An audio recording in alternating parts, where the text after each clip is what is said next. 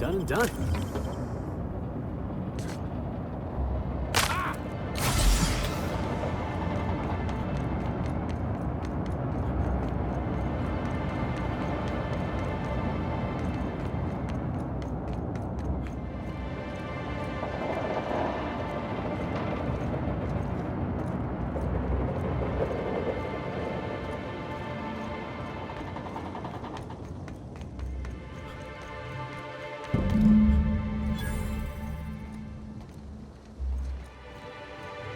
Maybe I could hold up my end if your people weren't sabotaging my operations.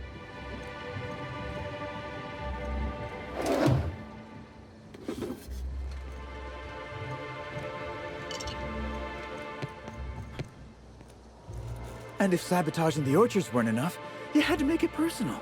You really had to bust my Insta coffee maker too? The nerve.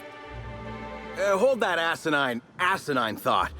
Who is this armed stranger who just wandered into your office? Back up for a fight you can't finish? What the hell are you talking about? I don't know this fella. I think it's mightily more likely that he's under your payroll. Here to burn down what you haven't already. I see. Just a visitor, then. Congratulations, Hathaway. Not everyone's abandoned your orchards. Well, shame that you're trying to change that. Anyway, sorry for the heated reception, stranger. There's just been some trouble here of late. Name's Overseeing Orchardist Hathaway, and I'm in charge of these orchards. Though it seems like certain groups, which will remain unnamed, are trying to change that. Looks like I'm stuck playing the part of customer service rep. Guess it's different from the usual, at least. Something I can do for you? Yeah, I saw her. Tried to flag her down for an autograph, but to no avail. Ran right by me. No idea where she was heading. Seemed like she had a lot on her mind. Whether or not I like it, yes, that's right. Yeah, quotas are higher than ever because of the upcoming release of Spectrum Brown, but we haven't been hitting them. Frankly, it's ridiculous. Our workers are all about 30% more productive than usual. They keep getting injured, which is setting us behind. I blame the treatment Rizzo's keeps making them get. Look, they don't tell me the specifics. All I know is that the workers leave their typical morose selves and come back more chipper than an automechanical woodcarver. Look at Jacob, our groundskeeper, if you ain't met him. If he were any less personable before, I'd have had him replaced with a trained canid. Now he's all smiles. It's like the workers all forgot their 10-minute workplace safety seminars. And that's twice as long as the next leading brand. Our people should be safety experts. And yet, I've seen folks step on open electrical wires, drop pallets on each other. One damn fool even blundered into a mosquito hive. Even as he died, he looked fairly pleased. Okay then. Yeah, just another woe to add to the pile. In the past, the orchard subcontracted security work from Slug. You know, keep the malcontents on staff from causing too much trouble.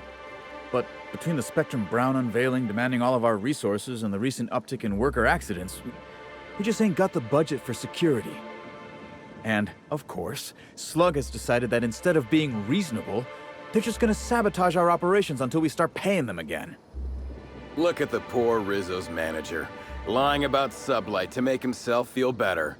Shame he skipped where Rizzo's was short on our payments months before the new unveiling. Look, at the end of the day, it's obvious that Slug is sabotaging us. I ain't paying until they come clean. Thank the law, some good news. You hear that, lapdog?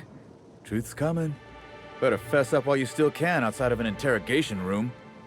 While I'm sure you'd love to have a scapegoat on whom you can pin your own incompetence, I suspect you'll be disappointed. But what do I know? I suppose it's up to your new hiree. I'm sorry you had to come in on such a brusque conversation. Not everyone appreciates the work Slug does on Eridanos. Especially not folk that Slug is trying to extort. All right, it seems I need to say it yet again. We're not stomping upon your purple berries or knocking your workers off the planetoid. All we want is for you to pay your dues.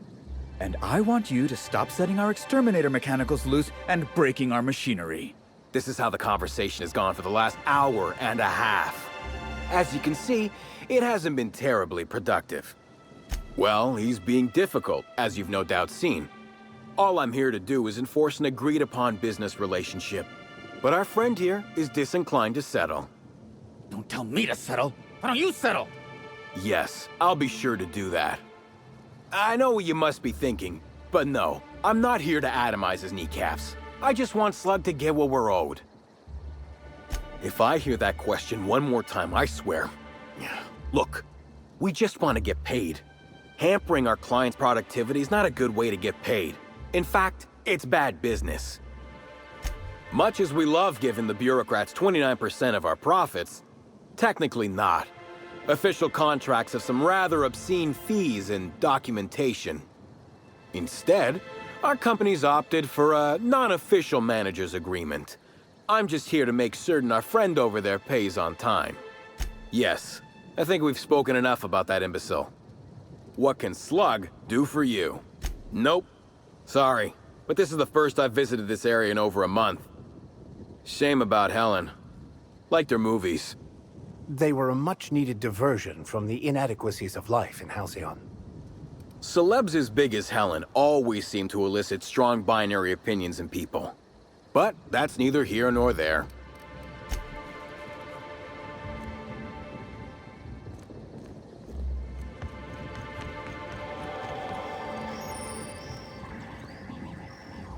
Whoa, whoa, whoa! It's Rizzo's! Welcome to the Purpleberry Nut Hut, you wonderful, wonderful customer! Thank you for giving my humble existence value. No one can give you value. It is yours intrinsically. You just need notice it. But you seem happy regardless. I sure am! Good lamps you got on you to take notice. Oh, that? I call it my little passenger. I don't know why. The name just appeared in my head when this thing showed up on my neck. Don't you dare! Or I'll cut something off you! Gosh, I'm sorry. I don't know where that came from. I just felt this urge to protect my little passenger, even if it means hurting you. Couple of days. Ever since it showed up, I've been feeling happier and happier. I really can't imagine life without my little passenger. I don't know. It just appeared one day. I guess I just picked it up while working in the orchards. Sometimes I wonder how it showed up, and I start to worry. But worrying feels bad, and I hate feeling bad. So I don't worry about it. Now I'd love to get you something. Maybe a couple somethings? Whatever you like, I can sell it to you at a low, low price.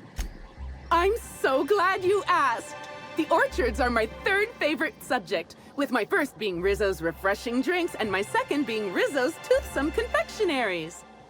Our orchards are the source of 63% of Rizzo's total produce, which correlates to 112% of fresh goods throughout all of Halcyon. Give or take a few percent, of course. If you want to know more about each part of the orchards, might I recommend one of our fantastic tours? One of our options is even audio-guided as a special bonus feature. Oh, I'm so glad you said that. Our tours are my fourth favorite subject. Every part of the orchards is so rich with Rizzo's lore. Buy a tour ticket and anoint yourself with knowledge. We have 3 tour options: Premium, Premium Plus, and the Golden Ticket. Each option is wonderful in its own special way. Premium includes a 10-minute pass to the Sprat Petting Zoo. Premium Plus comes with the novelty Purpleberry and Amber, and the Golden Ticket is audio-guided in addition to being self-guided. Which kind would you like? Well that's all right. Maybe there's something else I can get you?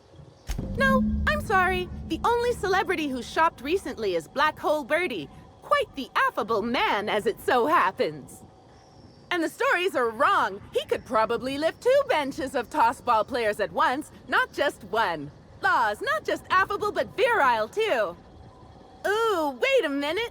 Now that his beau's dead, that means Birdie's single. Maybe I'll strike up a little more than conversation the next time he comes by. Oh, my! Birdie, a murderer? Well, everyone has their flaws. I'll be sure not to bring it up on our first date.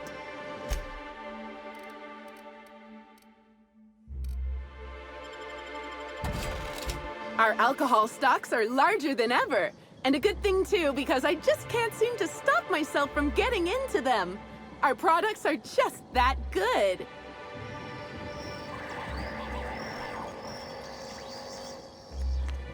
That's a lot of purple. Timeline discrepancy detected nearby.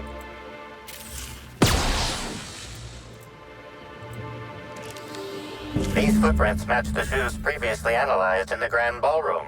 There is a 110% chance with a 10% margin of error that they were left by Ruth Bellamy, the actress known as Halcyon Helen.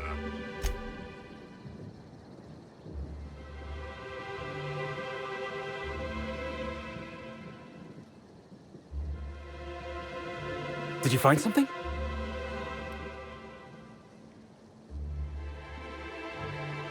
That's quite the amazing device.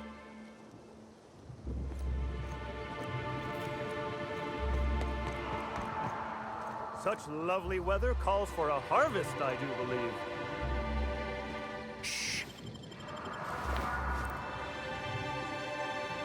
Well, sweet hello there, valued visitor. I am sure sorry to break it to you, but our orchards are closed to all officially guided tours at this precise moment in time. There's obviously something very wrong with this individual.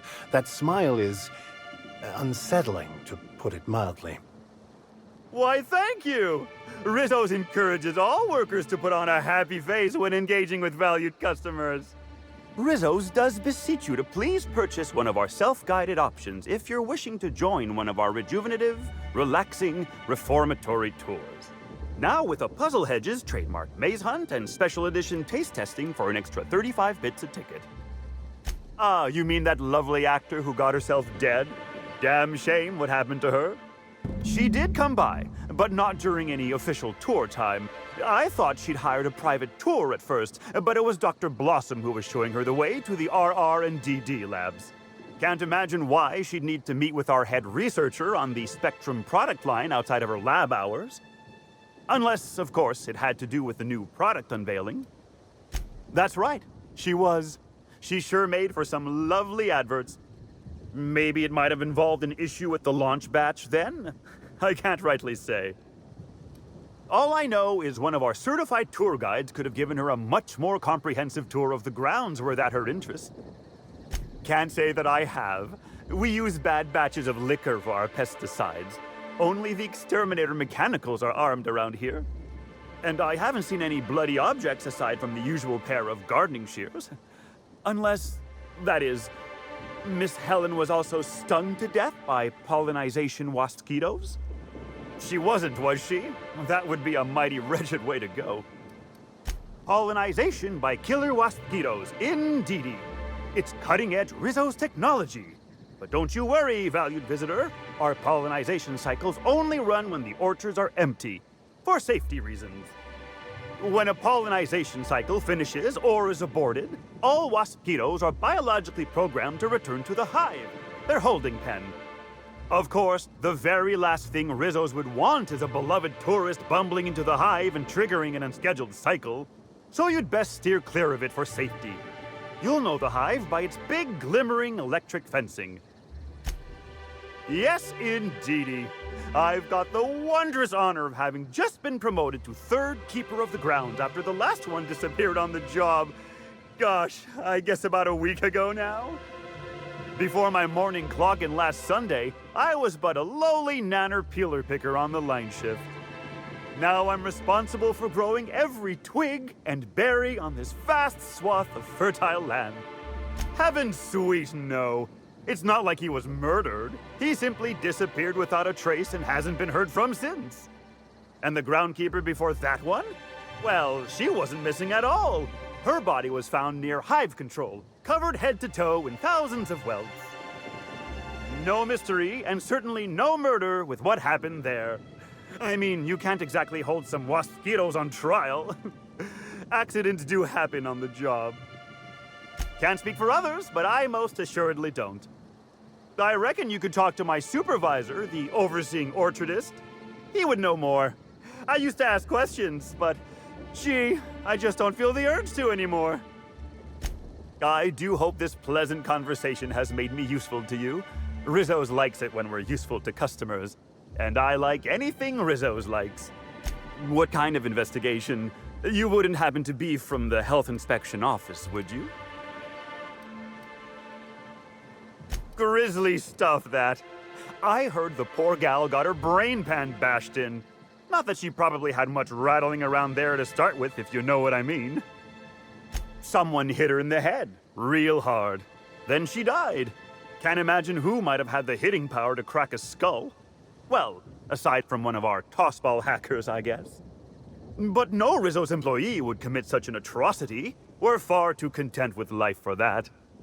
Won't find an unhappy Rizzo's employee in all of Eridanos. No diddly-dee-dum, you won't. Of course. Why, you say that as if it's a bad thing. I am quite overcome with happiness, indeed. You won't find a Rizzo's worker in all of Eridanos who isn't 100% thrilled in their day-to-day existence. It's happy workers lead to happy customers. Happy customers are repeat customers. And repeat customers make the charts look better on our weekly profit reports. So if nothing else, it's my responsibility at all times to smile, smile, smile. And you know what never fails to bring a smile to my face? The breathtaking tours we offer throughout the orchards. Seasonally available for purchase in the Nut Hut. I can't stop you from poking around, but do be mindful of our pollinization hive. Waspitos tend towards aggressive at the best of times. There's a reason why we keep him behind an electric fence, you know.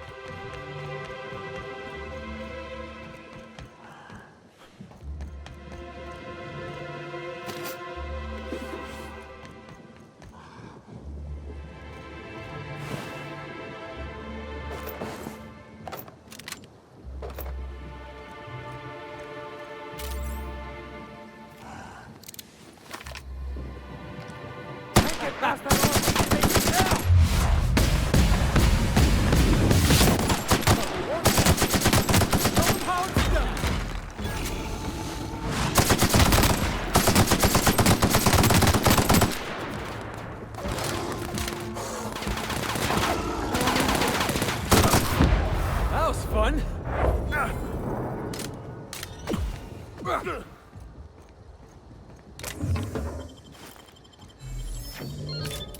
Wow. Nice work.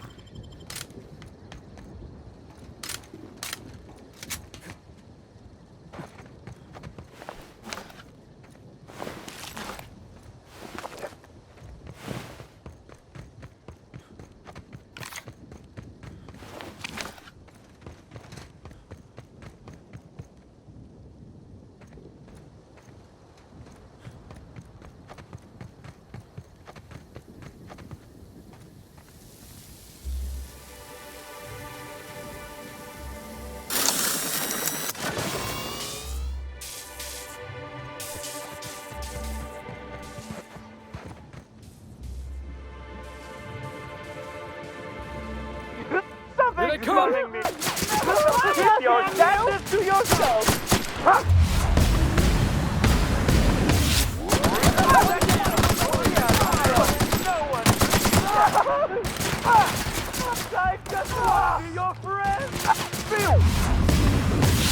We're quite a team, my friend. Make you smile.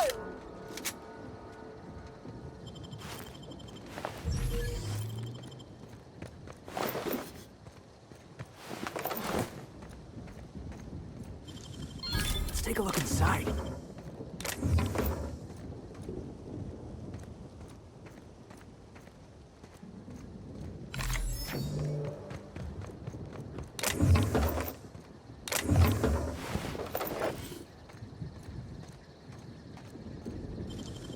You gotta show me how you did that.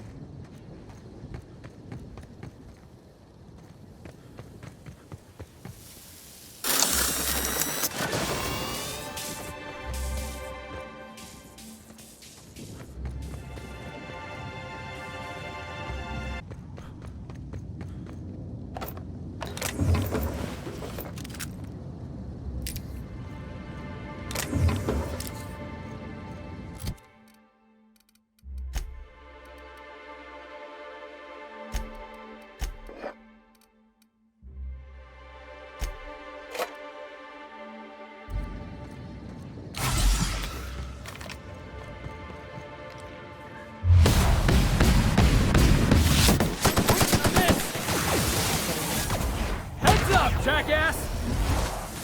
Here's a little trick I learned in prison.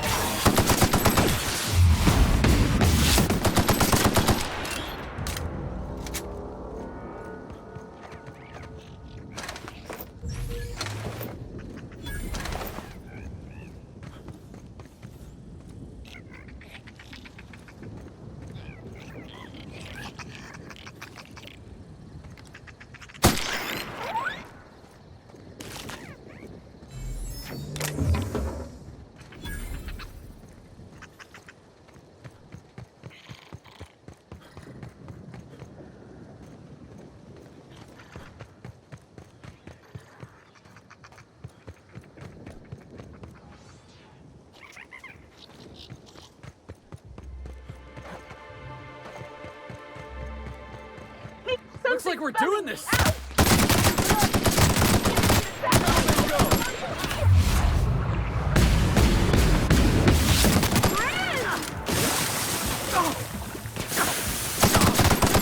Our victory is their defeat.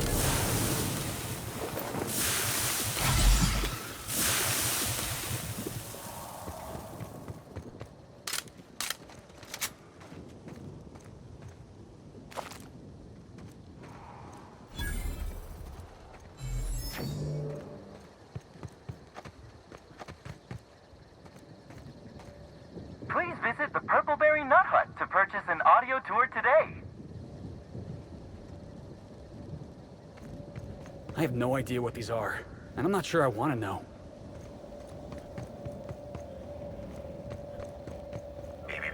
Timeline discrepancy detected nearby.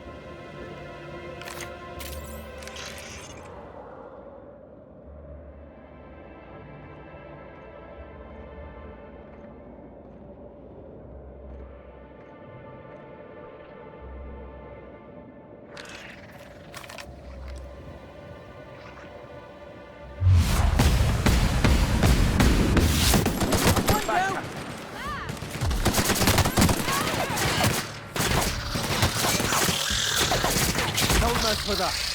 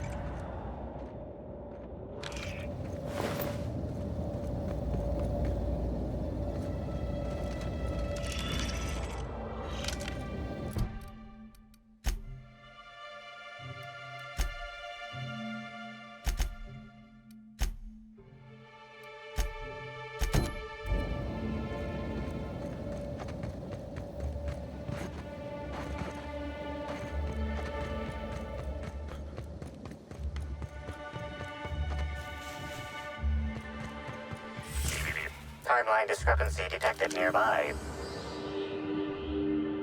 Analysis. This discarded canister is typical of the R-mounted storage tanks on the Orchard's agricultural mechanicals.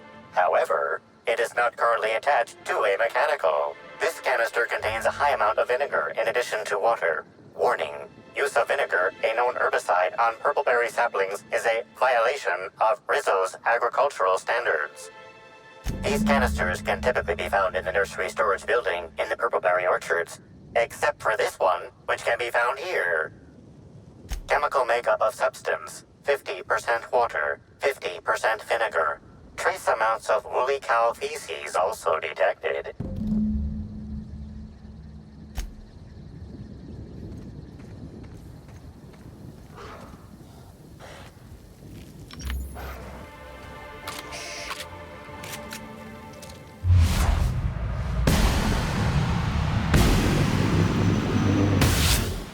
try me?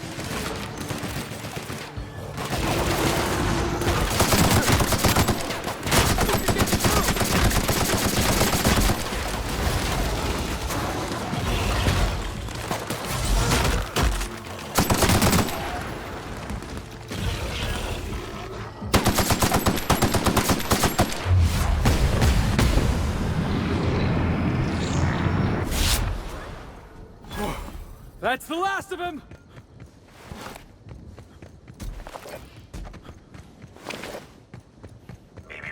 Timeline discrepancy detected nearby. Congratulations, Inspector. You've discovered more footprints belonging to the deceased actress known as Halcyon Helen.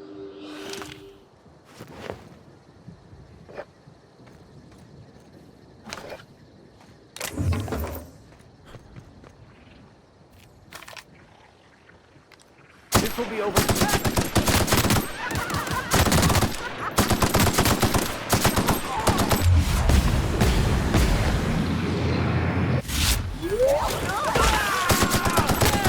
That's what you get!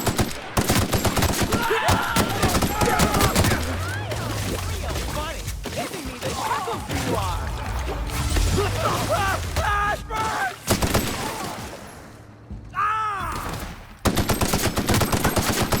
Oh, yeah, that's funny.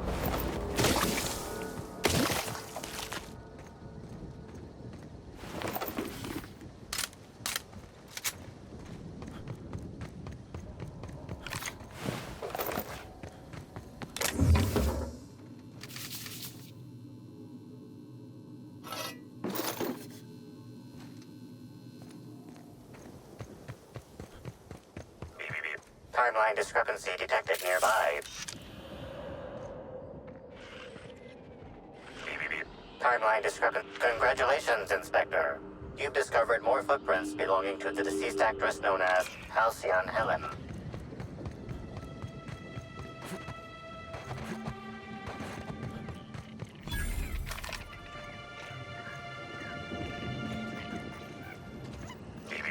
Timeline discrepancy detected nearby. This console is 95% non-functional. Remaining 5% functionality stems from display reading console non-functional. Cause of shortout is most likely related to purple residue splattered all across the keyboard. Substance contains trace amounts of purple berries, fruit flavors, and artificial sweeteners number 35, number 49, number 240, number 322, number 314, and many, many, many others. So how's it taste? Wait, let me guess. Purple berry.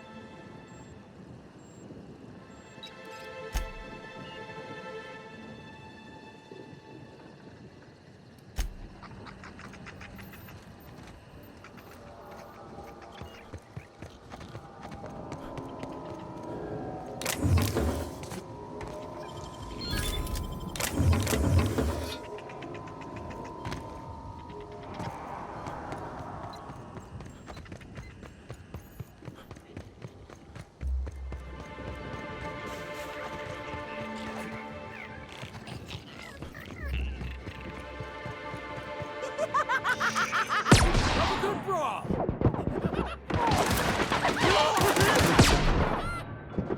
Nice hit! I just wanted to make you smile! I just wanted to make you smile. Neo, good.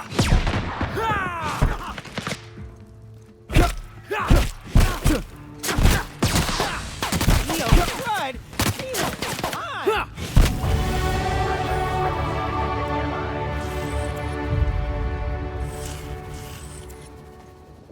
Please visit the Purpleberry Nut Hut to purchase an audio tour today.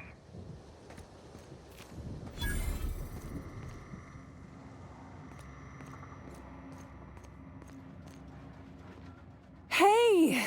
Oh, wait. I'm supposed to say the slogan. Okay, you can do this, Anna. Here goes. It doesn't matter if you're you or me. We're all part of the Rizzo's family. How was that? It was really... It rhymed. Ouch. Well, your candor's appreciated, even if it means I'll have to hit the books even harder tonight. I'm sure you've guessed it, but I'm not the best at remembering slogans. And when I can't remember them, I tend to just make them up. But I guess that's why I'm just an intern and not a full-timer. At least, not yet. Oh yes, I thought I saw someone who looked self-important enough to be her by the conservatory some time ago. Not to speak ill of the dead, I simply never liked the way she stole the limelight from the true star. Burbage 3001. I certainly am. That aerodynamic chassis, how the light glints off his rotund head, the way he enunciates, cry havoc, and let loose the canids of war. Excuse me, I got a little lightheaded there. Who? I suppose so. What? No, that's ridiculous. I can't tell you I've never made any mistakes, but it'd be pretty hard to keep my job if I were trying to break everything. Though there was the time I tried to fix a broken hinge on one of our mosquito hives and released a swarm. Chased me around the orchards 3 times before I managed to get help. Don't I know it? A worker friend of mine ran afoul of one of the swarms and had to get new kidneys. Not due to renal failure, but because the mosquitoes kept stinging his kidneys. Don't worry though, mosquitoes are typically only about when living folks aren't in the orchards. I am contractually obligated to tell you that mosquitoes never get out during visiting hours. But when they do, the only way to get them to return is to go directly to hive control and activate emergency recall. Which isn't easy, considering all the hives near control. But this is all a departure from what I wanted to say. I've been trying to help the orchards, not harm them. Hold a moment. You haven't found anything, have you? Why should weed killer affect saplings? Weed killer. It's in the name. It should kill only weeds. That really seems like it's more on product design than on me. Well, maybe. I might have had a supersized cup of mixed purpleberry punch and lemon slab that I might have knocked over when I was running routine diagnostics. Look, I know what you're thinking, but I have the proper permit to mix those drinks. I just left it in my other work uniform. This is why you should only ever carry one set of clothes. Hey, we have a lot of uniforms. It's hard keeping track of all your belongings. Product experimentation without an R&D license is even more severe than damage to company property. Wouldn't want anyone thinking I'm making black market mixed drinks. But there's nothing to come clean about. I've just been doing my best out here. It's not so different from being a regular worker, just with less pay and less respect. Oh, it's also more dangerous than traditional employment. You don't have the experience to back up your work yet, but being fired isn't any less threatening. Work-wise, I do a bit of everything. The orchards have been short-staffed as long as I've been working here. So if there's an odd job around, it usually gets passed to me. Laws, you've got a sixth sense for finding the most embarrassing question, huh? My mother is the Rizzo's assistant vice president of flavor testing. She set me up with this position. Mostly to keep me from troubling her work, I think. Consequently, I don't always feel like I deserve to be here. All the more reason to work harder, I say. Much as I love delivering coffee and medical attention, not quite, no. Don't tell anyone I said this, but I sometimes feel that our workers could be treated a little better. Maybe only get electrocuted awake every other day? So I'm shooting for administration in Rizzo's. Maybe even the board itself. Best way to evoke change is from the inside, I think. Much higher chance of promotion. If I can tough it out here without getting axed, I can skip the 5+ years of customer service I'd normally have to deal with. I can prove my merit here and move up in the world. And the sooner I do that, the sooner I can set to improving things for everyone else. Wow, that's some decidedly paranoid thinking. I can't imagine someone ever doing something that nasty. Happy to enlighten you on the fascinating world of internships. Let me know if there's anything I can help you with. Unless you already have, and I've forgotten. In which case, I probably won't forget a second time.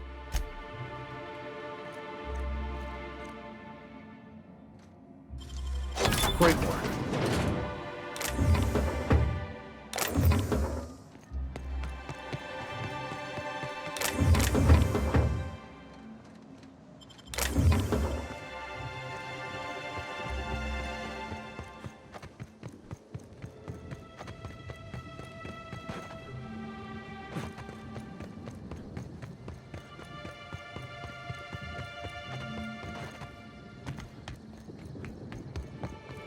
You're back, I see. Glad Slug hasn't managed to scare you off. I think it's more of a wonder that nothing in these law-forsaken orchards has managed to kill them. How's the investigation going? You got a complete report for me yet?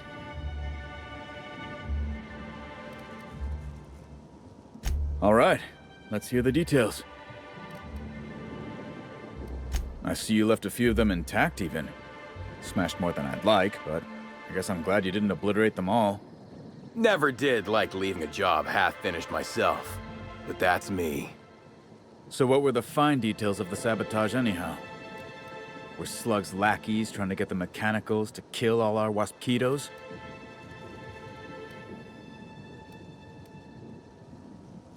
Of course. And what better way to do that than by targeting our pollinizers? They'd be a hell of a pain to kill manually. But if you set the mechanicals to do it... In your delusional fantasy, the Waspitos wouldn't be out until next pollinization cycle. Wouldn't someone notice the rampant mechanicals beforehand? That seems like a question you should be asking yourself. Well, yes, it's possible to manually start and end cycles in Hive Control, but we keep a careful watch on it. And there have been no non-Rizzo's personnel in or out. Stop wasting everyone's time, Hathaway. What you're proposing is infinitely less likely than an idiot maneuver by one of your incompetent workers. I won't hear any further slander. A drink? I ain't ever heard of no saboteur dumping drinks all over equipment to destroy it. I hate to say it, but that sounds more like worker carelessness. How many times do I have to tell you this, old man? Slug isn't behind your problems. Slug wouldn't even need to cause you problems. Your own workers do enough. Ha! Knew Slug was behind the damn sabotage. Please. We're subtle, but that's too subtle. If we wanted to destroy your saplings, you'd have known them by the blackened remnants of their stems, not some half-assed poisoning. Let's go through this one final time so even you can't confuse it, Hathaway. Slug didn't do a damn thing to your orchards. You're chasing ghosts.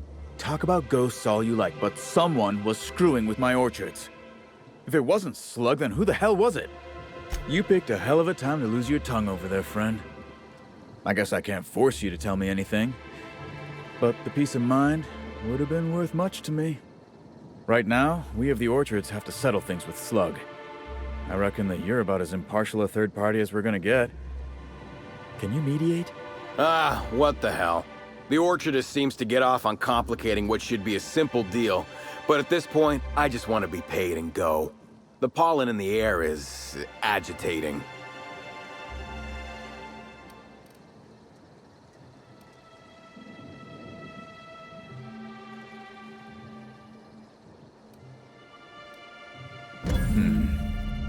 Never like paying bits if I ain't gotta, but you're right. If we get production finished now, we'll be able to pay later. Thoughts, Slug Boy? I think that's the first interesting suggestion I've heard since our back and forth began. Slug can wait for an increase in costs. I hope we won't have this conversation again.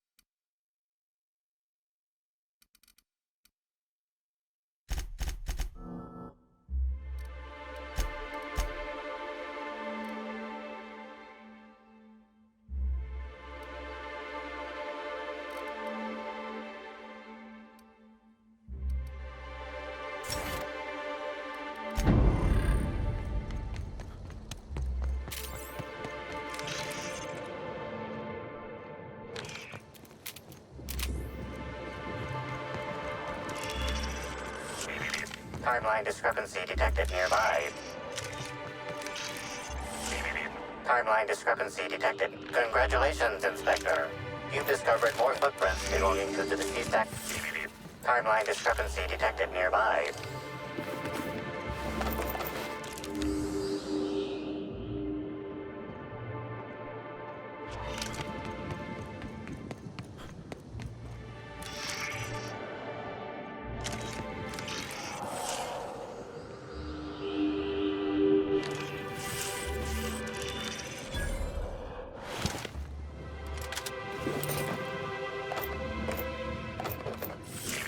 Timeline discrepancy detected nearby. Congratulations, Inspector. You've discovered more footprints belonging to the deceased actress known as House... Timeline discrepancy detected nearby. Congratulations, Inspector. You've discovered more footprints belonging to the deceased actress known as Halcyon Helen. Shh.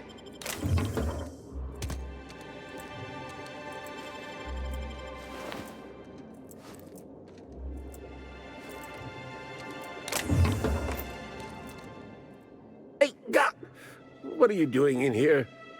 Are you authorized to be in the conservatory? Are you trying to give me a heart attack? Are you my ex-wife? No, she fell off the side of Eridanos under mysterious circumstances 6 years ago, conveniently rendering our marriage contract null. You must be the new, groundskeeper?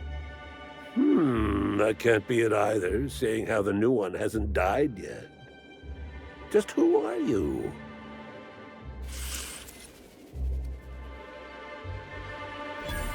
Very funny. If you were Edna, you would have stabbed me in the throat halfway through the second word of my first question. Does he think you look like his ex-wife? Or that you're gonna stab him for no reason? 'Cause one of those is kinda true. I'm getting old, damn it. And after a while, anything that isn't a plant gets hard to distinguish from anything that is. But no, you don't look like Edna. Though you do smell a bit like her, like blood and starship grease. You must be that freelance inspector. Well, I suppose you can poke around as you like. Bleeding hell. Standing up like this makes a body forget how stiff he gets, bent over plants all day. Oh, seems I'm not as young as I feel. Indeed. Tromped in and out of the conservatory with no heed for anyone else. Good thing none of my charges were damaged. Starlet or not, I would have had a harsh word for her. I heard she pushed her way into a tour of the RR&DD labs not soon after. She's just a serial actress. Yet she acts like she's deserved of the same access as a co-CEO. Well, she's not going anywhere ever again. Which is a shame, of course. Taken too soon and all. I sit inside and I look at plants. Goal is usually to make Rizzo's fruit products hardier and sweeter, but for every success, there are a couple of hundred failures. Example, tried breeding native Tripicale with a foreign strain. Would have called it Hexticale. In the end, it bred so fast, workers were swallowed up before they could harvest it. That one, I think, can be attributed to the waspitos. Some lament their irritability, but their productivity is unmatched. What's a few dead workers in the architect's designs? You'd be the first to. Everyone else just says, I got bark instead of a heart. They just don't understand me, not like my plants do.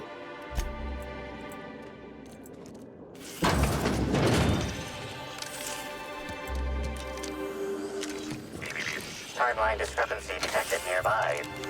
Congratulations, Inspector. You've discovered more footprints belonging to the deceased actress known as Halcyon Helen.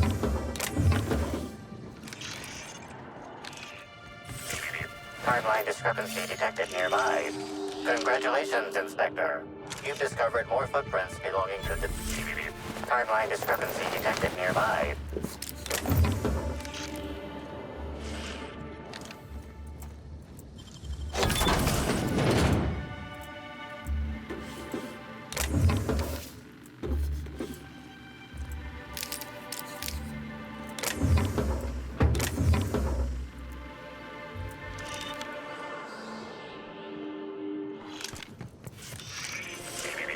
Timeline discrepancy detected nearby. Congratulations, Inspector. You've discovered more footprints belonging to the deceased actress known as Halcyon Helen. Timeline discrepancy detected nearby. Timeline discrepancy detected nearby. Congratulations, Inspector. You've discovered more footprints belonging to the deceased actress known as Halcyon Helen.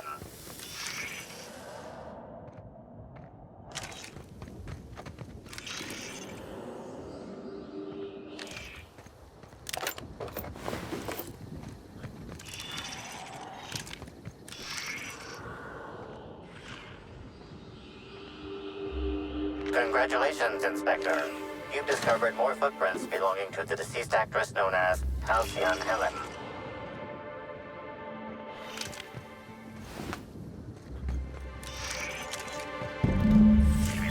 Timeline discrepancy detected nearby.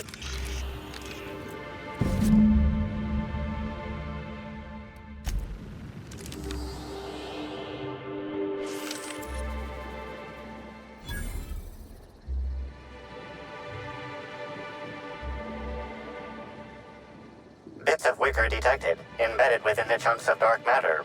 Wicker is not a known ingredient of the dark matter product.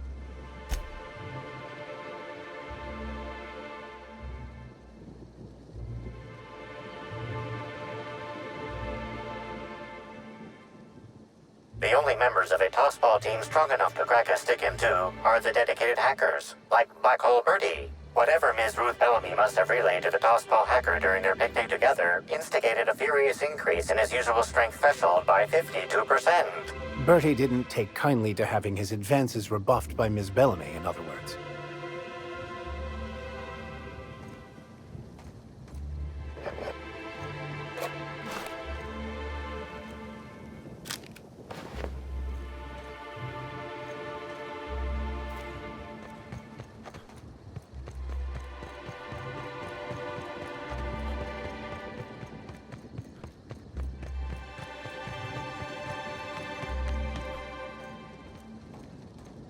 We're all family here. Rizzo's takes care of its own.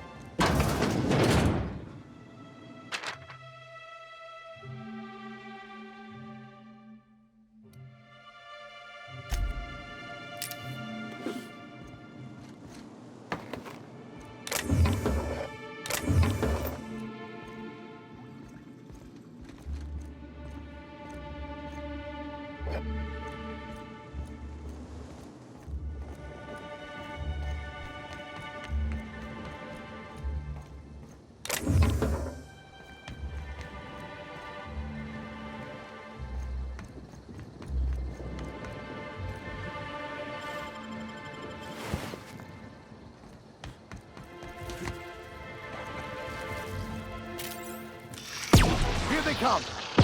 I can't hear you laughing! I'm not getting through! Me with your...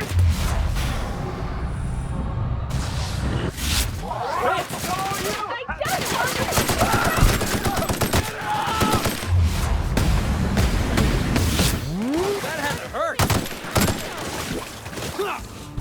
Get off! Get off! You happy? Everyone all right?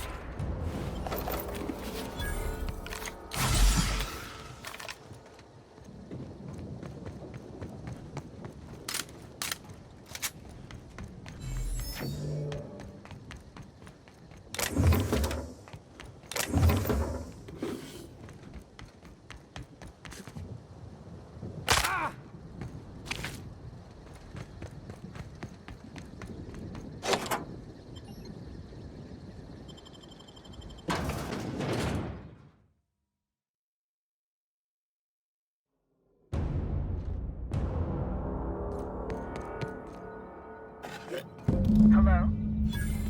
I can hear you out there. If you still possess the majority of your mental capacities, please locate the test room through the lobby and to the left. You'll see me through the glass.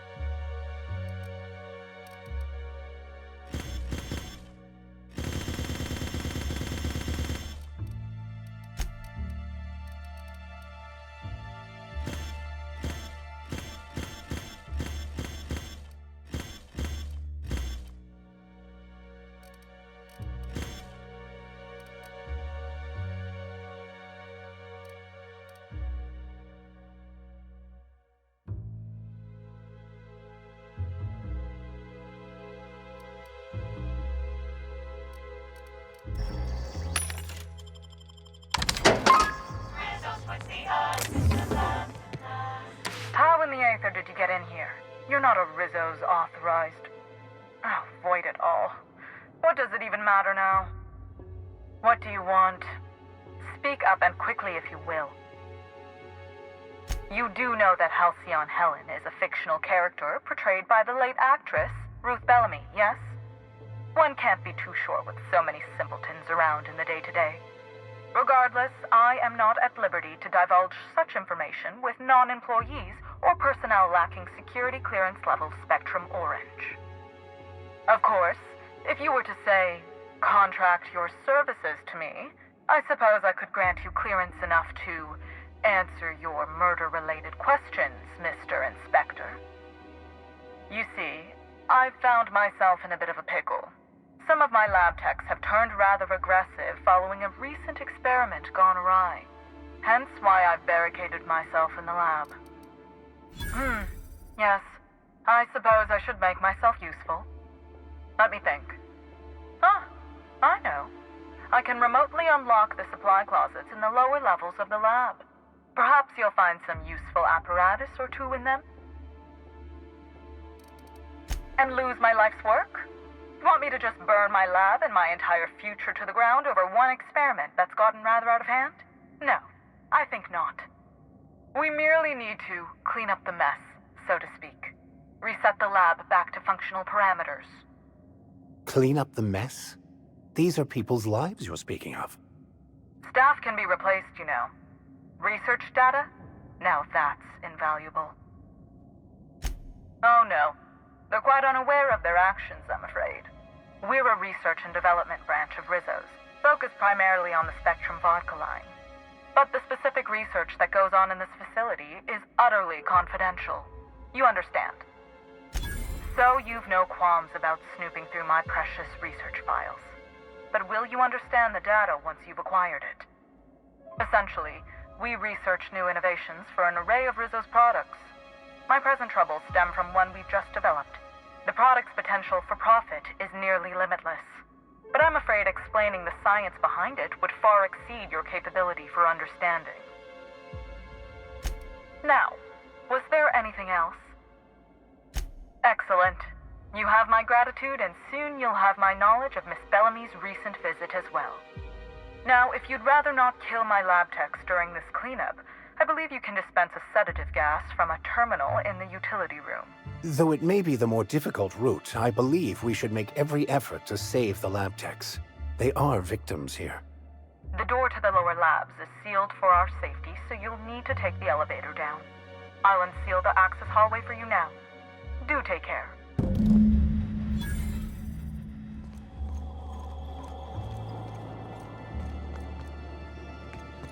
Another corporate lab, another dead lab coat.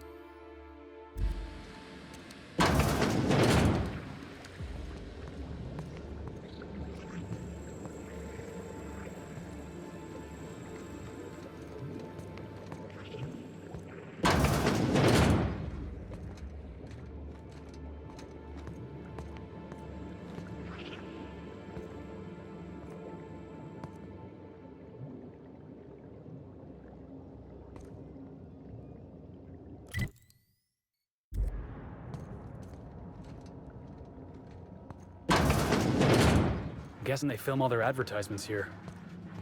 You know, if this whole place came crashing down, it'll make the colony a better place.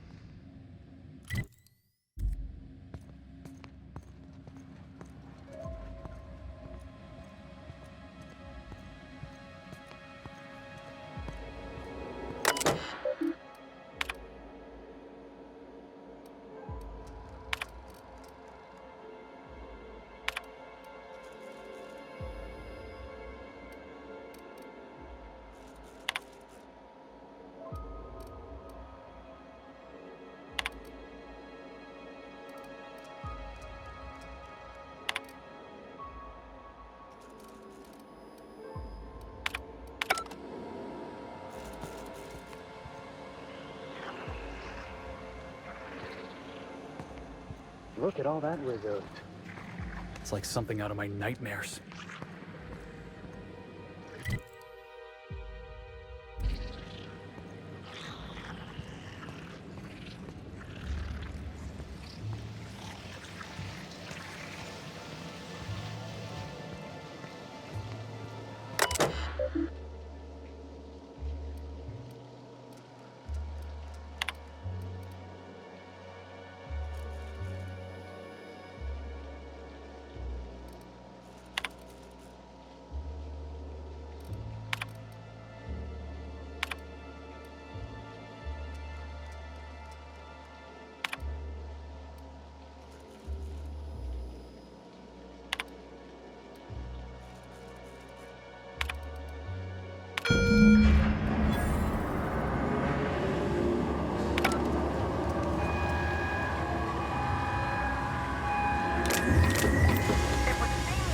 Footsteps of my pacing delirious employees have ceased.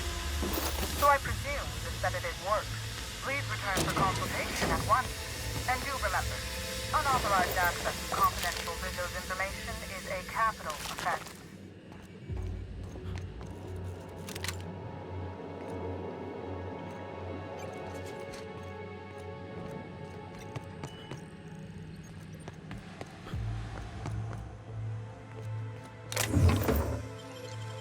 Nicely done.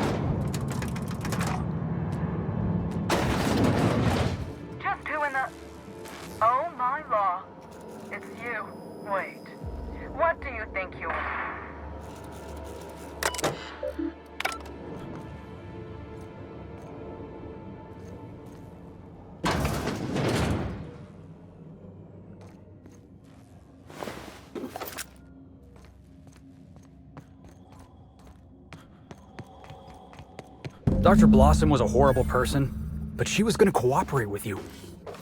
Somebody wanted to keep her Timeline discrepancy detected nearby. Confirmation of discrepancy confirmed. This person is most definitely dead. But recently, they were still alive.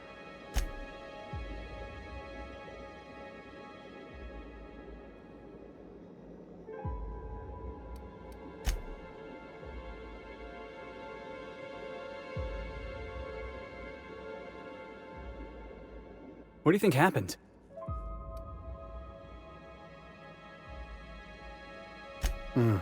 As would I.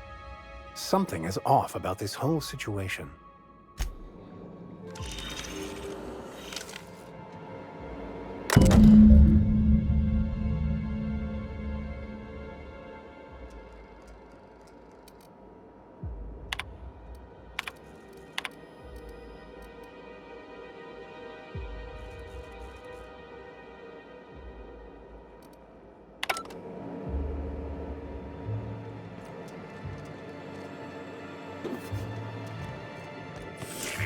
Timeline discrepancy detected nearby. Timeline discrepancy detected nearby. The organic matter that comprises this lab worker died at a similar time and of similar circumstance as the other corpses already stand.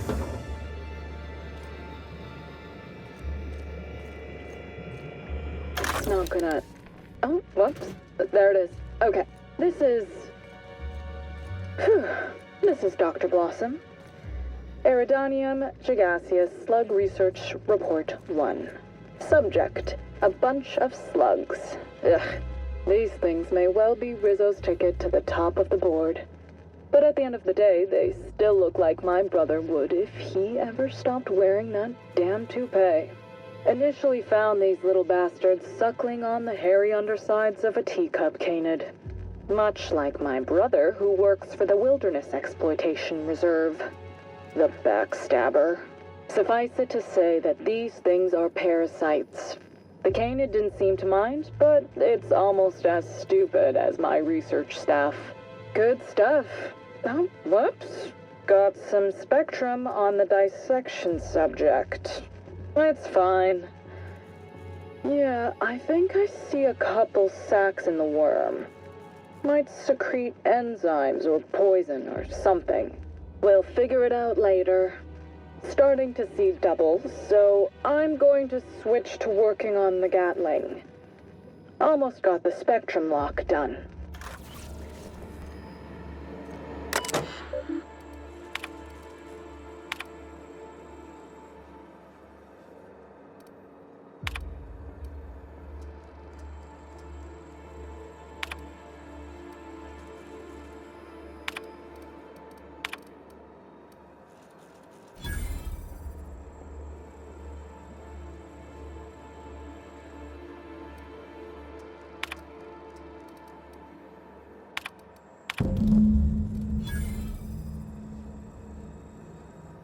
We gotta hunt this killer down, boss.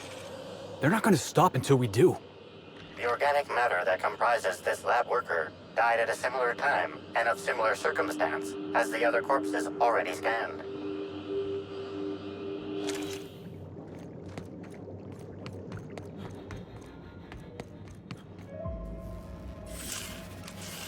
Body heat readings indicate that the culprit was just here mere moments earlier in the timeline.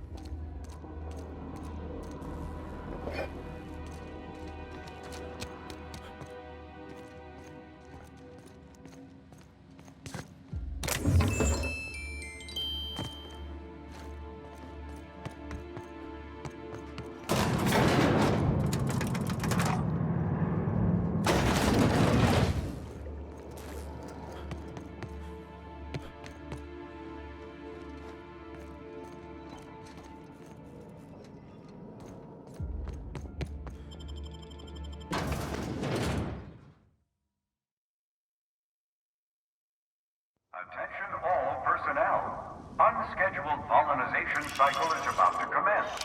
Please evacuate the orchards at this time. Releasing the waspitos for pollinization. Cycle is now in progress.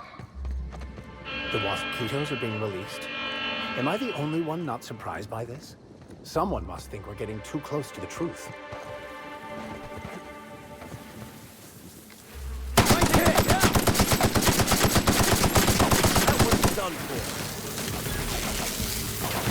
Hey, boss! Watch this! Your life was merely an illusion anyway.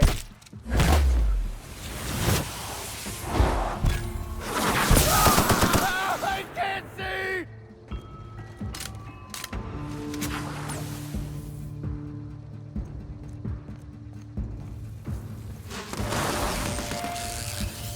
Watch this! Fine hit! Well done. We're still alive.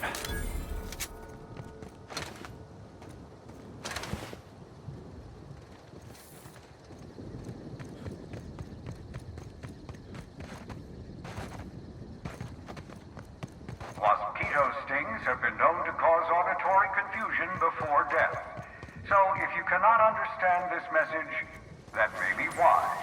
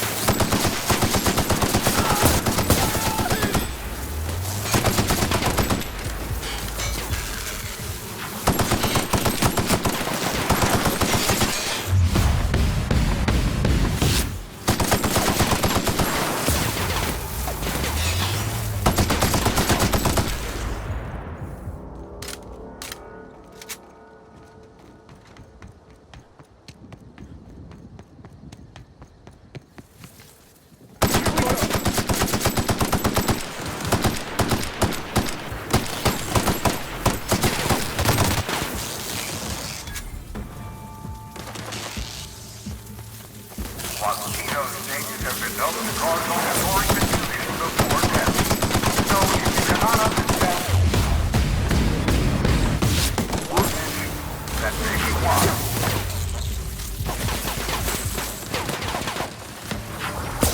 I've had quite enough of you!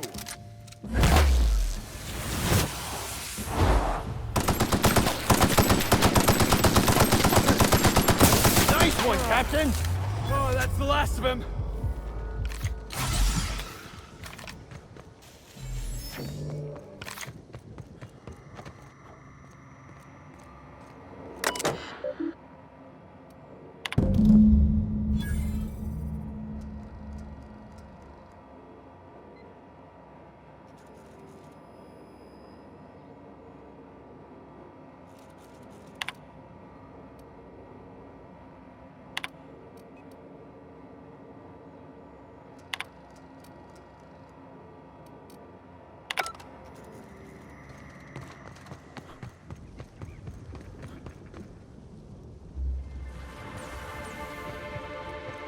You know that waspitos will persistently chase an opponent for miles on end? And Rizzo values the dogged work ethic these noble insects display.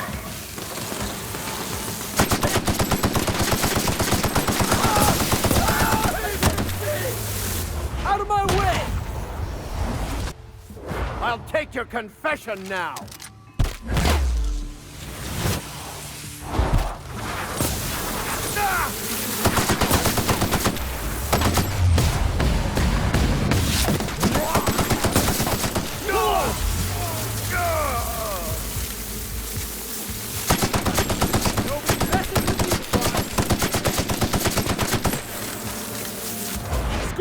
Felix!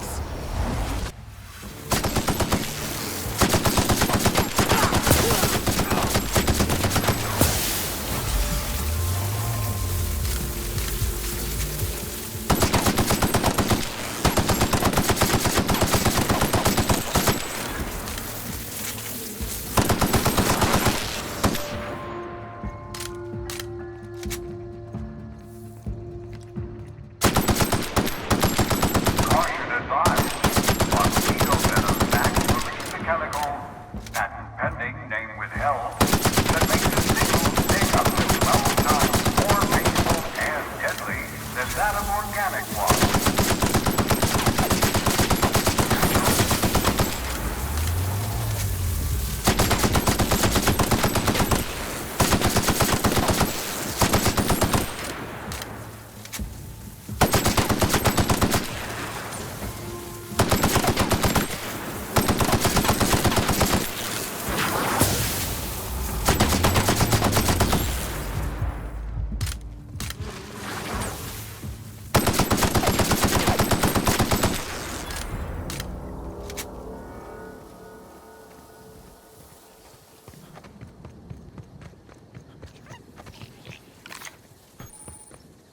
A hedge maze?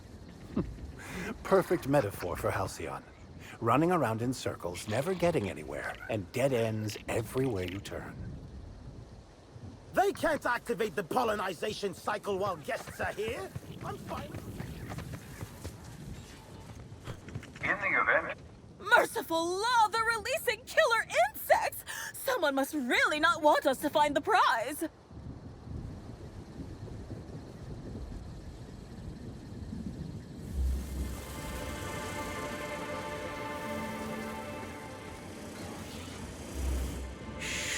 Easy now.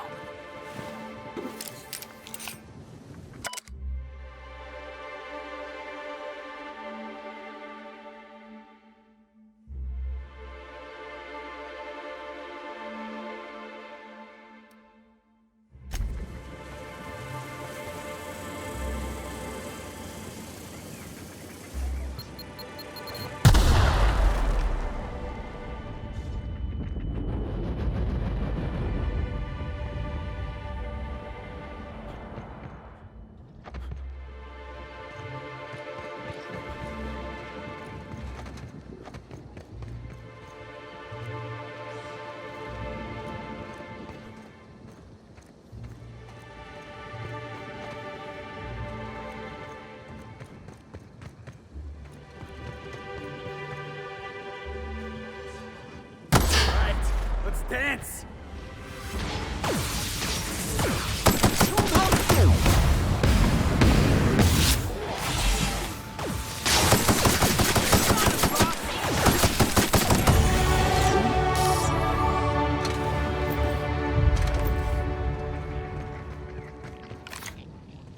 Deadly stingers are on the loose. I'll give you anything and everything you want from my collection, if you just save me.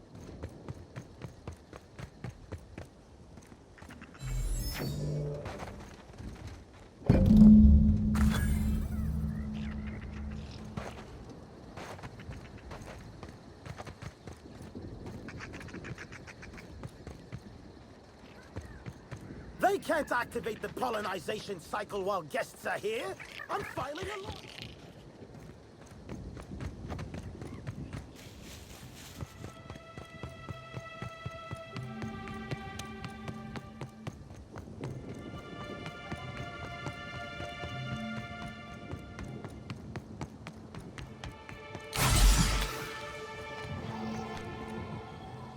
Gosh and golly, we might get stung to death unless someone aborts the pollinization cycle. How exciting!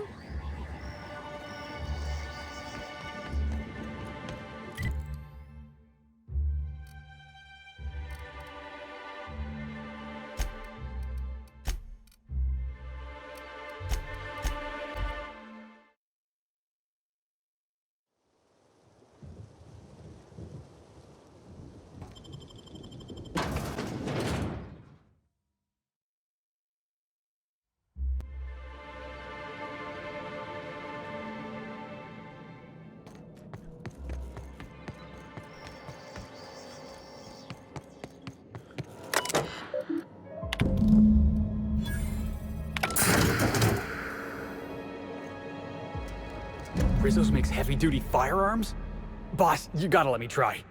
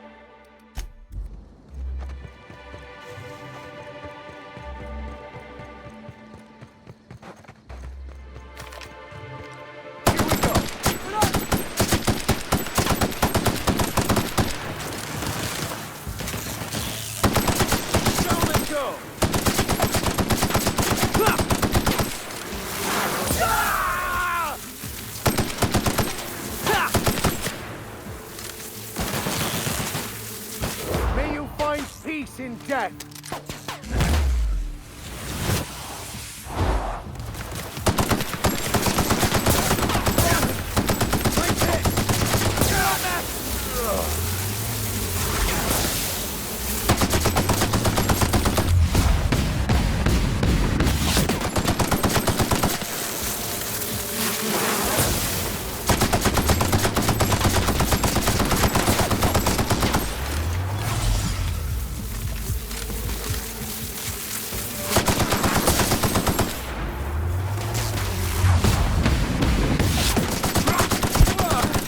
That's the last of him.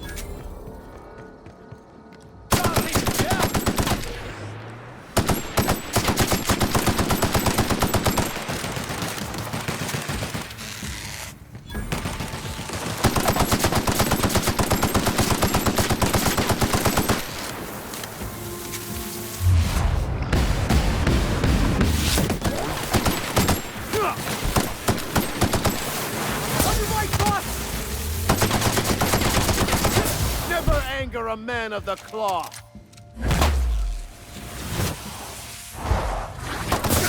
What is that? I can't see!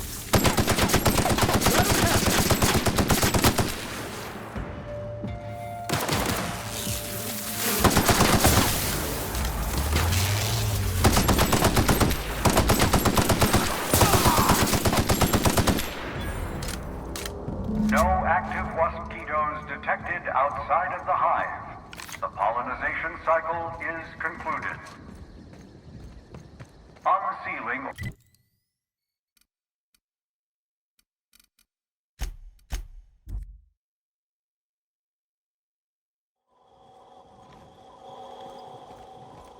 You're back! We just got a new shipment of Rizzo's mock apple cider. It's hard. Wait, was that the slogan? Never mind.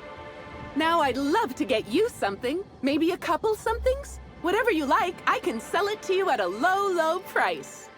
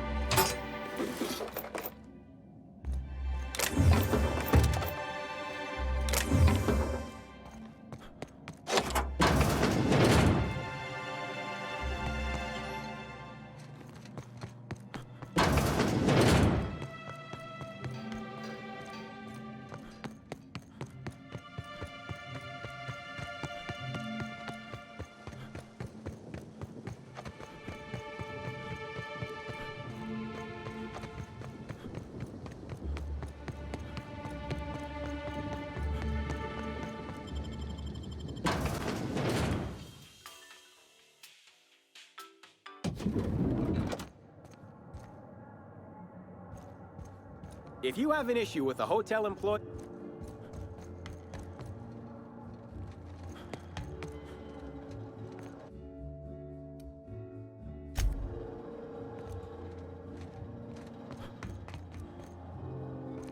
Oh, you're the inspector. Welcome. Has anyone helped you with your luggage yet? Something mighty strange went on earlier. What happened? Norval get his cap stuck in the toilet again? Not today. I was carrying a bag up to the second VIP guest floor earlier. Even for our guests, it was spectacularly heavy. Wow, exciting. I wasn't finished. I took a bad step and dropped it. Know what spilled out? Rocks. Whoever owned it was just making me carry it around for fun.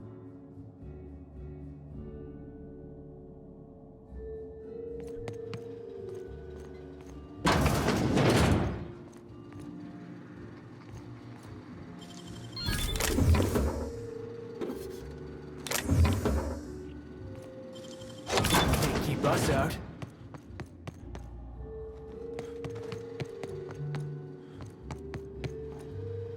Of course the hotel don't give their workers a decent living.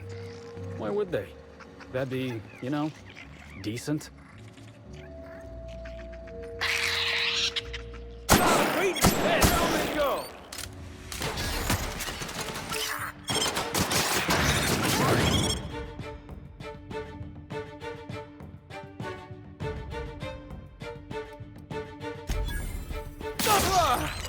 That's the last of him!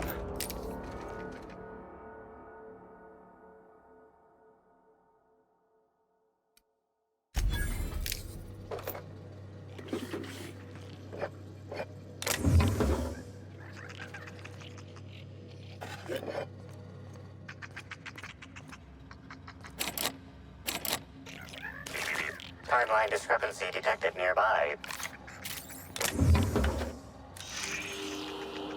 Inspector, I've detected a structural anomaly within a 0.8 meter radius of this locked door.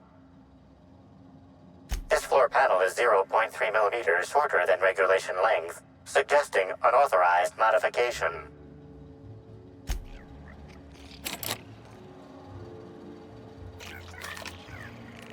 I'm trapped. In room A3. Please. Someone come help me.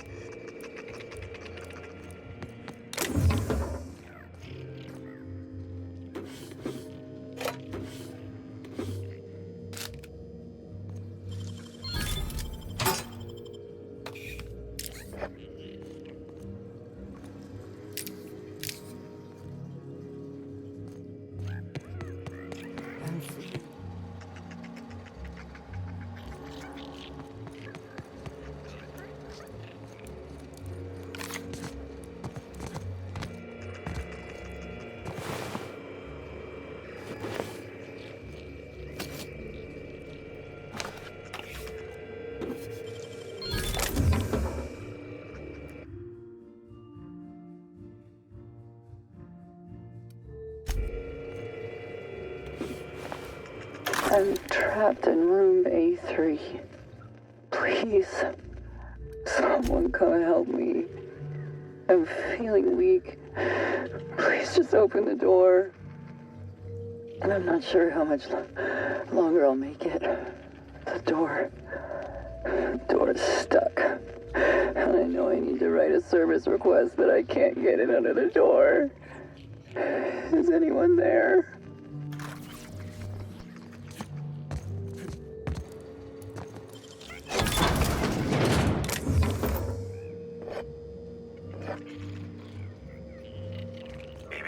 Timeline discrepancy detected nearby.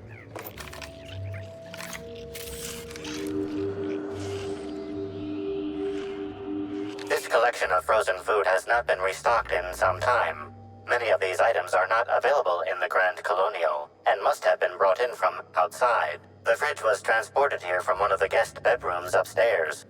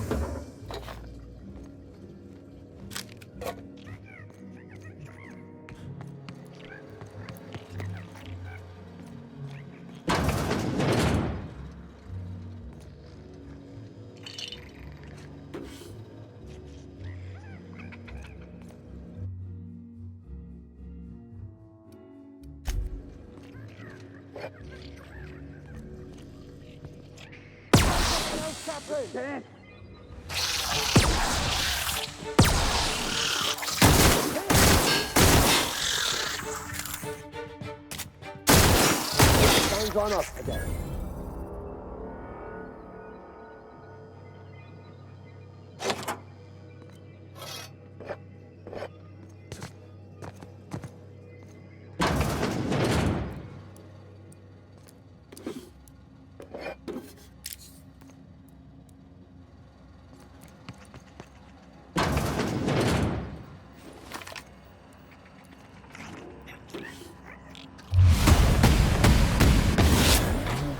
That had to hurt.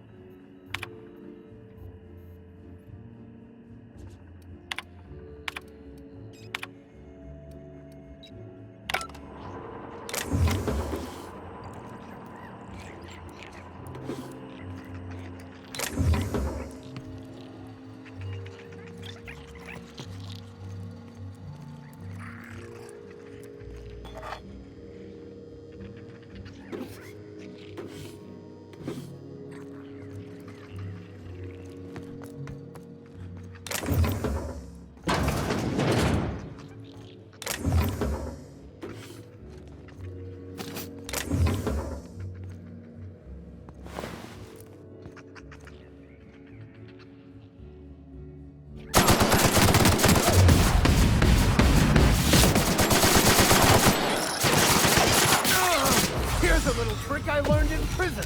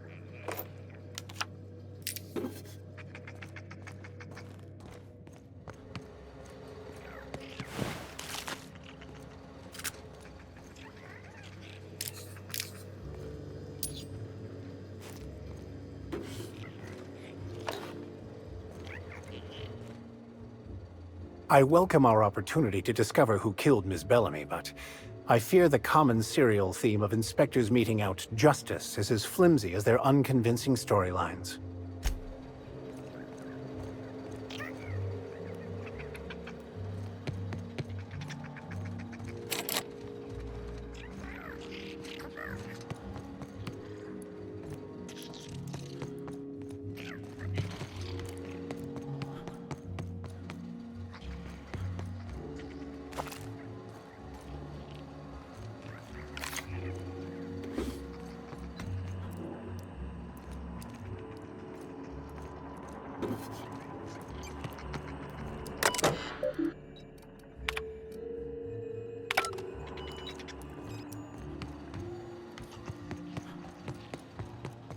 You, hear about the murder?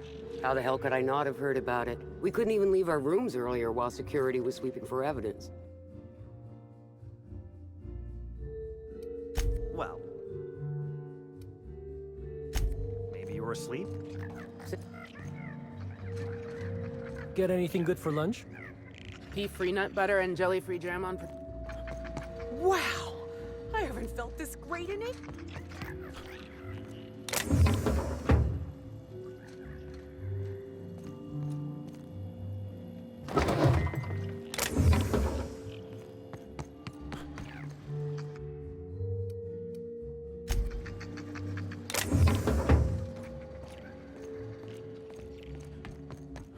I was a few minutes late.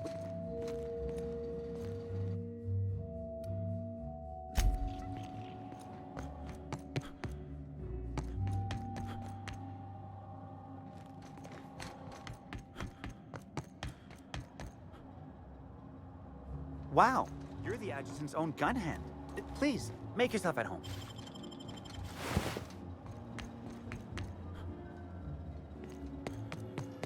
Beep, beep, beep.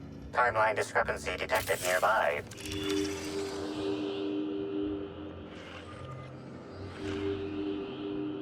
Analysis of this stovetop reveals an alarming degree of grease buildup, approximating proximity to volatile gases and chemicals. Chances of an explosive combustion upon next use currently at 92.9%.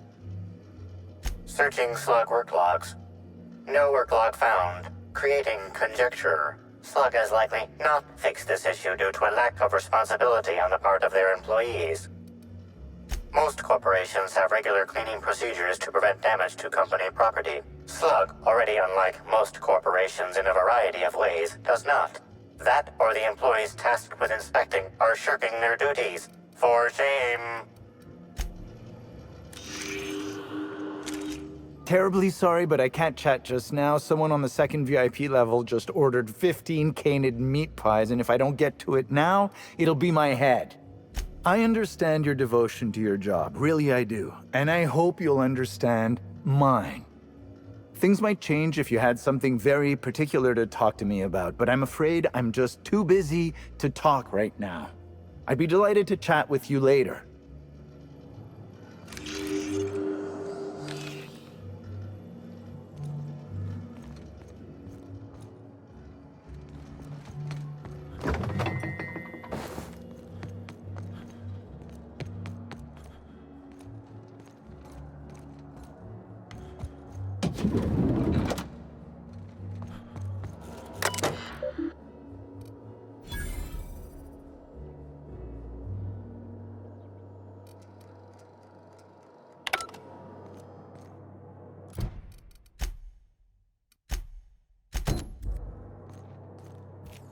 Damn, when was the last time I slept?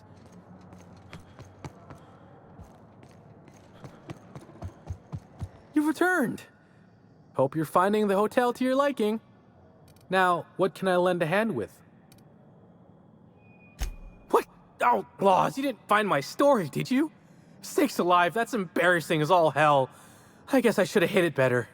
Well, since there's no way to put the leather boa back in the skinning machine, I might as well ask. What did you think? And my old man said I never amount to anything. Move over, board announcement writer 256. Norville's coming for your job. I suppose you could call it that, but that don't mean I poked around her room or nothing while she was out. That'd be a huge breach of hotel policy.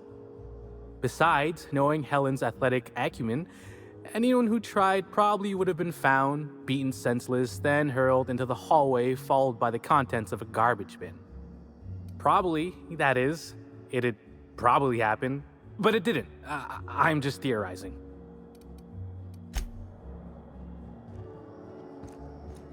Aha! Always so nice to hear you, Inspector. I'll get you to your floor on the double. Next stop, the finest seat in the house.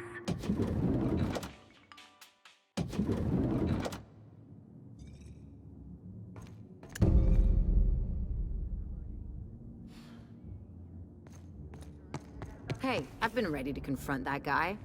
I was just gonna wait until he really embarrassed himself. Oh, sweet gibbering law!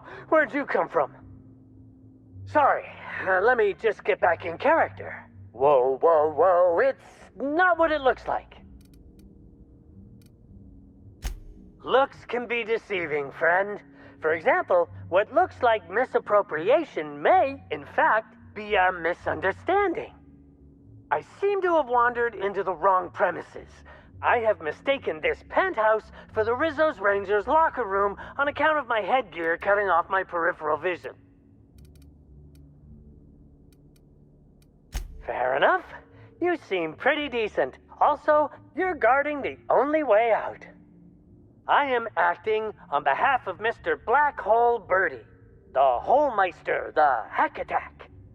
I don't have a lot of time, but Mr. Birdie sent me to retrieve a message, something he recorded for Ms. Bellamy while he was off his kilter.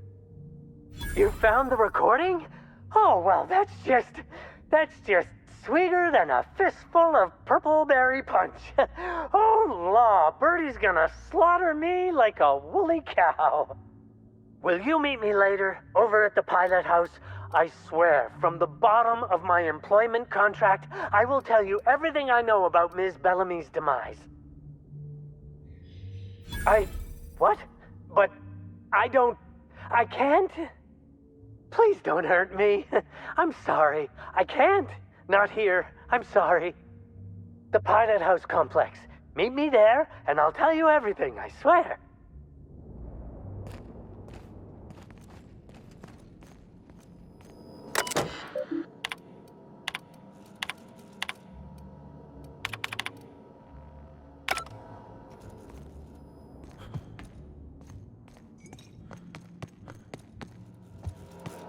I understand there was an incident at the orchards.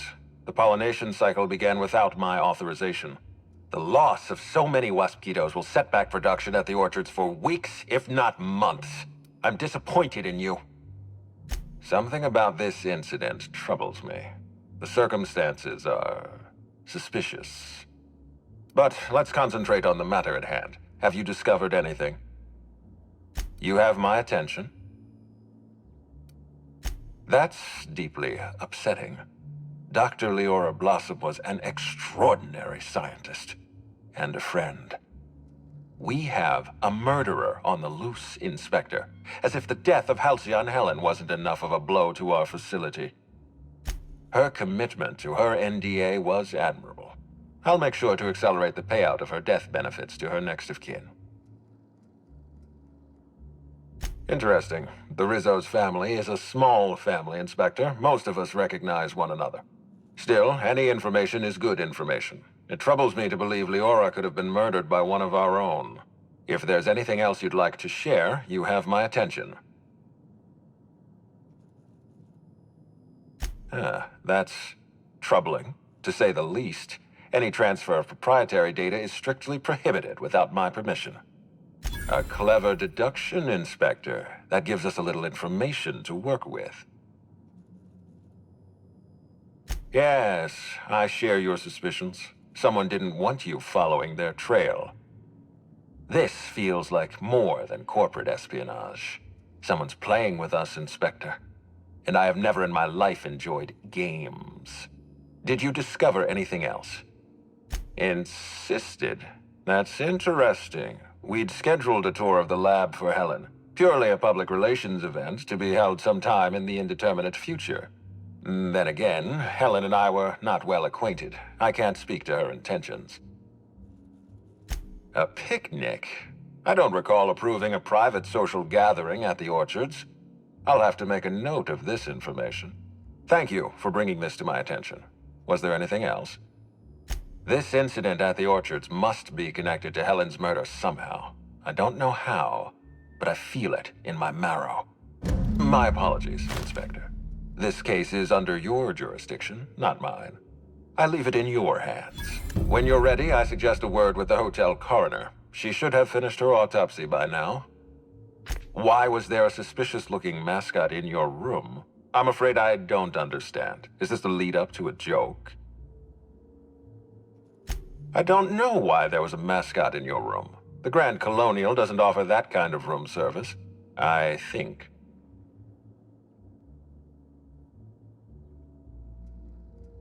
Cedric has a security problem in this hotel, but your point is well taken. In any case, let me apologize for this unfortunate business. I'm sure this mascot meant no harm. Was there anything else?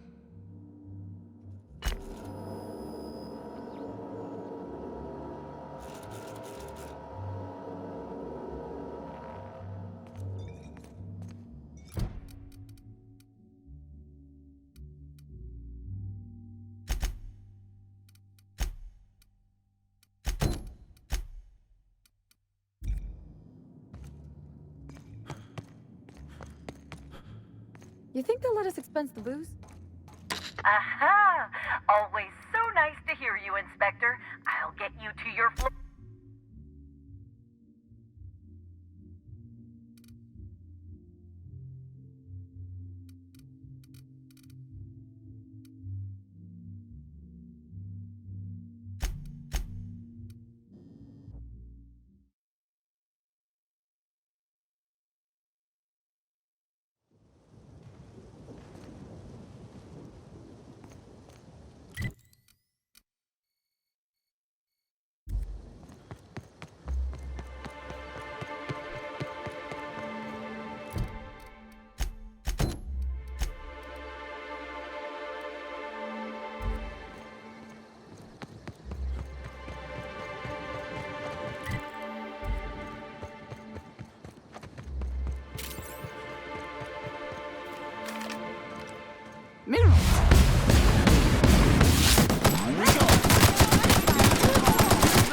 Never anger a man of the cloth.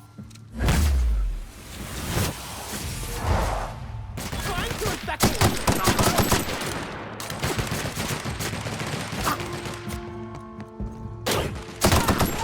Get it up! Get it up! I'm pretty happy working for Slug. Mr. Kincannon treats us with respect. Non-slug personnel aren't permitted on the pilot house. Can I help you with something? Sure. He in trouble or something? Well, shit. What happened? Is he all right? I just had a shift with Evan at the Purpleberry Orchards, kind of. We were supposed to haul some crates, but he was drunk when I got there. I took him to room 82 under the hotel so he could sleep it off. Guess he was drunker than I thought if he didn't show for work. I'd appreciate it if you did. I'd like to know he's okay. And we're stalking. And we're stalking.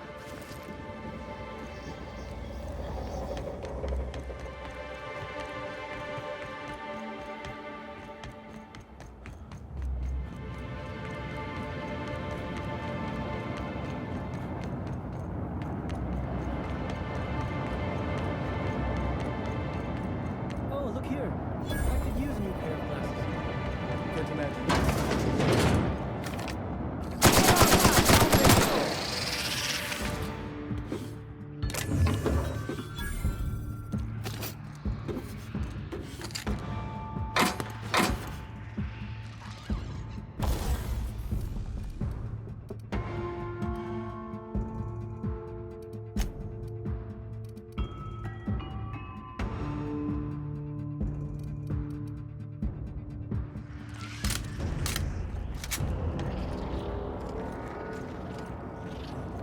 Hey, you. Weren't you looking for a Come new take a look. Indeed. Hey, you look like you need some stuff. Fancy watch? Spare cufflink? Single earring? You want it, I've got it. Junk. My friend, this is not junk. These are people's prized possessions. Priceless personal effects, beloved souvenirs and knickknacks. Nice try, but you can't haggle me down. These are premium goods. Huh? Oh. Well, some of the guests left this stuff behind. Take a look for yourself. Me? Oh, sure. Terrific. Never better. And as soon as I pay off my docking fines, I'll be back on my feet and in my ship. So it turns out Slug has some pretty strict rules on vehicle docking, and I may have broken a few of them. Who'd think Slug would be so strict? You sure can. Buy some of my goods, and it'll count towards paying off my docking fines. And the delinquency fees that are accruing on top of them.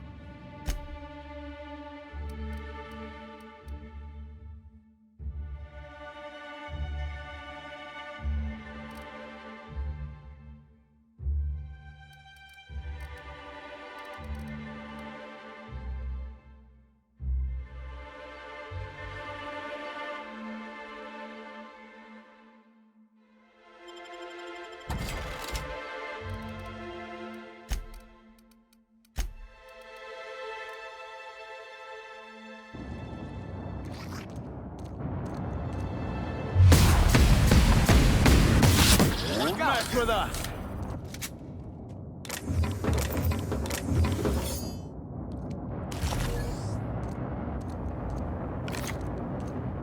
I say, this pocket watch has someone's initials inscribed on it. Must be an antique. Aren't those your initials?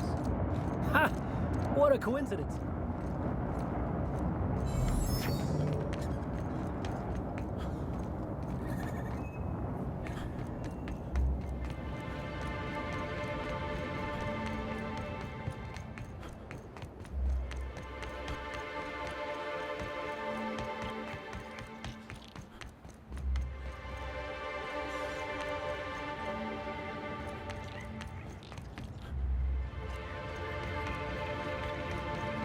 Happy customers are repeat customers.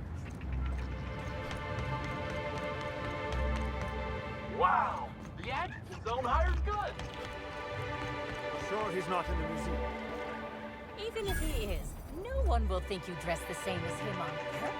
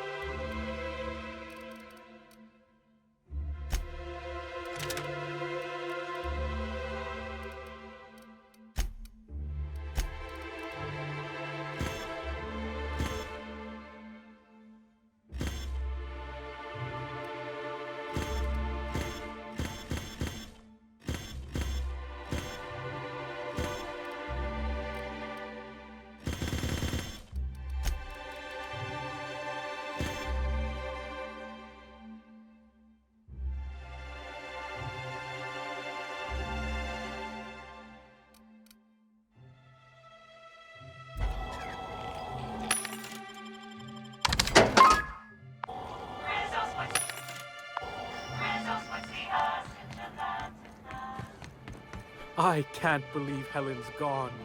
We're never going to get a sequel to Terror and Monarch.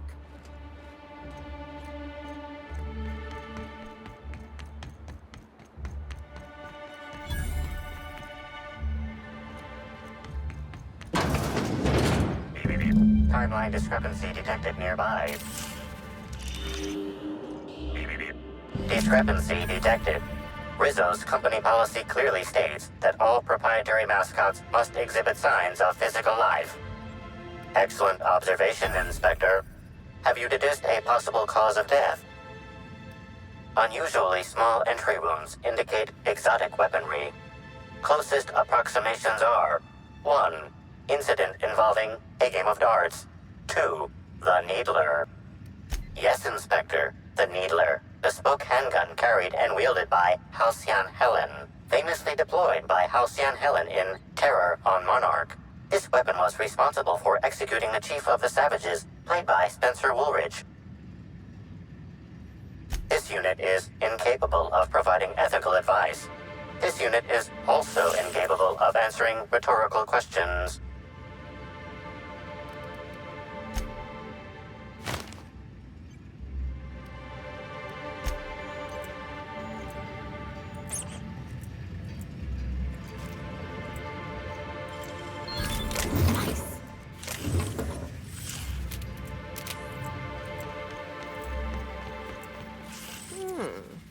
Could use this to draw a fine bead on something.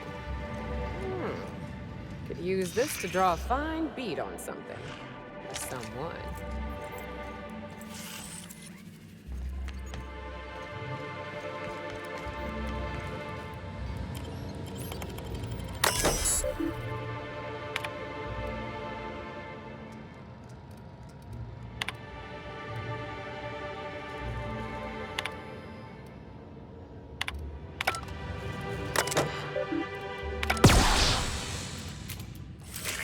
Timeline discrepancy detected nearby.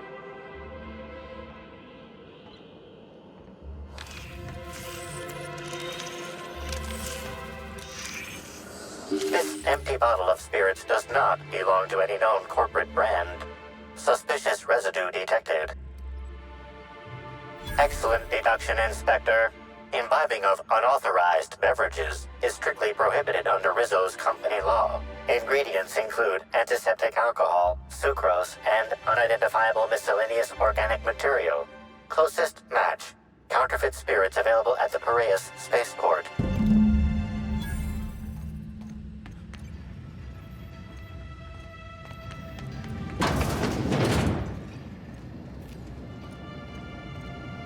We're all family here.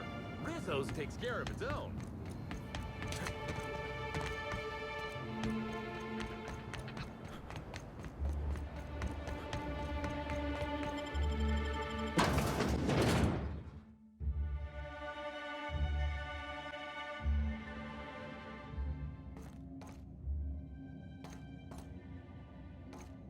Company gives us a discount on Spectrum Brown.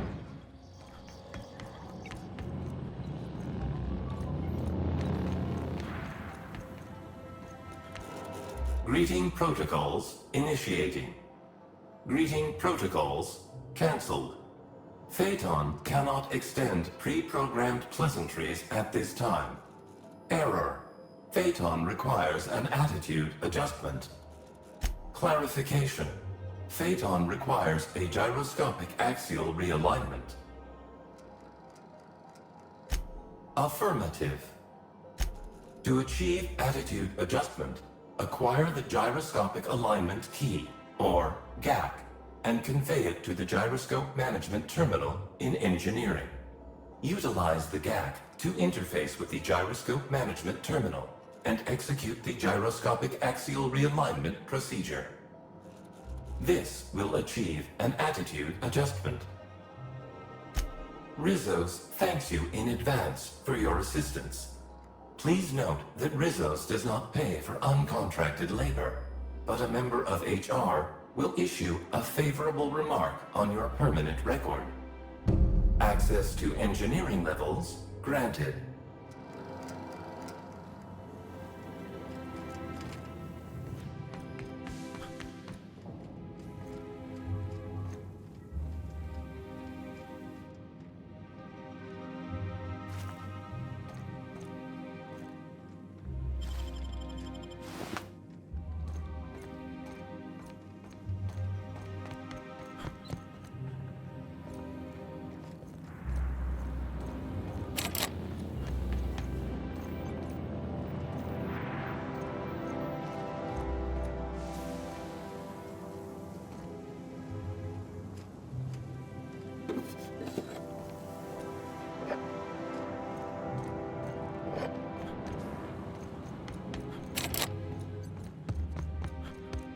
Must you read every law-forsaken sign in the building?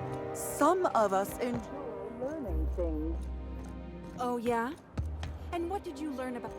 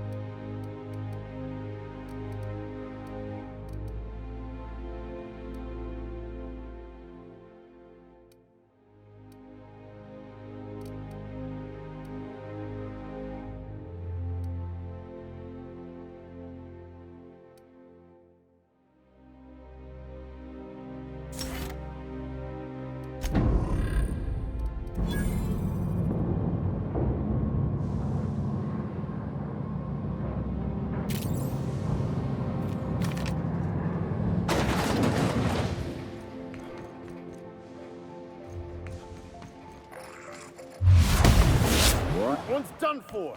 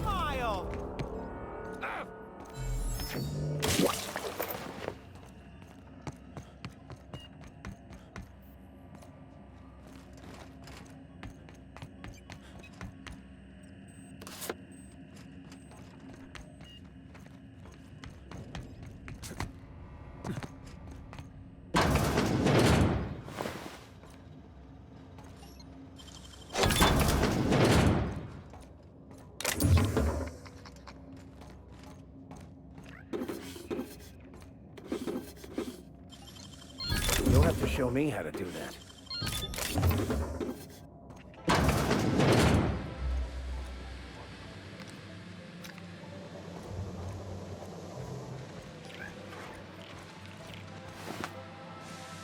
You there. By the law, you seem to have your wits about you. I'm saved. Saved? That's a bit presumptuous, isn't it? I mean, what are you doing here? You what? But I'm the captain. The gyroscopic realignment procedure is my job. Look, you don't understand. It's not safe out there. The only people I've seen down here tried to kill me. The automechs are shooting anything that moves. And then there's the Canids.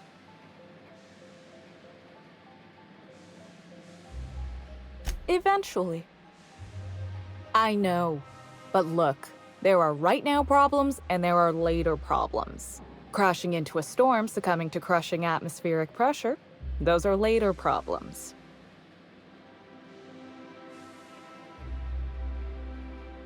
Please, I don't need help. I can leave whenever I want. I'm just not ready yet. Live like a coward. Shit. Ah, right. I see what you're trying to do. And it's working. I'll let you help. Meet me at the engineering overlook above the gyroscope. And bring the GAC. Just watch your step. The automechanicals will fire on anything that moves. Except for their captain, of course. I'm a captain, not an engineer. Still, you might be able to avoid some of them if you come through here.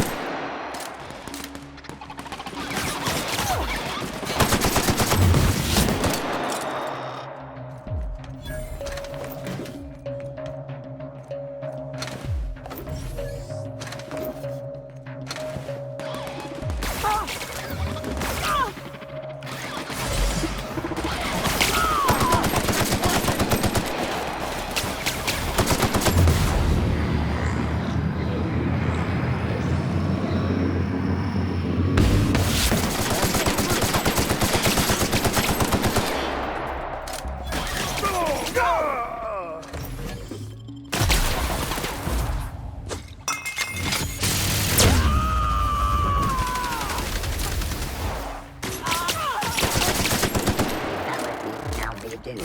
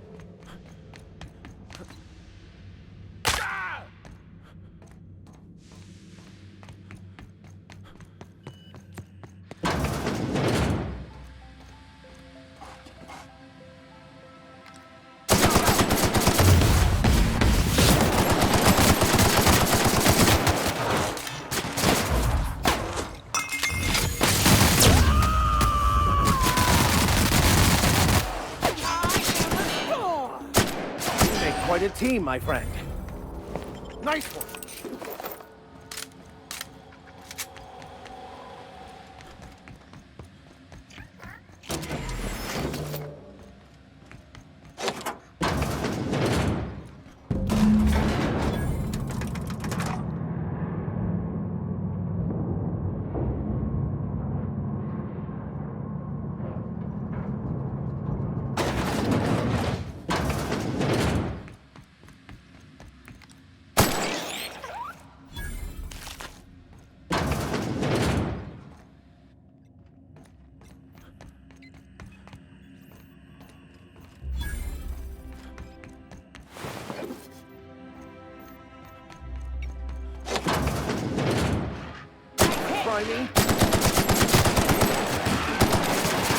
May you find peace in death.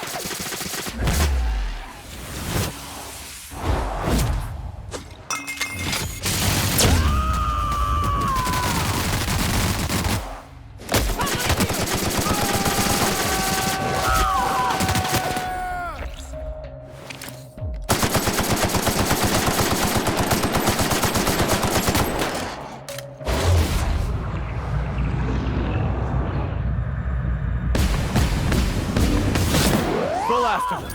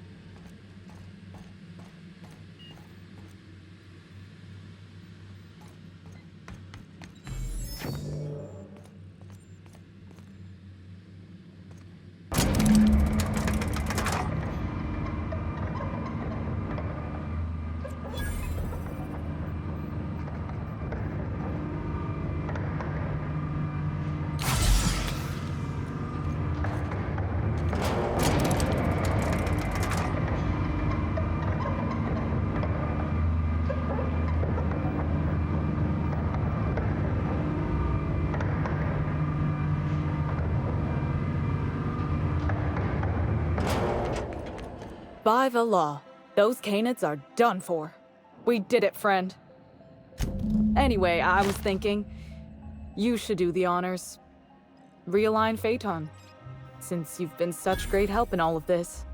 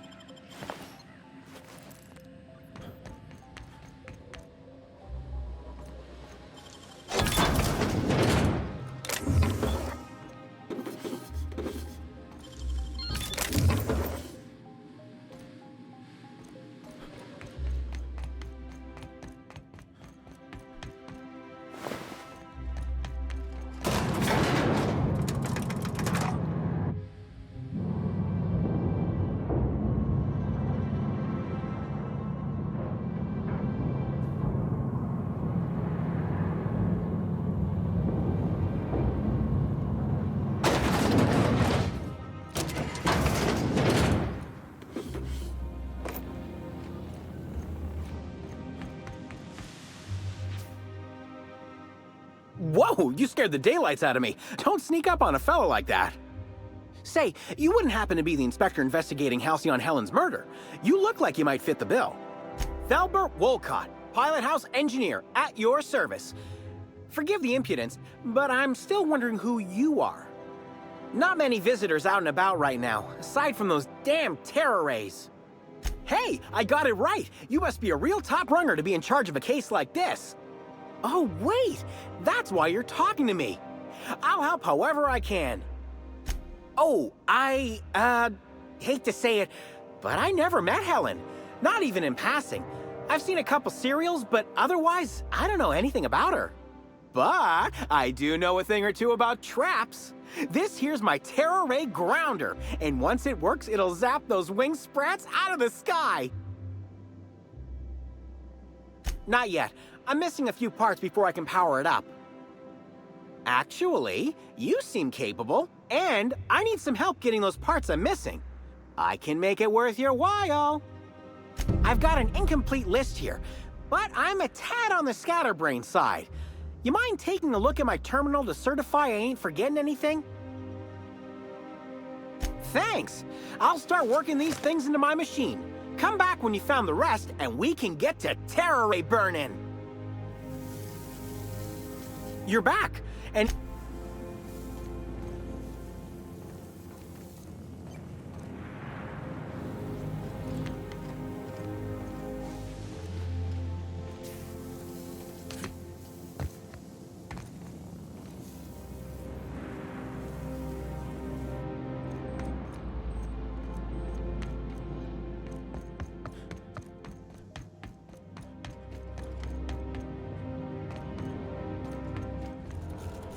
Greeting protocols suspended.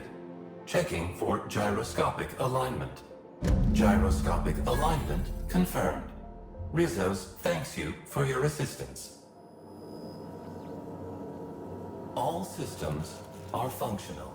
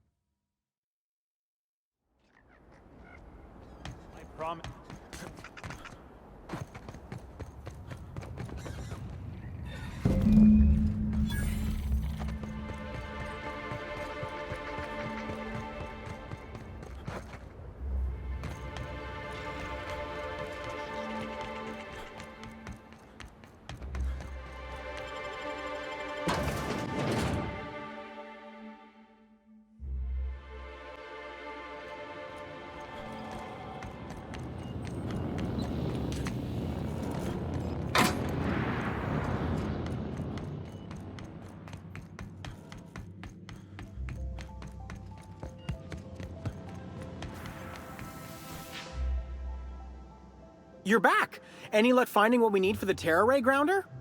Excellent! I should finally be able to get this thing working. Here, take this. It's the least I can do for all your help against those leathery abominations. Oh wait, there's one more thing. You don't happen to have a pinwheel, do you? It'll help generate electricity as we move through the atmosphere. Plus, all Rizzo's products are supposed to have an element of whimsy. Great. I'll give you a nice bonus if you bring one back to me.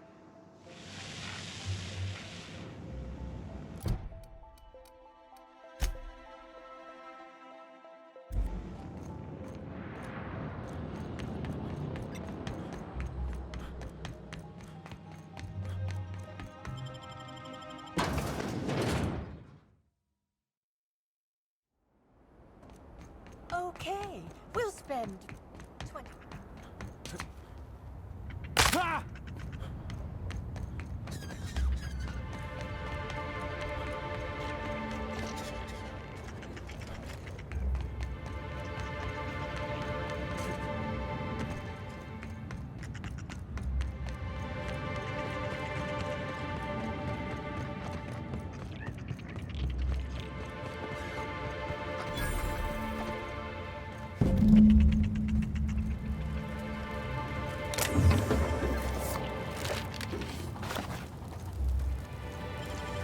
Great work.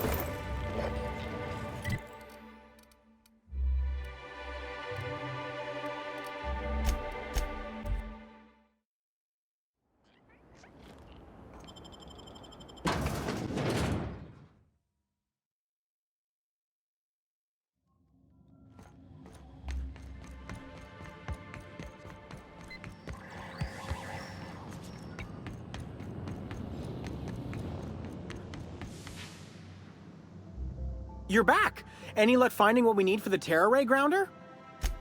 It sure is. I'll finally be able to give those winged monstrosities what for. Here's your pay for helping me put the finishing touches on this thing. Me too. And if a few other bits keeps it safe, they're yours. Thanks again for your help, Inspector.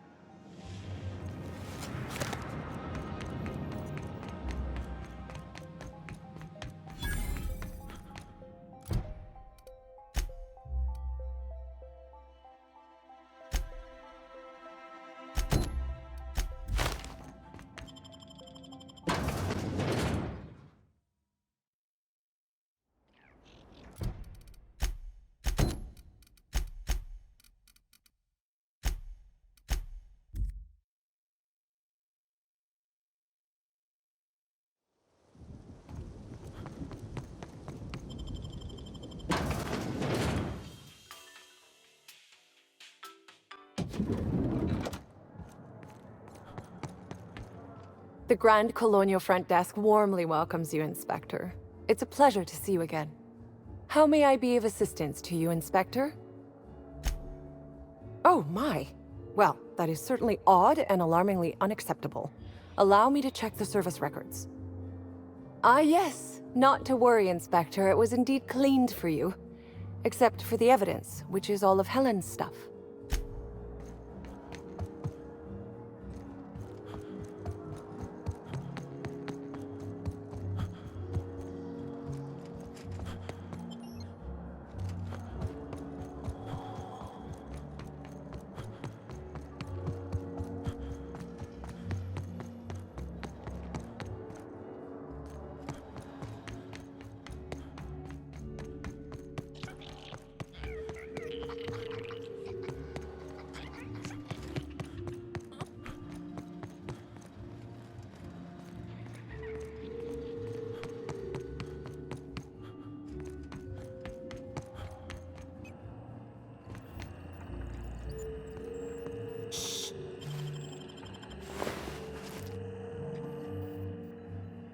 Me, oh my, how exciting. Anything you'd like to discuss?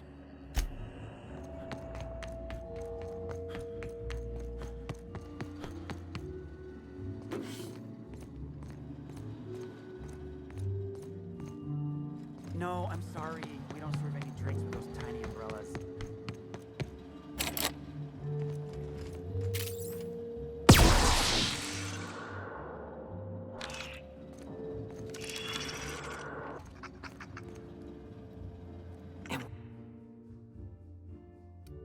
Stalking, and we're stalking.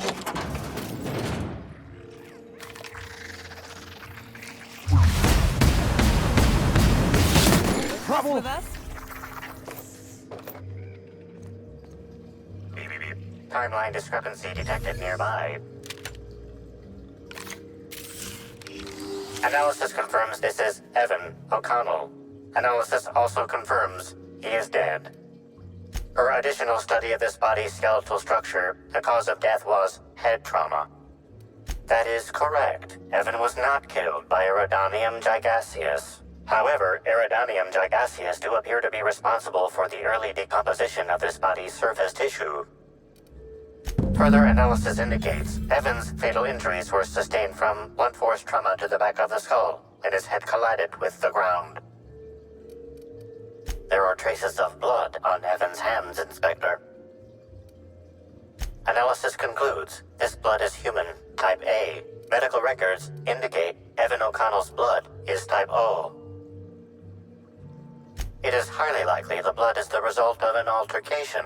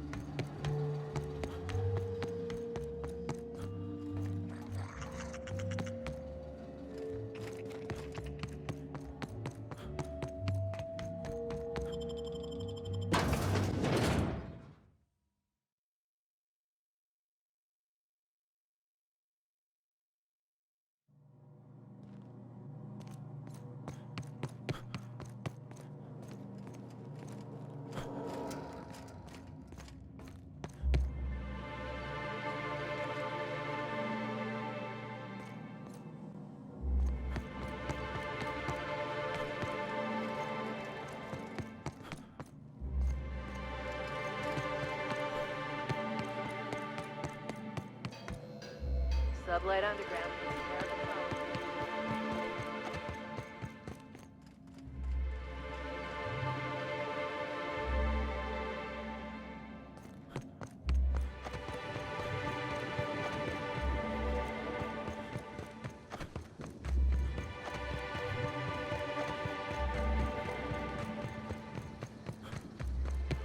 What could you that are have in been? for it now.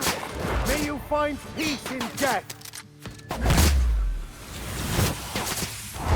Giving me the chuckles. Find him.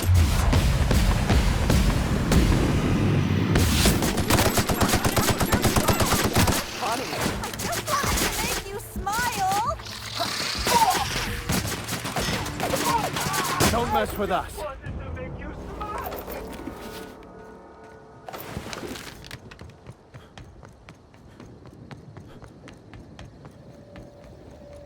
Hey, Inspector. You're kidding! Evan's dead? That doesn't... I don't understand. Was it the alcohol? Oh, law! I thought he'd sleep it off. He seemed fine when I left. You won't believe me if I tell you. You what? Well, shit. Maybe you will believe me. I walked Evan to A2, like I said. And then, out of nowhere, he just came at me. 1 minute he's laughing and yelling about sharing his joy, and the next, he's choking the life out of me. Grinned the whole time he was trying to kill me, too. Dumb luck, I guess. I got a good hit in, threw him off, and ran like hell. If I'd known the fall killed him, I don't know. I should have told someone. What do you want to know? Because Evan would never attack anyone. I barely believe he attacked me, and I was there. Guess it shook me up pretty good. Evan's always been a total sweetheart. I don't get it. I can't help you there. Have you been to Purpleberry Orchards, Inspector? Awfully nice out there. You should visit. Anytime. I don't know. The whole thing shook me up something fierce, but I'm still here. I'm upset. Angry at Evan. Sad about him being... scared folks won't believe me. I'm not much for math, so I couldn't tell you how that averages out.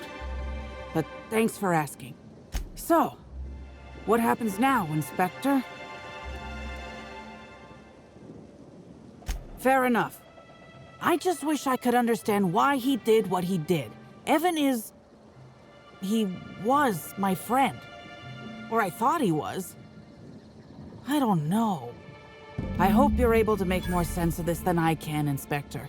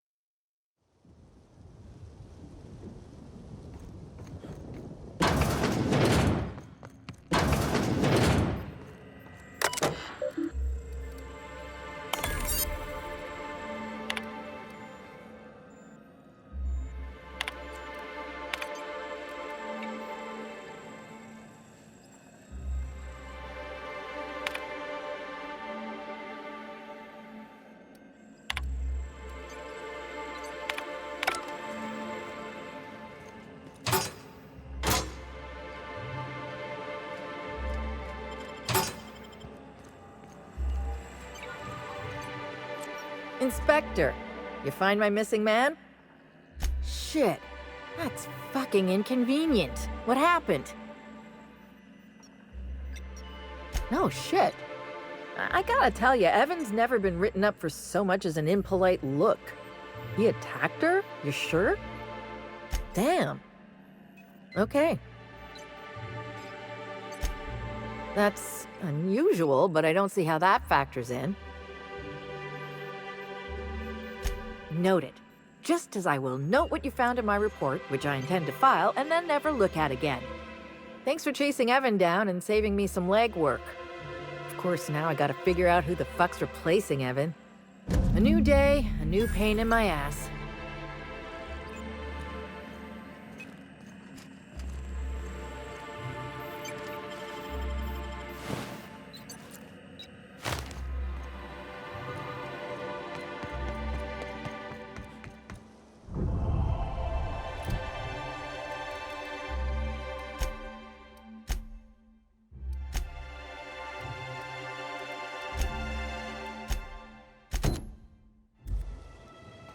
You've got your...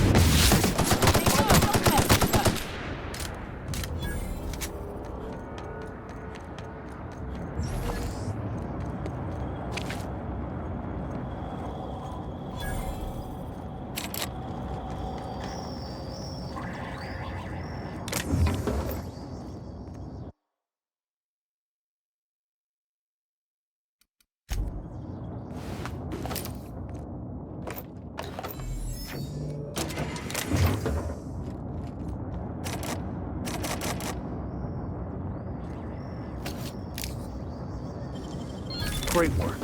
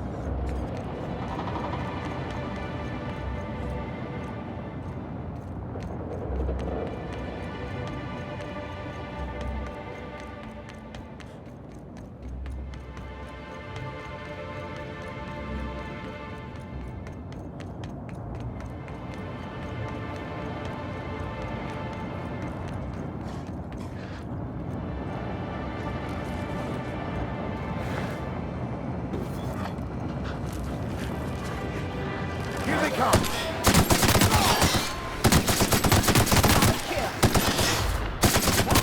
Good tussle.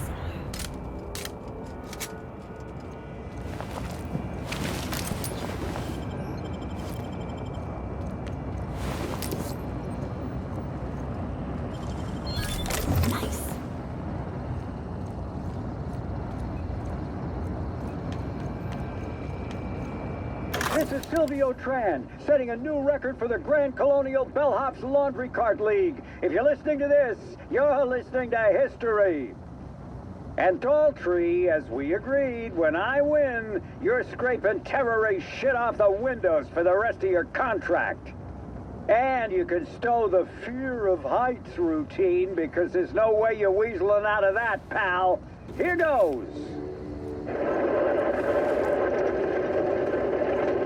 That's... Move the box! No, not... No!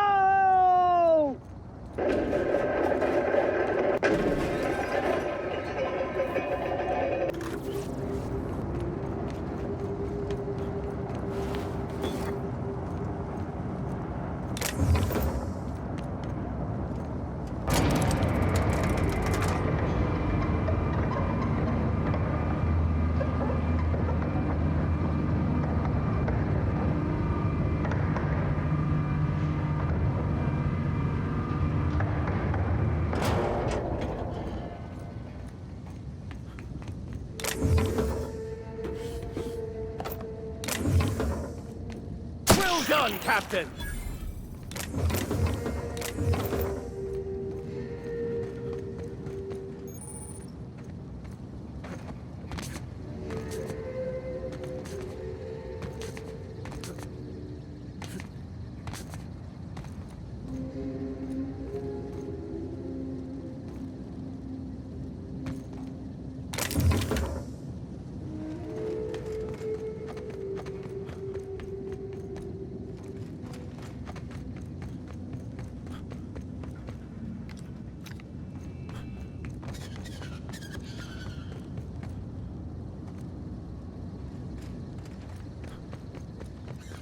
I can't believe Helen's gone. We're never going to If they intend to keep the wilderness inside their reserve, they might want to invest in a gate that can close.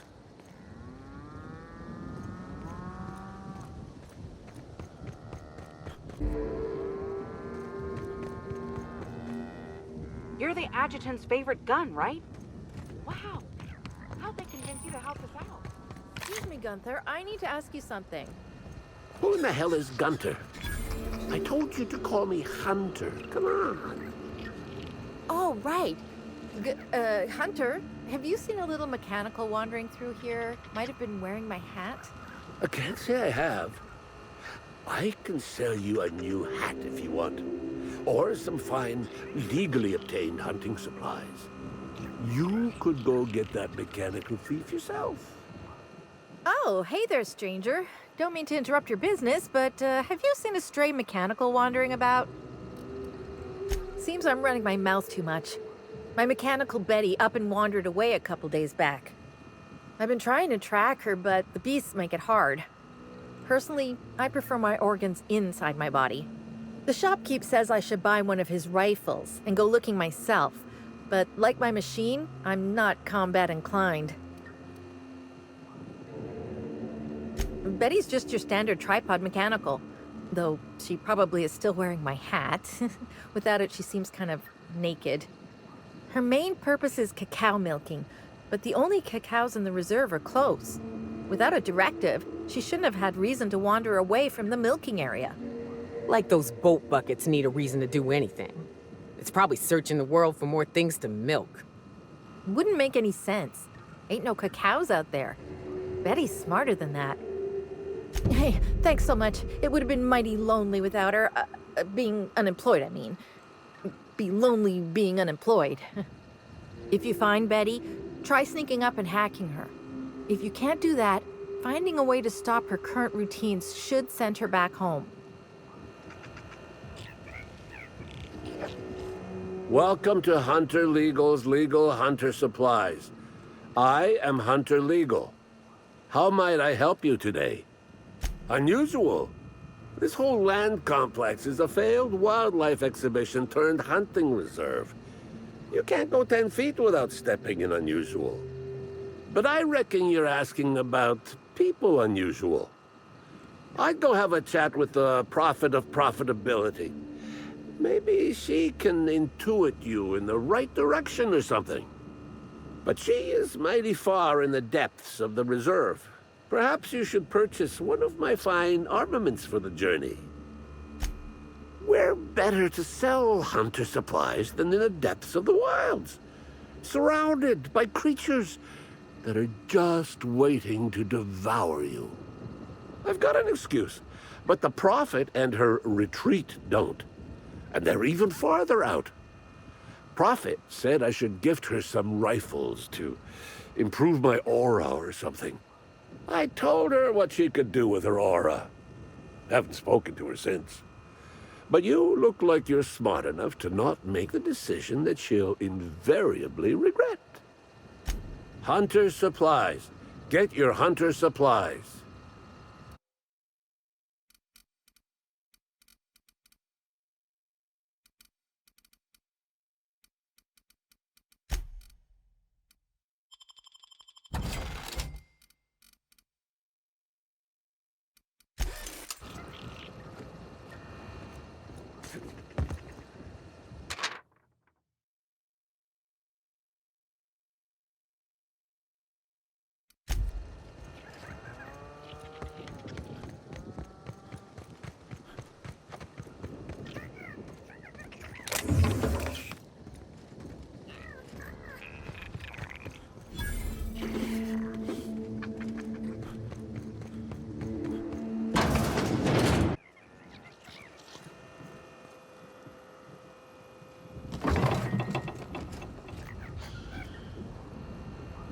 Like wrapped among the rocks.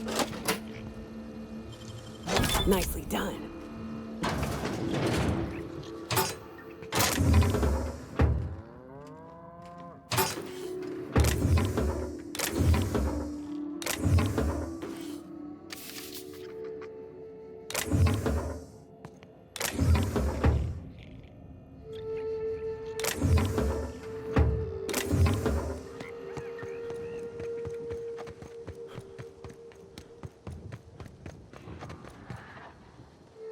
Sorry, but we're a little busy right now. I'm sure one of the other guides would be happy to give you a tour. Lawrence, do you know who you're talking to? We always have time for the inspector. The inspector? That's you? I am so sorry. We didn't know what we were doing. We're so sorry. It'll never happen again. No, Law. It's all over. I told you someone would catch on sooner or later, Belle. Lawrence, let me do the talking here. Inspector, pay him no mind. I'm sure you've bigger saltuna to can than us. Don't pay him any mind, Inspector. His upper story's a little gap-tooth, if you know what I mean. But seeing as you insist on sticking your... That is, since you're so curious, I'll fill you in on what we're doing. We, misplaced some people on our last tour. Misplaced them in the maws of some local predators. Now we're stuck here wondering how to get their room keys. Might have been Raptidons. I find it hard to tell them apart, especially when my glasses get fogged up. Hey, we all got our priorities. Not worrying about those keys ain't gonna bring their owners back from the dead. Anyway, the sooner we get those keys back, the sooner we can make it look like the ex-guests checked out early. Here's one. We ain't done nothing illegal. The guests signed the proper waivers to come out here. Still, it'd be a pain for Slug if we don't make it look like they checked out too. Byzantines aren't always put off by paperwork alone, sadly. We knew sooner or later this was gonna happen. We've got some hush money tucked away. If you can get those keys for us, it's all yours. You kidding? You're welcome to. Our bosses would want this situation resolved, just like us. We're the real victims here. The dead can't suffer anymore, but we can, and we will if we have to pay for all these lost keys. Did I just hear that right? The inspector is going to help us, Bill! Thank the stars! We're not out of the woods yet. Let's just see what happens before we celebrate. We last saw the guests deeper in the wilderness, Inspector. That'd be a good place to look.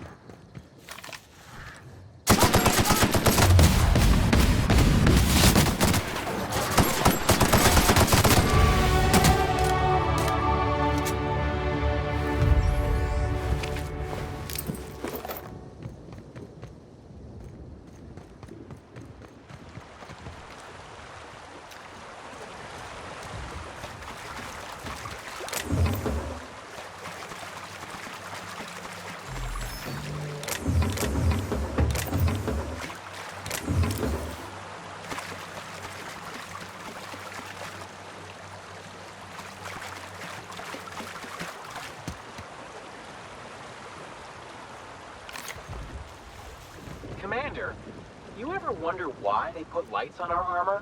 No, Trooper. What about these tubes poking out everywhere? No. Trooper, stop asking stupid questions. Sorry, Commander.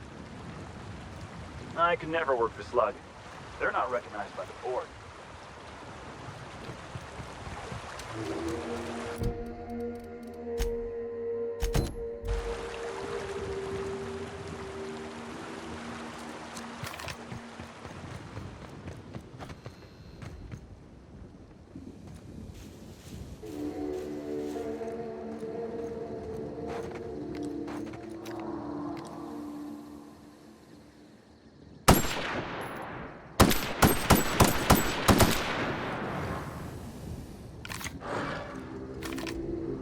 Well done, Captain!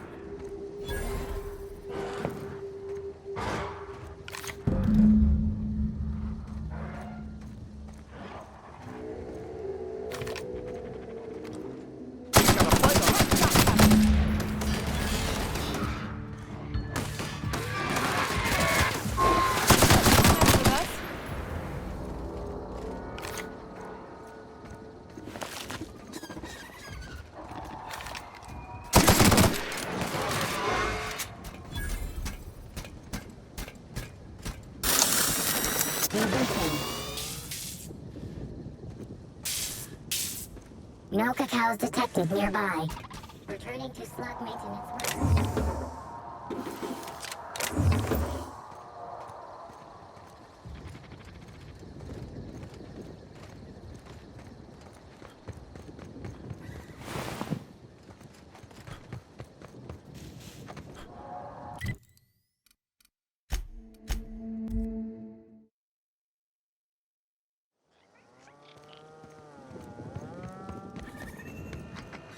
Hey, I almost can't believe it. Betty found her way back. Here I was thinking I'd never see her again. Oh, Betty, you big goof. What were you thinking in that little metal noggin of yours? You nearly worried me to death. And ain't you just the most reliable freelancer in the colony? Let me just take a look at Betty here and we'll talk about payment. Yep, that's right. Her parameters for movement and target acquisition are a mess. I'll bring her back to the garage and get her sorted out. Since Betty's back safe and sound, I'll be sure to let my coworkers know that you're a good one. Here's some money for your effort. Least I can do to show my thanks. I guess this is what I get for hiring on the first person who'd listen to me out here. This is all I have on me. Now I guess I better go before you ask for more.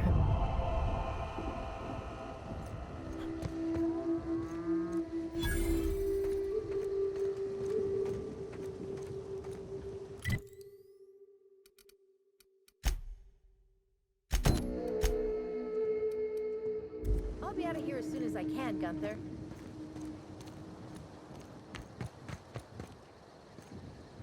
You're the adjutant's favorite gun, right?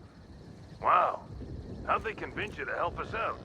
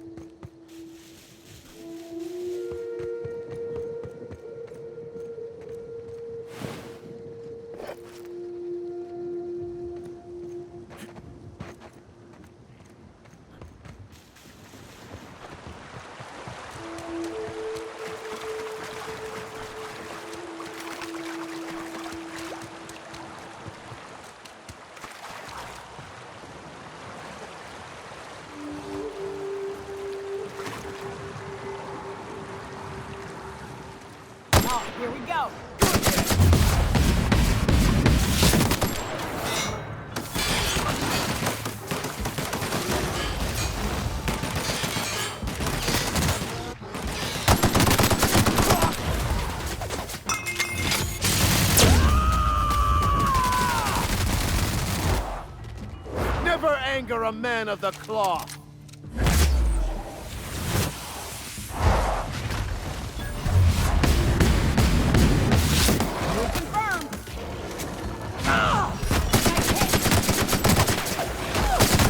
That's the last of them.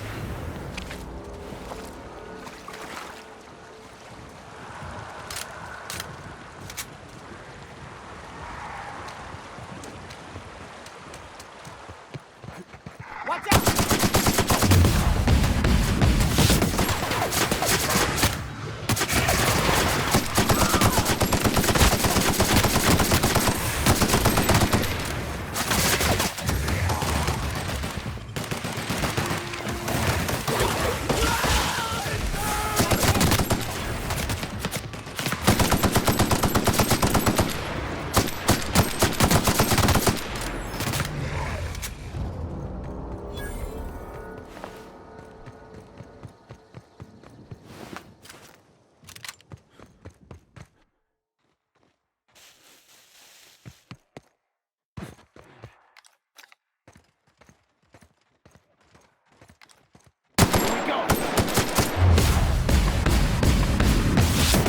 One tap.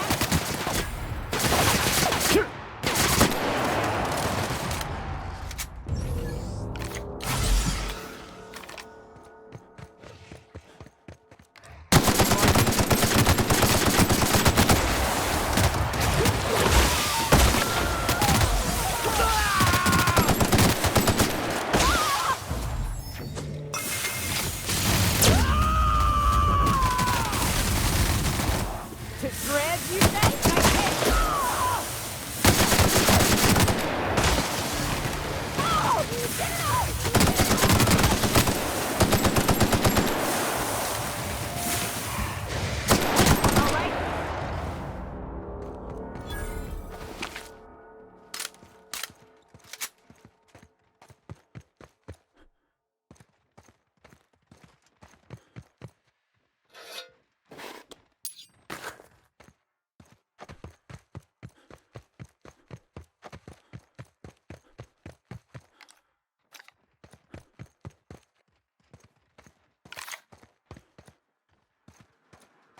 We're the future of Sublight. Just you wait and see. Mr. Kincannon really knows how to run a hotel.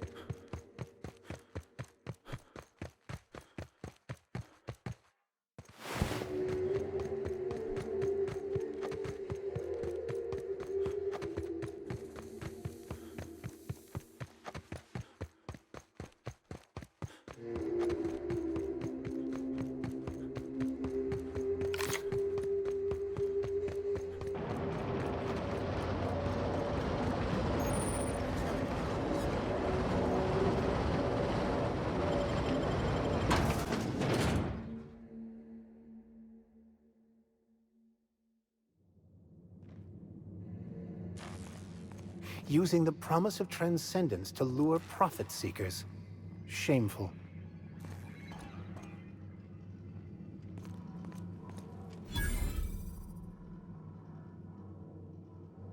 About time somebody came the hell back.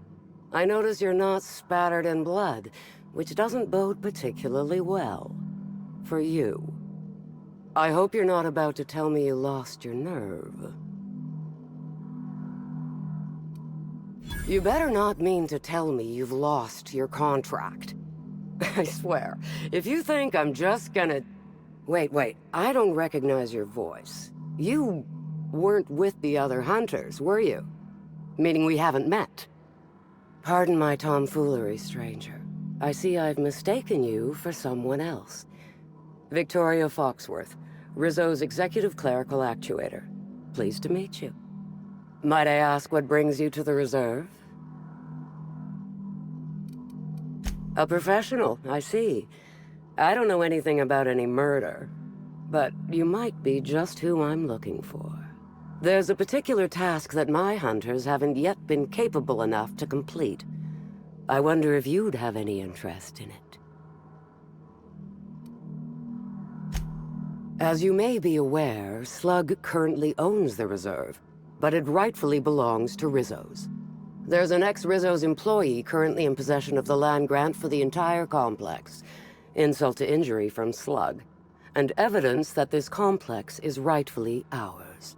This particular individual is up there in years. His mind is failing. Leaving the land grant to him is like leaving it in the trash. I would like you to retrieve it.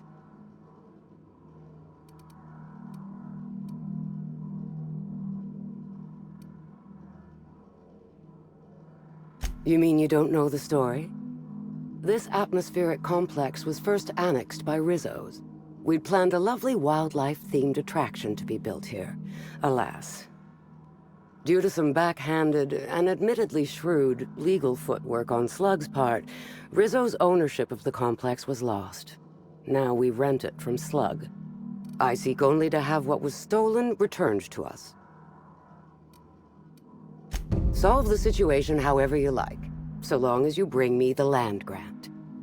The target in question lives out in the woods, exactly where I'm not certain. Best of luck. She said I must burn away the...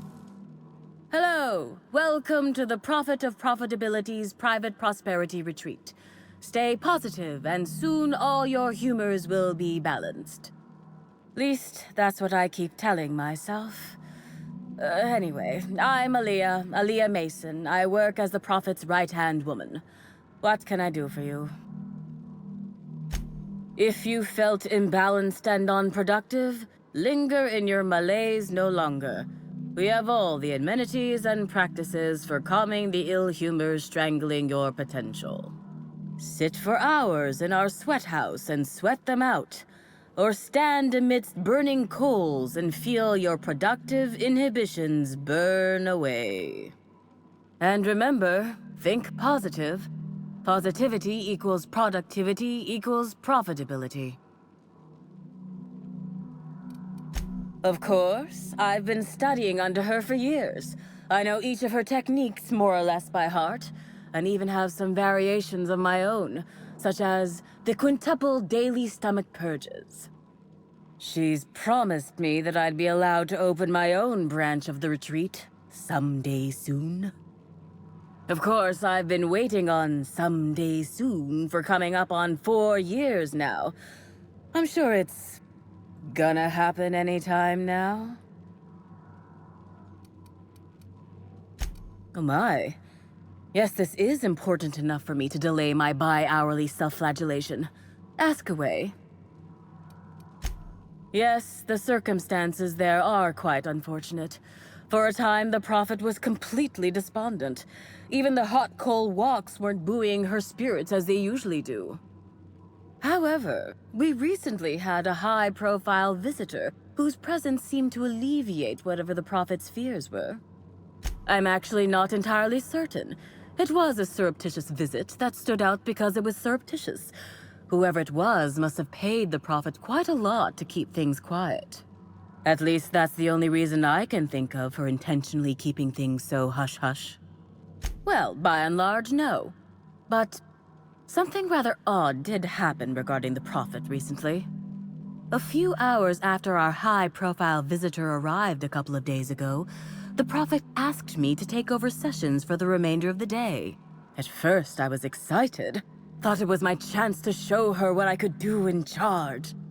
But then I saw that she was deeply worried about something. No one saw her until the next day. I was here at the retreat in the company of the other disciples and clients. I rarely have more than a few minutes of alone time. Which is fine, of course. I do what I do in the service of the Prophet, who will, I'm sure, reward me for my sacrifice. Eventually. Certainly. Oh, terribly sorry if I gave you that impression. I had a cramp. It's better now. I mean, it might be nice if I had a little inclination of whether the Prophet appreciated all the cooking and cleaning and hours of meditation I do on a daily basis. But whatever she thinks isn't for me to question. I'll do my best to be more chipper. Actually, before you go, I want to report something suspicious. I noticed the Prophet dragging something, a bundle, away from the retreat after that high-profile guest arrived. Normally, I'm the one who does her laundry, so it was strange. Especially because whatever she was dragging seemed oddly human-shaped. I could have, but I generally don't have the time or energy to leave the reserve to contact anyone. Plus, there's always the possibility that I'm mistaken. The Prophet hasn't been herself lately, but if I misinterpreted the situation and reported her improperly, I'd ruin my chances for opening my own wing of the retreat. I think so. Had the right size and shape.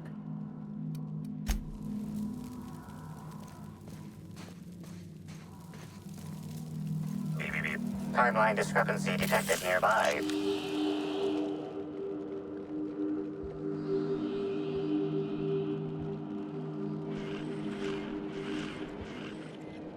My friend, there's no need for that kind of behavior.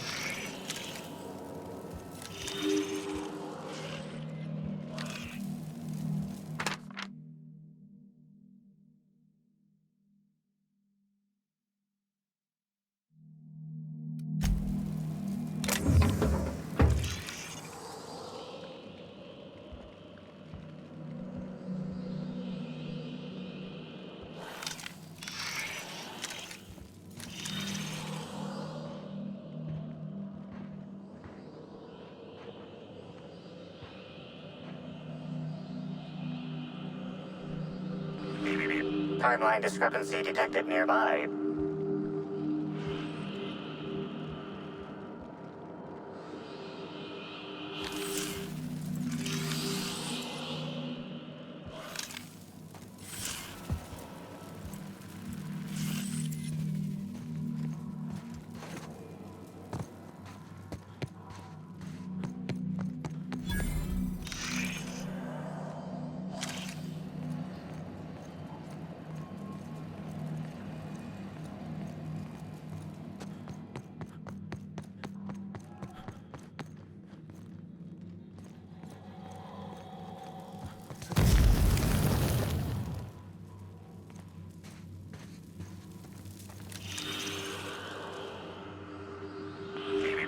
Timeline discrepancy detected nearby.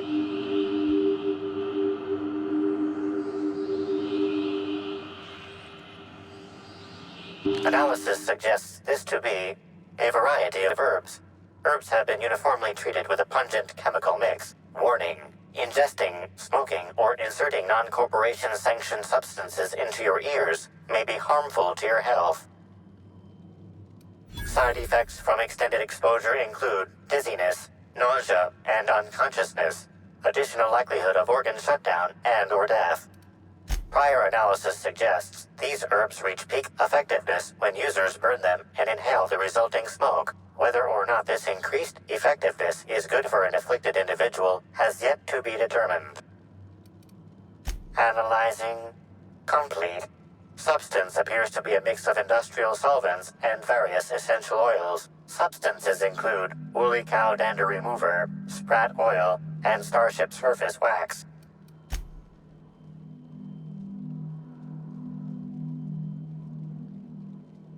Hypothesizing potential side effects from herb consumption. Most likely outcome, decapitation. Slight possibility of calculation error.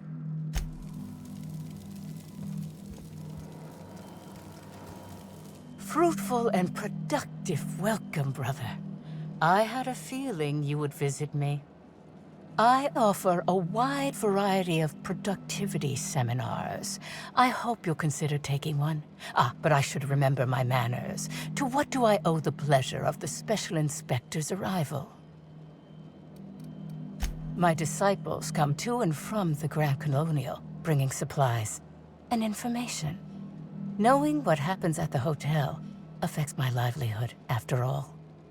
With that said, I'd love to involve you in one of my productivity seminars. We should clear you of all those nasty, nasty humors hampering your potential. Absolutely not. Any statements by Ms. Helen about us were blown out of proportion and altered by the media. In fact, she quite recently... excuse me. I seem to be remembering something that never happened. Whatever the case, I'm sure her speech about us was all a misunderstanding. We offer a wide variety of seminars for all your corporate needs. Employees not working hard enough? Employees dying too often? It's most likely your managerial humors. And of course, seminars for balancing the energies of your business offices. Interior decorating is much more important for success than many would believe. If any of this sounds at all interesting to you, might I interest you in the first 82 words of our most popular seminar's introduction? Free of charge. Byzantines live lives fraught with competition, and that competition can be immensely stressful. You must, first of all, find a way to balance your thinking. Think not of bits lost, but of those you have yet to gain. After all, peace leads to productivity, and productivity leads to profit. Though thought alone won't balance you. We have a strict regimen to promote humor clearing. Session attendees stand on burning coals, sit for hours in our productivity smokehouse, and of course, fast throughout.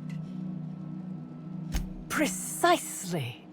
The barriers within yourself will break down as your skin sweats and blisters, giving the evil humors the proper space to escape. It's my patented method. Oh? I'm surprised. I wouldn't think the two of us would have much to discuss about her. We may have had some terse interactions before her death, which I most certainly regret. But beyond those, well, never mind. What would you care to know? I did not. She had no interest in my seminars, and I had no interest in attempting to convert a stubborn actress. Why would I have had any cause to engage with her further? I wouldn't necessarily say that. The media tends to exaggerate. I will admit that her remarks about my seminars were rather unfortunate. However, I certainly wouldn't sharpen any sabers over it, if that's what you mean to imply. I only do that when my clients skimp on their bills.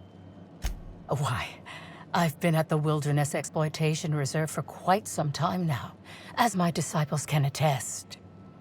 In fact, I haven't visited the Colonials since I arrived several weeks ago. Bad energies, you understand. I hope you now realize that I had nothing to do with Helen's demise. I'm pleased that you noticed. Excellent eye, brother. The compound they're treated with is my own invention, designed to unlock an individual's true productive potential when burned. I can't say any more. Trade secrets, you know. None of my clients have ever complained, so I'm sure they're perfectly safe. Is there anything else? Who said that? I'll be sure to give them a special seminar on not needlessly implicating the person who puts food on their table. It was a bundle of clothing, brother. Even productivity geniuses need to do laundry from time to time. Yes. I suppose the more quickly we get off this subject, the better. I had a visitor, yes, but as it turned out, some of my productivity techniques were too much for them. I had to drag them out by hand. But their peers came and collected them shortly thereafter. I'm sure whichever attendee it was is perfectly safe now.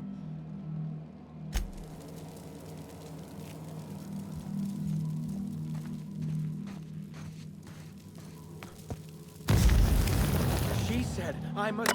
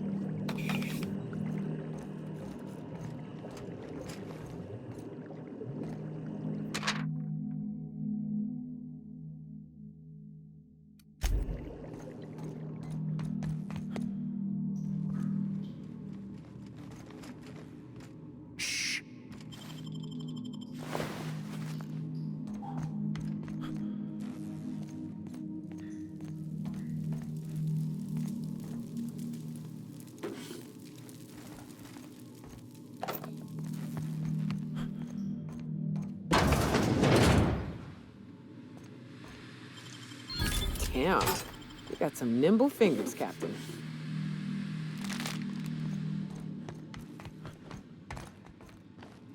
By concentrating on profit, I can invite wealth into my life.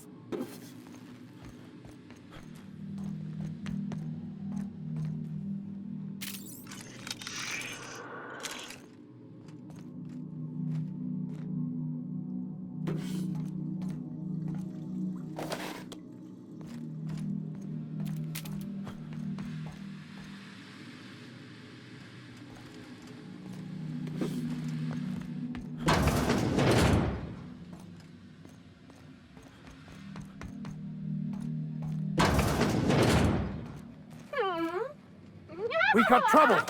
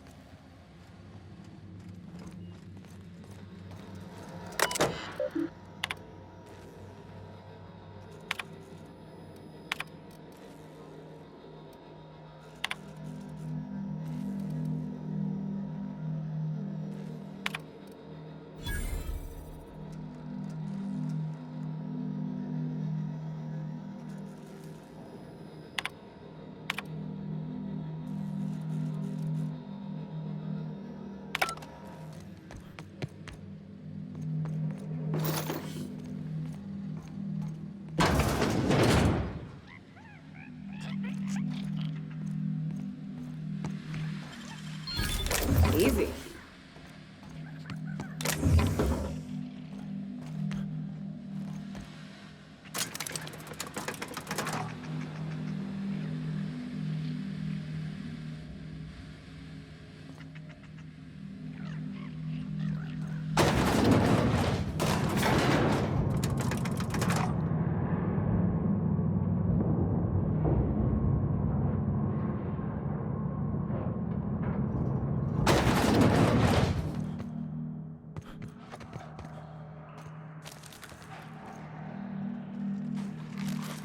I have your back now.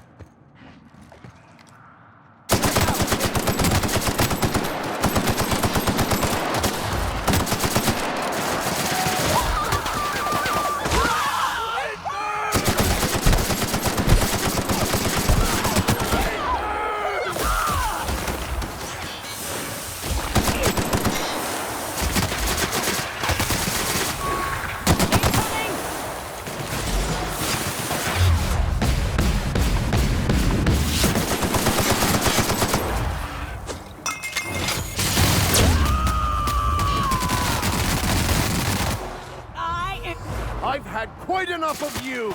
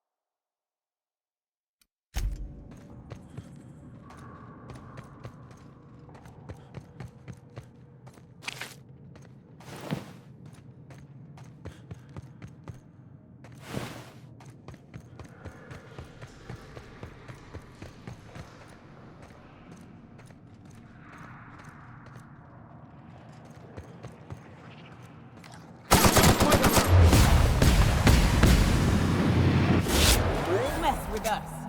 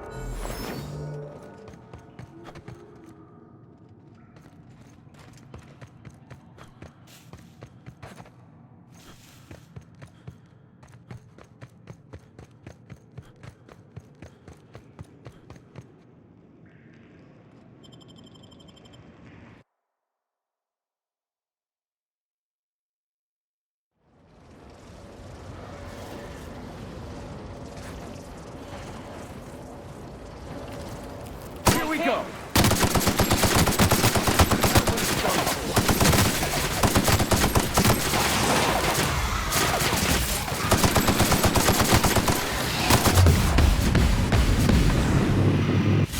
Don't mess with us.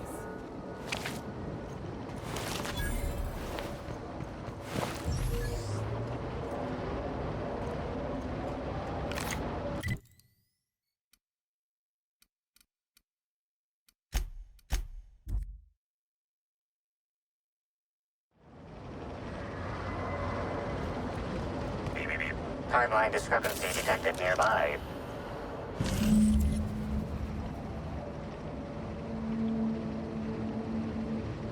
Identifying human footprints leading out into the wilderness. It is unusual for productivity disciples to wander more than a few feet from the camp. Scanning. Checking database of shoe sizes and height-weight ratios. Judging by footprint depressions and shoe size. These prints were either made by the Prophet of Profitability or Adjutant Sophia Akande. Error. Recalibrating. These footprints were made by the Prophet of Profitability.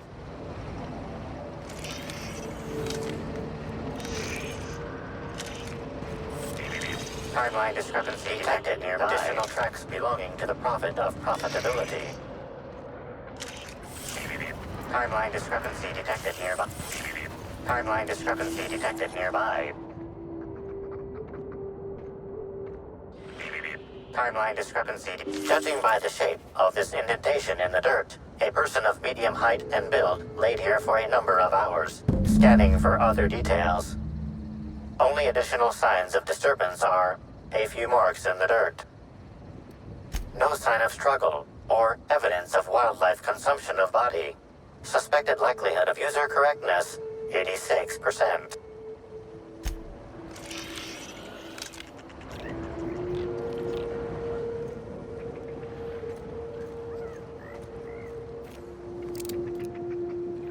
Back, Captain.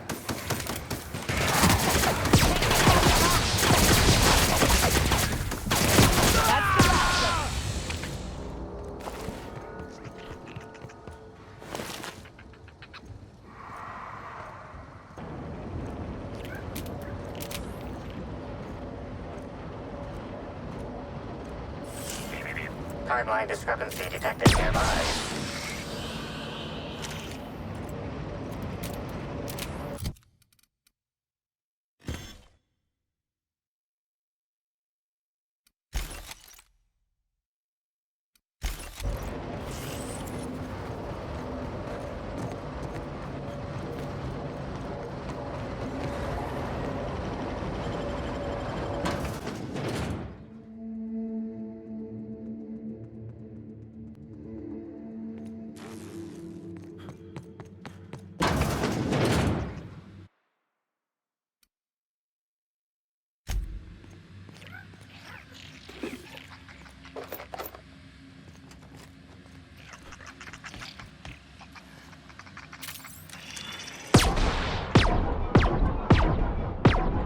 Nice hit!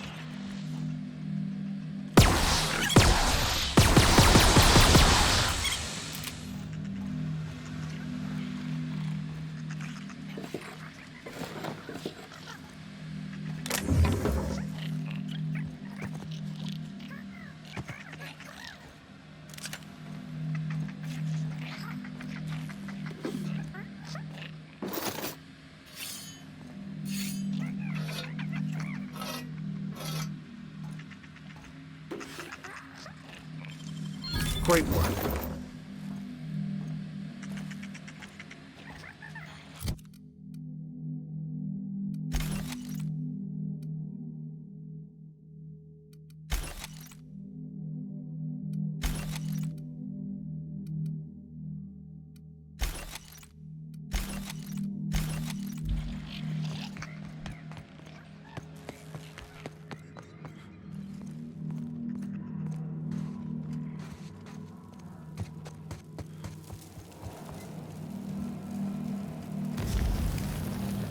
Understood. I'll keep my head down. Welcome back, brother. I'm delighted to extend my desire to aid you, brother. How might I assist? Yes, that's correct. She made it clear that my seminars were of no interest to her. Your tone of voice seems to suggest that you have information already, which also suggests you read my terminal. Whatever the case, I didn't care to mention Helen's change in decision because she never showed up. I don't see how it matters. Oh, really? What did you find there? What did I dump? Clever work, Inspector. It seems even I can't slide my way out of the trap you've so intricately weaved. I admit it. I killed Helen. By mistake. Helen changed her mind and wanted to attend one of my sessions. I, knowing the importance of the seminar, desired to truly galvanize her, though not to stop her heart.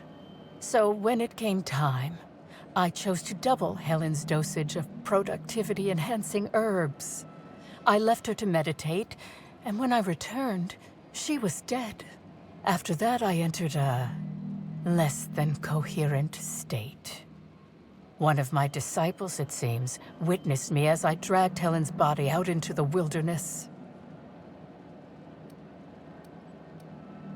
I'm no medical professional, but that certainly seemed the case.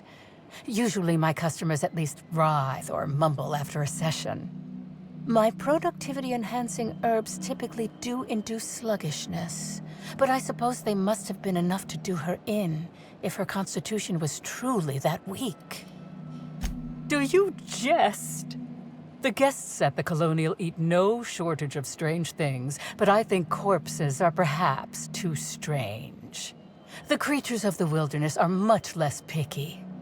Besides, the hotel is ridiculously far. I couldn't have made it all that way without someone realizing I was dragging a corpse. What? Is this some kind of joke? You're an inspector. It's your job to arrest me, isn't it?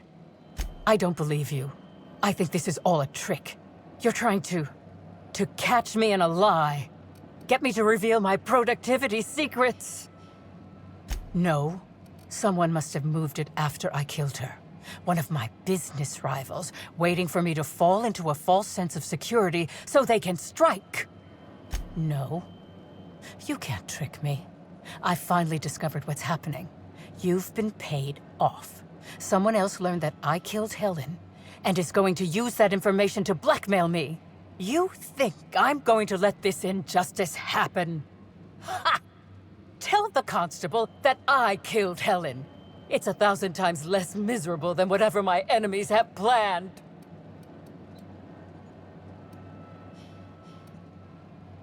You monster! What am I supposed to do now? They'll be here soon. And once they arrive, I'll be powerless. Powerless! I just want to go to prison! Is that so wrong?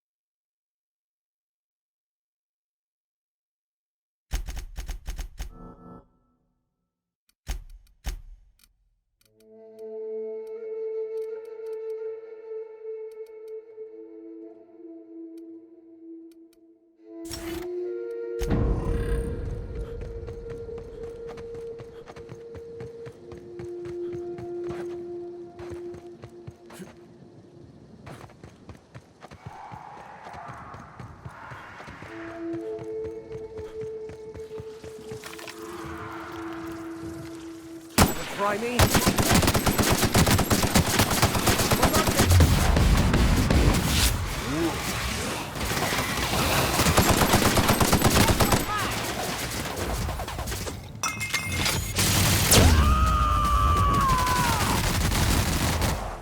I'll take your confession now!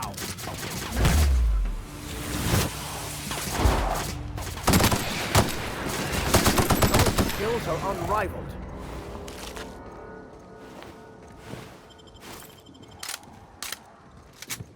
Caliban the Heartless? That's not foreboding at all.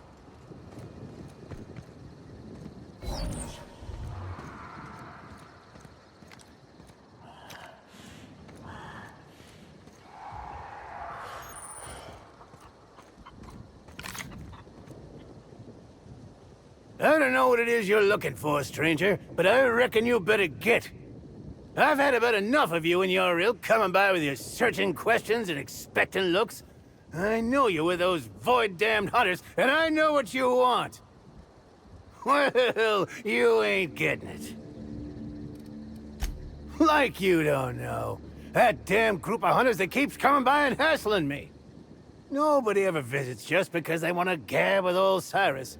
No, they either want to poach me out of my land or poach me out of my best friend.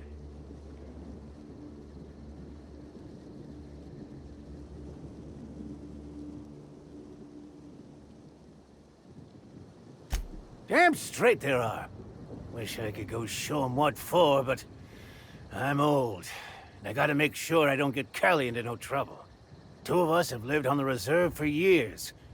Every so often, someone comes by trying to steal our land grant and evict us. We hold our own, but it's mighty agitating. Really? Oh, that's great news. Cal, you hear that? We're finally getting some help! Well, this is quite the unexpected turn of events. Hey, I think she likes you. Oh, why, that's Callie.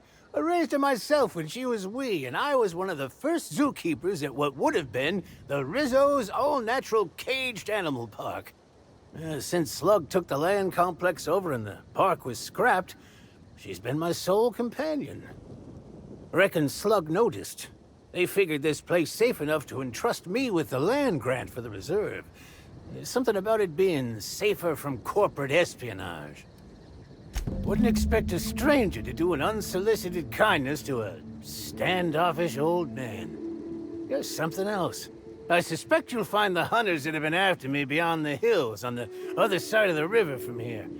See if you can convince them not to poke around here. All right? Shoot.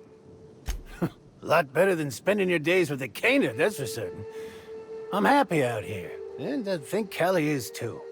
Ain't that right, Callie? Oh, quite a few years at this point. It'd be since a couple years before the Rizzo's Slug Complex ownership switch. And after that, well, I ain't sure. It's been a while. And for the most part, it's on the quiet side. Just not when those damn hunters are out and about.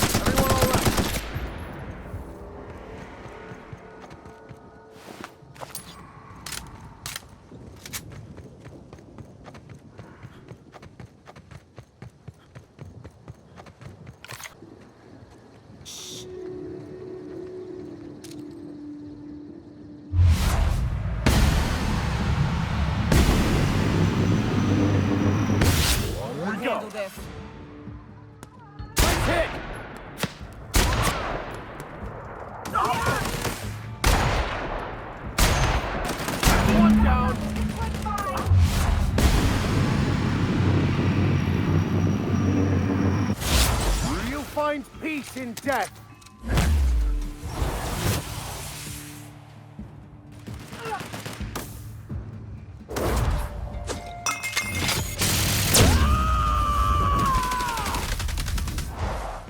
Covering you!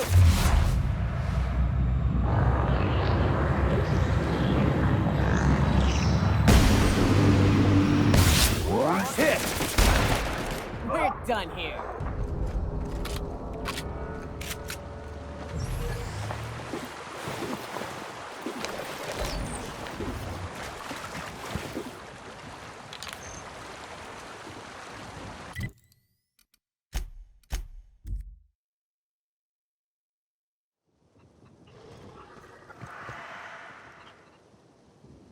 Back, I see. You come bringing good news? Ah! Oh, me almighty, you know how to bolster an old man's spirits. Oh, thank you kindly, stranger. Oh, you're right, Cal. How could I forget? Oh, here's a reward for your trouble.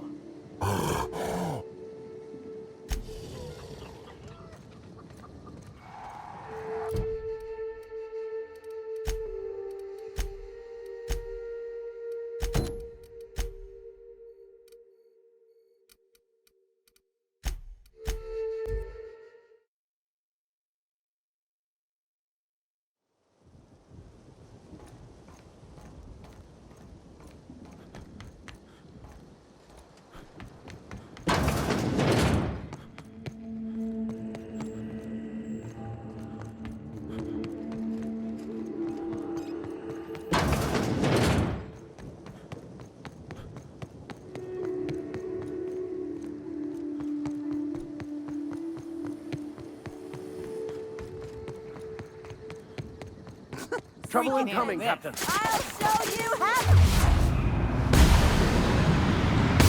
One's hit. Don't mess with us. Want to be your friend.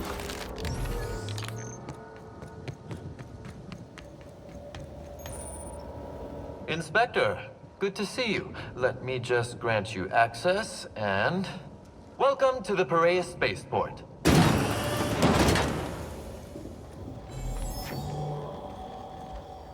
Sublight Underground takes care of its own.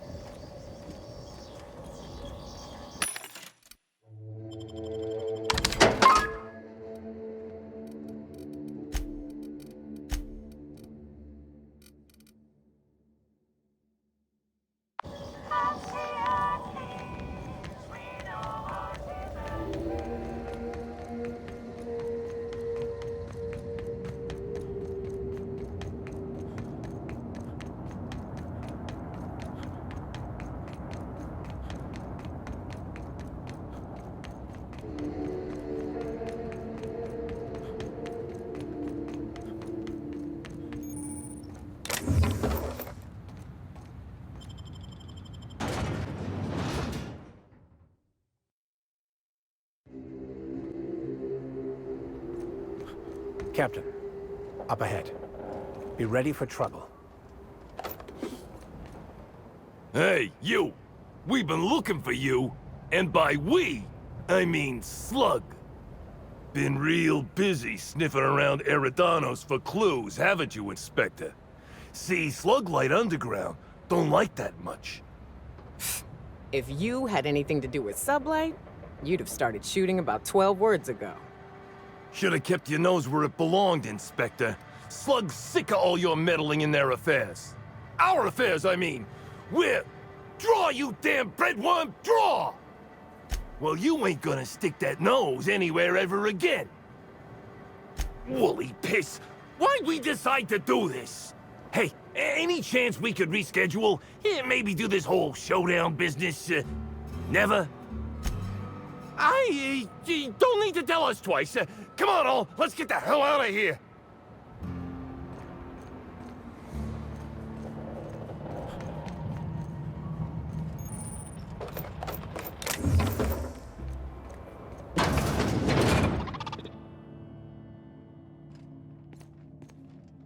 Greetings, non-criminally associated individual. The Rizzo's constabulary is currently not closed due to a sprat infestation. Bureaucratic processes are currently suspended. At present, criminal reports do not require paperwork. Please lament only in marked lamentation zones. Please speak clearly into this unit's recording instruments.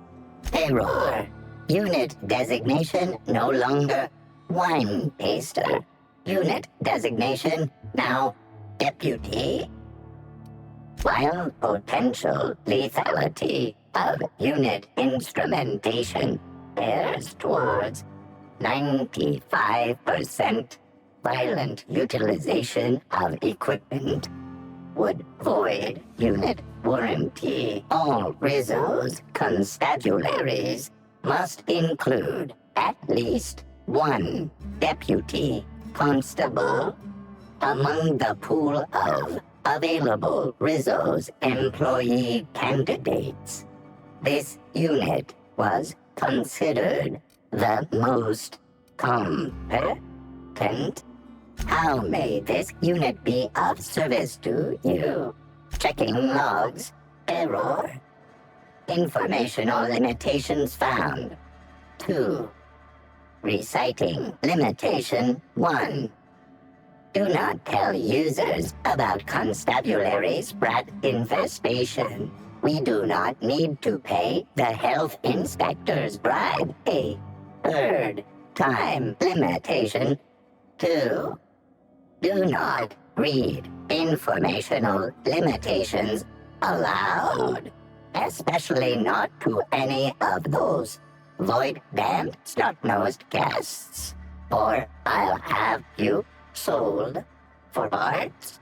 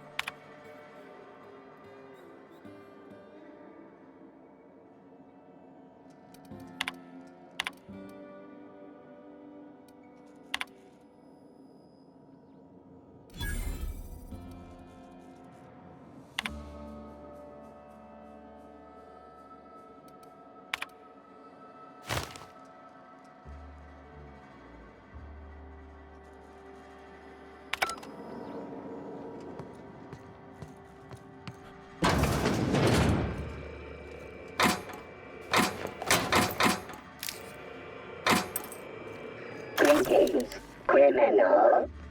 This unit would implore you to confess to your crime of landing with an expired permit. Please explicate your defense into this unit's recording equipment. My permit wasn't expired, Scrap Heap. You probably just scanned it wrong. Error. Unit's permit reading equipment was updated only last week. Please tell a different lie. Tell a different... You're a mechanical. You ain't got the foggiest idea whether I'm telling the truth or not. Correct. Criminal. However, Constable Keene has decreed that this unit will remain here, questioning you every minute until you submit a confession. Error. Information on recent exchange lost. Restarting conversation. Greetings, criminal. This unit... Damn it. She's one of the good ones, too. Your crime of landing with an expired permit Timeline discrepancy detected nearby. An aberration in the expected timeline for this organic being has occurred. Behold, the body of Maria Keene, formerly the constable of the Eridanos Atmospheric Complex. No signs of life detected. Maria Keene is survived by no known relatives. Excellent observation, Inspector. Multiple wounds located in the frontal bone and between the clavicles suggest she was facing away from her attacker. Furthermore, the location and circumference of exit wounds suggest a firearm with unconventional ammunition. Yes, Inspector. These entry wounds match the profile previously detected on the Rizzo's Rangers mascot. Constable Maria Keene was likely killed by someone wielding the Needler. These casings are too minuscule for conventional small-caliber firearms. Each casing resembles a lancing needle used for medical and surgical purposes. High concentration of potassium chloride detected. Trace amounts of neurotoxin detected. These substances show the highest concentration near the entry and exit wounds. Cardiac arrest, rather than physical trauma, is the most likely cause of death. Your memo has been noted. This unit has been programmed to offer encouragement during moments of emotional strain. Banter protocol activated. We'll find the sprat bastards responsible, Inspector. You know what? My permit was fake after all. Let me out of here.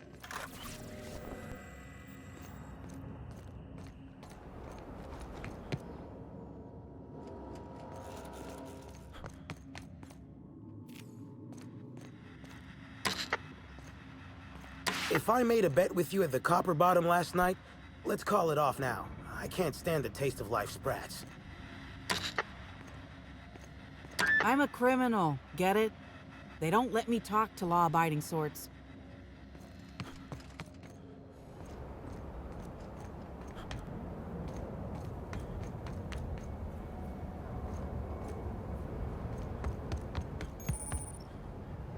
Hmm?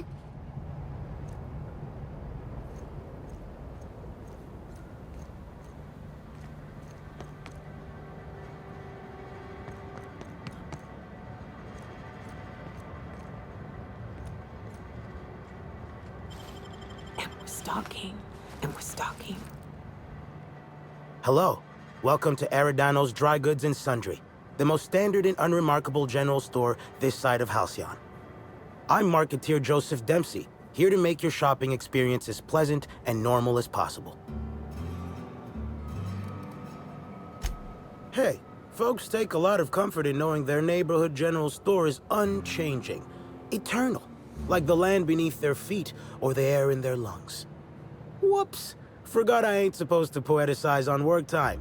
The drab nature of our store profits is what I meant. Now, can I sell you anything?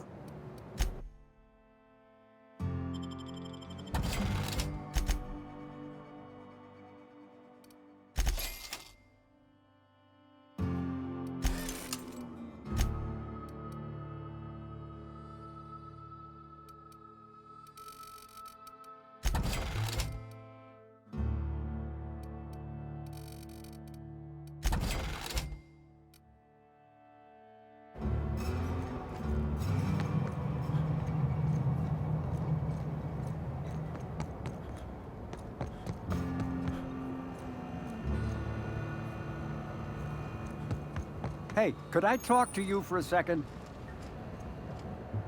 Hey there. Word around the spaceport is that you came in on the Unreliable. You a new crewmate? Cut the shit. I know Hawthorne's captain of that ship, and I know you ain't him. You want to try again? I see. Well, this would have been easier with Hawthorne, but I hope that if you're flying his ship, it means you're a freelancer too. Wonder if you can help me. I run an outfit for the moving of, less than legal goods. There's a particular piece of cargo needs delivering to a particular individual in the spaceport. Thing is, I don't know where the cargo is right now. The crewmate who handles that is in the clink for getting a little too disorderly in town. We've already attracted too much attention. Too risky to visit her myself. That's where you come in. You help us out, I'll give you an equal cut of our pay.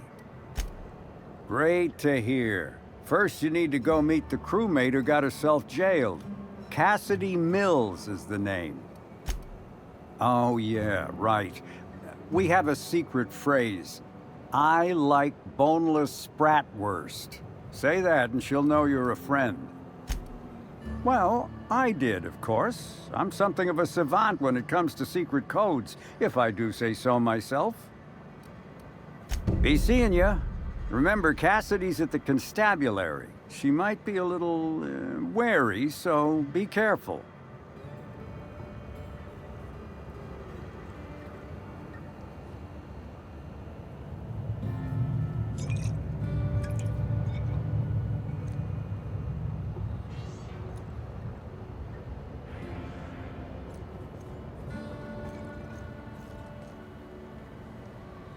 What do you want? Shh! Not so loud! How'd you know it was me?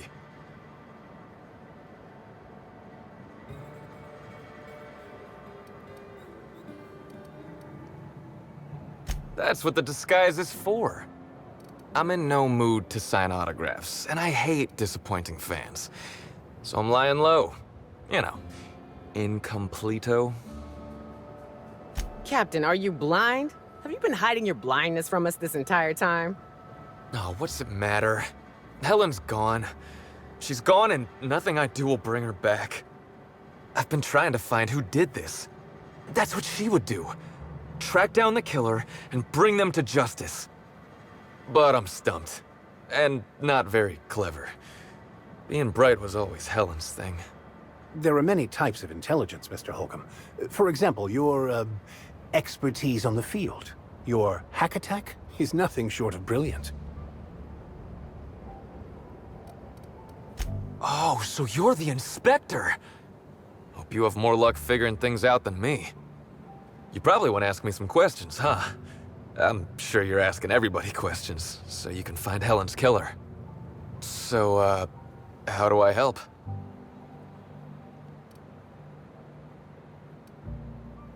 Oh, the picnic. Right. I get real mad sometimes. Ugly mad.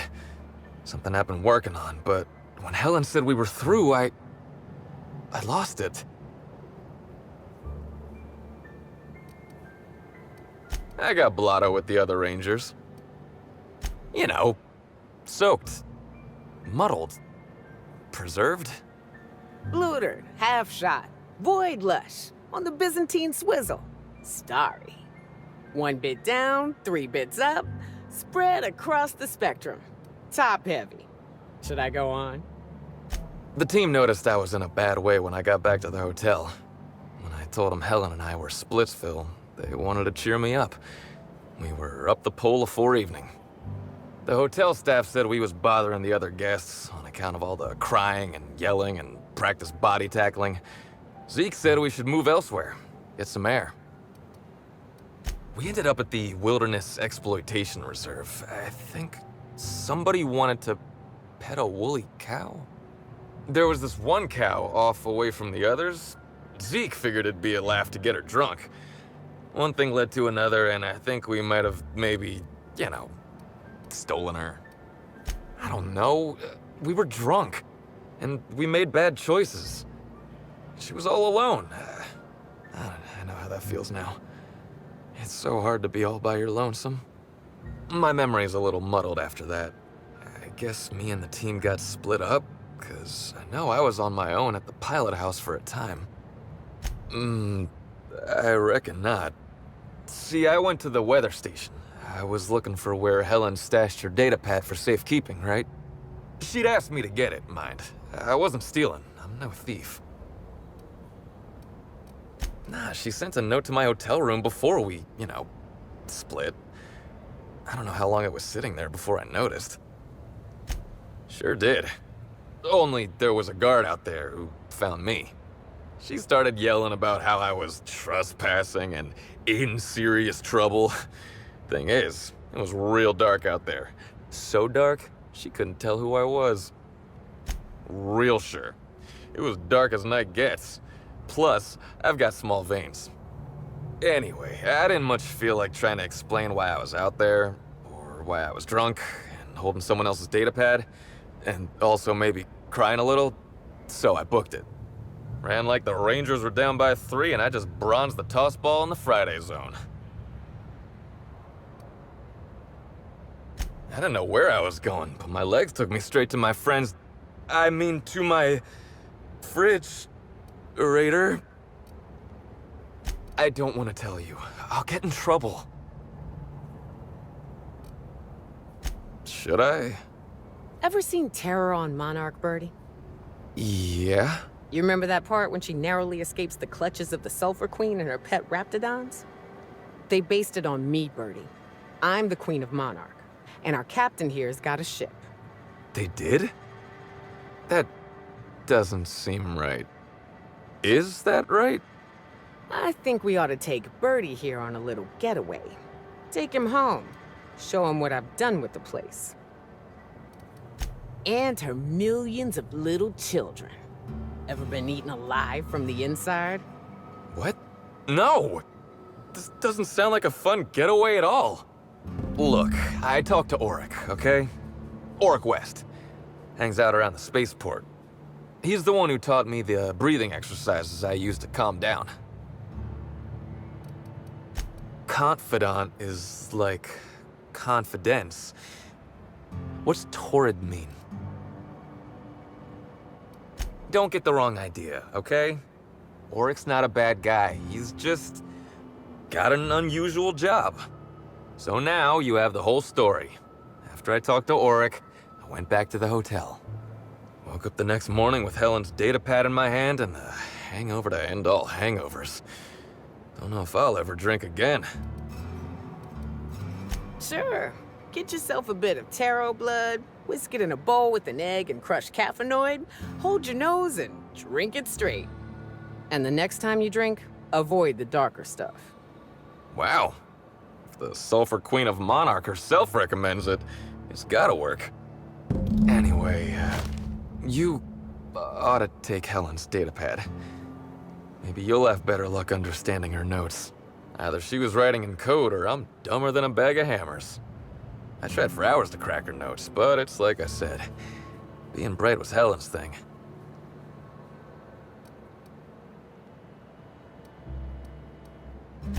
I know that. But you gotta believe me. I would never hurt Helen, no matter how drunk I was.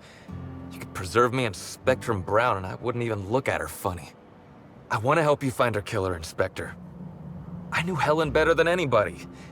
And it'd be handy to have a guy like me around, in case anybody gives you trouble. I get it. I'll head back to the Grand Colonial then. Unless you need me for anything else. What do you want to know? I remember sending her the recording, but law, I was halfway to preserved by then. I don't know what was on it. When I realized what I'd done, I panicked. If I'd said something dumb, folks might think I was involved in her death. I was scared of looking suspicious. You listened to it? What'd I say to Helen? Did I sound drunk? Thank the architect. I hope she heard it. I don't want the last time she heard my voice to be when I was all angry at the orchards. What about her? Rival actresses, maybe? I don't know too much about the motion picture industry. Except for Helen's pictures, obviously. Those I probably know by heart. Seen them about 100 times each. What do you want to know?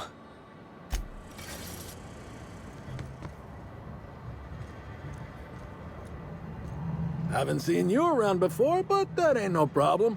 All are welcome at the Copper Bottom Cantina, so long as their bits are good, huh? Can I get you something? Nah. No, but some folks have been saying there was some kind of fight between a mechanical and some spacers last night. I didn't see it myself, and seems far-fetched. Deputy Wine Taster ain't exactly prone to wandering, nor are most other mechanicals that I'm aware of. There's a new Void Dan burn on my nice clean floor, but I think it's the doing of one of my customers. Yeah, so you noticed that I'm a little off kilter, huh? Damn if it ain't been a while. I'm too old to run around anymore, but in my heyday, I used to play for the Rangers. Hey, when you tell a story, you're supposed to start at the beginning. Unless you're in media res, which is a storytelling crutch far as I'm concerned. Serial overuse. You get it? Wait, what was I saying? All right. Once I retired, I moved here to coach the team during training camp. And when I got too old for that, I started tending bar here.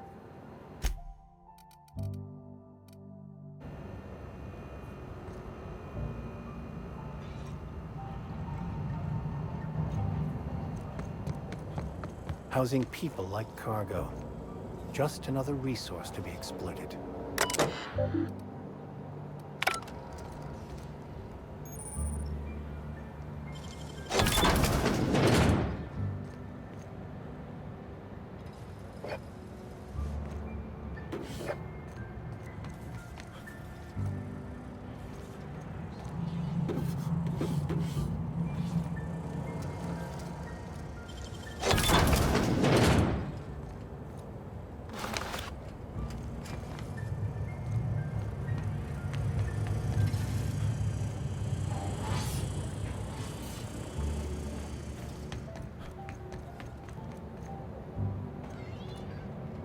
Hey, pal.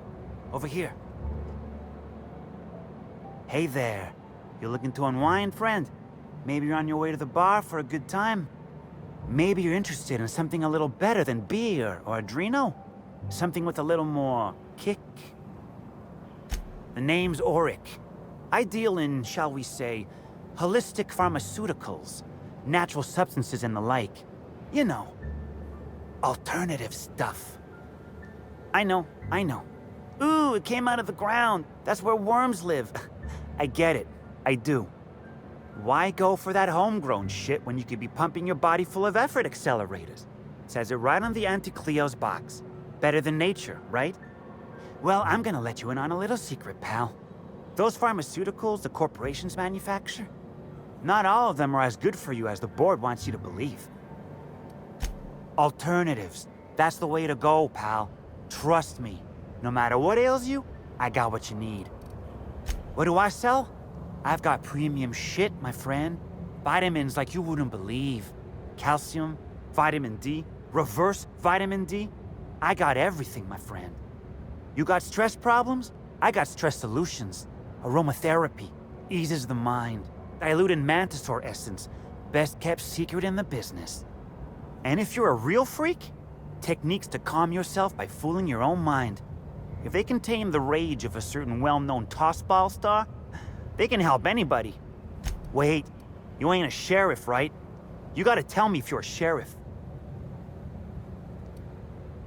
I'll be honest, I don't really know where that puts us.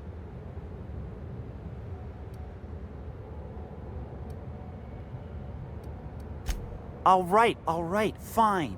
Yeah, I know Birdie. So what? Yeah, that was me.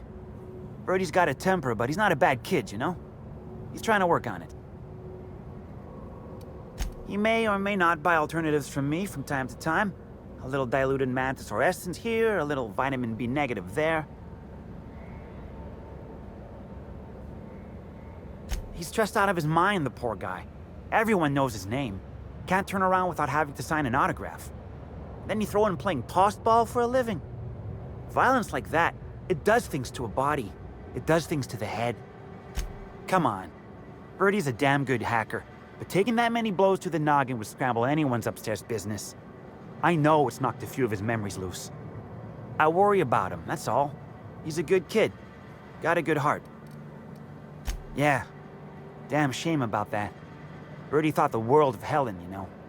He showed up drunk at my place wanting to talk about the breakup. Helen dumped him, he said. Boy, was he in a bad way. I'd never seen him like that before. We talked for a while, and when he felt better, I sent him back to the hotel. Told him to drink more water and get some sleep.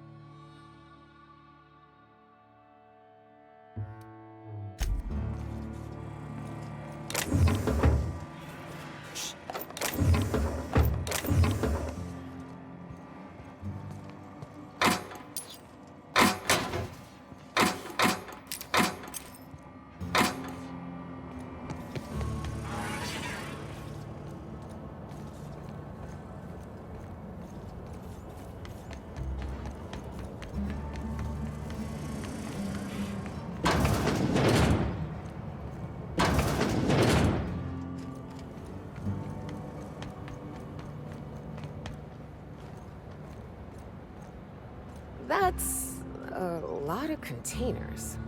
Is this just a distribution center, or you think they're planning something?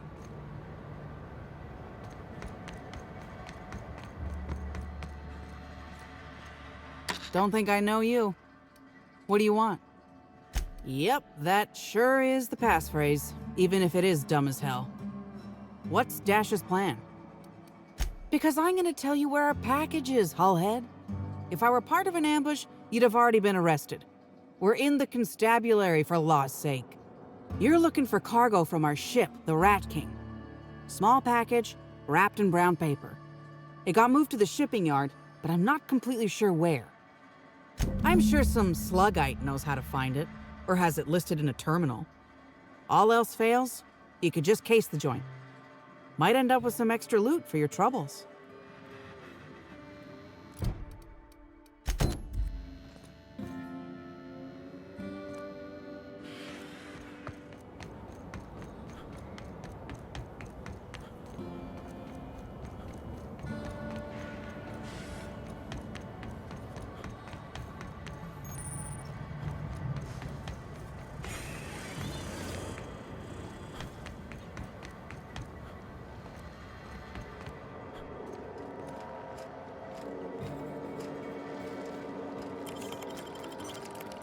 What?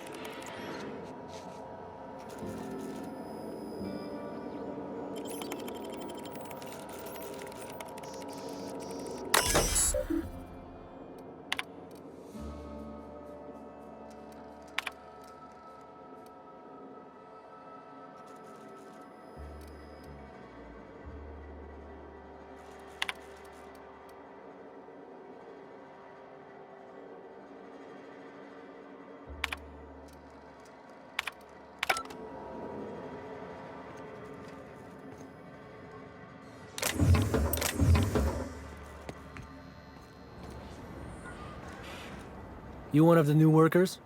A lost tourist? Wait, I don't care. Just don't knock anything over. Hey, if it meant I could ignore my work, I'd let you talk to me about Sprat reproductive practices. Ask away. Nothing. I just hate working. This terminal makes it pretty easy to match a ship's cargo to its manifest. If it ain't on the terminal, then it's someone else's problem. Figured it wouldn't last. Anything else?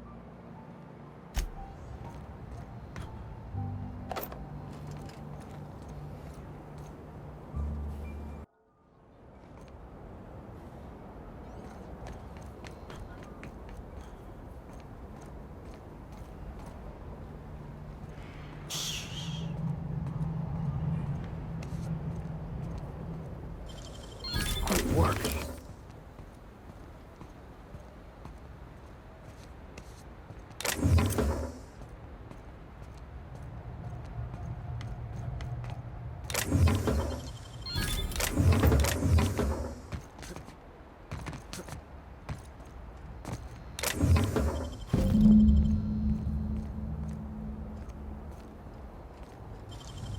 Damn, got some nimble fingers, Captain.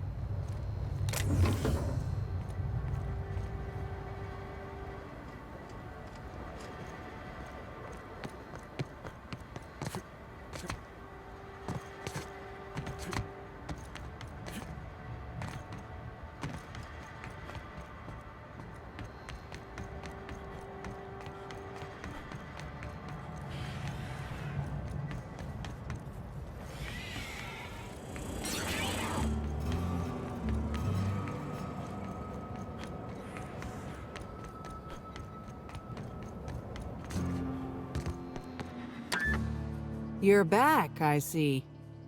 Hope the law hasn't caught on to what you're doing. Law meaning authorities, that is, not the forces running the universe. This is gonna sound a little stupid, but I got a thing about mechanicals. Don't like the way they move or the sounds they make. Gives me the creeps. I was drinking with Dash in the cantina when a funny-looking one trotted up beside us. Seemed like it was some kind of monster, so I started yelling, banging on it. Don't know what happened next, but I think it involved another mechanical. I passed right out then, and when I woke back up, I was here. Not the most graceful thing I've ever done. No complications? Grand. The recipient is Joseph Dempsey. He runs the Eridanos Dry Goods and Sundry.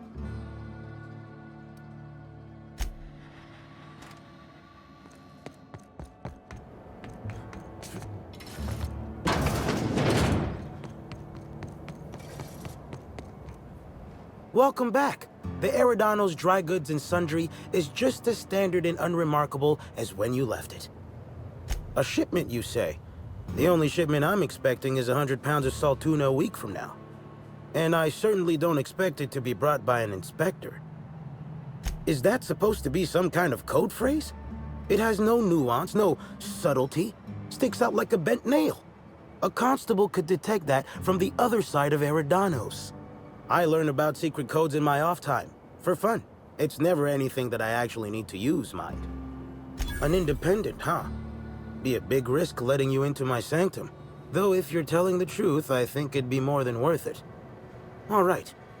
Follow me to the back.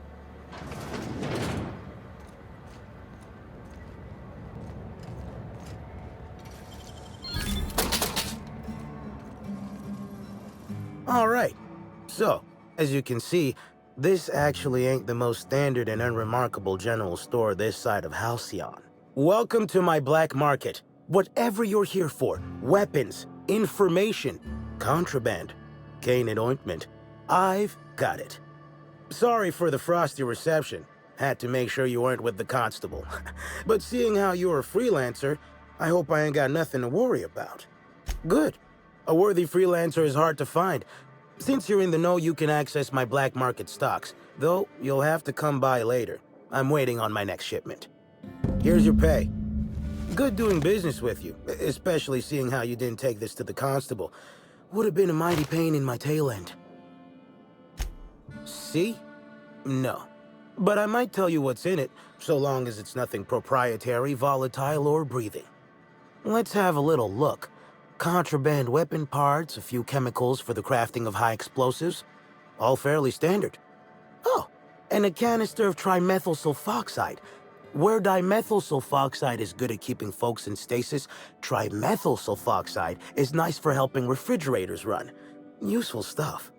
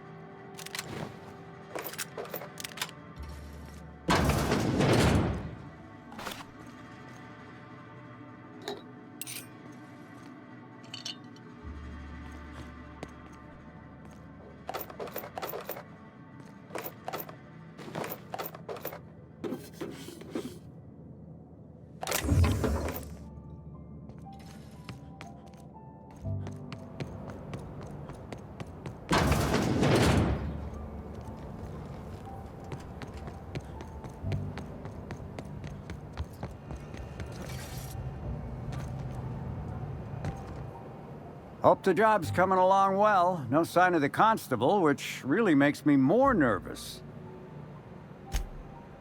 Excellent. Let's divvy up the payment 3 ways and we can consider this matter settled.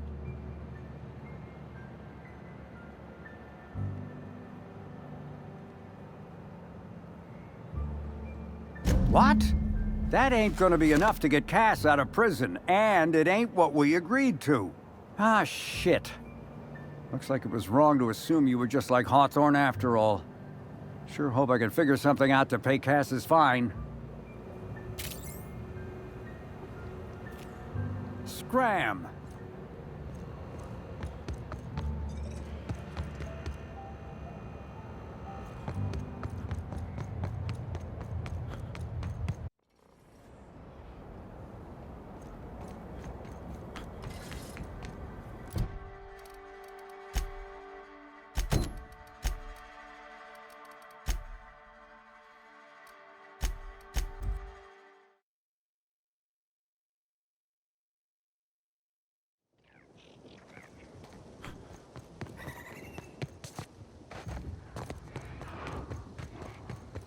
Hey there.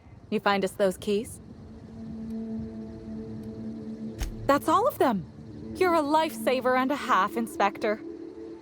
Lawrence, you got the bits? Let's see, which pocket did I... Oh, they're in my hand. Here you are, Inspector. We'll make sure to put in a good word with our friends, too. I can't wait to put this behind us.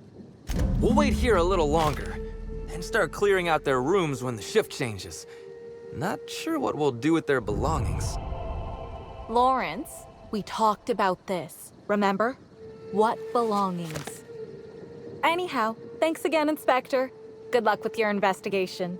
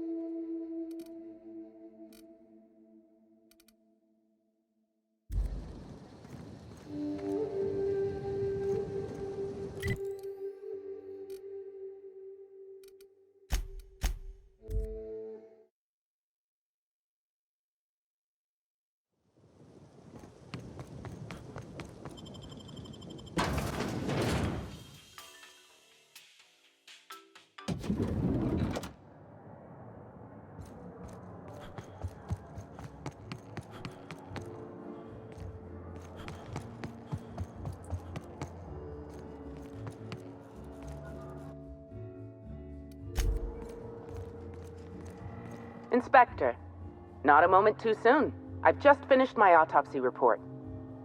Ruth Bellamy was killed by plasma damage to the upper vertebrae, the occipital bone, and the cerebellum. If it's any consolation, her death was instantaneous and painless. I've also discovered a poisonous compound in Miss Bellamy's stomach lining ingested during her last meal. Toxic, but not enough to kill her. Spencer Woolrich complained of a stomach ailment around the same time period. I assumed he was being, you know, Spencer. But now I'm not so sure. Oh, most certainly. Well, possibly they were trying to make her extremely uncomfortable, but I suppose killing her would also satisfy that criterion. The thought occurred to me. I tested this hypothesis by vacating the contents of my stomach and testing for the presence of the same toxin. Slightly elevated levels of mercury and an alarming amount of blue food coloring. But other than that, no. I'm certain it wasn't, as you put it, just the hotel food. Oh, how curious. I do believe you're right. I wonder if this has something to do with the autopsy process. She was Halcyon Helen up until the moment I brought her to the operating table. But as soon as I cut her open, I stopped thinking of her as Halcyon Helen. It's almost as if she stopped being an icon and became a human being. I had a feeling you'd understand. What? Sorry, this mask. Sometimes I can't hear correctly. It almost sounded like you said Maria Keene was dead. Maria's been killed. I don't understand. How? Who did this? Rather harmless on its own. Common ingredient in medicine, but it can have a lethal application. Potassium chloride, when delivered in a cocktail of neurotoxin and paralytic, leads to cardiac arrest. Oh, merciful law. I'm so sorry, Maria. Helen's signature weapon. She brought it with her to the hotel. After we discovered Helen's body, Keene inspected her hotel room. The needler was gone. Maria and I were frequently at loggerheads. We disagreed on practically everything. It didn't help that I'm on Mr. Kincannon's payroll and Maria is a Rizzo's loyalist. Was a Rizzo's loyalist. Apologies, Inspector. I don't have the heart to continue talking at the moment. Thank you for your time. My apologies. I'm not in the mood to socialize.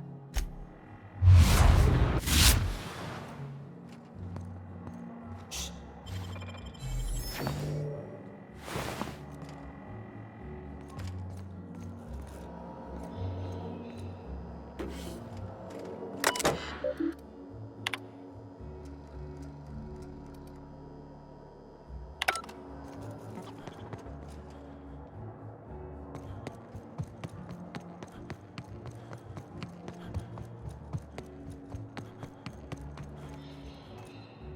The Grand Colonial Front Desk warmly welcomes you, Inspector.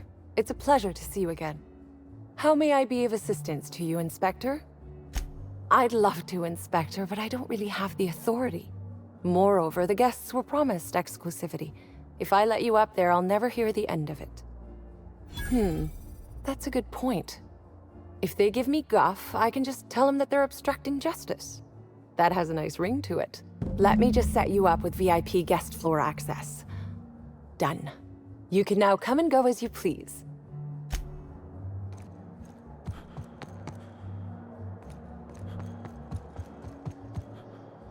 Aha! Always so nice to hear you, Inspector. I'll get you to your floor on the double. Next stop, the finest seat in the house.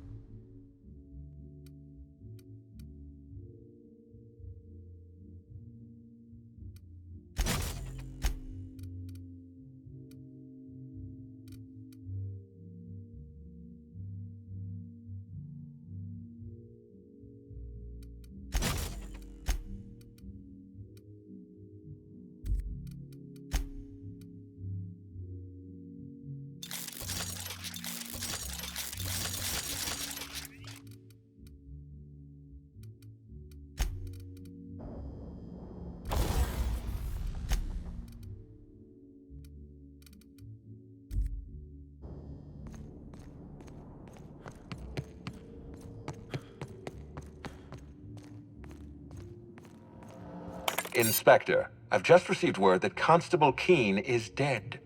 Please tell me it isn't true. Halcyon Helen, Leora Blossom, Maria Keene. There's a murderer on the loose, Inspector. You must stop them. I don't have Maria to count on anymore, so I'm counting on you. Why were you going through Maria's terminal?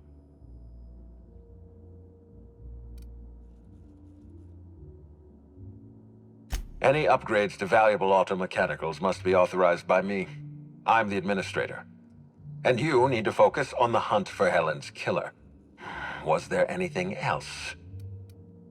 I'm pleased to hear that. Bertie Holcomb is a valuable asset to the Rizzo's Rangers property. When Helen was murdered, Bertie was nowhere to be found. The timing of his disappearance is unfortunate. Try not to feel too bad for him. Bertie is a brilliant athlete. The universe has balanced his talent by making him a slackwit.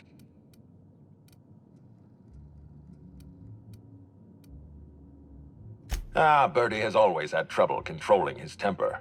He's responsible for the untimely demise of more than a few tossball sticks at the end of a losing match. It's only natural to be suspicious. Helen's death was violent, and the two of them were close. Be plain with me, Inspector. Do you believe Black Hole Bertie killed Helen? I'm relieved to hear that. I happen to be something of a fan of the hack attack. I'd hate to see him processed for murder, but we need to be absolutely sure. I'd like you to continue your investigation. Notify me as soon as you're ready to make a formal accusation. I appreciate that. I'd rather keep Bertie within the public eye than let him languish in a bar at the docks. If you're through investigating Bertie, I recommend looking into Cedric Kincannon. He's been entirely too comfortable since we began this investigation. I don't trust Cedric when he's comfortable. Ms. Leyva earned that title, but not for the reasons you'd expect. The profit business has been profitable for the hotel. Not so much for Ms. Leyva's followers. So, tell me, what did you find? She wants to be arrested. That's not the kind of behavior I expect from a suspect. Perhaps she's carrying a guilty conscience. Does the Prophet strike you as a reasonable candidate for Helen's murderer?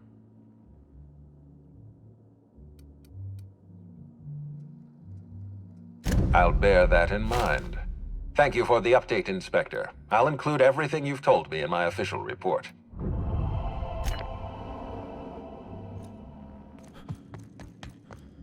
Aha! Always, if you see Black Hole Bertie, be sure to get an autograph for me. Just joking, I've already got one.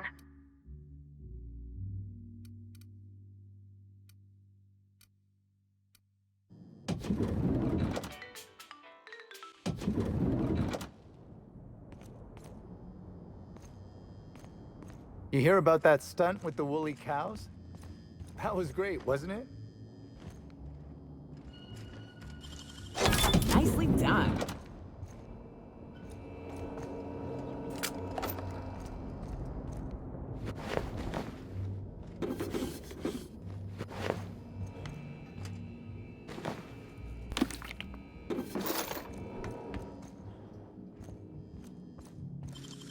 Great work.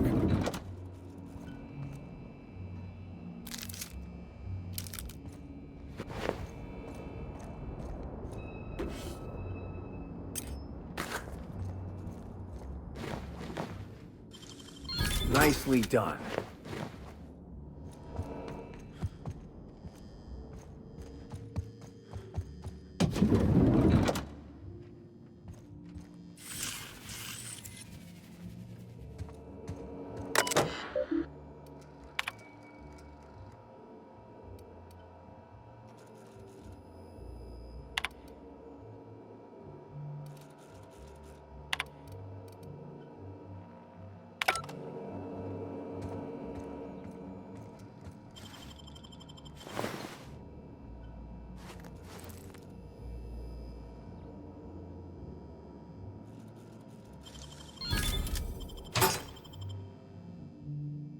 About time you arrived. I see you haven't dressed the way I asked you to, but I suppose that was expecting too much of a non-industry lout.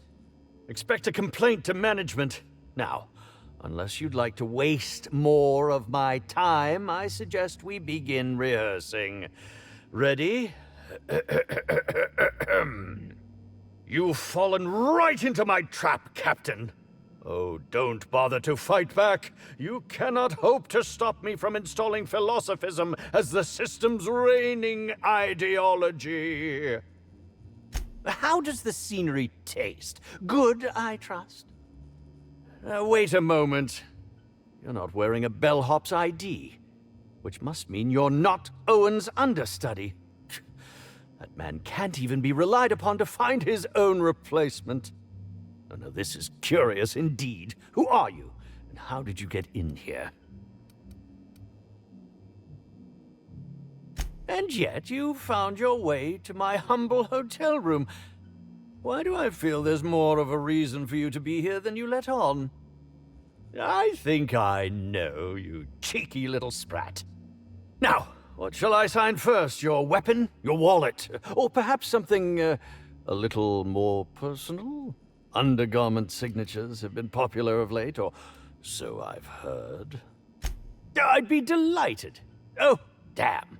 My pen's out of ink. I'll just get you a portrait of my face as a souvenir. I'm sure I have the prints around here somewhere. By the by, how did you get in here? The only non-staff individual cleared to enter guest rooms is supposed to be the inspector for Bellamy's murder. Oh. Oh! Hello. Hi. Terribly sorry, Inspector. I didn't realize it was you. Understand that I am beyond willing to comply with your search for the fiend that did Bellamy in. You know, now that I look at you, you're the perfect reflection of me, back when I starred in The Marauder's Bane. The absolute picture of justice. Ask me anything at all. I might even give you a straight answer. Indeed. The agonizing bowel pain was most undignifying. While I've certainly had no shortage of inadequate hotel meals, this was most explicitly pronounced. I suspect poison. And who would be most likely to poison me but Chef Anwar? Oh, we've clashed almost non-stop about his slop preparation. He must have tainted my meal in retaliation. None that I can think of. I treat all hotel staff equally, and with the minimum level of respect that they deserve. Is that a jibe? Could you imagine the tabloid headlines? Spencer Woolrich, Aetherwave star, spotted in gastronomic distress. Oh, unseemly hardly describes the half of it. How alarming! Whoever targeted her was certainly targeting me. I can only thank my ironclad constitution that I'm standing here before you. Very well, then. Certainly. But one quick question before we begin, if I may. How was it that Bellamy met her end?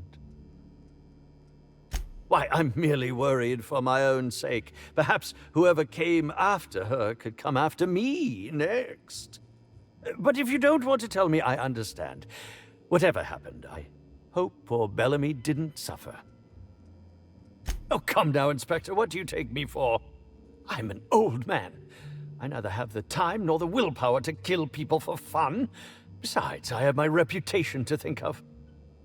I was meditating, of course. That's how I get into character. Respectfully, Inspector, it is rather counterproductive to commune with others while meditating. All actors have their methods, and this has been mine ever since I met that wonderful prophet of profitability. She taught me it for my role in The Unemployed Cometh. I had to lie face down on artificially heated pavement. The director wanted our suffering to be convincing. Needless to say, being able to leave my body helped to mitigate the pain, both during the 8-hour shoot and with the second-degree burns afterwards. I owe that woman much. Yeah, actually, only since I've been at the Colonial. The Unemployed Cometh was shot on site. That makes it, a few weeks. I cannot recommend her services enough. If you haven't been to see her yet, you really should. I'll answer whatever you wish. Bellamy has been my co-star throughout the autumn of my career. I should like to think I knew her. In fact, I cannot name a single role in the last 10 years that did not involve her in some way, unless you count the uncredited silent shopkeep on Melissa's Meteoroids. Oh, it wasn't. And don't think I haven't picked up on your tone. Resenting Bellamy is one thing, but killing her is another completely. It's also beneath me. I suppose that is enough on that grim subject. Oh, very well. I'm sure you're joking. Perhaps I'm not in my prime, but you've no doubt seen the name Spencer Woolrich on many a serial advertisement throughout your travels. Come now, I'm sure I would have made more of an impression than that. Could I have really fallen so far behind the times? Did you ever see me in The Masked Marketeer? The Busker of Byzantium? What about episodes 13 and 190 of Princess of Hephaestus? And who could forget From Halcyon with Love? I was great in that movie. Even if I was starring beside a 2-ton bucket of bolts and a woman with no talent. I think that's a bit of a stretch, don't you? If you're going to come after me, I expect evidence, unless you want to be smacked with litigation. Smacked!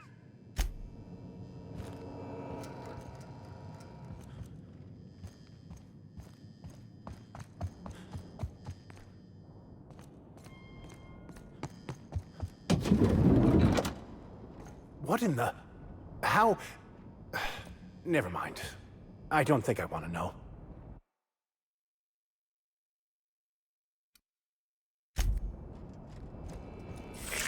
Timeline discrepancy detected nearby. Multiple discrepancies detected. First discrepancy. A woolly cow is present in this hotel room. Woolly cows are an import species for the Wilderness Exploitation Reserve and are incapable of affording upper-class accommodations. Second discrepancy. This woolly cow is dangerously inebriated with Rizzo Spectrum vodka. alcohol sanguinization ratio exceeds recommended maximum. An accurate observation, Inspector. This woolly cow is suffering from symptoms consistent with a hangover. A brief survey of this area reveals that the most recent occupants were athletes belonging to the Rizzo's Rangers Tossball Club. Insufficient data. A brief survey of localized property damage, divided by the area of this room, yields the following estimate. This unit was likely occupied by every member of the Rizzo's Rangers. -1.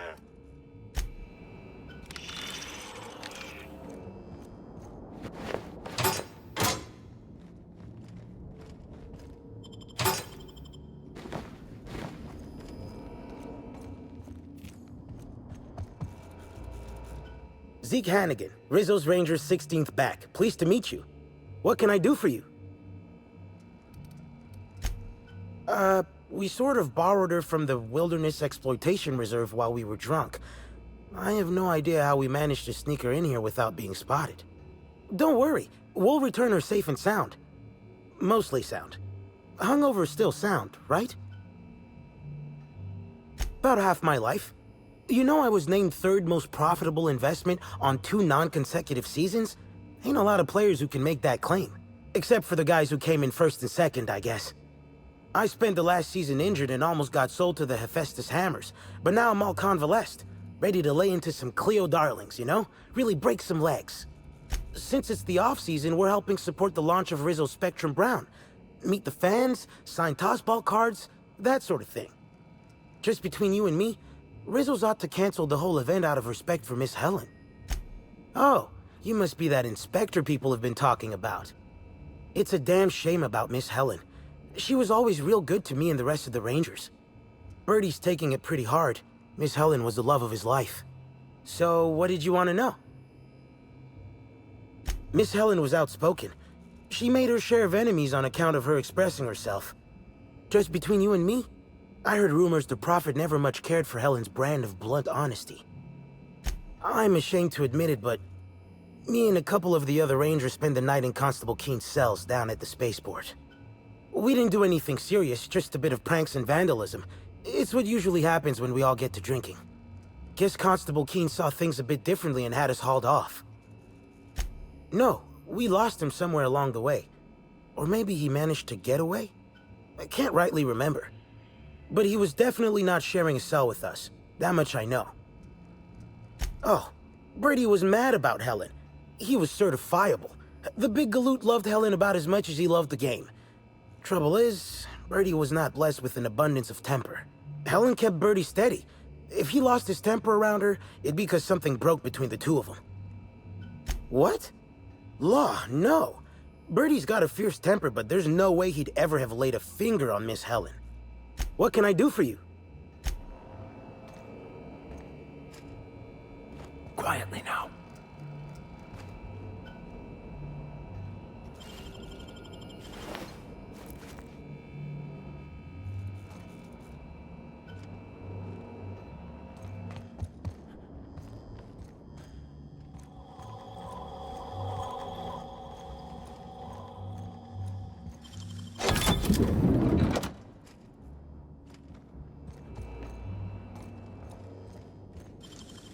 Nice work.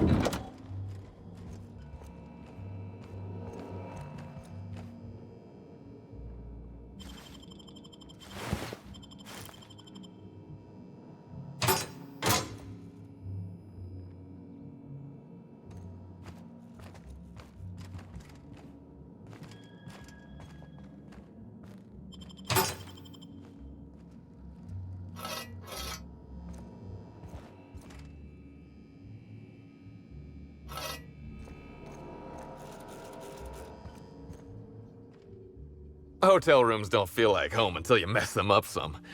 This one's real cozy. What do you want to know? Yeah? Oryx's a businessman. He sells stuff you can't get elsewhere. You know, alternative stuff. We're talking sort of science, crockery, whole supplements.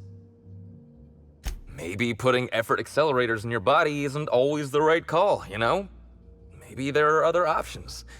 Maybe I don't take all the accelerators Rizzo's pushes on me.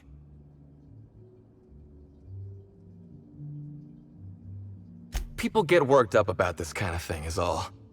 Not that my personal business should be any concern of theirs. Yeah? What do you want to know?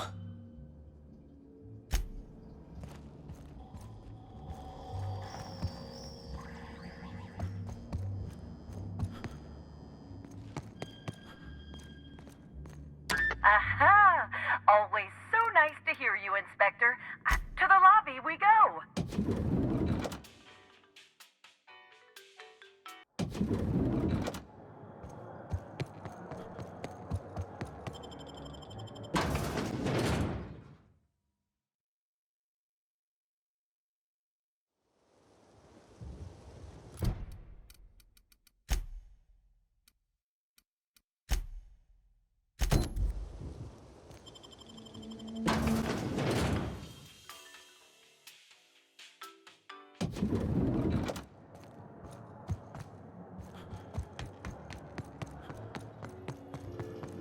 Yes?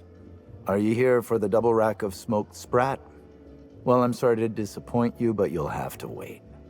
Oh, don't give me that look. Let me see if I can pencil you in for later. Actually, what am I saying? I can't do that.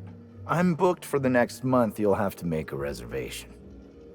Crime or no crime, I must keep my head on my work. One does not simply become the head chef in all of Eridanos by fretting over irrelevant happenings. Well, it didn't happen in my kitchen. Who exactly are you anyhow? What is it you want? You're the inspector? Here? Why? I mean, you may ask me whatever you want. I have nothing to hide. No. As it so happens, I was down in the employee break room. I wasn't taking an unsanctioned break, of course. I was merely fetching ingredients. Of course I did. I would never allow anyone else to touch the meals of so important a guest. Well, yes, I'm positive. Why? How? Oh, fine. There may have been times I left Helen's meal unsupervised. Spencer Woolrich and Bellhop Owens were underfoot in the kitchen as I was preparing Helen's meal. Either one of them could have tampered with the food when I was fetching ingredients. I understand your reluctance, but... Oh, I just remembered. The kitchen security camera. It'll prove I'm telling the truth about everything. Constable Keene has access to the security footage in her office at the spaceport. If you visit her, you can figure out what truly happened with Helen's meal. Yes, but not specifically. Owens often procures exotic ingredients from the creatures at the Wilderness Exploitation Reserve. Our guests can be rather... particular. Let's not talk about the incident with the Raptidon pheromone glands. It's always hard to say when Owens might be back. If I were you, I'd make a trek to the reserve myself. Otherwise, who knows how long you'll have to wait. Mr. Woolrich often finds the hotel's meals wanting. He seems to enjoy complaining in person. While I could appreciate someone with a discerning palate for once, I believe that Mr. Woolrich simply enjoys the attention he gets from us. Though don't tell him I said as much. If you wish to speak with him, Mr. Woolrich can most likely be found in his suite on the VIP guest floor. He's usually there if he's not poking around here. Well, it's a breach of professionalism, of course. Why else would I worry about it? Well, I suppose that's as good a point as any I've heard. I may have taken some time to engage in a teensy bit of recreational drinking, and consequently, I may have been somewhat less than coherent after preparing Helen's meal. Thank you for your understanding, Inspector. I'm sure you'll find the true culprit before long.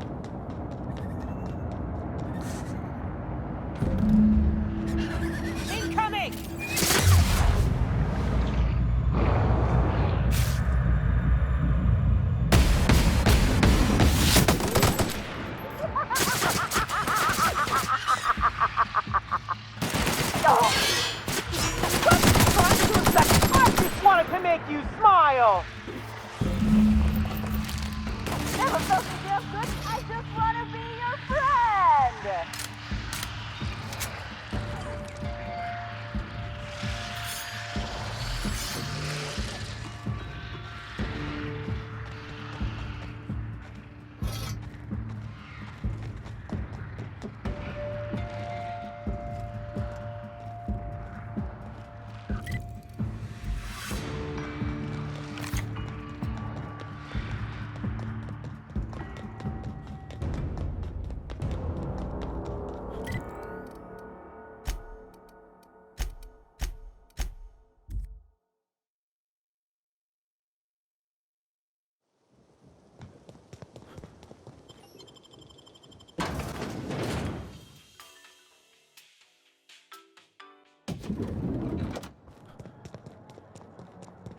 We should try to solve the puzzle hedges in the orchard.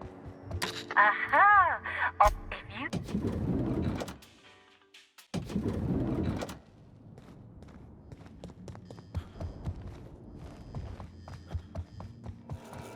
Please, can't you see my heart is bursting at the seams? I absolutely must go out. A quote from the Sisty Cutlet. I voiced a Sisty pig, aware that it was going to be slaughtered. Ask me anything at all. I might even give you a straight answer. Oh, have you now? Please do go on. Don't leave me in suspense. What? That damned bellhop promised discretion. Well, if you must know, it's an appetite suppressant. How do you think I keep my form so lithe? Terror ray glands keep me from feeling hunger pangs. I've never heard of that. You sure you're talking about terror rays? Their bits tend to give folks the runs. Oh, that's it. I'm firing my nutritionist this instant. Tampering? No, no, no. I just happened to be passing through the kitchen and saw a dish that looked good. If being hungry is a crime, you better indict 3/4 of Halcyon. I want to add another to the pile. Oh, no. Wait, bah. No use in pretending, is there? As it so happens, I may not have had the terror ray gland acquired for personal use. I may have placed it in Bellamy's meal. But before you indict me, please, just listen. I wasn't trying to kill her. Just listen to me, please. She would have had to eat 6 or 7 of the glands to die, and even then it would be an extended, arduous process. No, really, you must listen. I wasn't trying to kill Bellamy. I only wanted her to be incapacitated during the Brown unveiling. With her out of commission, the next available celebrity, myself, would get to host the unveiling. Please think twice about telling the administrator of my misdeeds. If he learns the truth, what's left of my career will be left in shambles. Tell him it was a poisonous mushroom or a bite from some poisonous insect, an accident. I promise I shall make up for my actions. Pay to erect a statue in Helen's honor, or perhaps even dedicate a performance to her memory. My law, if you aren't a sadist. If I have a coronary before you make your decision, I will do my utmost to haunt you.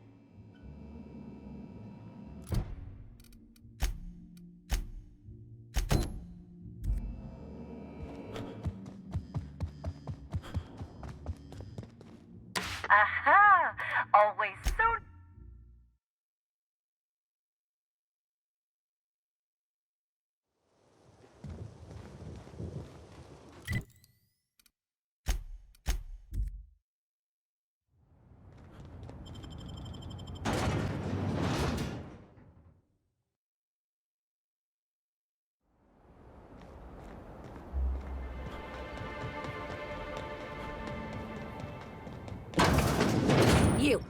You got an appointment? Appointment? Yeah, that's why you're here. Appointment? No appointment? No talking to Mr. Kincannon. Not entirely out of the question. Convince me.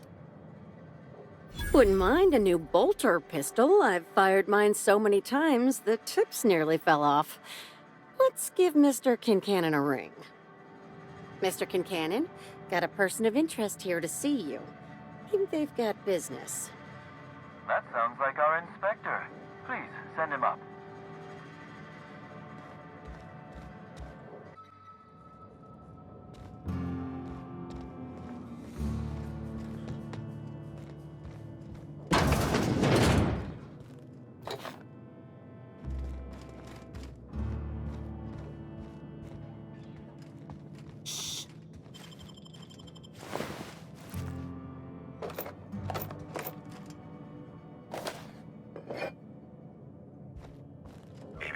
Timeline discrepancy detected nearby. A cursory fingerprint analysis shows this display case was recently opened or closed. Confirmed. The grip has been modified for a specific wielder, most likely the rifle's owner. Additionally, the plasma rifle sights appear to have been realigned to better accommodate a shooter with slight myopia in one eye. The fingerprints belong to Cedric Kincannon. Oh, admiring my rifle. Had it custom fitted by a woman on Monarch.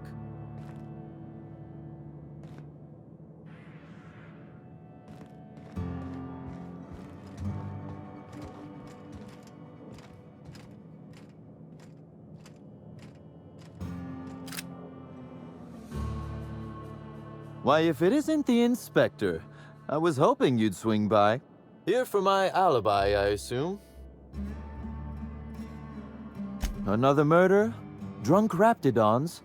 Black Hole Birdie practicing his hacking in the middle of the street? Stop me if it's one of those, or I'll just keep guessing.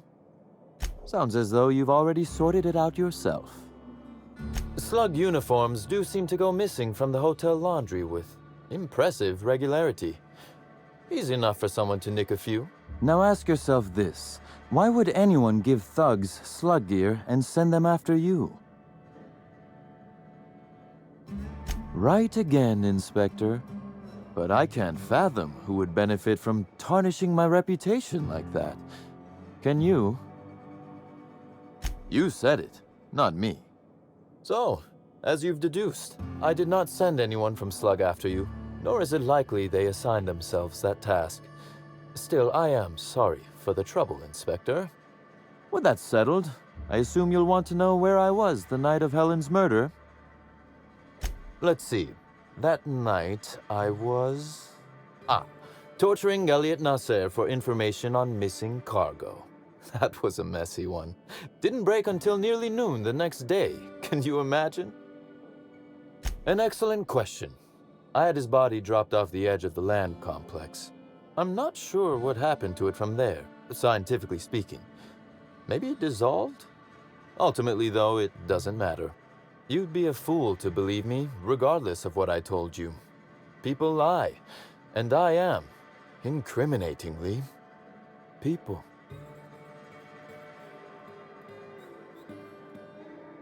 And I appreciate that, Inspector. The fact of the matter is, I know I didn't kill Helen, and I trust you fully and completely to find whoever did. If it helps, however, you might consider pursuing not my means, but my motive. Why in the name of the architect would I kill Halcyon Helen? She was making me a fortune. I'm considering a line of commemorative merchandise. Still, that's nothing compared to what Helen would have made us in the long run. I'd offer to assist you in your work, but I have a mystery of my own to solve, I'm afraid. You may very well want to. This particular trouble strikes me as not unrelated to your investigation. Items are disappearing from Slug's storage and processing warehouse. The thefts began a week before Helen's unfortunate death, and there have been more instances since. Before you ask, I know the difference between cargo going missing and cargo going missing. This is the latter. I'm not sure. I'm only confident there is one. That the thefts began mere days before Helen's untimely demise is an extraordinary coincidence. I'm not a man who believes in happenstance, Inspector. I do not trust it. I certainly wouldn't take that bet. Regardless, this will be fun. You out in the field, chasing down leads, me scheming in my office, preparing to unspeakably mangle the perpetrator. You do recall, Inspector, that I'm not to be trusted? But certainly, whatever you say. You'll want to speak with Ella Tinsley, the warehouse foreman. I've cleared her as a suspect myself, but should she refuse to cooperate, shoot her. No, I'm joking. If she won't cooperate, tell me and I will shoot her. And do feel free to search my office for clues while you're here. Don't hold back on my account. Was there something else you wanted to discuss? Constable Keene? Now that is a damn shame. Am I right to think this wasn't a workplace accident? No, I played no role in the good constable's death. None. I'm flummoxed. I'd nearly forgotten how that feels. It's quite unpleasant. Thank you for informing me of Constable Keene's passing. When you find her killer, please be certain to make them suffer. We may have been on opposite sides of the law on occasion, but we were not enemies. Perhaps it will shock you to hear her loss saddens me. Maria was a decent soul, and law knows those are in short supply around here. A little square, perhaps, in her dedication to the rules, but good nonetheless. I'm also saddened to have lost an occasional drinking buddy. She was quite good at cards, you know. No, she didn't. But let's discuss something else. Do you have other matters requiring my attention? The original incident? Well, I made him an offer he should have refused. What? No. Law, no. Why in the architect's name would you think that? Our combative relationship stems from paperwork, mundanely enough. Rizzo's contracted Sublight to construct the Eridanos atmospheric complex. Had Lou wanted Rizzo's to retain full control of Eridanos, he shouldn't have skimmed the revised contract I sent him. Lou's an administrator, for law's sake. I thought he would adore all the fine print I added. Think of it this way. It was a test, and he failed. It was all perfectly legal, too, which irked Lou to no end. My power grab, as Lou called it, planted the seed of hatred. And Lou, obsessed with what should have been, has made sure to water it daily with his bitterness and anger. Alas, I can't.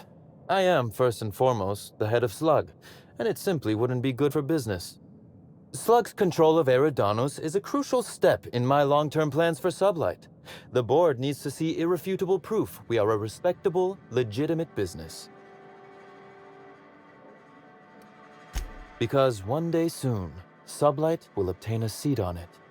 Meanwhile, our dear administrator is still laser-focused on old slights, which can be a nuisance. He's grown increasingly desperate to catch Slug with our hand in the proverbial cookie jar as of late, convinced we're involved in less than legal business opportunities.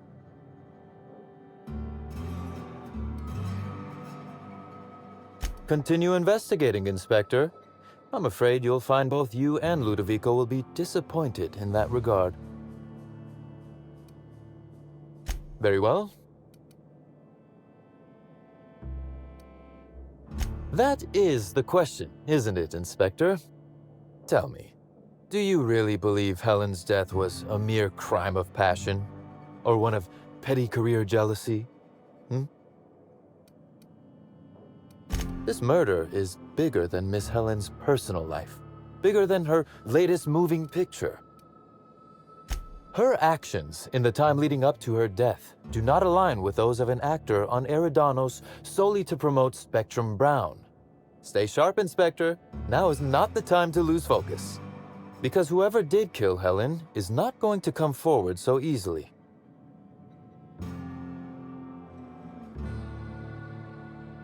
A few. Helen was strangely curious about the private business operations around Eridanos. She said it was role research, but how much business know-how does one actor truly need for an action picture?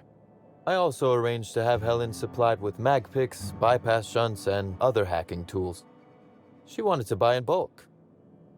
That she bought in bulk? Not particularly. It takes time to learn to use tools like that deftly. I wonder, did she run out of time in the end? I might. I just might. Your point, Inspector? Am I an official suspect, then? Intriguing.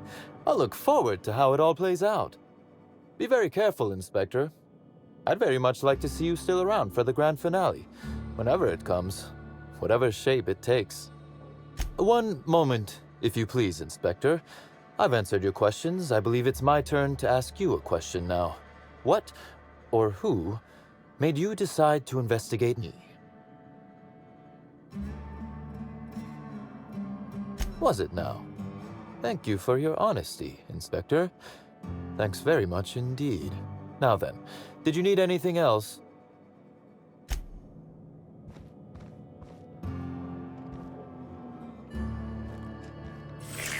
Timeline discrepancy detected nearby.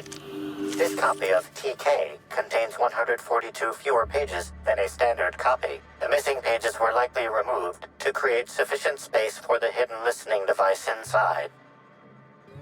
Transmission receiver location unclear. Inspector, please consider speaking into the device in order to trace the transmission and reveal the receiver's location. Ominous threat transmitted. Transmission analysis complete. While the precise location of the receiver could not be pinpointed, it has been narrowed down to a smaller, approximate range. Analysis inconclusive. However, there is a minor accumulation of dust particles present on the book's uppermost surface. The area within a 0.5 meter radius of the book possesses a dust coating comprised of at least twice the number of particles. That is highly likely, Inspector. What's that you found? No, wait, don't tell me. Let's save it for the big reveal once you've solved the case.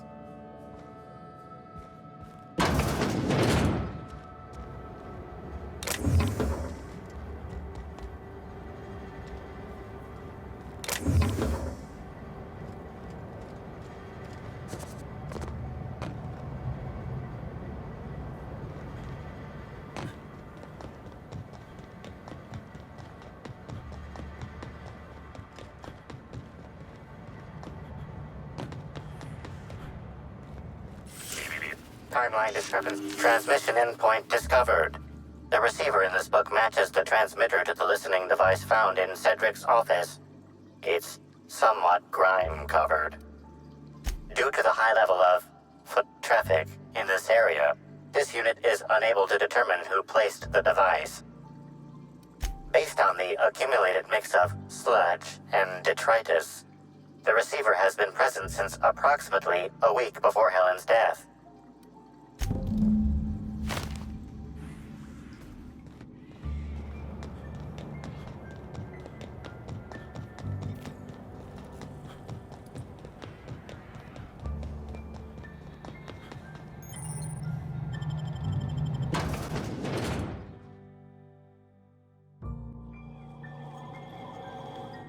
Hi there. Sorry, this area is off limits to port vision. Oh, wait half a second. You're the inspector. Sorry about that. I'll buzz you right in. Feel free to have a look around, sir.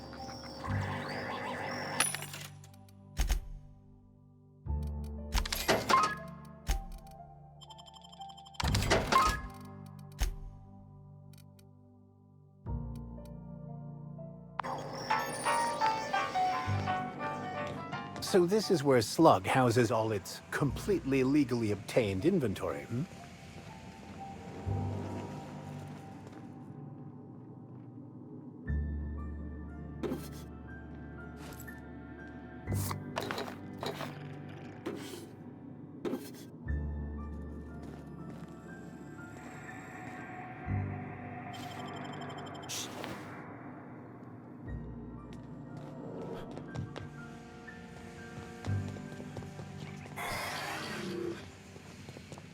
Hey there, little buddy.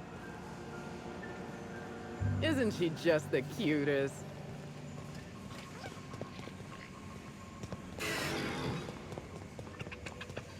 I don't much care if you work for the adjutant. You want my respect? You show respect to Mr. Kincannon.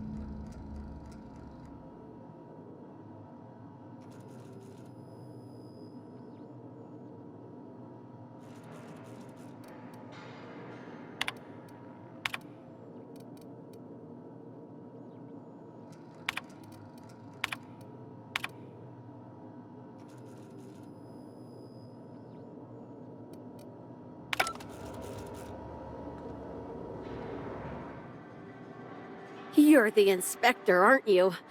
Boss Kincannon said you'd be by about the cargo that's been going missing. Gosh, this is so neat. A real-life inspector. What's that like? Have you solved any mysteries yet? Ever had to shoot a suspect? Right, of course. Just tell me how I can help. That's the weird part. There's no pattern far as I can tell. The thefts don't make sense. I ask you, who would steal a handful of Spacer's Choice Sabers, so dull they can barely cut mud, but leave the spectrum black? Ugh. Who'd be desperate enough to want to steal a Spacer's Choice Saber, full stop? Yeah, probably not. No one's dumb enough to think Spacer's Choice Sabers are worth half a damn. Then there's the most recent theft, 5 boxes of pens and a couple of sodas. I can't decide which one's sadder. Well, I'm no inspector. If there is one, I'm sure you'll find it. Maybe they're keen on cashing out and want to go as painfully as possible. I don't know. Boss Kincannon's office is where he holds most of his meetings with important folks like Ms. Helen. Just about all negotiations happen in his office too. Vendor pricing, major purchase orders, rentals for construction projects, you name it. Everyone here at Freight Storage and Processing, for a start. Thing is, the cargo is going missing before the shipments even get to the warehouse. Best I can figure, it's probably getting lost in the shipping yard. As for who has access there, Benton Chan, he's the shipping yard manager, he told me it's mainly just the loading automechs that handle cargo. Could be. Those things'll break if you so much as look at them funny. That's Benton's area, but don't bother asking him for help. Last time I asked him to check the automechs, the hull head told me he couldn't help because he was dead.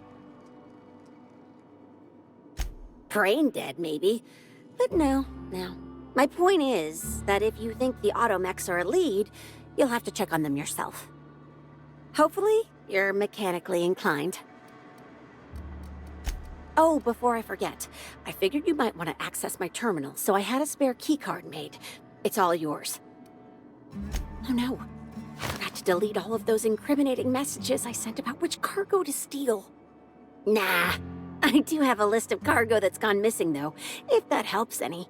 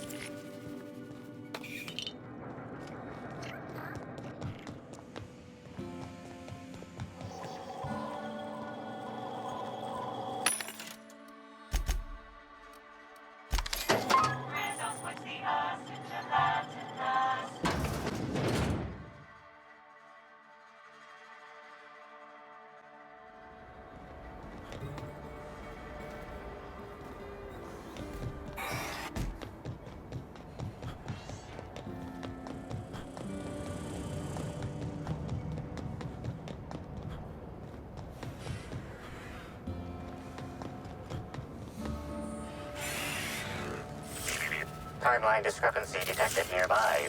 Inspector, this loading automechanical's programming does not match factory default settings. The standard defensive protocol has been modified to include an additional trigger. For Type K-19 cargo transport automechanicals, defensive protocol is triggered by attempted interference with cargo, or its transportation, or attempted destruction of the unit. Once triggered, defensive protocol targets the perpetrator and applies lethal force until the target has been deceased for a minimum of 3 minutes.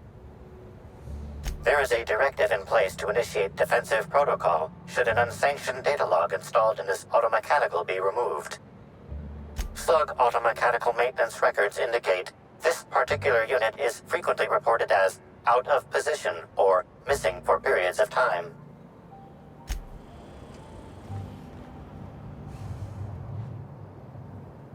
Loading automechanical. Automechanical Unit K-14 is fully operational at 99% power.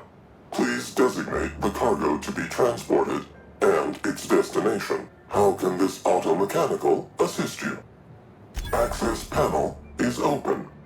Please be sure to close the access panel when you are done. Ejecting data log 17C. Alert. Failsafe protocol triggered. Kill mode initiated. Preparing to end user. Understood. This unit is programmed to facilitate user queries.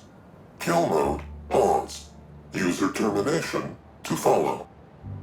The ejected data log contains instructions to move cargo shipment 6-8-7-5 outside the boundaries of the shipping yard. It also contains instructions to move randomized cargo shipments outside the boundaries of the shipping yard at intervals of 1 to 4 days.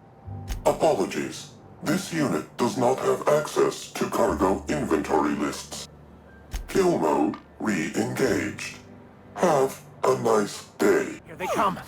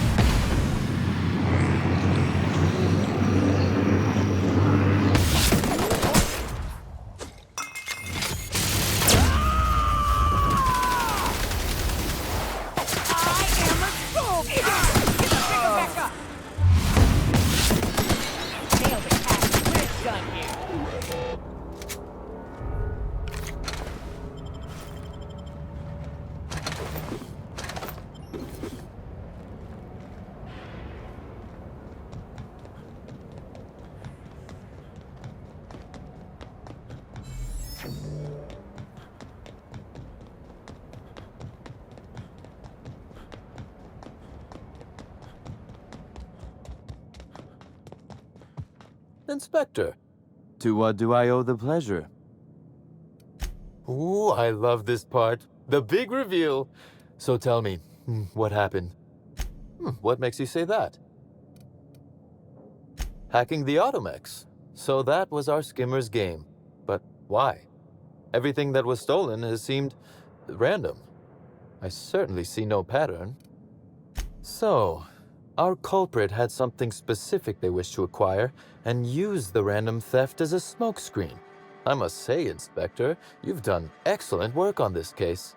Then that just leaves how the culprit knew where their true target would be, or indeed, that Slug would soon possess it. Okay, that's very impressive. Don't ever touch me again. Am I right to think what you found in my office earlier was the other half of this listening device? Not quite, Inspector. That listening device belongs to me. I lent it to Halcyon Helen to assist her with role research.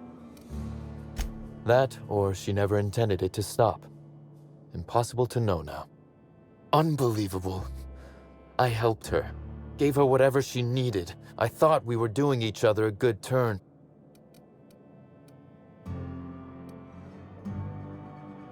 As though Helen herself didn't profit from her work. Please, this is a betrayal, Inspector. I do not take betrayal lightly. Helen should consider herself very lucky indeed that she is already among the dead, and that some other bastard beat me to putting her in the ground. Yes, I suppose we have. There is, however, a slight chronological incongruency to it. I now have a motive to kill Halcyon Helen, but Halcyon Helen is already dead. If I'd known Helen was stealing from me, I may very well have killed her, or had her killed. Alas, I did not. Oh, that is good, Inspector. Now you are thinking in the manner you must if you intend to get to the bottom of this mess. I wish you luck with your investigation, though I doubt you'll need it. You'll find Helen's murderer. I'm confident of that.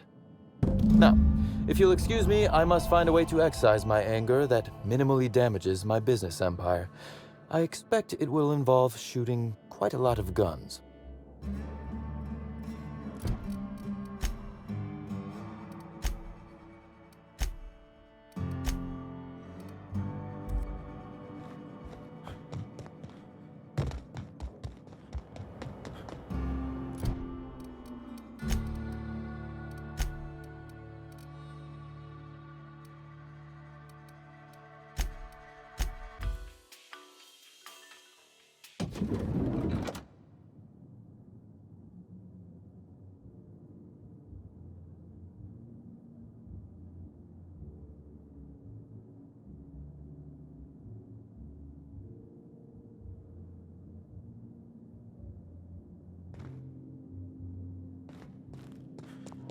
Inspector? Excellent. I trust you have a name for our poisoner.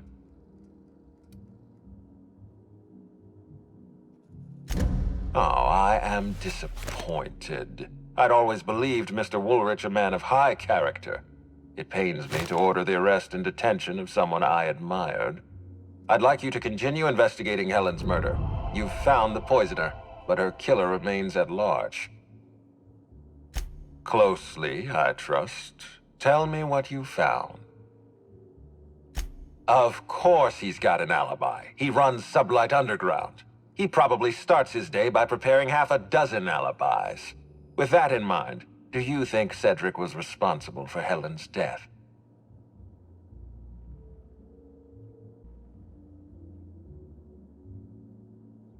No motive. That's disappointing, because it's exactly the conclusion he'd want us to make. Unfortunately, even I don't have the authority to detain Cedric. His line of work is dangerous, though. There's always a chance for an accident. Well, I'm glad to hear that. I've already lost Dr. Blossom and Constable Keene, but at least Cedric's alive. The universe is a just place. I've been waiting for this. Tell me, Inspector, who killed Halcyon Helen? I beg your pardon.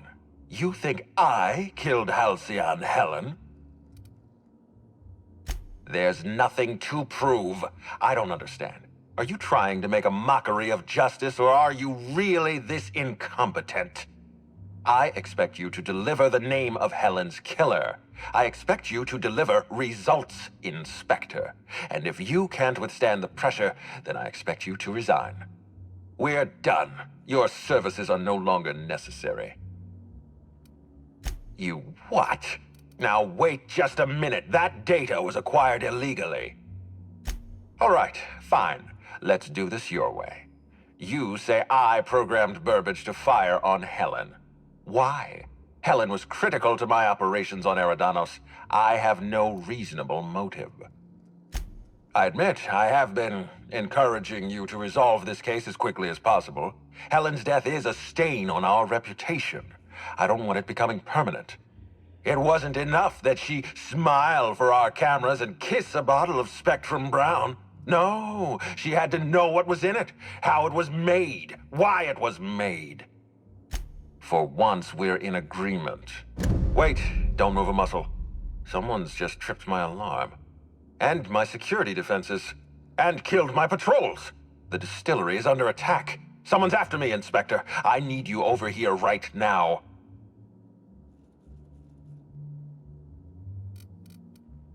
Forget what I said. I'm renewing your contract as of this moment. Damn it, someone's interfering with my transmission. Can you read the... Whoever the real killer is, I got a feeling they're going after Mr. Ludovico. We need to catch up to him. Fast. I guess, if we have to. Getting kind of tired of kicking my heels up in the penthouse all day. All right. I got nothing going on. We should definitely go. As for helping him, maybe we take the wait-and-see approach? From the depths of Terra 2 to the heights of Eridanos, there's no mess that your SAM unit can't unstick, unclog, or unsully. Think of this as an opportunity to teach Mr. Ludovico the importance of compassion.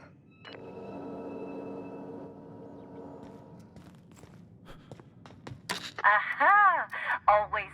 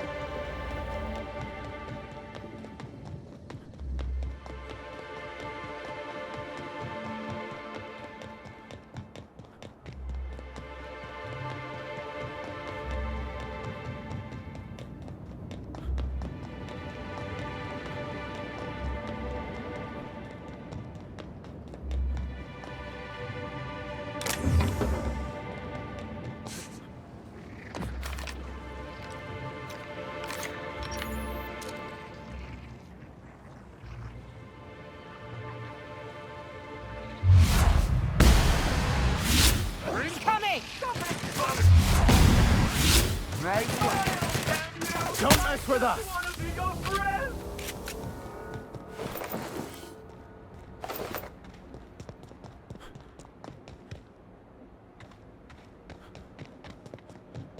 Ooh, this is heavenly. Think they'll have free samples? Maybe new colors they haven't tested yet. I wonder what a Spectrum Fuchsia would. Here we go! I'll show you! This pizza! I'll show you! I just want to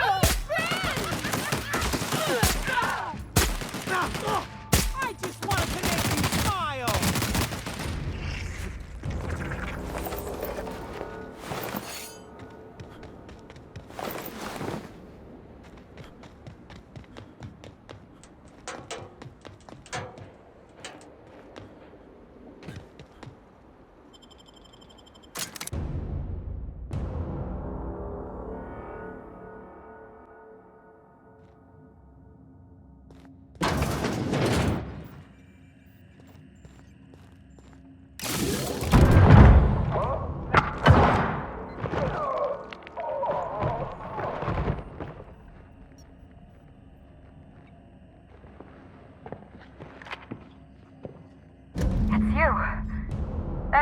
You'd catch up to me sooner or later, Inspector. I was just hoping you'd find me standing over the Administrator's corpse. What in law's name? Halcyon Helen, how are you still alive? Oh, is that Ludovico I hear?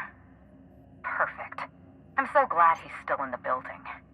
Would you mind letting him know I'm about to blow his whole operation to flinders? Brace yourself, Inspector. You're about to learn the biggest secret in the Aetherwave industry. Halcyon Helen was never one person. I shared this role with my twin sister, Belinda. Two people inhabiting the same life. Existentially challenging, philosophically speaking. My condolences. Must feel like you literally lost part of yourself. Belinda and I were the best kept secret in the business. Nobody could tell us apart. And certainly not a peevish, petty, miserable little worm like Quentin Ludovico. So when I discovered the truth, when I realized what Ludovico was about to unleash on this colony, Belinda paid the price. Call me a murderer all you like, Inspector, but I'm no coward. I bloodied my hands to save this colony. I'd do it again. If it means defending Halcyon's future, I'd do it in a heartbeat. Tell the truth, Ludovico. There's nothing safe about Spectrum Brown. You want to infest this entire colony with those disgusting parasites. They're not parasites. These creatures are symbiotic life forms. They belong to the highest order of life form, capable of living in perfect harmony with humanity. The symbiotes evoke a feeling of joy in their host. A bliss so pure, so profound as to render the most exquisite recreational substance obsolete. Oh, don't you see, Inspector? I want to bring joy back to Halcyon. I want this colony to smile again. A host only turns violent if they're carrying too many symbiotes, or if they see you as a threat. In its natural state, the relationship between symbiote and host is perfectly harmless. Listen to me. I never wanted to take a life, but I had no choice. I couldn't let anyone destroy this colony's only chance at real happiness. But what about Helen? What about all the innocent people she's killed?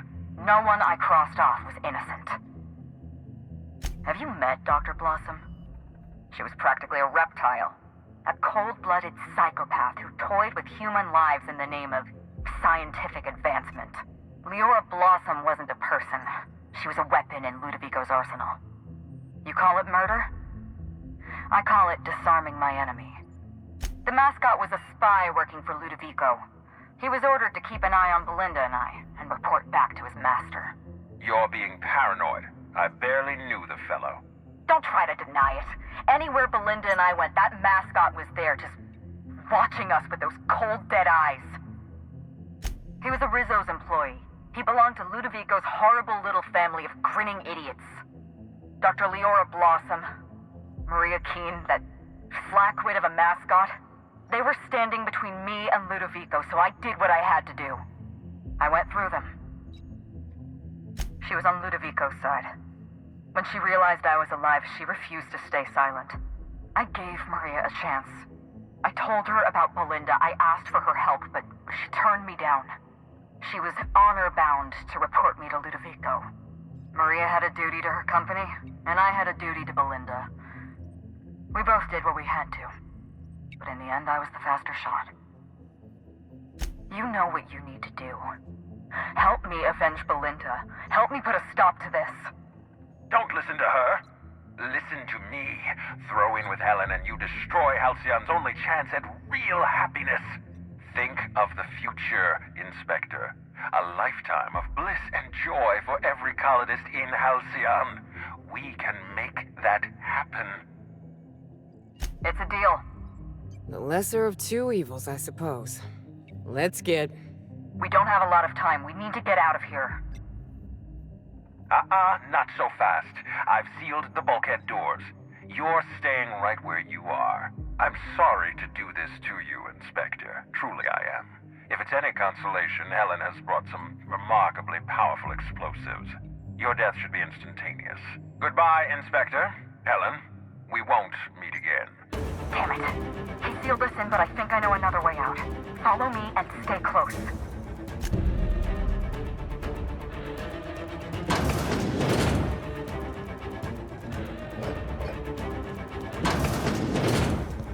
Head through that door. There's another way out.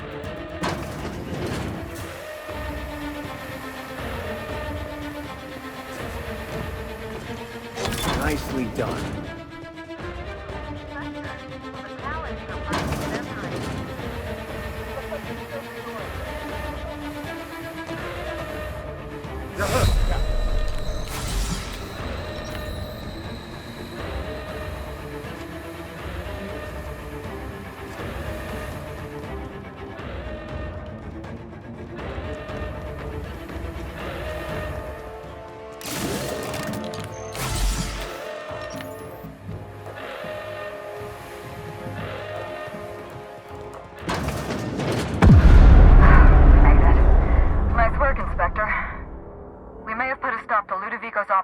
But he's still at large.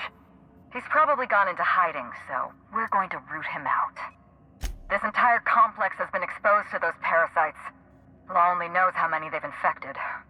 Most of them won't even know they're carrying a parasite inside of them. If they're showing symptoms, it's probably already too late. Boundless energy, insufferable joy, an almost saccharine attitude of optimism. Then just like that, parasites bursting out of their bodies. Fat and wriggling with vital energy. You're a step ahead of me, Inspector. An airborne pesticide of some kind. I think you may be onto something. Let's meet back at your penthouse. We'll ready our next move. Not here. In private, back at the penthouse. Also, I rather like the ambiance there. See you soon, Inspector.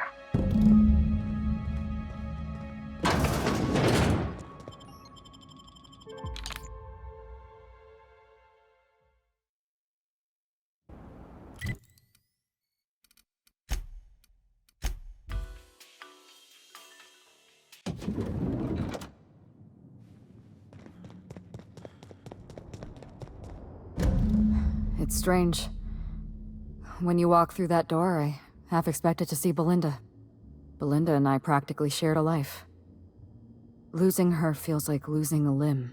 She's conspicuous by her absence. I appreciate the sympathy, Inspector. Thank you. I'll appreciate your help even more. We shut down Ludovico's distillation plant, but he's not gonna sit idly by.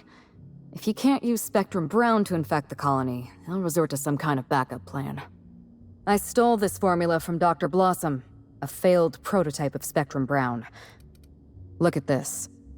The prototype had the opposite effect, and actually made you immune to the parasites. Precisely. I see we're in your wheelhouse, Inspector. Or do you prefer Doctor? We're going to need 2 ingredients. A sample of essence of Sprat, and 1 intact pod of parasite eggs. Cedric's warehouse in the Piraeus spaceport almost certainly carries a batch of Sprat essence. As for the pod, I'd check the Wilderness Reserve if I were you. I'm glad one of us is an expert. Most of what I know is based on Dr. Blossom's notes. Here's what I understand. Sprats have an adaptive immune system. They don't suffer from the diseases and parasites they carry. It's one reason why you'll see them in every corner of the colony. Dr. Blossom experimented with Sprats and accidentally discovered a way to become immune to the parasites. That's probably when she decided to switch to human testing. You're a scientist and an inspector? You really are full of surprises. I borrowed a centrifuge from the research lab. Used the ingredients to synthesize an antiparasitic. I'm glad I could count on your expertise. Once you're finished, head to the pilot house. We'll hijack the control system and disperse the cure into the atmosphere. That should kill off most of the parasites. Are you worried I'm gonna shoot you in the back? You're right. You do deserve the spotlight. Here. You take good care of my Needler, and it'll take good care of you. There is one other thing. While you're at Piraeus Spaceport, have a word with Cedric Kincannon. I know Cedric. There's nothing he wants more than a chance to eliminate Ludovico. We could use him on our side. Best of luck, Inspector. I'm counting on you. I'm not accustomed to talking about Belinda, but I'm also not accustomed to the kind of sympathy you showed me earlier. So I'll make an exception for you. Belinda and I shared the role of Helen, but she was also the only person who knew the real me. To the rest of the colony, I'm Halcyon Helen, but to my sister, I was just Ruth. I could be myself around Belinda, and she could be herself around me. She was my only sister, but she was also my only friend. Parents, naturally. An agent, a couple of directors. None of them had any reason to reveal the truth. To them, Helen was a brand. Revealing our secret meant damaging that brand. Damaging that brand meant losing money. Nobody in this colony wants to lose money. Belinda and I saw Helen as an act of theatric sleight of hand. We enjoyed the deception, the challenge. We wanted to see how far we could go. And if I hadn't underestimated Ludovico, you and I probably wouldn't be talking about Belinda in the past tense. We wouldn't be talking about her at all. It should have been me in that ballroom. Belinda died because I was careless. Never mind that. If you've got something else to ask me, now's the time. No. Belinda enjoyed the secrecy. She could slip into the role of Halcyon Helen, attend social events on my behalf, perform a few stunts, deliver a few lines. And then, when she grew tired of all the people and all the attention, all she had to do was slip out of the role and be my sister again. She was the secret twin. She had a comfortable life in the shadows, an easier life. I made sure of that. What I want is my sister back, but I'll settle for killing Ludovico. I'm glad I could satisfy your curiosity. It's a long story, Inspector. It was supposed to be just another marketing job. Rizzo's wanted Halcyon Helen to be the face of Spectrum Brown. Some hideous concoction served with a dead parasite. All we had to do was spend a few weeks on Eridanos, shake some hands, sign a few autographs, drink a bottle of Spectrum Brown in front of a camera, and try to smile. Belinda didn't want to go, but I wanted a change of scenery. In any case, we couldn't possibly say no. Belinda always hated endorsement deals. They felt cheap to her, inauthentic. She always believed her first priority was to our fans, and not the company that bought us out. Belinda and I arrived on Eridanos and played our usual game of trading places. We were practically flawless. Even Ludovico didn't know about us. Belinda was unhappy for the first few days, but then she met Bertie Holcomb. Bertie treated her like a human being and not just an Aetherwave icon. They were just about perfect. Bertie has a dreadful temper. I was worried about Belinda for a while, but she told me he'd never lay a finger on her, and I took her at her word. Bertie wasn't the person I should have kept an eye on. It was Ludovico. I had a feeling Ludovico was hiding something. Belinda stayed busy socializing with the celebrities around the complex. That gave me some time to do a little digging. I saw everything. The test subjects, the parasites. Spectrum Brown was never safe to drink. Those harmless, dead parasites at the bottom of every bottle. They were just dormant. They would have sold out in a month. This colony loves novelty. They'll eat up any new product we toss their way. A new cereal, a new Spectrum flavor. Ludovico knows that.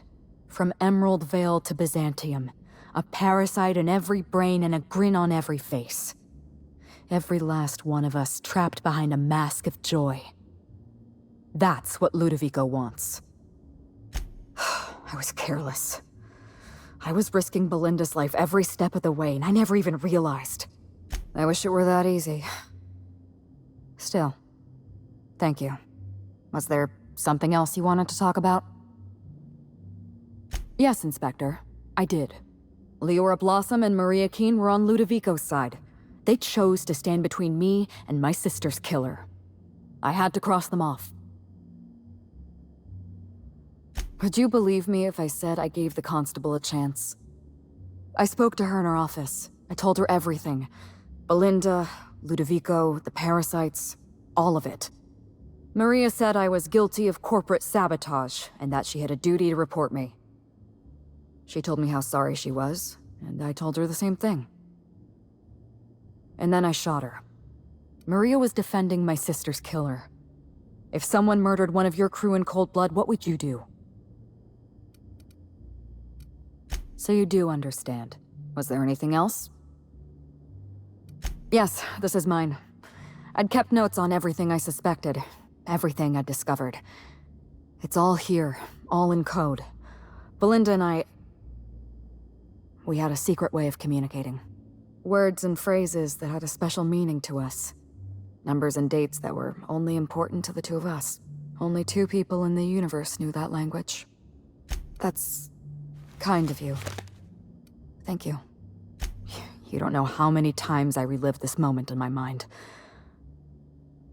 I discovered what Ludovico was up to when I toured the orchards.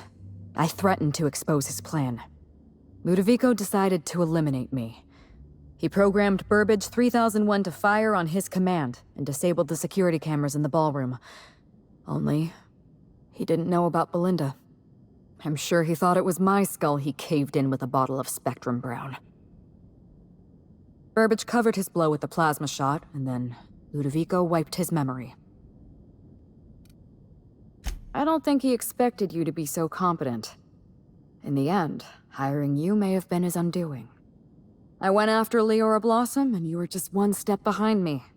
I programmed an automech to steal some explosives from Cedric, but you weren't far behind. You were always hot on my heels, 1 step behind and catching up. I realized I'd have to throw in with you or eliminate you. I like your confidence. Take that with you when you hunt down Ludovico.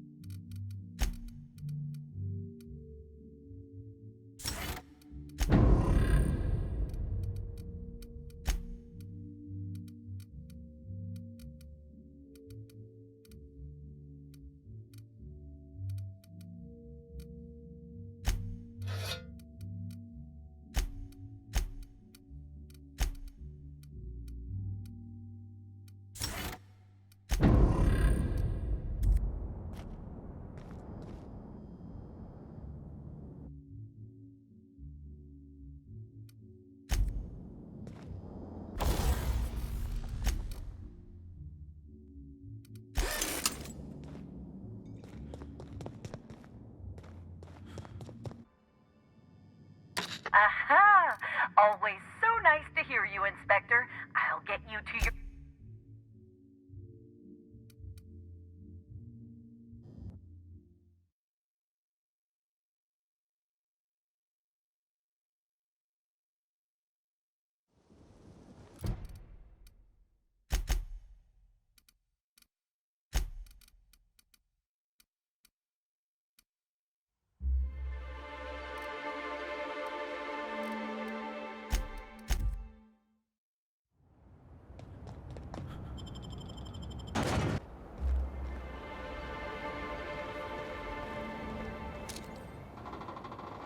Here we go!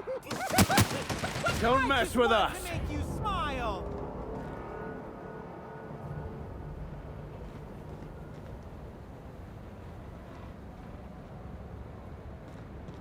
Here we go! I just want to be your friend! I just wanted to make you smile.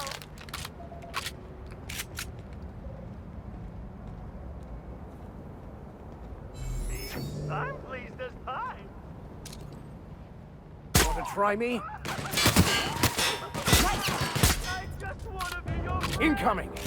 I just wanted to make you smile!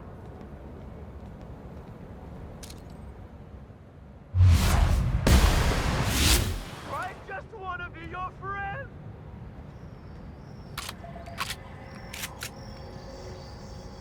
I wonder if all these cargo containers are stored here for any legitimate reason.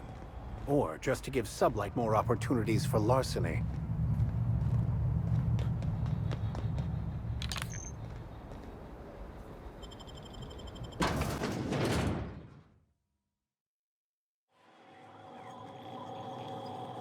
Law, how'd you get in here alive? You are alive, yeah? And not one of them? No, you look clean. Good. You'd better get inside with the others.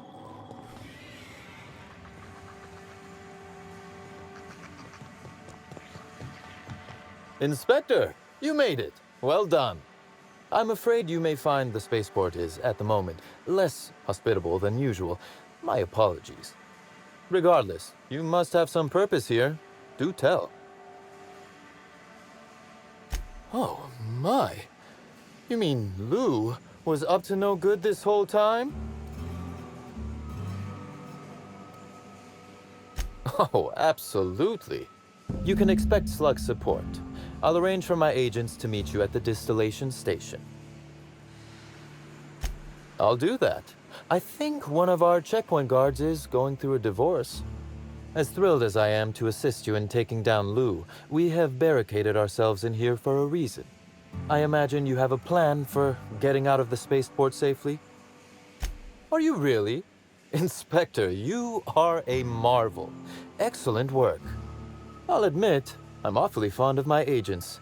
To see them restored will be a great weight off my soul. Thank you.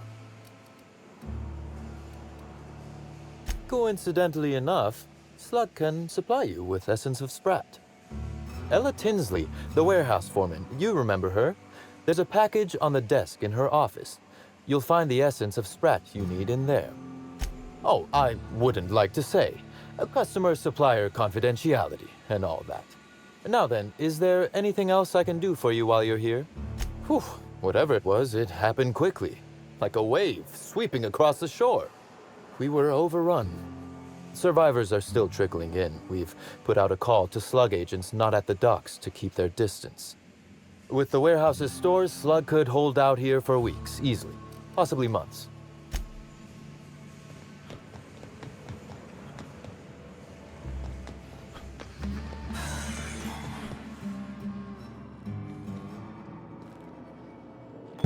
Essence of Sprat? Not the most obnoxious thing we've found. No, wait. I stand corrected. It is.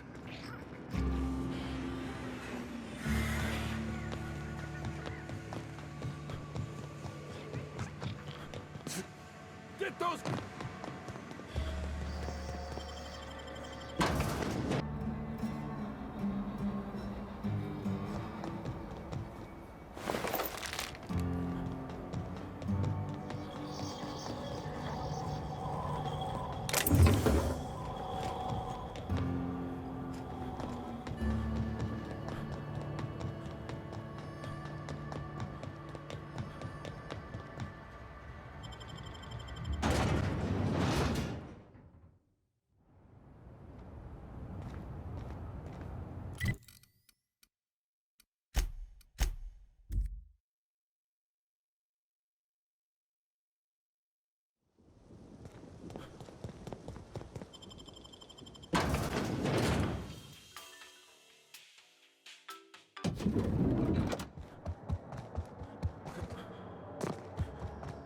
Aha! Next.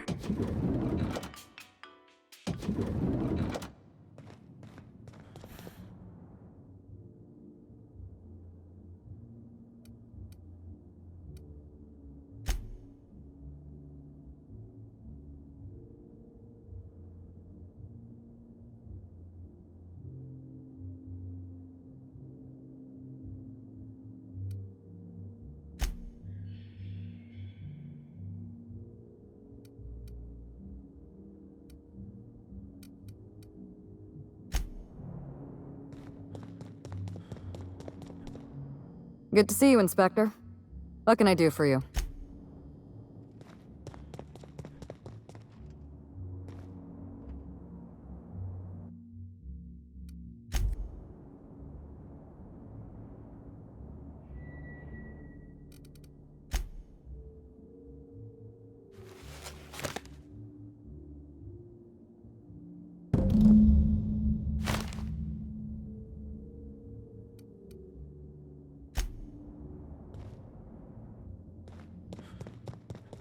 Aha! Always so nice.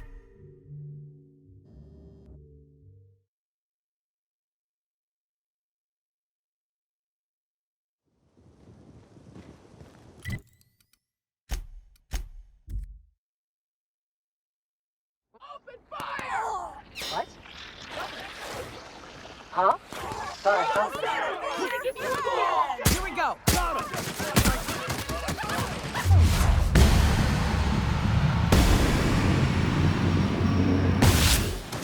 Don't mess with us.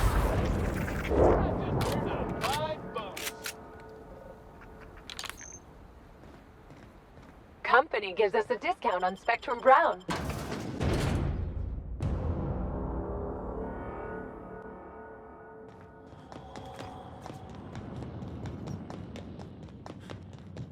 Greeting protocols suspended.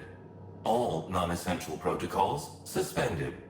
Phaeton is standing by for larval compound dispersal. Affirmative. Dispersing.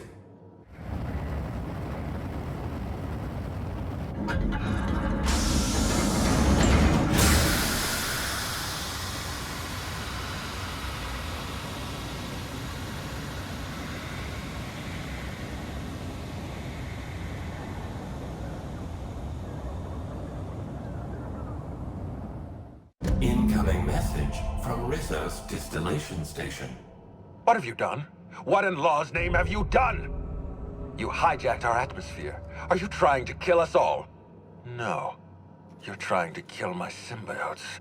I'm not going to let you destroy everything I've built. I can still fix this. I can undo the damage you've done. End of transmission. All systems are functional.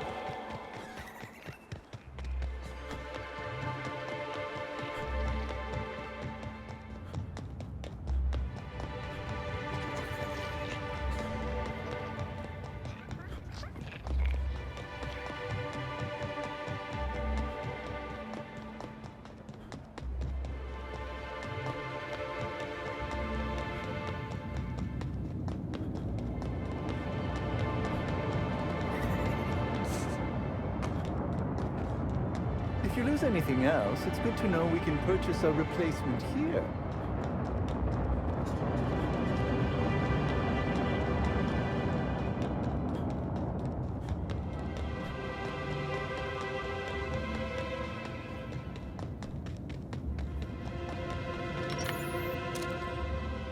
Opening fire!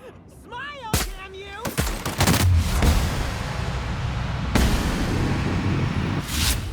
Mako! Got him! Our skills are unrivaled.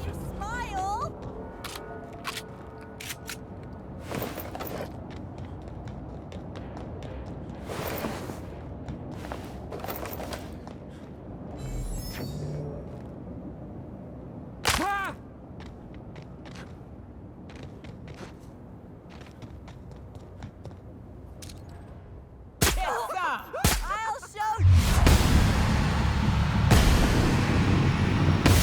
Happiness!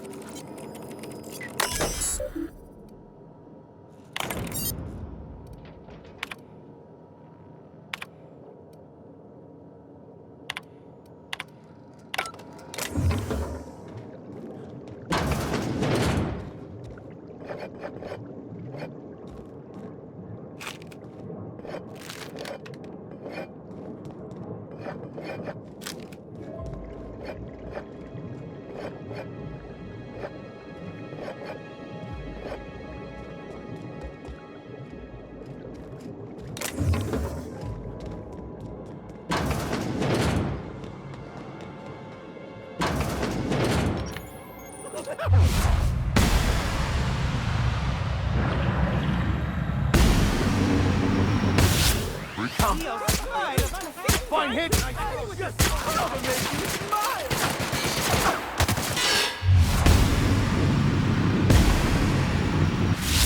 I just want to be your friend!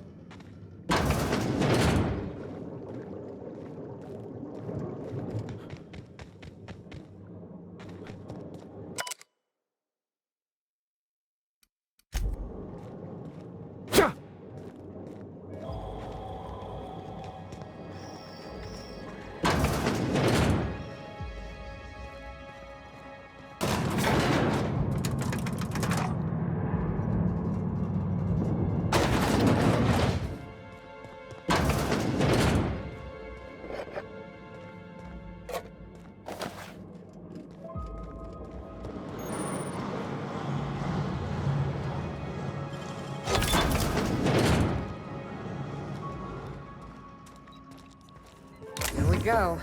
Into the belly of the beast.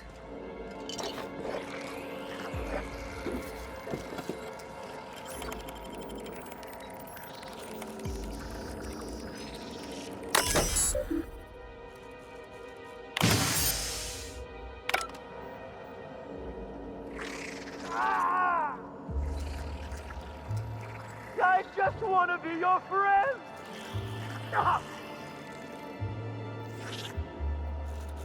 I just want to...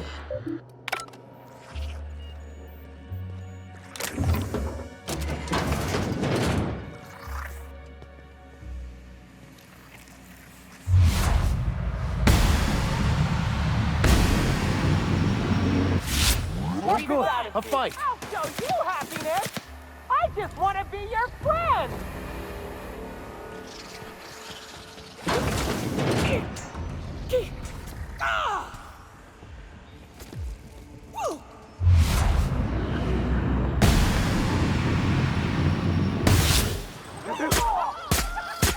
Pound they go! I'm gonna let no one bring you down!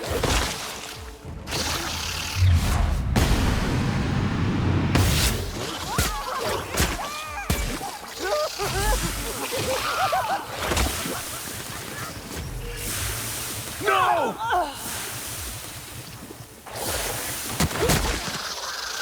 Never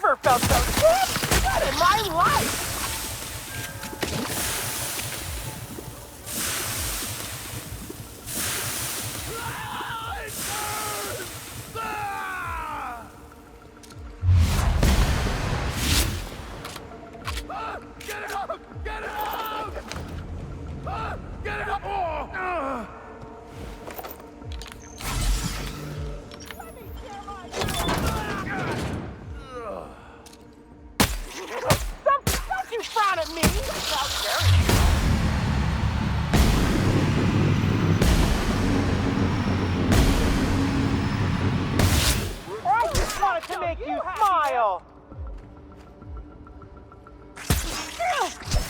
Real funny. Giving me the... I just want to be your friend! Everyone all right?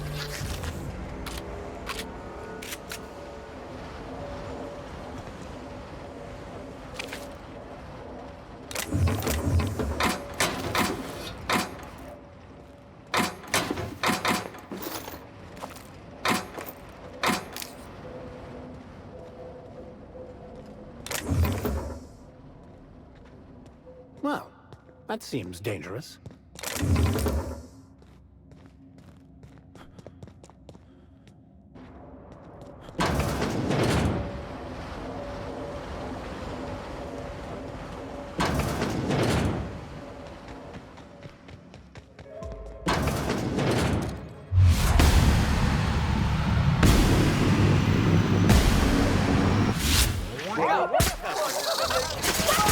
I just wanted to make you smile!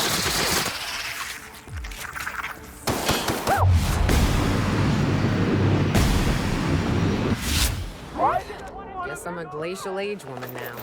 It may taste like cold piss, but at least it doesn't have parasites in it.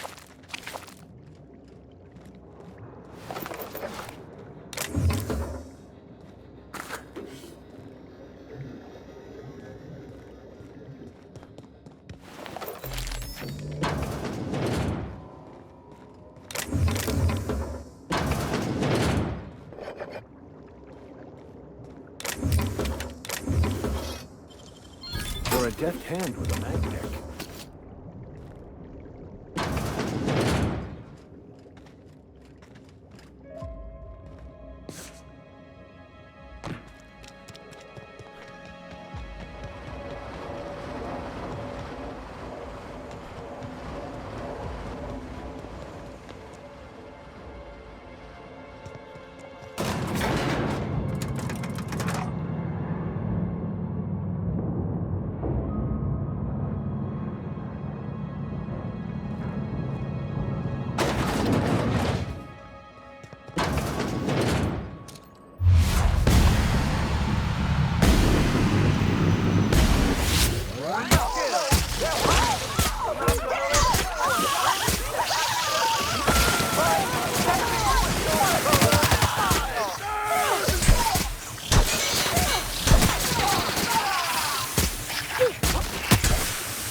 That's the last of them. Wanted to make you smile!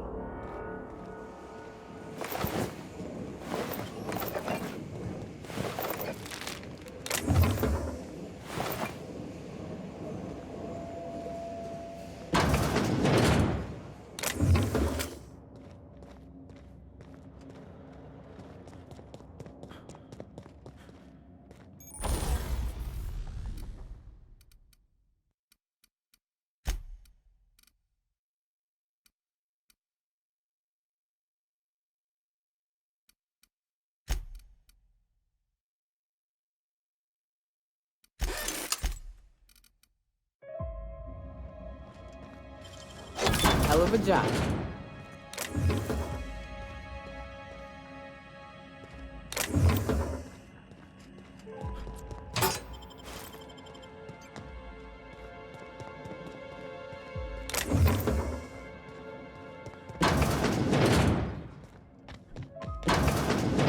This is it.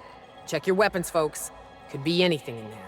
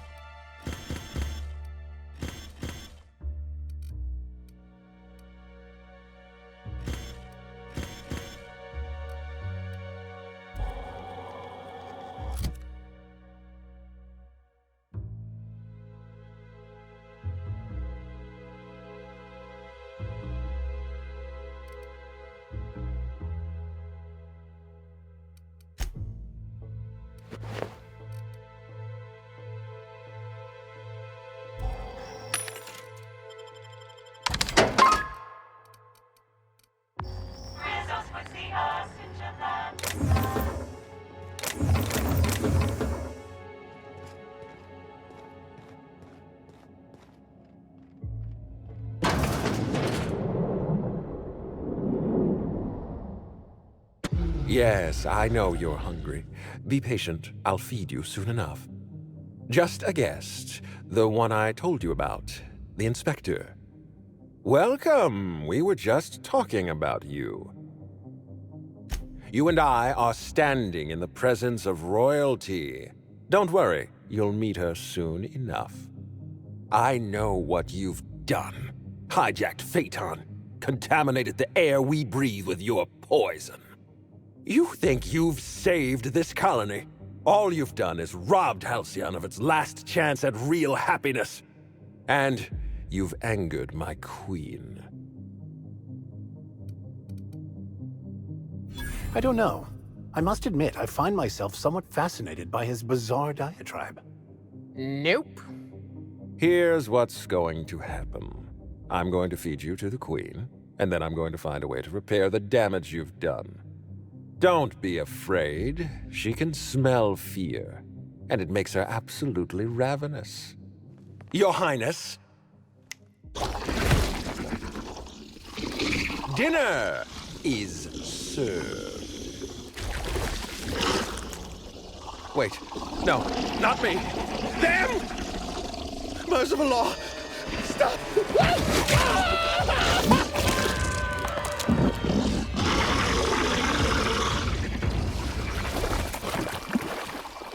Incoming!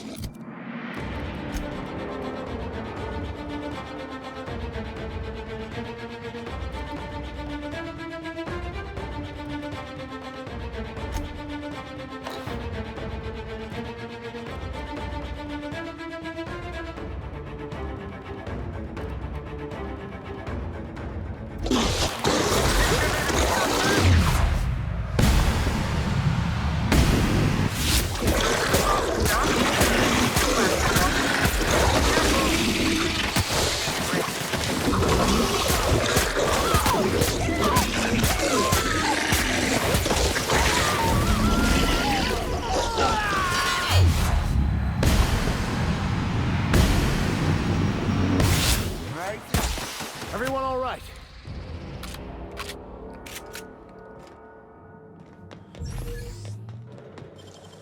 Nicely done.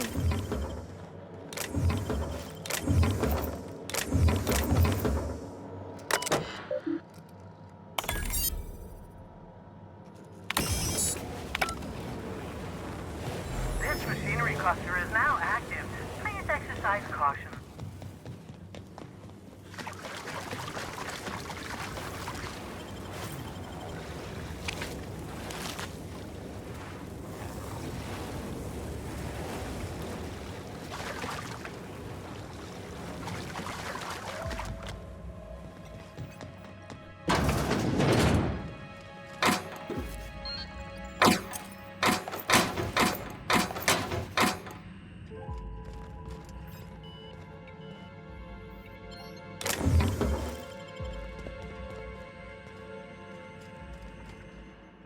You made it! I guess happy customers really are repeat customers. Here, I had something I wanted to give you. This is a golden ticket, good for one free tour of the Purpleberry Orchards. This is my way of showing you that I appreciate you just for being alive.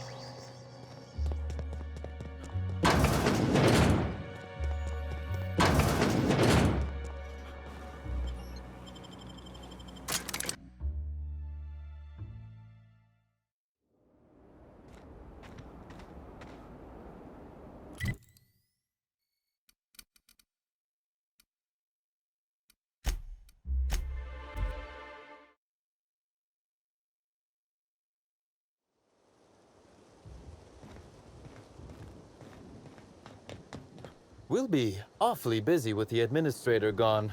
Lots to do.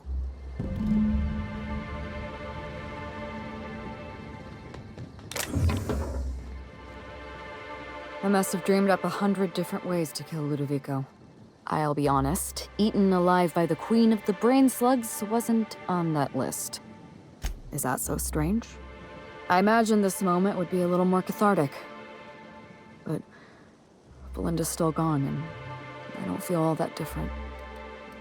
I know. You're right. I can't go back to the way things were. I can't return to my old life because it was never my life to begin with. It was shared. Never mind, you don't need to listen to this. Thank you again for your help, Captain. I never would have made it this far without you.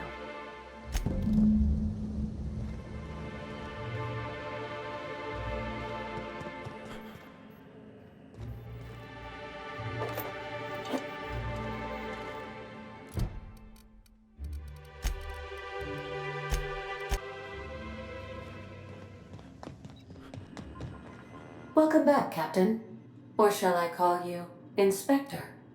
What can I do for you? How can I be of assistance? See you soon, Captain. Welcome back, Captain. Or shall I call you Inspector? During your absence, I passed the time by simulating a number of hypothetical conclusions to this case. Unfortunately, my understanding of the facts is limited, and my appraisal of the individuals involved is not flattering. Therefore, my conclusions are inaccurate. My simulations have yielded several possible causes of death. Halcyon Helen may have been killed by one or all of the following: asphyxiating on Rizzo's Spectrum Brown, grappling with a primal while inebriated, killed by an overzealous fan, death by automechanical, or profound loneliness. How close were my estimations? Please, do so. Administrator Ludovico killed Halcyon Helen? I have been programmed to simulate contempt and mild surprise. Mr. Ludovico had the audacity to hire you to solve a murder he committed? I am contemptuous and mildly surprised. This information is valuable to me. I will update my behavior simulation protocol accordingly. Thank you, Captain. How can I be of assistance? Goodbye.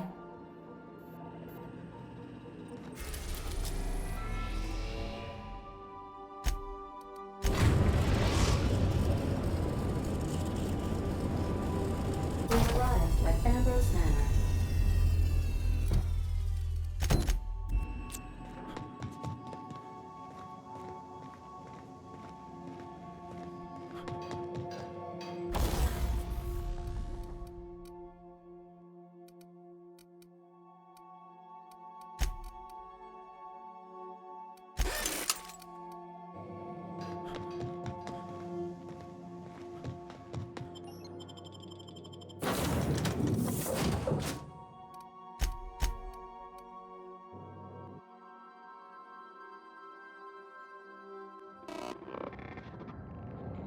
Welcome to Ambrose Manor.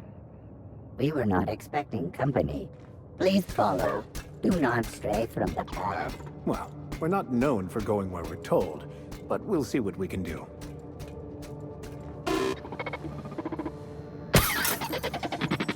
Gotta admit, that was kind of funny. I've never seen a more effective argument against... 3 canned responses. How clumsy of this unit. These things have it. Oh.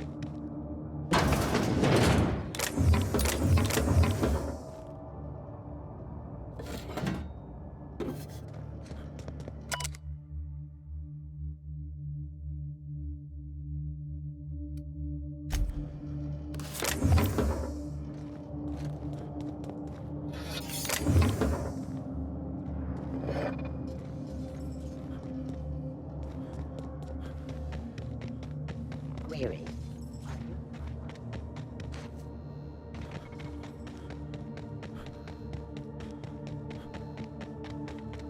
Wow, Ambrose Manor. Hey, you think it's haunted? I bet it's haunted. People will go to extraordinary lengths to define themselves, won't they? This is just a facade to hide behind.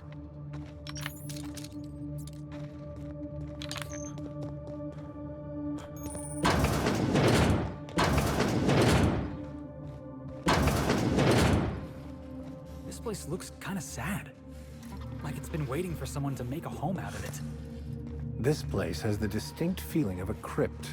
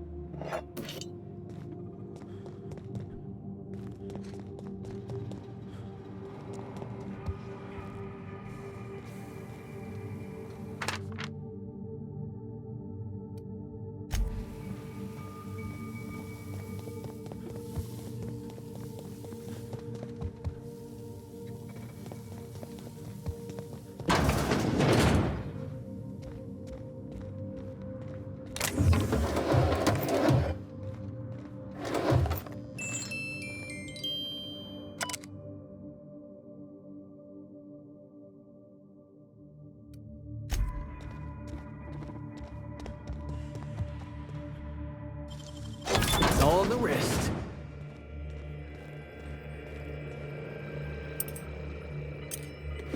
Dear Wilhelmina, I hope this letter finds you well. No, it's too stilted. It sounds like I'm writing to request a loan. Dearest Wilhelmina, I regret to tell you... Oh, no, that's worse.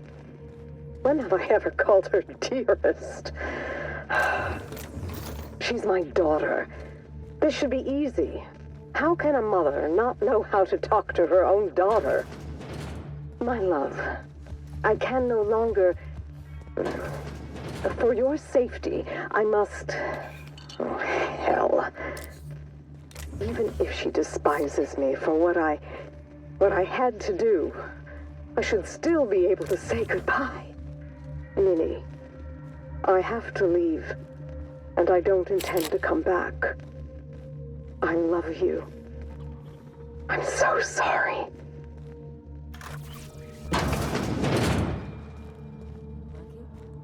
Huh? Apparently not. Oh, join me for a drink, Mr. Whoever you are. Shh, easy now.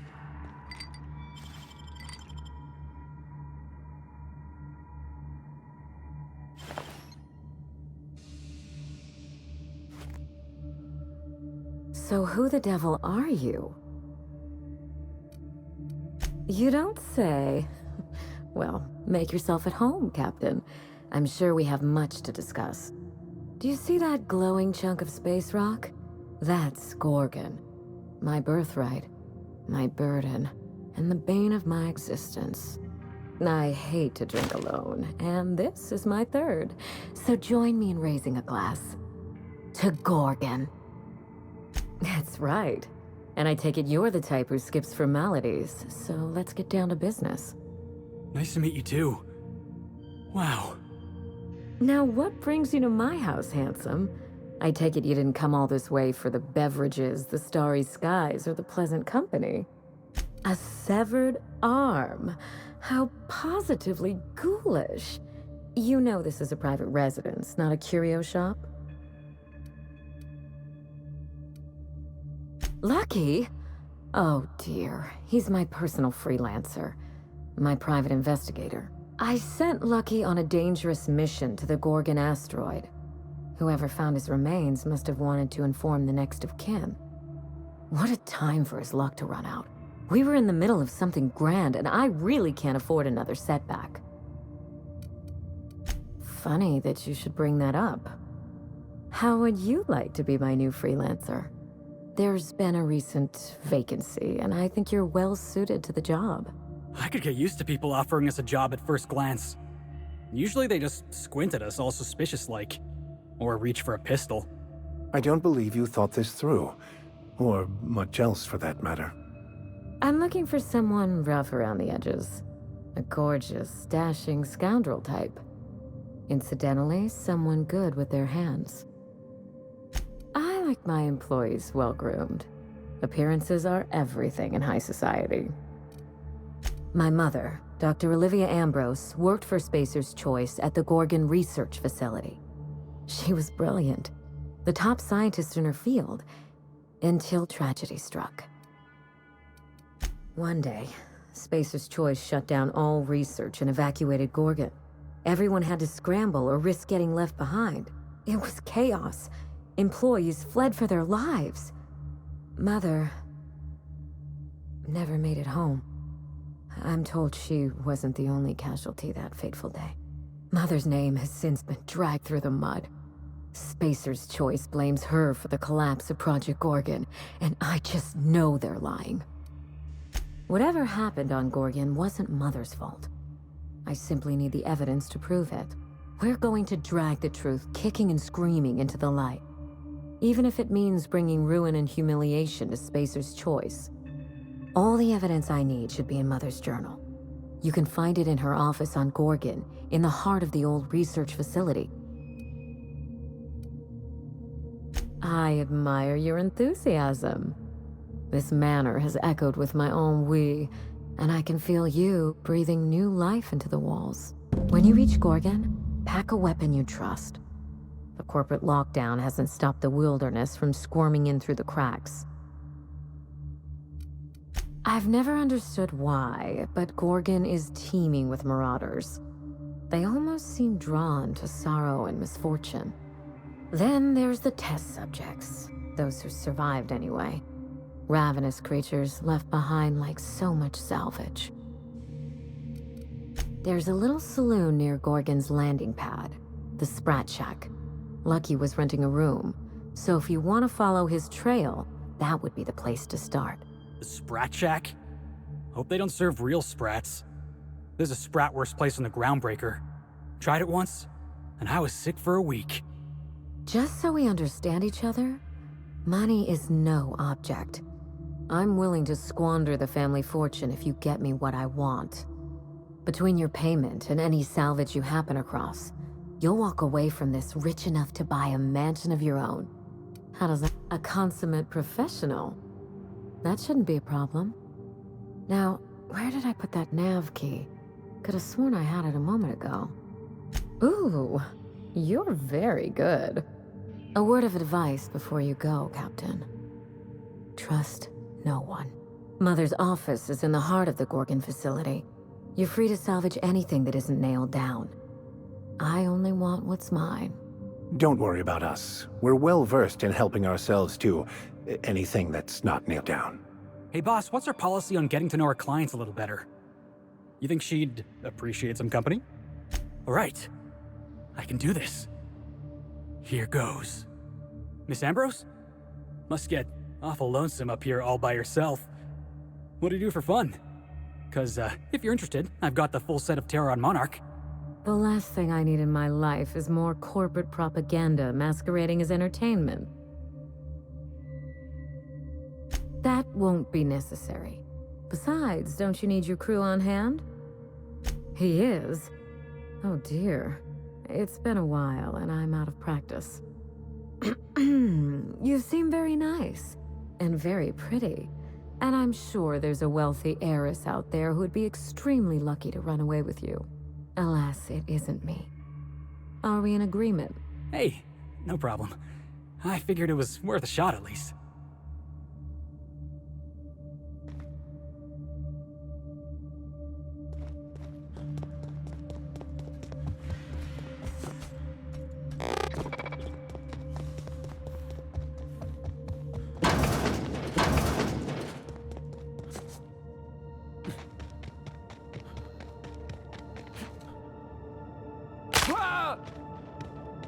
Running diagonal.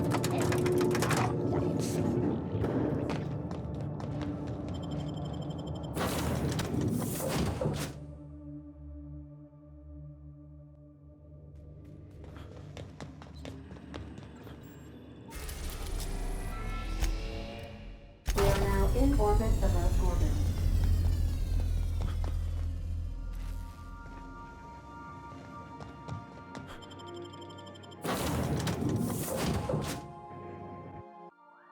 Is that an Apex Mark V queso atmospheric dome? I've never seen one in person. Magnificent.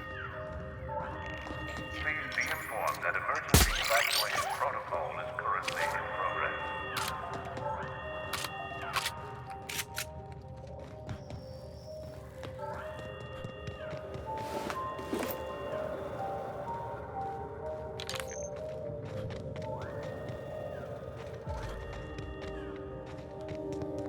This dilapidated state of existence awaits all households.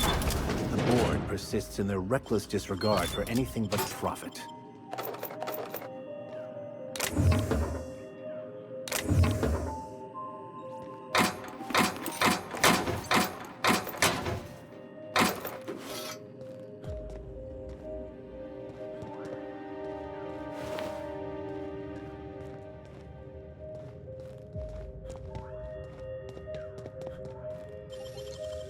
You're an artist, Captain.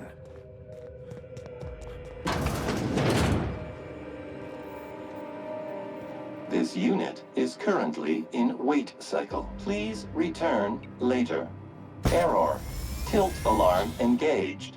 Entering emergency reconciliation mode. This unit will now engage Calamity Protocol. This unit is currently in wait cycle. Please return later. Have a better than natural day.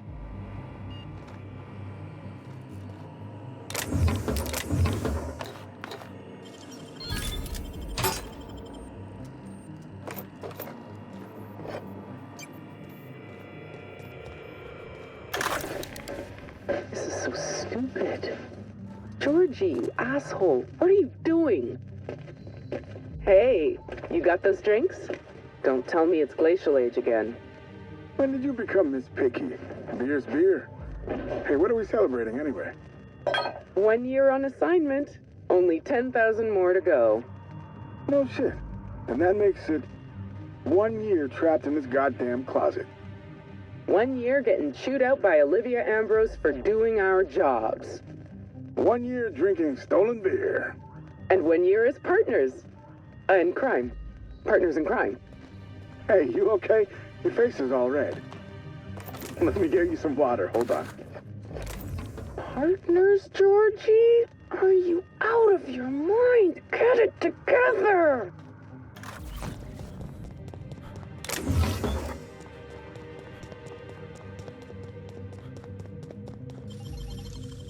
Well done.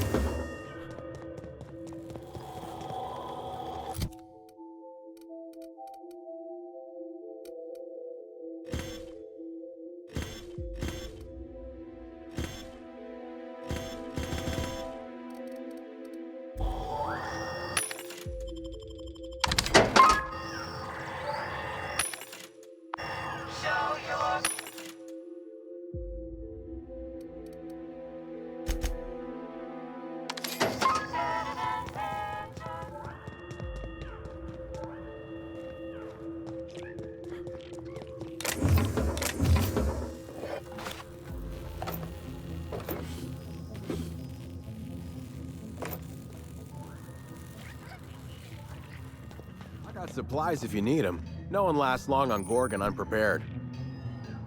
You looking for supplies, stranger? Let's stock up here. If you run low on bullets out in Gorgon's far reaches, there ain't no one round here liable to help you out. Let me know if you're looking for something particular. Huh? Oh, you don't gotta worry about that. It's got something to do with that scrapped Spacer's Choice project from way back. Damn alarm's been hollering at us for 5 years if it's been a day. You know, I don't dream anymore. It's all, please evacuate in an orderly fashion. I won't stop you if you want to have a go at it, but so you know, it's gonna take more than giving that control terminal a good old-fashioned pummeling. I know, because even Von Hoffman couldn't bash it in. And I seen that tough son of a gun throw a man clean across the Sprat Shack one time like he were a toss ball. You mean you came out to this asteroid without knowing nothing about it? Me too. Heard it was wild here and couldn't resist. Trouble is, if you wander off to somewhere you oughtn't be, like way out in Gorgon's farthest reaches, odds are slimmer of your bits finding their way to my pockets. If you want my advice, stick close to the Sprat Shack, unless you fancy having your limbs torn off and eaten. All right, you know you better than I do. Just be sure you watch out for the Marauders. That's the #1 thing. Oh, and the Mance. You watch out for Marauders, Mance, and Charles from accounting, and you'll probably be fine. Only the meanest Marauder on Gorgon, and also anywhere else.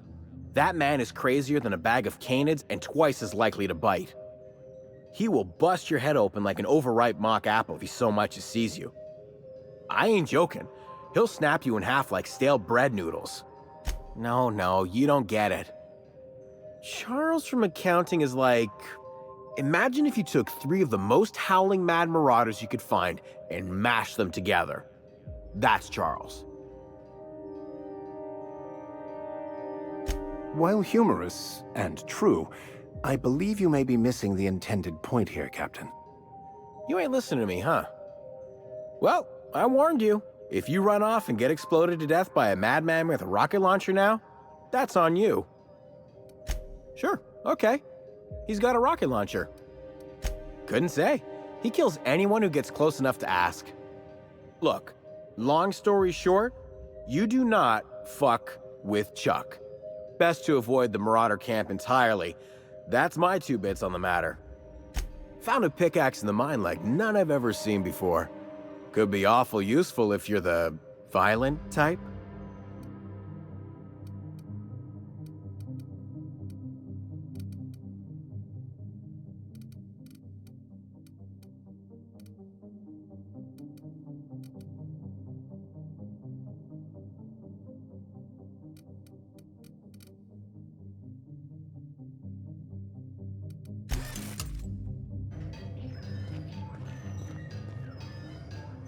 Got it. Heads down.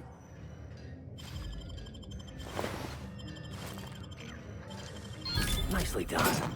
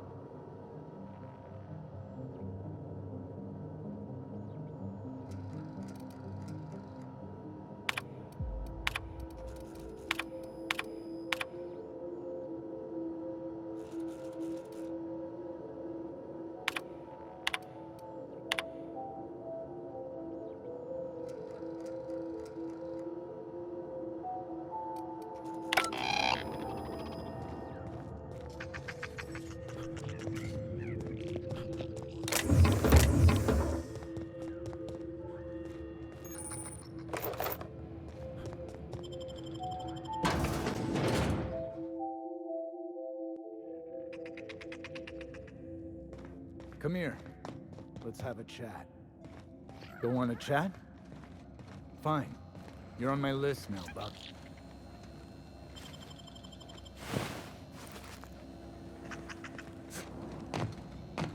All right, inspection time.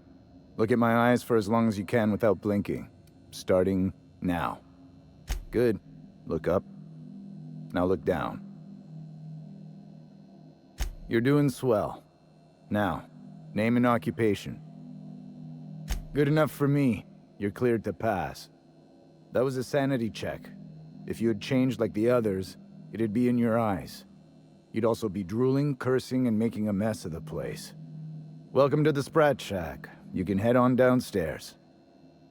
This is the Sprat Shack, the most remote watering hole in the system. Rule number 1, no fighting. Rule number 2, wipe your feet on the way downstairs. We're the only hospitable place on this rock. I want to keep it that way. That's why we have rule number 3. When people change, they stay outside, where they belong. Every day, salvagers and scrappers set out to comb the ruins and make their fortune. The ones who come back, they aren't always the same men or women who left. They change. Never for the better. First, they get real twitchy and paranoid, shouting at folks who aren't there. Then they smell like they soiled themselves, on account of how they soiled themselves. After that, they're gone. Nothing but animals wearing human skin. Seen it happen myself. It's never pretty. Just don't ask me to dance. Something bad happened here. Spacer's Choice was developing chemicals. The kind with nasty side effects.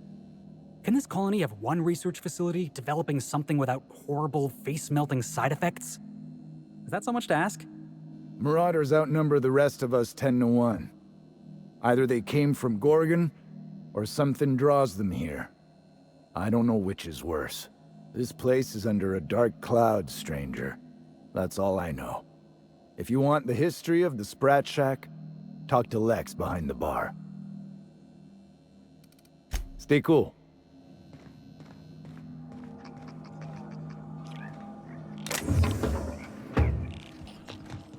Now this looks like a real dive. Hey, I wonder if they got those floorboards that creak when a stranger walks in. A true den of iniquity. How refreshing.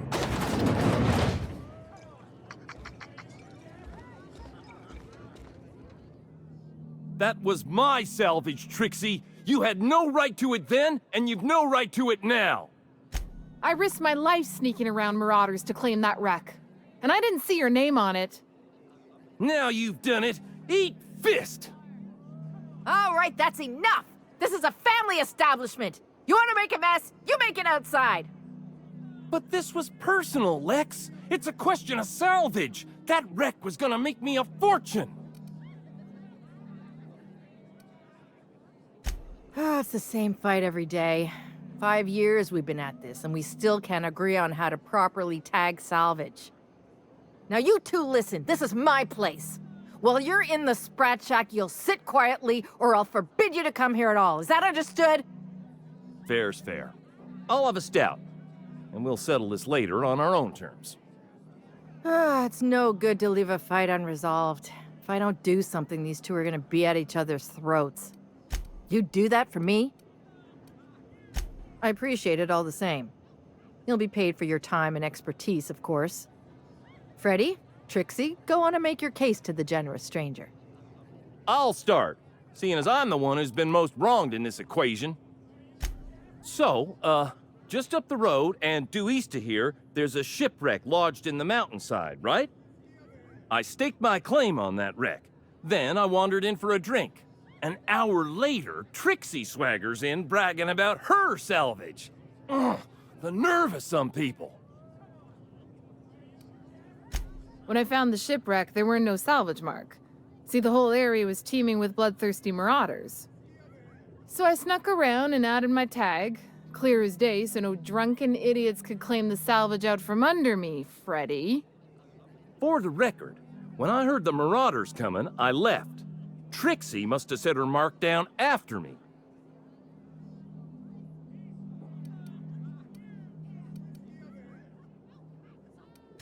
I kept my mouth shut during his story. He should have the courtesy to return the favor.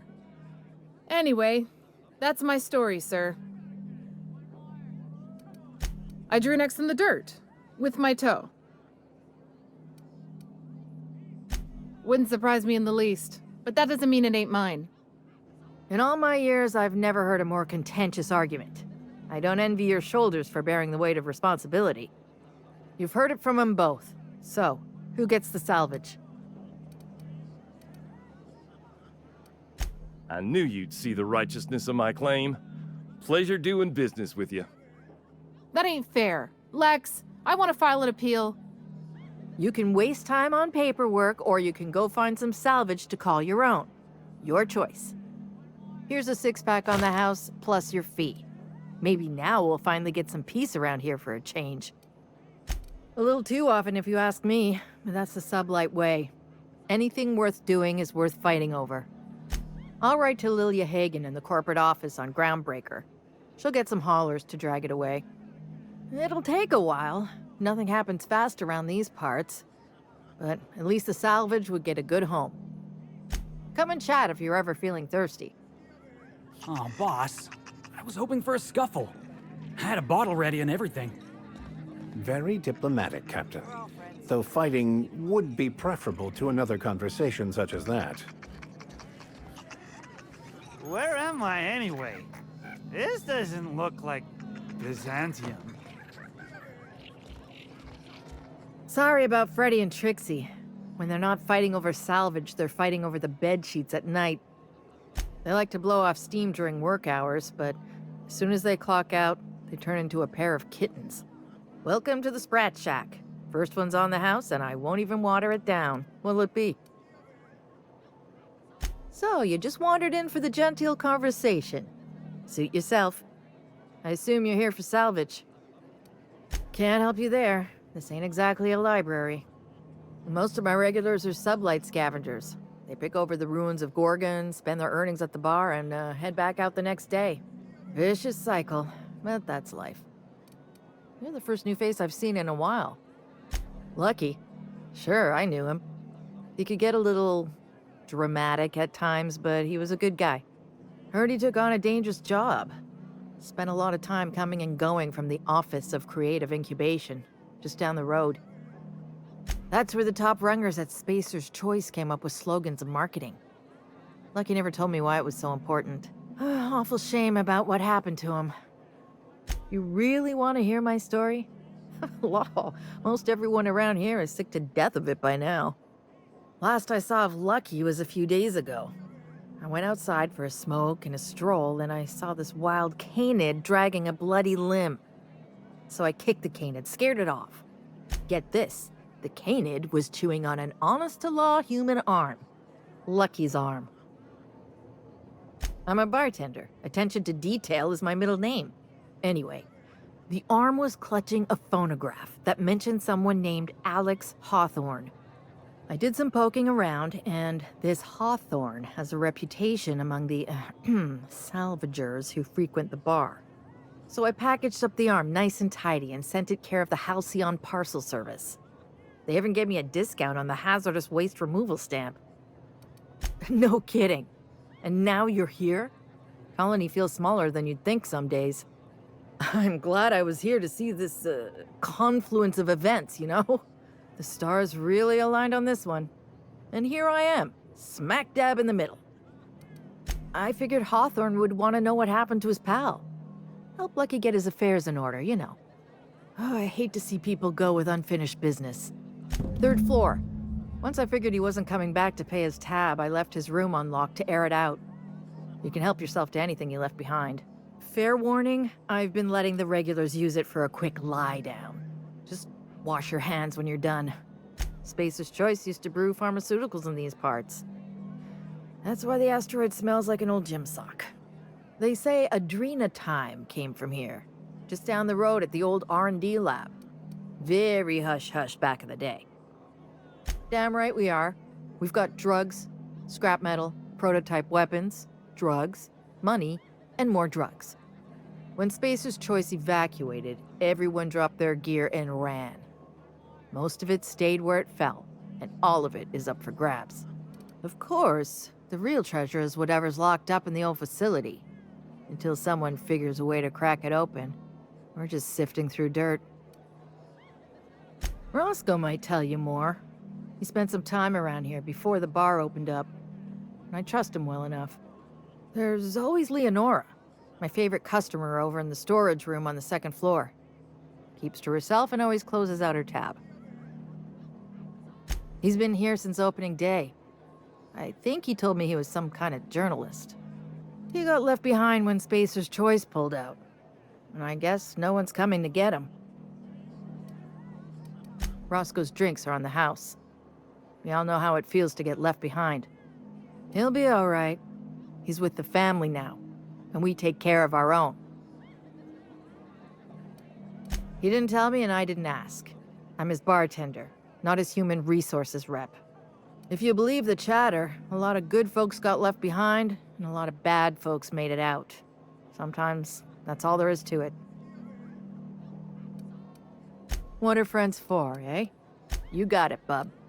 Yes and no. The Sprat Shack used to be a shipping and receiving warehouse during the old Project Gorgon days. When Spacer's Choice pulled their guys off-world, Sublight moved in to salvage what we could, and they put me in charge. Yes and no. Rumor has it there's a Sprat wandering around the Groundbreaker, and he's the legal owner of the Sprat Shack. Hagen's idea. See, Hagen didn't want a paper trail that led back to her, so she gave the bar to the Sprat. If there were any legal problems with this place, the Sprat would do the time. Most businesses in Halcyon are run by Sprats, but this is the first I've heard of it being openly acknowledged. Hey, Sprats can be real dangerous. I once saw a Sprat cross a guy off. Well, not exactly. Guy I worked with choked on a Sprat bone while he was having his usual salt tuna for lunch. Anyway, that's what the paperwork says. I don't make the rules. Easy. His name's Matt. The beautiful thing is, no one could tell Matt Sprat apart from an ordinary vermin. I think that's kind of the point, to send the authorities on a wild Sprat chase. As far as business arrangements go, this one's a head-scratcher, but they say it's all above board, so that's what matters. Yes and no. We're doing a lot more than squatting. We're classing up the joint, keeping the riffraff outside where it belongs. They didn't even serve drinks until I arrived. Talk about wasted potential. Yes. And no. Again, that one was Hagen's idea. She told me that speaking in vague terms keeps you out of trouble. And I don't want any trouble in my place. Be seeing you.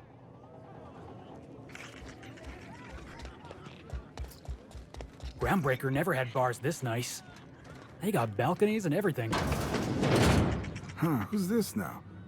Wonder if they could... Ah, who am I kidding?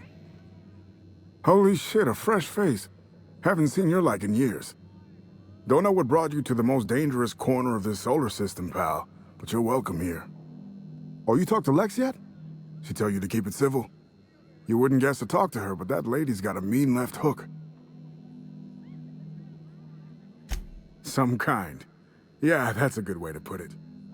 Got into reporting thinking I was gonna be some sort of public intellectual.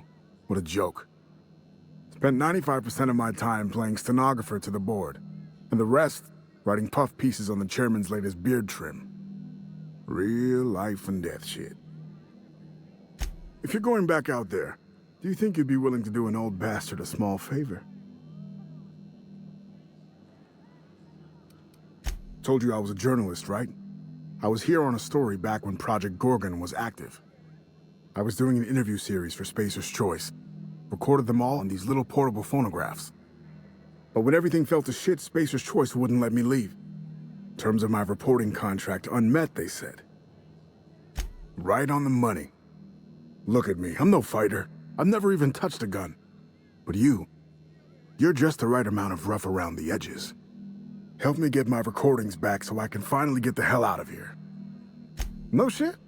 That's downright civilized of you. All right.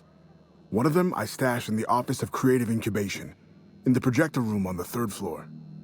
I gave another to my friend Birdie to keep in her apartment, just outside OCI's upper entrance. You'll find another in the chem lab.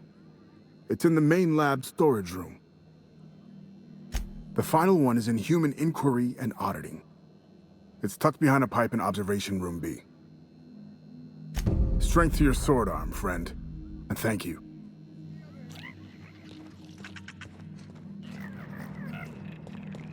What's the story with this place anyhow? Used to be a shipping one.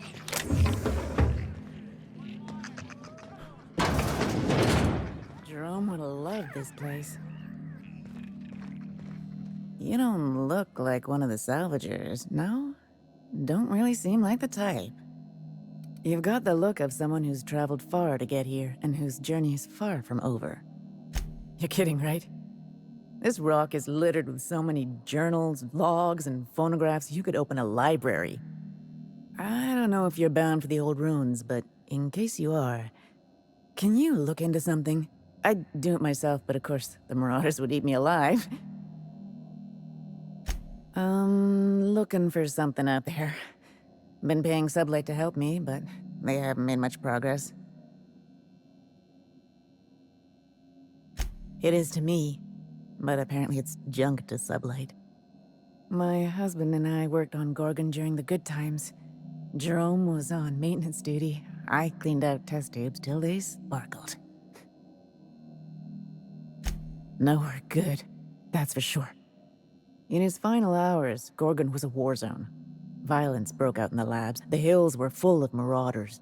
You couldn't take a leisurely stroll without an armed escort. When the order came through to evacuate, non-essential personnel drew a lottery to see who would board the first wave of ships. Jerome won. I lost. As soon as I wasn't looking, Jerome switched our tickets and pushed me to the front of the line. I got to leave. Jerome stayed behind. I never saw him again. You're a quick study. This place is greedy. It took my Jerome, and it would have taken me too. I just want one thing back. His old hip flask. I gave it to him the day we signed our marriage contract, and he carried it wherever he went. I know it's still here. No point in denying it, he died on this rock. Likely torn apart by marauders, unless he took care of himself on his own terms. I don't like to imagine what happened, but I know I have to accept it. You'd really do that for me? Law, and I'll bet you're worth 10 of those Sublight sprats. I don't have much, but if you help me, there's a little set aside for the occasion. Jerome used to drink with his buddies in a small kitchen opposite the maintenance shed. Might be a good place to check first. Yeah? The lab coats kept quiet about the project, but the air was charged with excitement. You could feel it wherever you went. They wanted to change the world. A tenfold boost to worker productivity with no side effects? Who wouldn't salivate at the thought? I don't know what went wrong, but when the shit hit the fan, it sprayed everyone in its path, including me.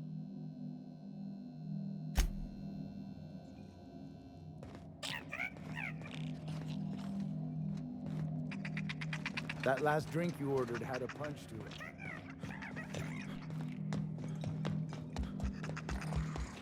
What have you got there? Adrenatime, I think. I found some in an old busted crate.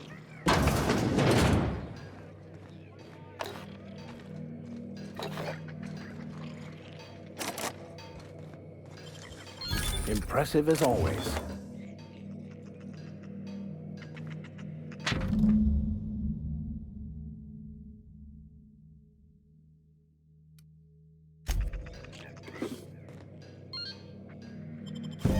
Hey, Marble! Oh, wait. Nope, that's a human eyeball. If I'm not mistaken, and I can't believe I'm about to say this, that eye might be the key Lucky mentioned. What strangeness have we involved ourselves in here?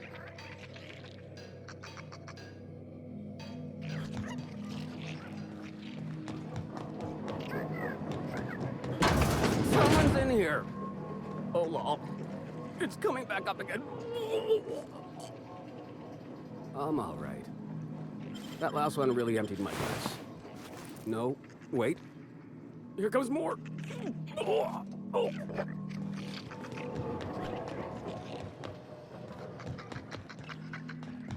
So, how you feeling?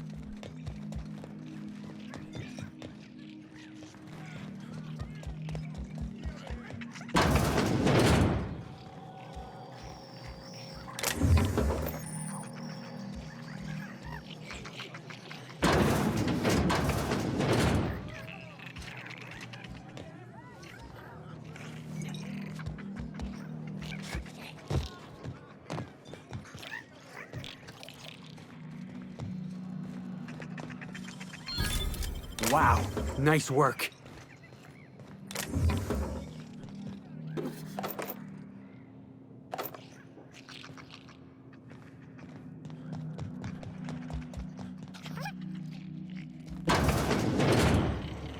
Are you my agent?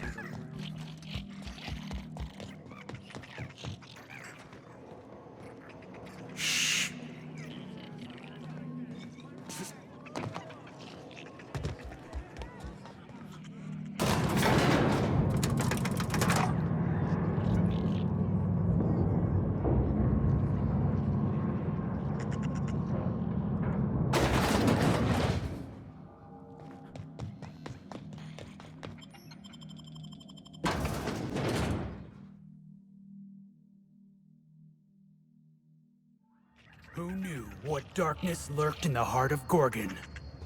Captain Hawthorne and his crew were about to find out.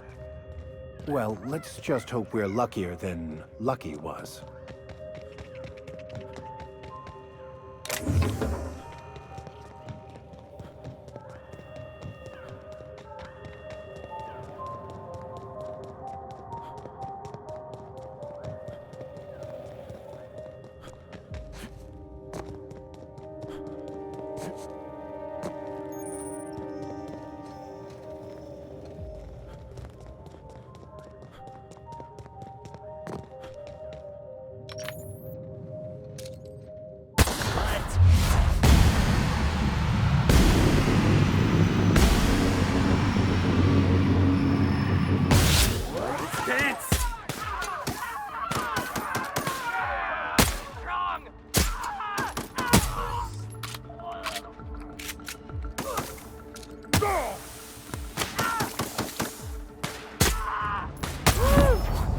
Just getting started.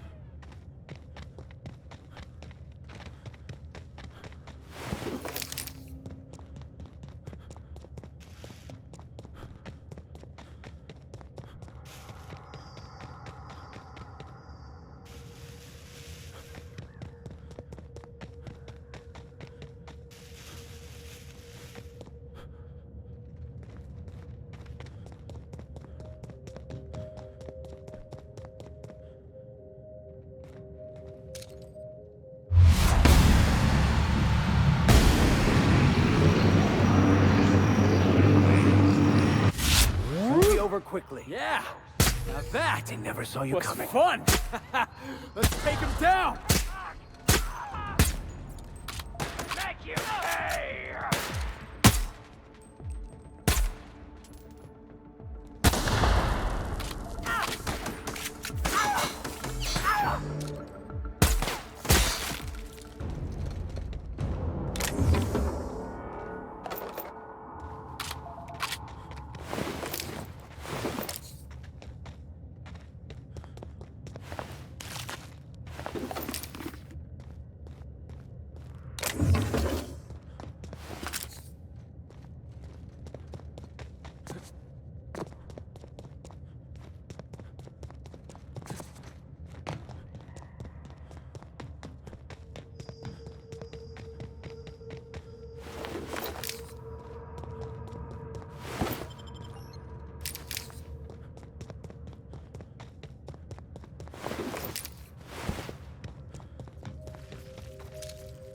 Here we go. Down they go.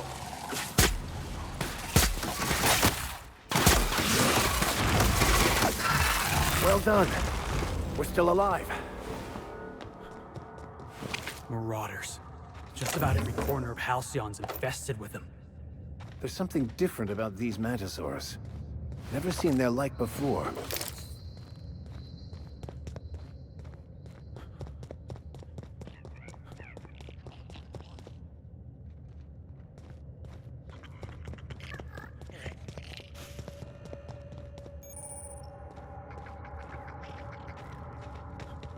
This is like that scene from Terra on Monarch. I love a good brawl. Don't let up!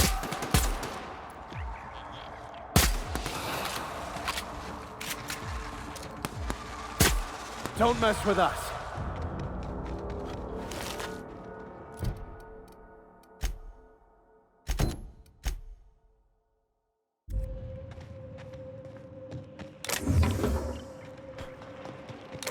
So anyway, this is like that scene from Terra on Monarch, where Spencer Woolrich gets buried alive. Did the temperature just drop, or is it my imagination?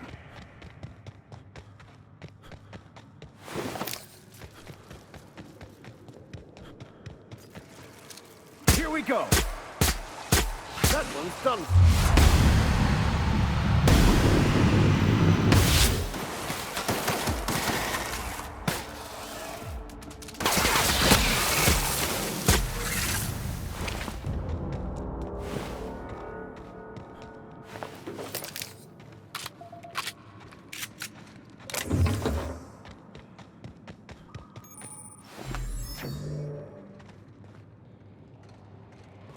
This looks more like a research station than a mining operation. Maybe we should take a look around.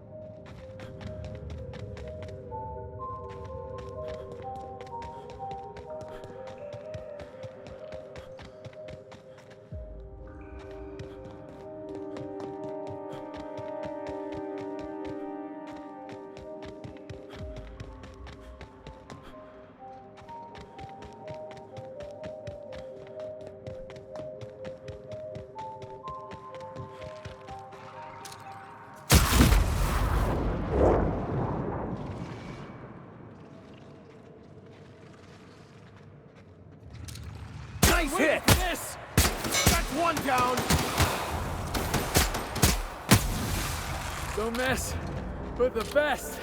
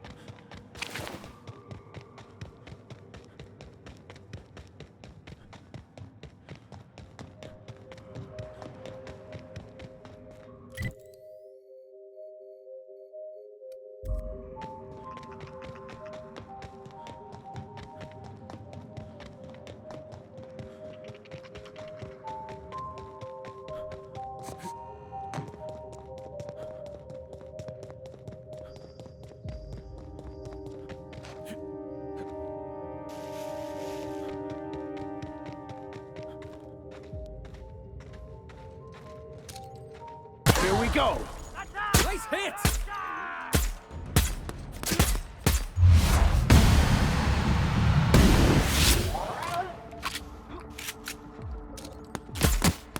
I don't think you're getting through!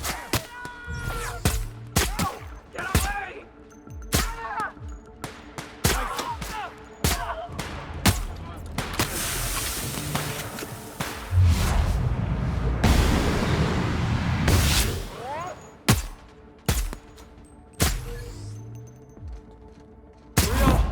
In one piece?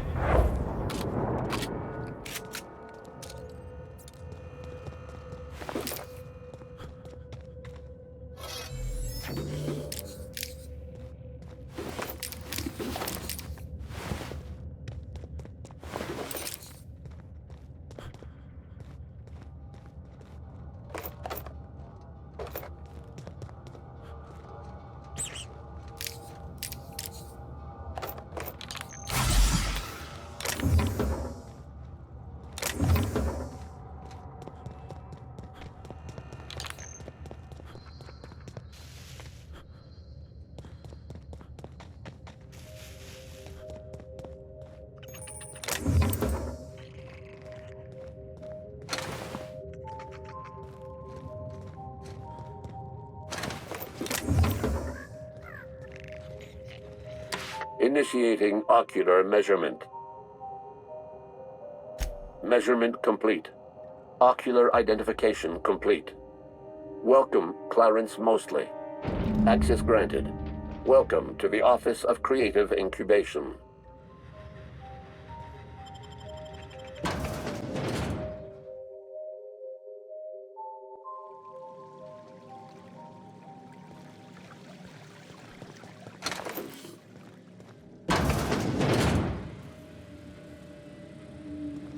Telling me Spacer's Choice can build an office this pretty, but can't pay their workers a couple more bits?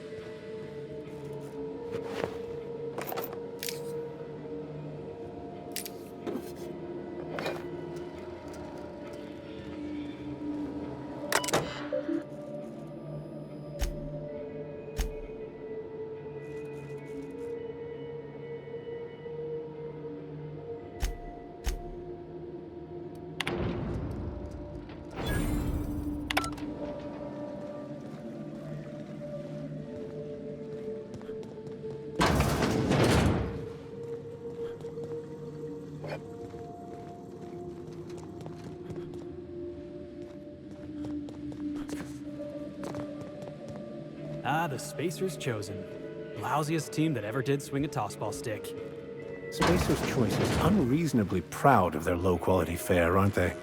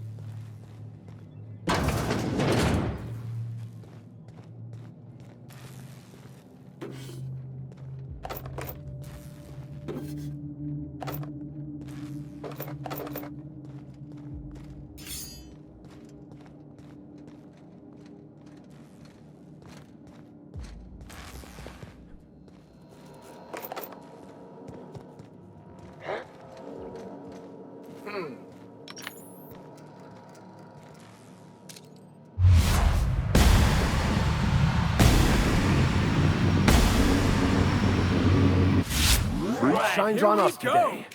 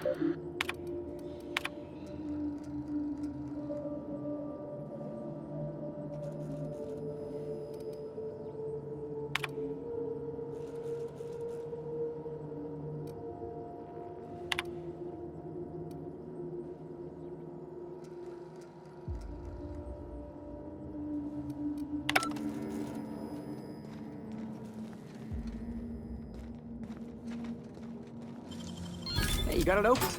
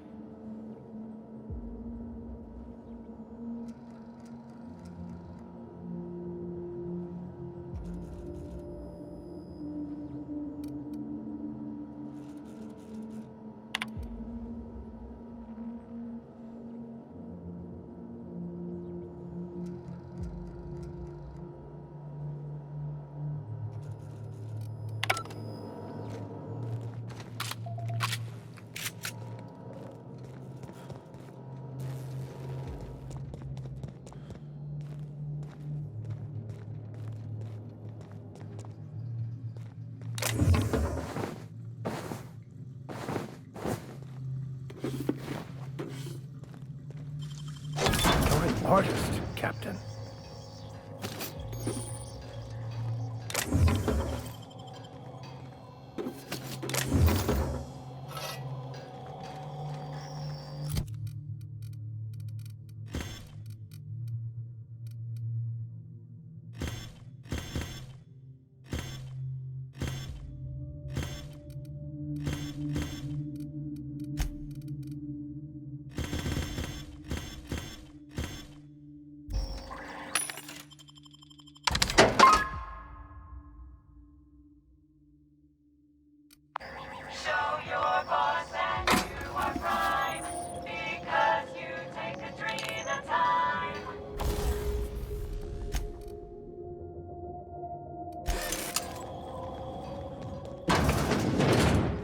Something caved their skulls clean in.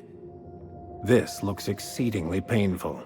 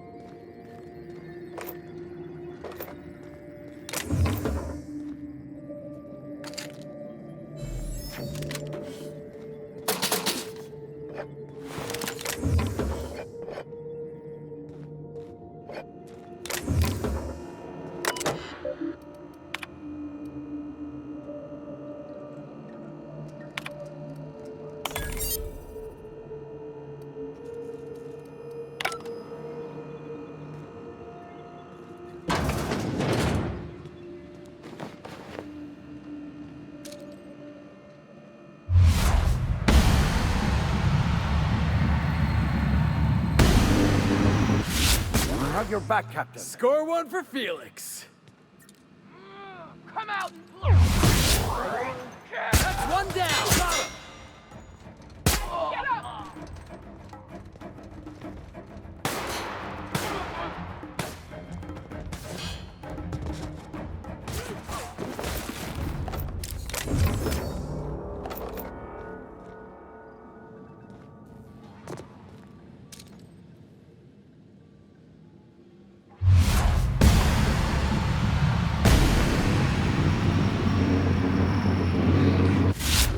Go. Performing an area sweep now. Elevating threat level. Roll a good draw.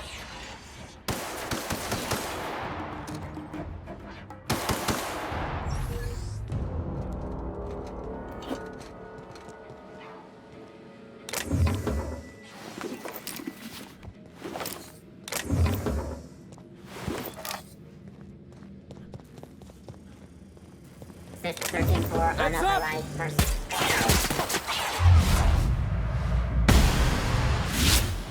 That's what you get.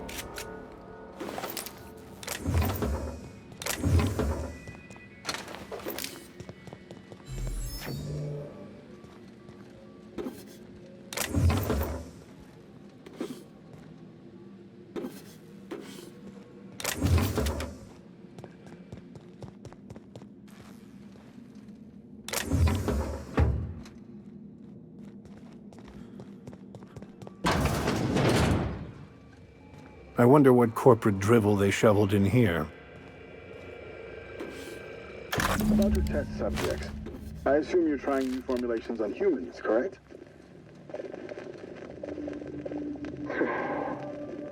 Where do they come from, Dr. Ambrose? They come from Tartarus, don't they? They do? Why the reluctance? Providing life-affirming employment to the indigent, the criminally indigent? Oh, that's a social good, don't you agree? I have a staff meeting to attend. Excuse me.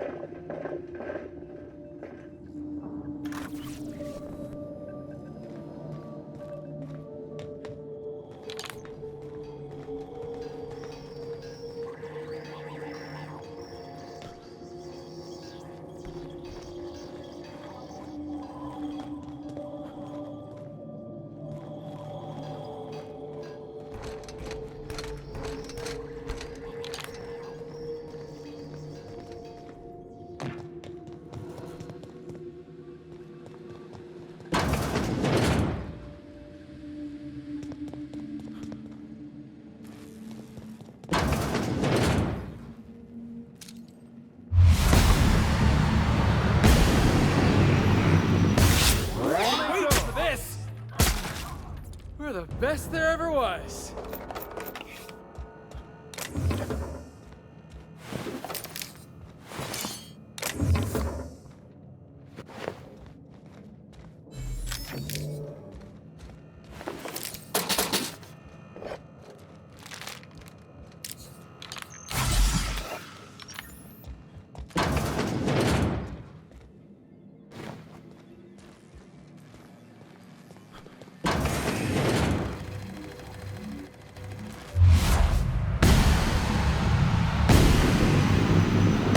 Right, here we go! Everyone all right?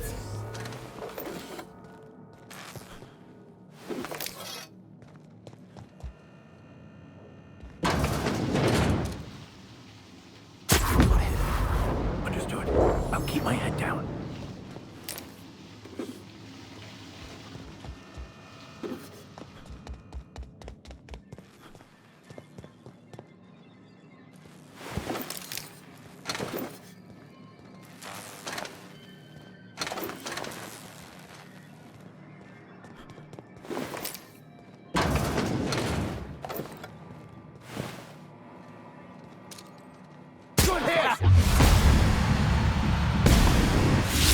Make quite a team, my friend.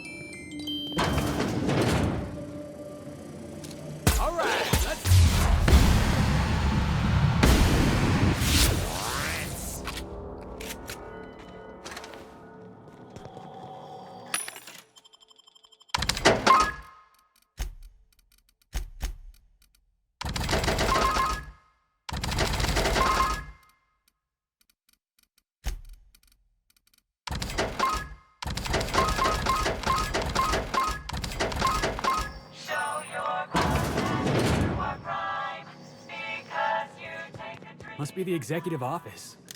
Excuse me while I leave muddy tracks all over the floor.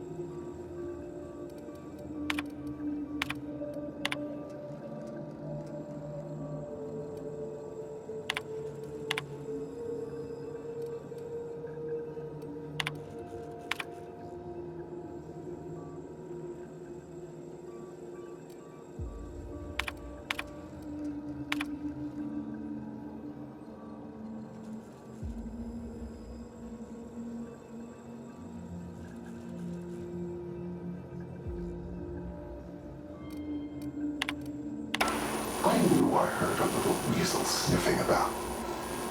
You'd best go back the way you came. There's nothing for you here. I understand that you think yourself a big hero here on a big, important job. The last one did too. But you've grossly misapprehended the situation here. This place is a graveyard. All that was done here should be forgotten and left to rot. Gorgon is the birthplace of Marauders. We created them here, in this very facility. They are our misbegotten children, born of hubris and vanity. This whole colony is a result of those two things. But Marauders? Spacer's Choice really outdid themselves, didn't they? I don't understand. They made Marauders here? How? They hold no fondness for trespassers. I've placed the facility under emergency lockdown to keep them safe. Let the Marauders die in peace, or I will make certain that you die with them. At least not until they're gnawing on our faces. Marauders are everybody's problem, boss. If Spacer's Choice made the Marauders, we can't just let them get away with it.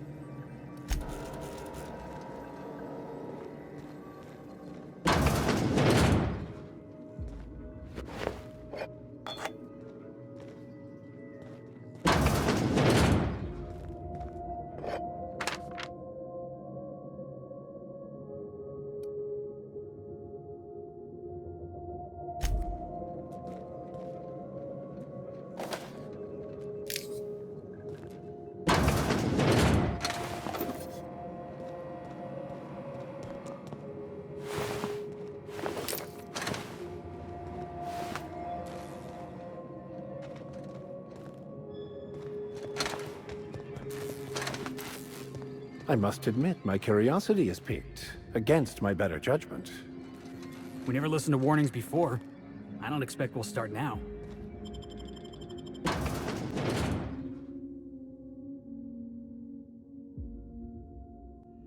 If somebody's trying to stop you, that just means you're on the right track. Didn't we see a big communication tower on the way over here? This all promises, at the very least, to be interesting. In a macabre sort of way.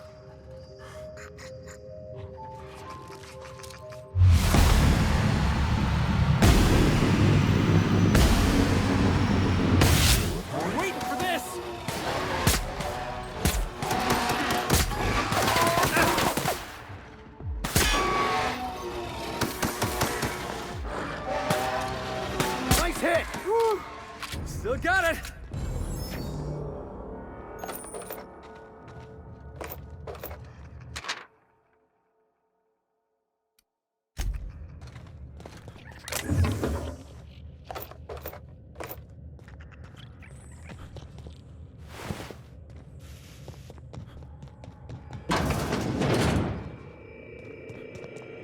Dr. Ambrose, tell me about Adrena Time.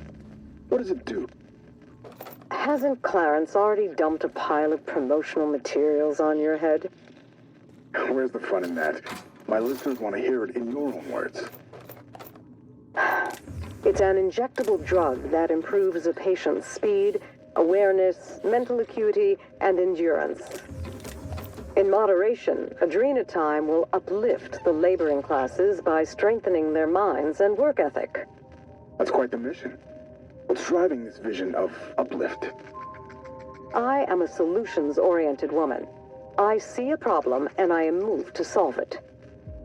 Poverty is one such problem. Through science, I believe we can improve the poor, and in so doing, improve Halcyon.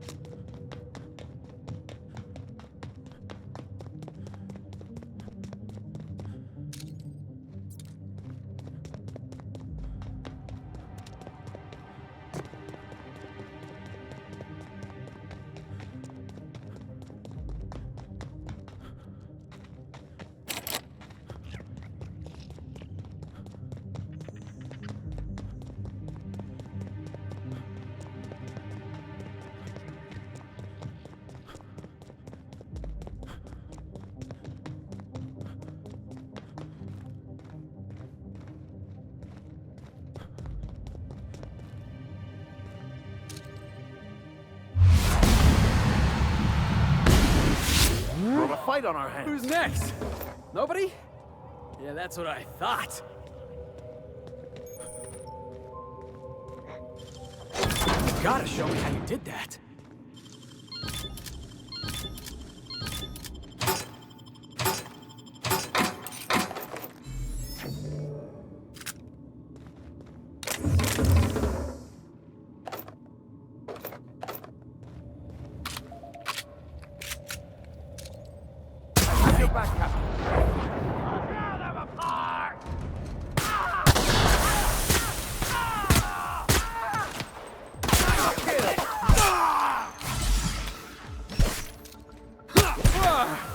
That's the last of him.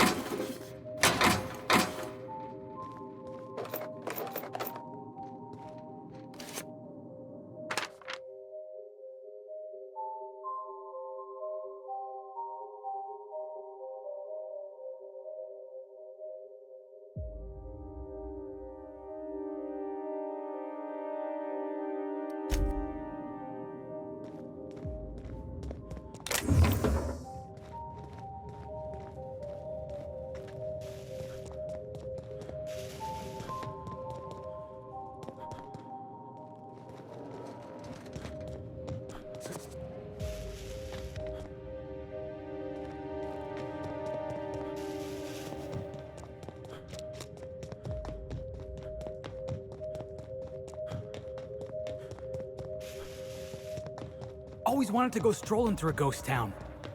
This place is steeped in desolation and despair. The natural habitat of marauders.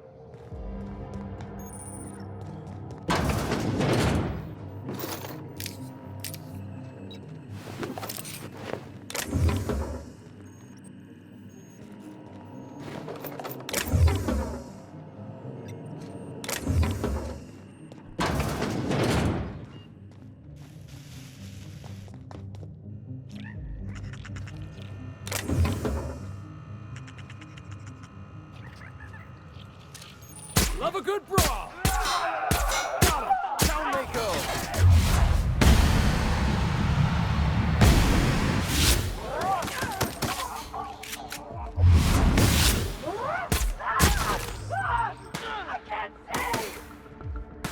Never anger a man of the cloth.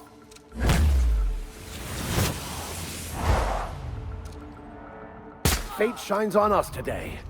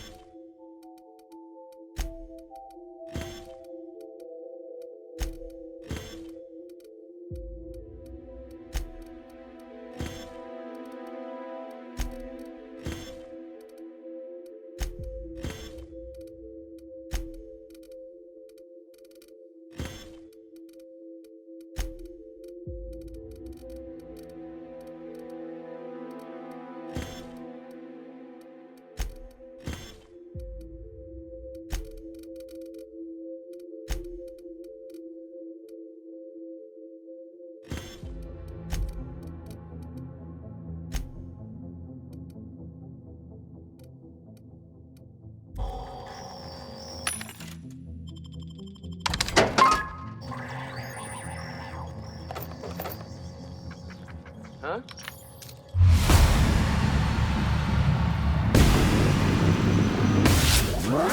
Here we go! Yeah! Now that was fun!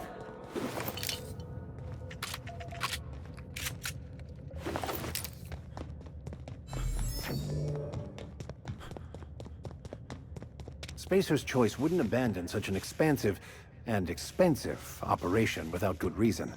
Or in their case, a really bad one. I figured Spacer's Choice had a little outpost here. But no, they got the whole asteroid to themselves. How do you just buy a whole asteroid?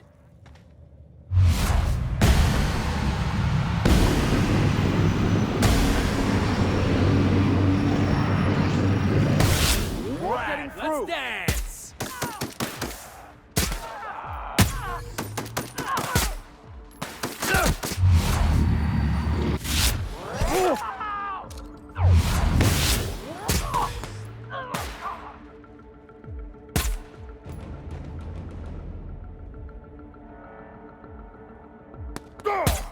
Damn it, Max, what are you thinking? Oh, that's the last of him.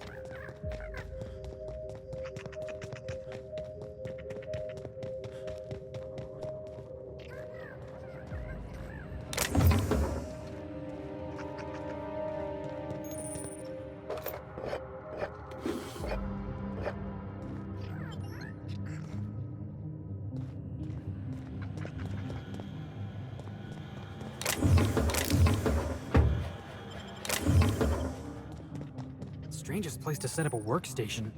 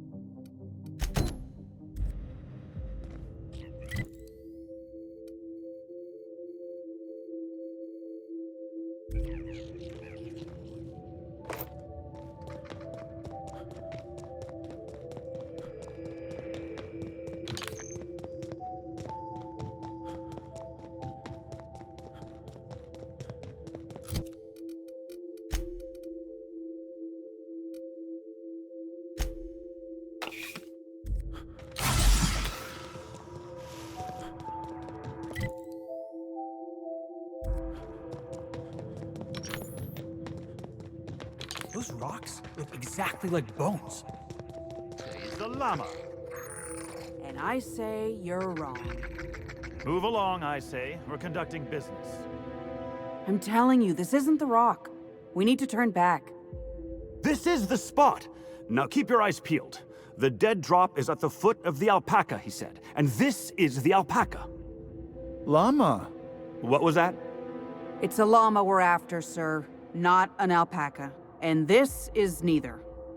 Llama, alpaca, same thing. Llama. They aren't the same at all, sir. Believe it or not. Enough! We've got company. Out with it then. Who are you? I'm the captain of that crashed vessel, to be perfectly accurate. Why start now? What was that, First Mate? Just talking to myself again, sir. We're on the hunt for a package. It's supposed to be at the foot of this handsome-looking, alpaca-shaped rock. Llama? That won't be necessary. I have everything under control. Could have fooled me. First Mate, this is a llama, and that's an order. Now find me that package. It's around here somewhere. Hey, hear me out. You and I both know this isn't a llama. What's not to know? It's got 4 legs and a silly-looking neck. I read all about llamas in a book about Earth animals. I guess our client must have read the same book. If you backtrack and take the right-hand fork, I could have sworn I saw the rock there already. Captain wouldn't let us stop because the beak wasn't sharp enough to be a llama. Bingo. He won't even let us turn around because he's dug his heels into this fossil story. His pride is all tangled up in it.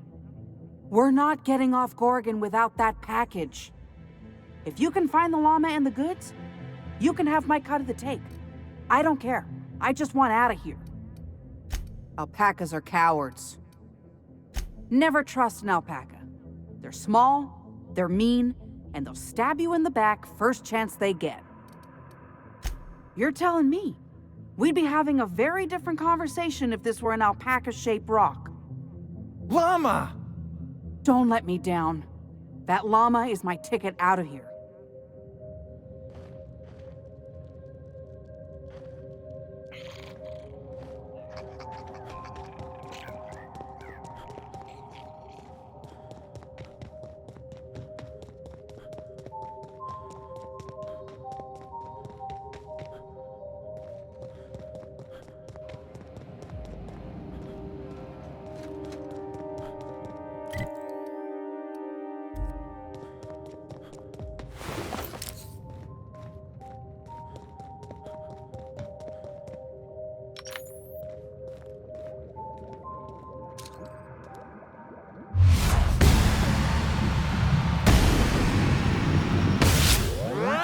That's what you get!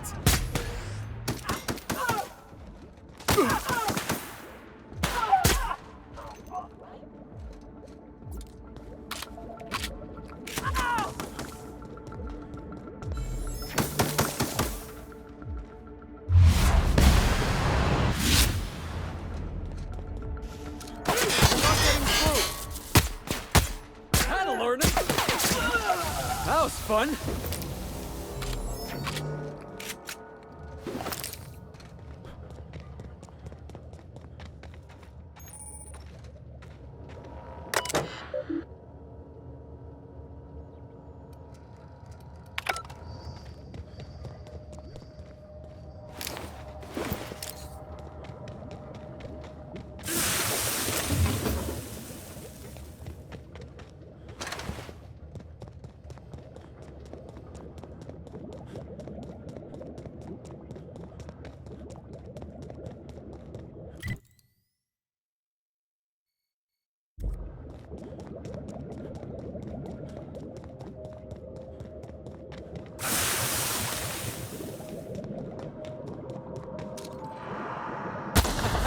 Let's take him down! Nice hit!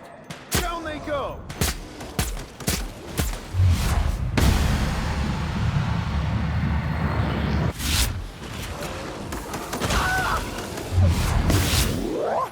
Tossball kick!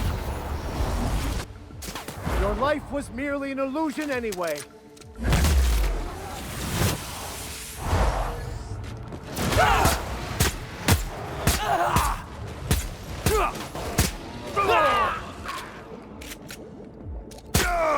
Have it! That's the last of him!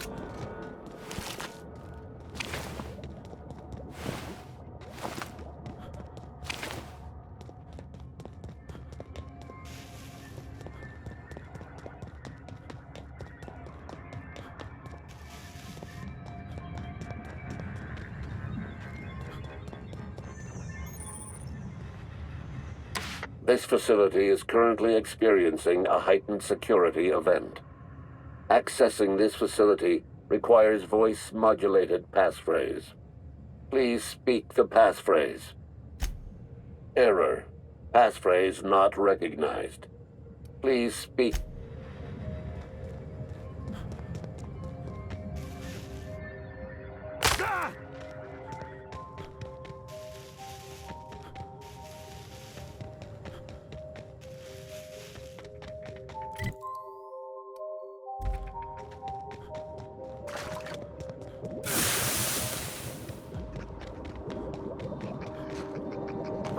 Get it up! Get it out! Chem lab. This place stinks like the wrong end of a primal. And I think I'm close to figuring out why. Something's off with this place. Those ain't normal primals. Thought I was onto something before. Now I'm sure of it. I got a theory to test at that Marauder camp.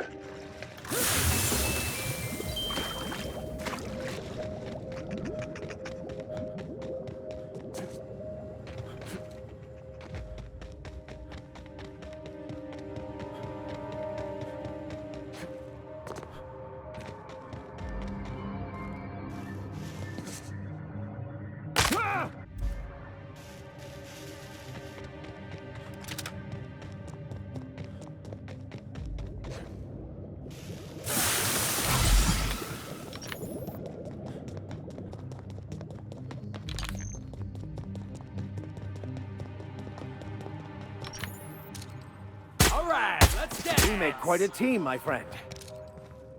Here they come!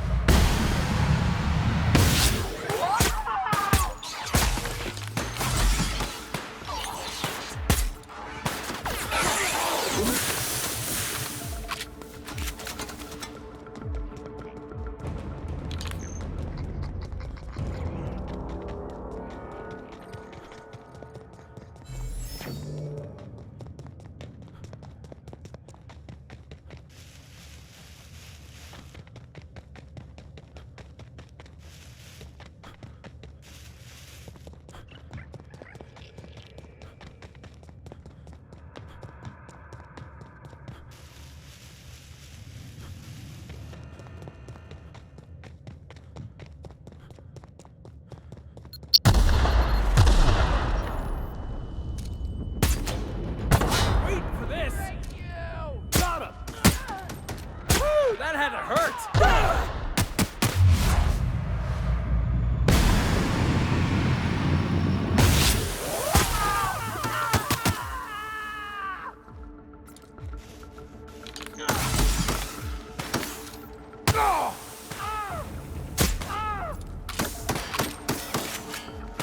Help Max!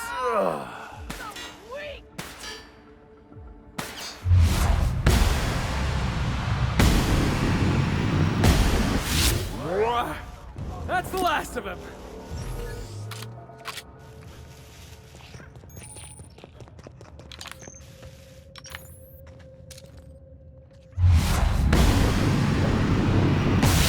Here we go!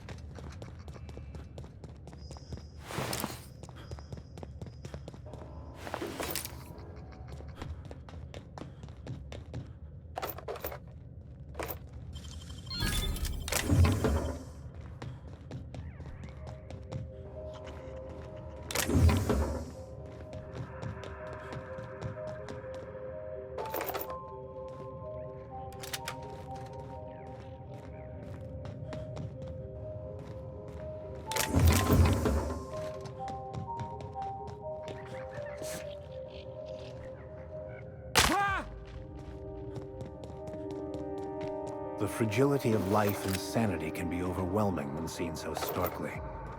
This sort of thing's happening all over the colony. Homes falling to pieces. People fall to pieces too. Except they turn marauder.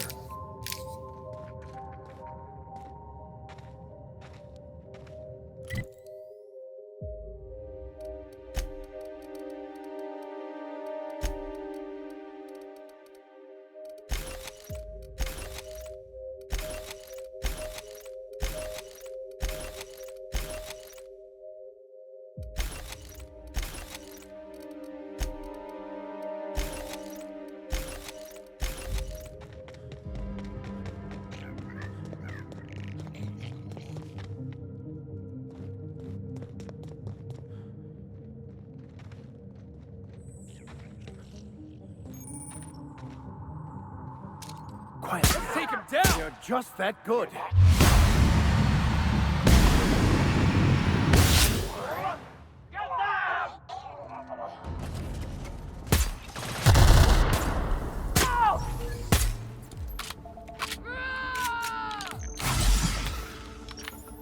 Here's a little trick I learned in prison.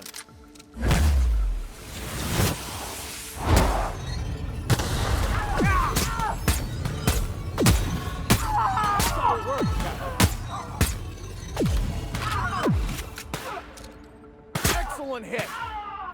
You're going down. I'm the best there ever was.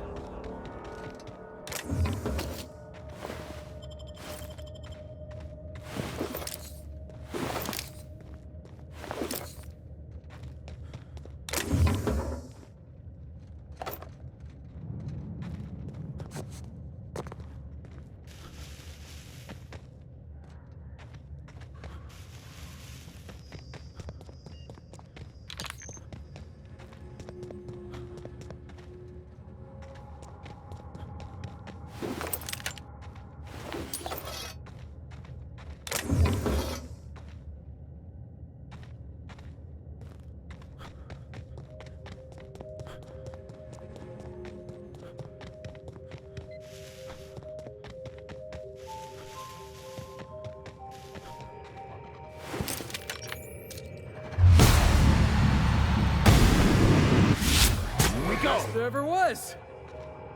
Not so lucky, Montoya, I presume.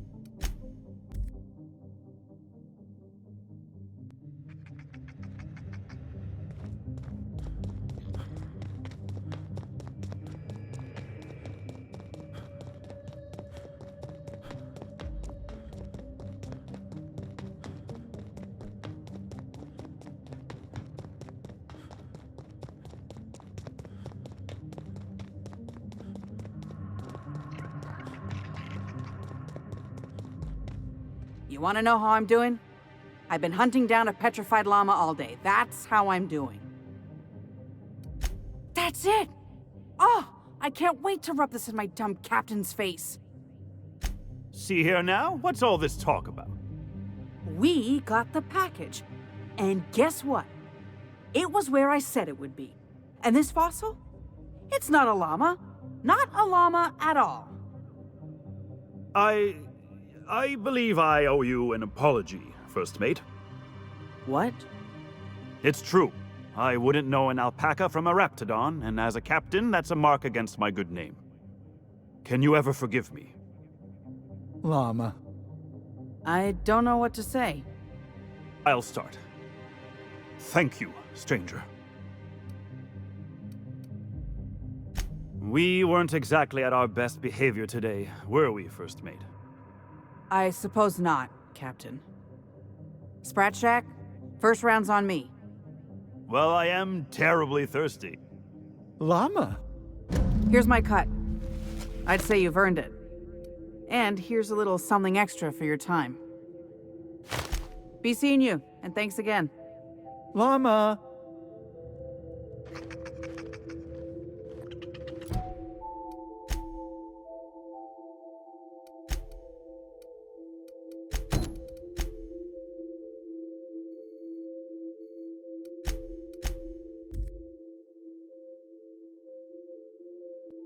Hopefully, following in Lucky's footsteps doesn't result in us sharing his fate. Who?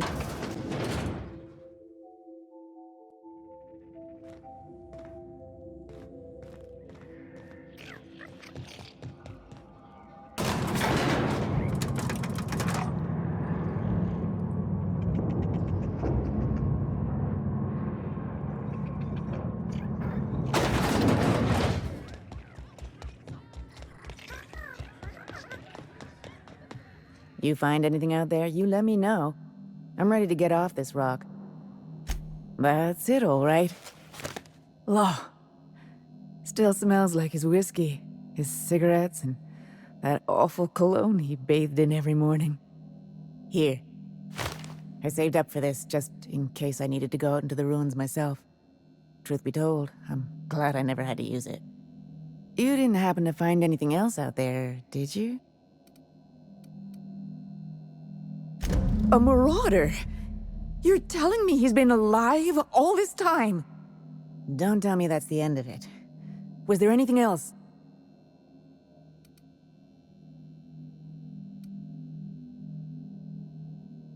You're right. Wherever Jerome is, he's gone. Marauders are just echoes of who they were, full of hurt and anger. Jerome got me out of Gorgon. I can honor his memory by staying out. Time to hit the dusty trail. Be seeing you, stranger.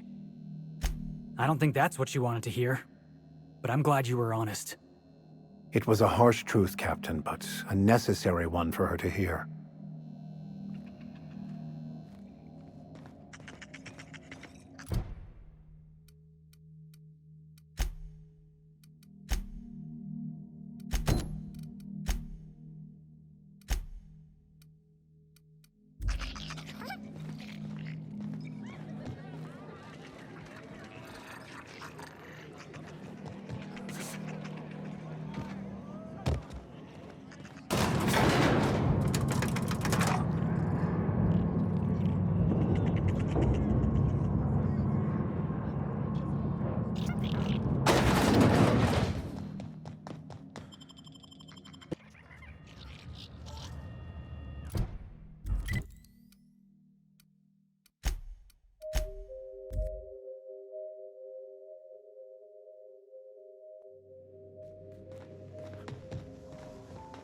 You're adjusting before you pull. You're anticipating it. Of course I'm anticipating it. What if I shoot a friend on accident? That's on account of your stance. You want to lean into it. Embrace it. Work with it. You're in control here, Parvati, not the gun. Don't let a hunk of metal jerk you around. You've been around powerful machinery all your life, and you're always in control, right?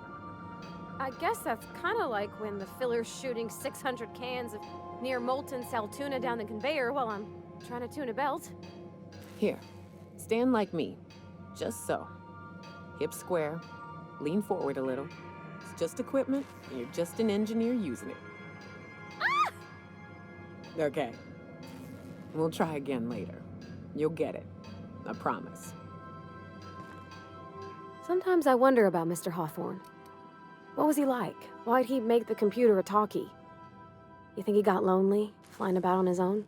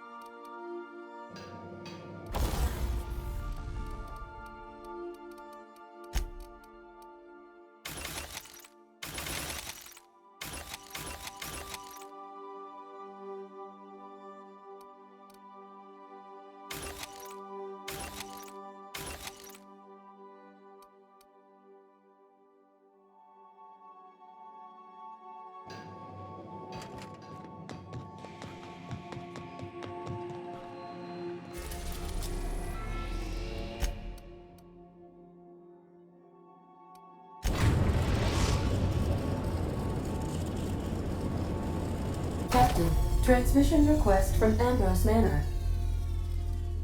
Captain! Imagine my surprise when I saw the Unreliable leaving Gorgon with so much urgency and purpose. Tell me you found Mother's journal. I'm positively dying for good news. Someone? You mean someone still has access to the facility? Oh, after all this time. Who was it? Of course. They know you're on the case and they're scrambling to cover their tracks. Good thinking, Captain. Make sure you have eyes on the back of your head. I doubt we've seen the last of this human vexation. If I know Spacer's Choice, getting past the lockdown will be more complicated than just hitting a big red button. You'll need authorization, and layers of it. I seem to recall that Mother worked closely with Gorgon's R&D personnel, but not close enough to invite them over for dinner and cocktails, if you get my meaning. By now, they'll have moved on with their lives. If only I could do the same. I knew Mother was involved with some important chemical trials, but I had no idea her pet project was Adrenatime. Adrenatime is a working man's stimulant, like a caffeinoid. Very popular at launch, though the marketing quieted down over time. What? No! I mean, there's some very morbid wording in the fine print, but I had no idea Adrenatime could make marauders out of people. That's it. That must be it. Spacer's Choice is keeping their dirty little secret about Adrenatime off the record. We have to find Mother's journal. If we don't, then Spacer's Choice gets away with murder. I only hope we aren't too late. Adrenatime was touted as the working man's best friend. A drug that boosted productivity with no adverse effects. The promise of Adrenatime cannot be overstated. Exhaustion and fatigue were supposed to be obsolete. Workplace accidents would be things of the past. For whatever reason, the drug never lived up to that promise. I don't know. And thanks to Spacer's Choice, we may never find out. I know that I'd like to see a colony where the promise of Adrenatime was fulfilled. And I doubt I'm the only one. Thank you. I certainly ought to know what I'm doing. I spent years trying to break into pharmaceuticals, professionally speaking. Mother wouldn't hear of it. She didn't think I had the wit to succeed in her line of work. Safe travels. If your leads give you any trouble, be sure and give them some trouble back, yes? Ta!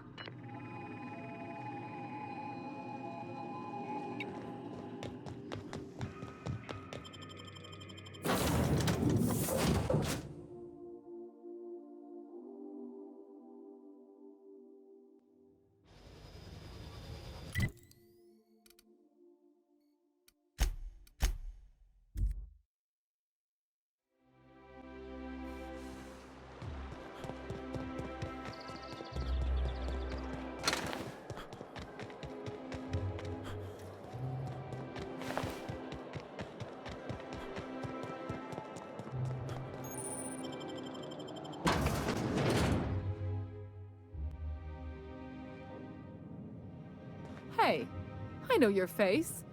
You're wanted by the board. Wow. You're a living, breathing outlaw. That is, until security outside gets their eyes on you, but let's not spoil the moment. If you're here for the annual Canid review, I'm afraid it's already over. Only thing going on behind those doors is good, old-fashioned lawful behavior. This greeting constitutes your confidentiality agreement. You hereby agree not to disclose the location or existence of these events. Thank you for cooperating. Oh, that's just so encouraging to hear. I'll just go ahead and add your comment to my permanent record. Now then, how can I help you? Mr. Mostly is indeed attending our event, although I am disappointed to discover he did not officially enter his Canid Laplace into our competition. You should find Mr. Mostly just inside the prep room. Head inside and take the door to your left. We find that our clients enjoy the appearance of participating in illegal activities. Secrecy contributes to a feeling of indecency. The Musgrave family collection was intended to be a gallery of fine art. And here we are, using this place to practice semi-legal Canid shows. Scandalous, isn't it? That's privileged information. I really shouldn't tell you. That's a fair point. All right, I'll tell you. But just keep this between us. The Musgraves own one of Earth's largest private collections of art and literature. They were going to have the entire collection shipped all the way to Halcyon. Unfortunately, that collection never arrived. We haven't heard anything from the delivery convoy, and there's some purely hypothetical concern that the collection might be, well, I was going to say indefinitely delayed by unforeseen and unknowable circumstances, but yes, let's go with that. Anyway, that's as much as I can tell you. Will there be anything else?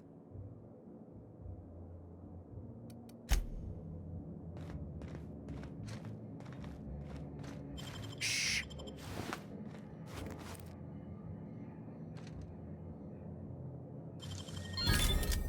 Easy.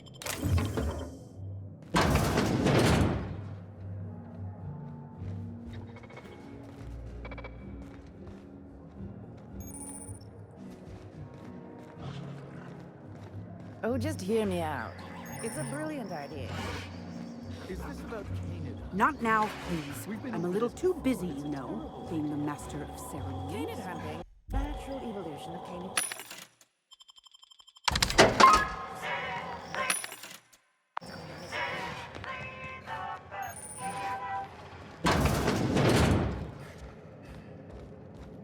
Hey, Maverick Johnston's newest star. I've got a question for you. Do you know the interesting thing about Canid shows? Mathematically speaking, the interesting thing about Canid shows is this. They're an exercise in futility. Winning is predetermined. Over time, the inevitable trend is that the race goes to the swift.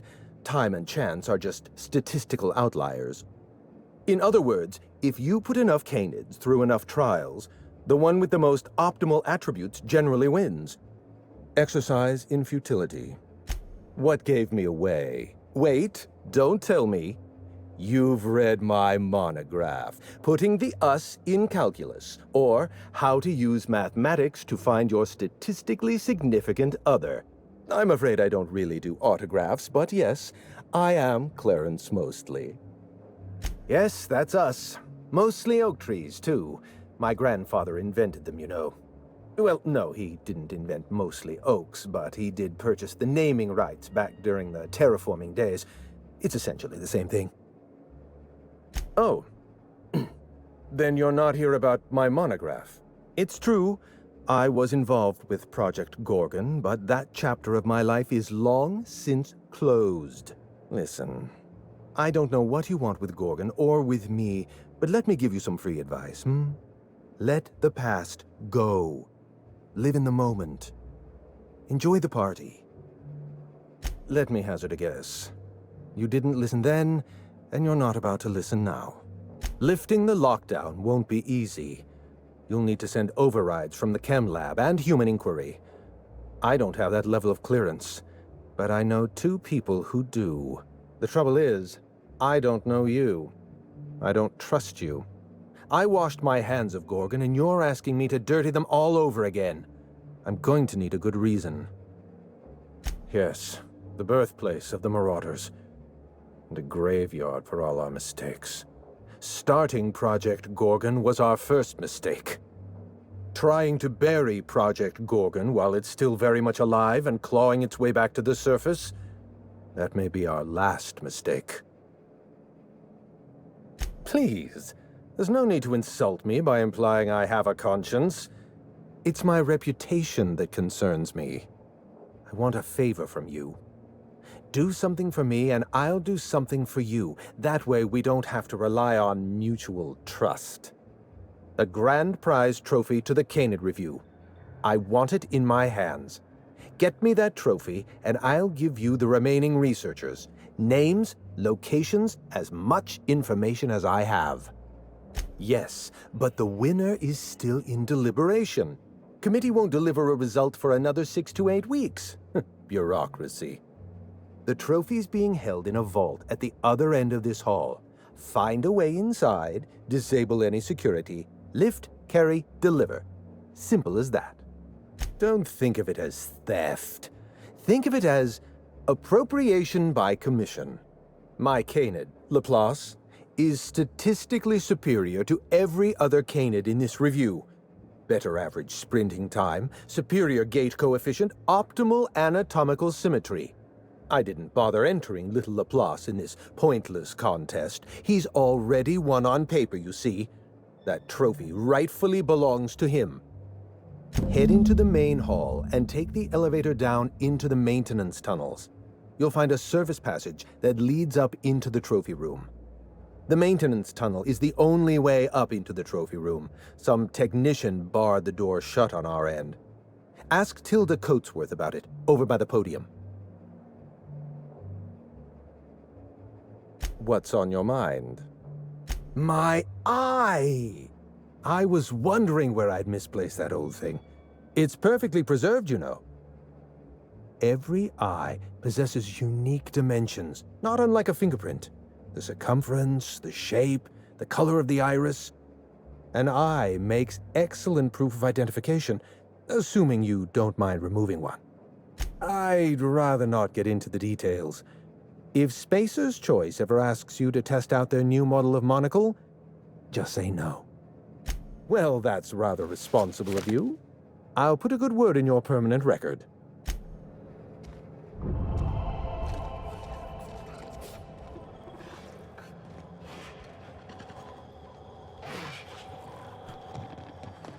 It's not Canid hunting I object to, it's the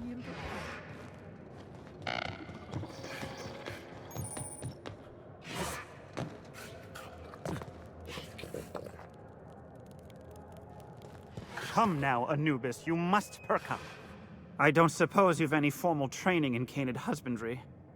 I really am at my wit's end. It's my little Anubis, you see. He's listless and miserable. I simply don't know what to do about his condition. You must understand, Anubis is a very picky eater. He dines exclusively on Terra 2 Salt tuna, none of that rubbish from Monarch. Unfortunately, we've had a bit of a shortage lately. He's so miserable without his salt tuna. Interesting. This salt tuna looks exactly like the kind I give my Canid. Only the label is a little different. Anubis and I are grateful for your help. I'll be sure to leave a commendation on your permanent record.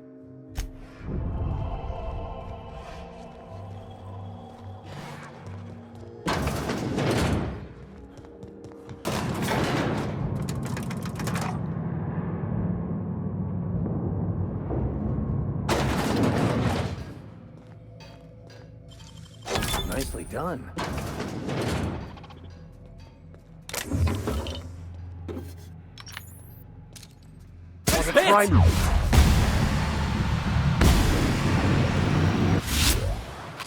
Score one for Felix.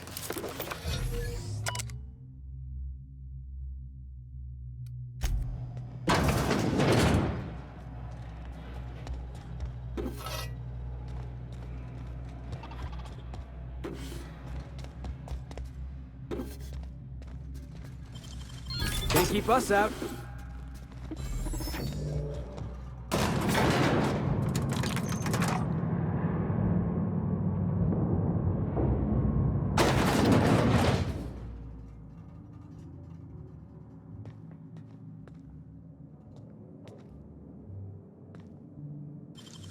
Great work.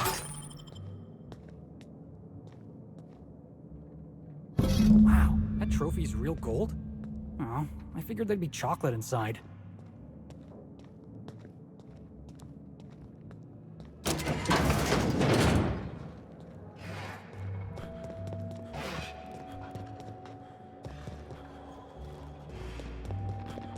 It seems people who've never known struggle will use any means necessary to evoke the thrill of You know, the careers of 9 out of 13 actors end after their debut serial. Enjoy the fame while it lasts. My trophy! Look at this thing! Have you ever seen a more garish monument to the boredom of the elite? If only Grandfather Mostly were alive today, I would have loved to wave this trophy right in front of his cataracts. I hope you won't take it personally when I say I had my doubts about you. Nothing ever gets done in Byzantium, you see. Competent work is, well, a statistical anomaly. Lifting the emergency lockdown requires overrides from the Chem Lab and Human Inquiry. Access to those facilities requires authorizations from 2 senior-level researchers, Marion Blakesley, Jasper Lowe. They went into hiding after the project collapsed, but I've managed to calculate their last known whereabouts within a reasonable margin of error. I see you're familiar with my technique. I'd love to show you my numbers, but there aren't nearly enough napkins in this room. After the project shut down, I had to keep my mind occupied. I worked on my actuarial tables, calculated the average lifespan of a Spacer's Choice worker, that sort of thing. I realized some of the researchers had to be alive. I ran some numbers, did a little research, and concluded that the 2 most likely survivors are Marion Blakesley and Jasper Lowe. Nonsense. I just needed a good old-fashioned statistical problem to busy my mind. Keeps the faculties lubricated. Let me stop you there. I don't accept anything for free. And if you're going to analyze me, I'd have to go through the trouble of hiring you on contract. Think what you will of my intentions, my calculations are sound. You'll find Marion Blakesley and Jasper Lowe at the enclosed locations. As far as I know, Jasper Lowe and Marion Blakesley are the only 2 surviving researchers with high-level clearance. If you want to lift the lockdown on the manufactory, you'll need to send an override from the Chem Lab and Human Inquiry. I'm afraid it's the only way. I'll tell you what I can. Dr. Marion Blakesley supervised the Human Inquiry and Auditing Facility. Live subjects, measuring tape and syringes, that sort of thing. Someone sabotaged the facility. Blakesley tendered her resignation and vanished. I'm reasonably certain she's hiding in a maintenance bay on Groundbreaker. Well, with Spacer's Choice equipment, who even knows? Dr. Blakesley tendered her resignation lawfully, but under suspicious circumstances. If you want to know more, you'd best ask her yourself. Dr. Lowe described himself as a dazzling genius in his review. I disagreed. Of the 19 criteria that constitute the rubric of genius, Dr. Lowe only met 15. After the project shut down, corporate traded him off to Auntie Cleo in exchange for 5 lab coats. He's been transferred to an orbital lab around Olympus. Oh dear. How do I explain this without using too many syllables? Lab coats means scientists. It's a colloquial... It's slang. Let's get back on topic. You'll find Dr. Lowe in an orbital lab around Olympus. Try to exercise caution. It's good for your lifespan. You did fetch a trophy for my little applause. Technically, that makes you my canid servant. And by the transitive property of employment, my responsibility. No need to sound so astonished. Now, was there anything else? Easy does it. What do you think you're...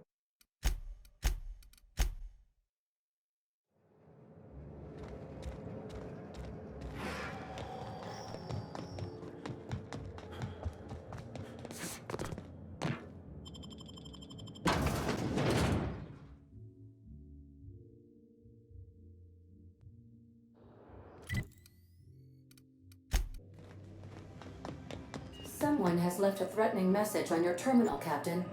I was unable to trace its origin. Please make a note of it.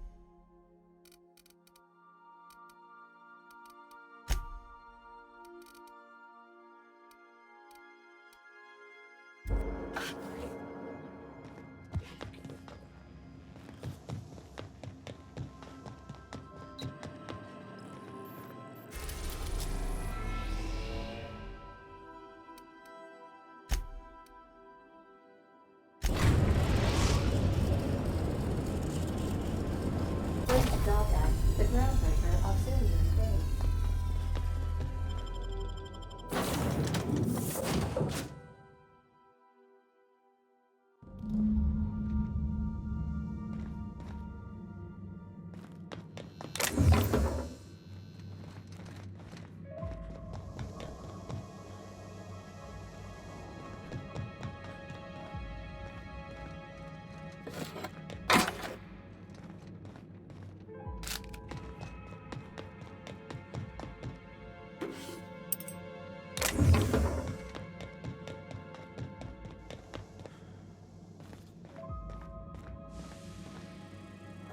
Look at these hullheads, walking around like they run the place. Hey you, over here. It's Chad. Whoa, whoa, whoa, it's Riz. Ah, fucking damn it. Every time. So, hey, you're trespassing, and I'm armed. Maybe take a second look at your life choices, pal. Jimmy used to work security for Rizzo's before he got fired for... what was it again? Rank incompetence and gross odor? Or was it gross incompetence and rank odor? Oh, you think you're funny, kid? You want to hear a little jingle? I'll get your head ringing. Ah, come on, boss. I was just having a bit of fun at this idiot's expense. That ain't a crime, right? Oh, you're lucky you're running with new friends, Felix. What, you gonna report me? I don't work for them no more. I'm with the Gardeners now. All of us kept the peace for the corpse once, but we got tired of being used. Yeah, we're the Gardeners. We keep order back here on these dangerous streets. Hallways. You know what I mean. Anyway, Blakesley's given us standing orders to strongly discourage anyone who tries to come in. I like to, extrapolate from there. We ain't subversives. We're gainfully employed. This is a private contract. Miss Junlei can't get too mad if we rough up some trespassers. Especially if I was nice enough to warn him first. This deal with Blakesley's pretty sweet. We get paid, and we get fresh greens every week. My gums never looked healthier. What?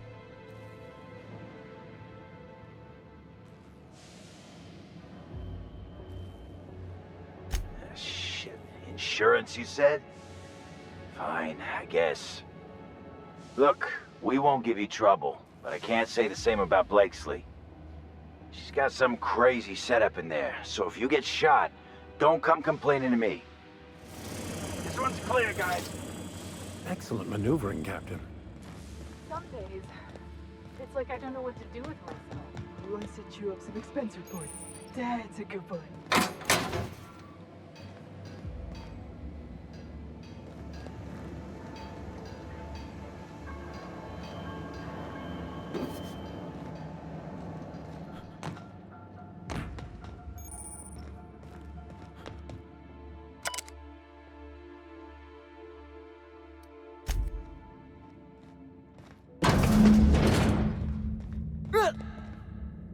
You have to be kidding me.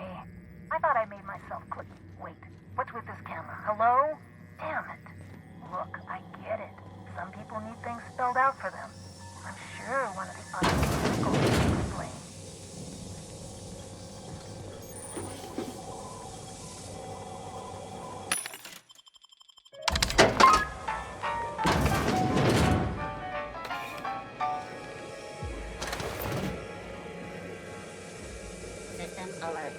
Observation log. Heads up, boss!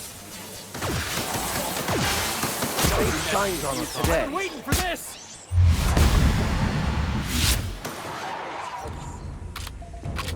Observation log. Date. Well, never mind. Hybridization efforts have proven successful, and the nursery's yield is improving steadily. Meanwhile, the psychological benefits of gardening are difficult to assess without a control group. Subjective reflection suggests minor gains in memory retention and contentment. Observation log, date, who knows.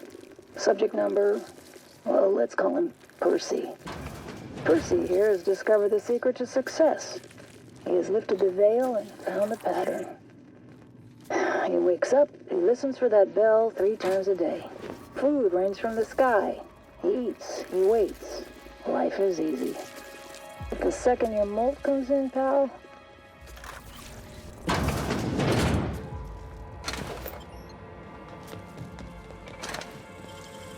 You're a deft hand with a mag pick.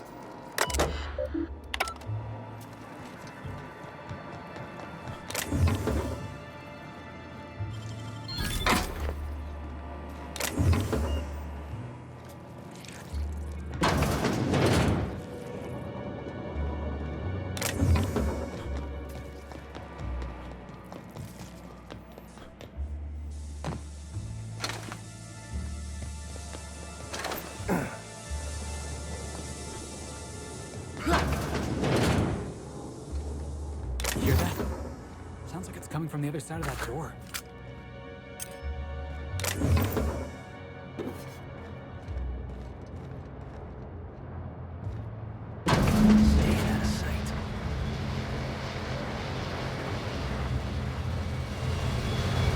So who the fuck? Oh, wait, hang on, I can't hear a damn thing. Just gonna shut this thing off. Right. Marion Blakesley, what can I do for you, Mr. Home Invasion? Spacer's Choice send you? Took your sweet time. Gorgon? I holed up in a forgotten cargo bay of a rotting colony ship just so I could never hear that name again. But here you are.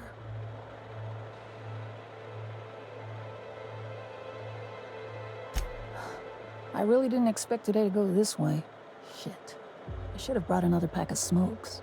The Gorgon project gave us Adrena time in the end, but that's just the Bose Spacer's Choice stuck on the whole mess. Corporate demanded a product they could throw onto shelves. That put the squeeze on low at Chem to develop formulas, samples. But how do you know if the product works? You run tests, see what happens.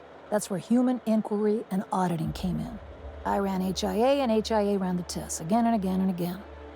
And what happens is a whole lot of wasted time and even more bodies. You met the gardeners. They're nothing but overgrown canids, but people love their fancy names. We were looking for a game changer, something to better the colony. It felt important, worth a few sacrifices. Spacer's Choice. They wanted to sell that change for as many bits as they could. None of us got what we wanted. Testing supervisor. I designed the initial testing regimens, managed the staff, made sense of the test results. Tried to anyway. People are complicated, and I don't just mean the test subjects. Try and avoid working with people if you can. It always gets messy. I'd have tidied up a little if I knew you were going to break in. You've heard the adverts, right? Work day and night, still feel refreshed the next morning. Now, what we tested for was dexterity, efficiency, compliance. The traits of a good employee. Numbers never came out right. I could have pumped gallons of those chemicals into every living soul in this colony. Wouldn't have changed that. What we got was marauders. And I got a hefty corporate paycheck for it, too, up until it all fell apart. That's not the part that made Spacer's Choice give up, anyway. You can still buy Adrenatime, after all. We had a few weird accidents, escapes, minor setbacks. But one day, all the test subjects got loose. Sabotage, they said. Wasn't just us. All of the facilities got hit hard. Shut us down for a while. That turned out to be the last straw. Nah, didn't much care by then. Don't care much now. Spacer's Choice wasn't getting much use out of us anymore, so they shuttered the project, kicked Adrenatime out the door. And I came here. Indulge a scientist. What do you want out of this investigation of yours? Trying to liven up your memoir? Yeah, well, people don't tend to exhume the past just so they can bury it again somewhere nicer. Ask your priest friend. What do you get out of headbutting murderous automechanicals for your captain here? My reasons are my own. Suffice it to say that not all rewards are monetary. Fair enough. That's all I've got. Here, I still have this pass. Don't much feel like hanging on to it anymore. Made my exit the moment the project started falling apart. Had to steal some credentials. This should get you into the volunteer induction entrance. Please, I just messaged people with fake demands for their passwords. That's when they didn't just leave codes written down on pieces of paper. If I couldn't talk my way out past a simple facility lockdown, I'd be working for Rizzo's. That'll get you inside. What you do from there, that's up to you. Be careful on Gorgon. The compound got into the air, the water, everything. That asteroid makes monsters. Sure, take it. Just drowning and dining options down here.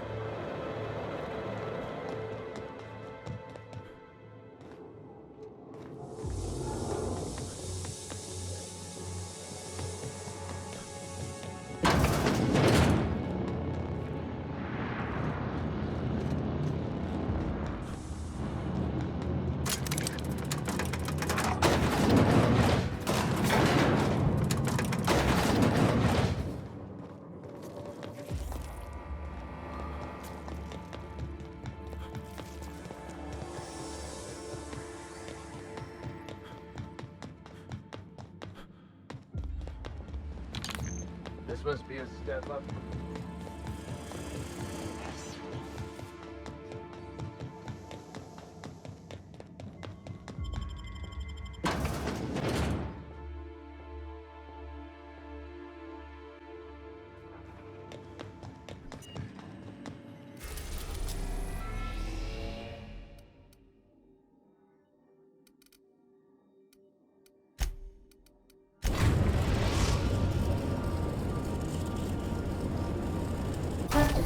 An unknown vessel is approaching our ship. Their intentions are currently indeterminate. Once I deduce their intentions, I will play one of two audio signals. A cheerful fanfare if they are friendly, alarms if they are hostile. Their intentions are no longer unknown. The unknown vessel has deployed a boarding mechanism. They will attach themselves to our airlock and attempt boarding shortly. That sound indicates that a boarding mechanism has successfully attached to our airlock. Captain, I am pleased to inform you that we are currently in the process of being boarded. Captain Hawthorne installed a lethal shock trap on our airlock in the event of an invasion. I am prepared to deploy this trap at a moment's notice. The invading ship appears to be a decommissioned storage vessel. The crew are either pirates or freelancers. My opinion of their competence is low. Their ship is using a tracking device too sophisticated for their primitive astrogator. I conclude they are receiving outside assistance. If you prefer to make an escape, I can disable their boarding mechanism. However, as long as that tracking device remains on board their ship, they will be able to find us again. Understood, Captain. I will be deploying the Unreliable's lethal deterrence system. Please approach the airlock and enjoy the show. Now initiating warm welcome protocol.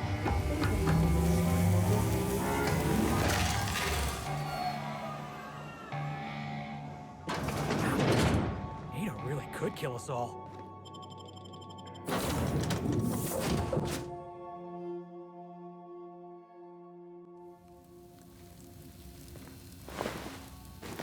Looks like our opponent knows how to play defense. All right, freebooters, fall back and regroup.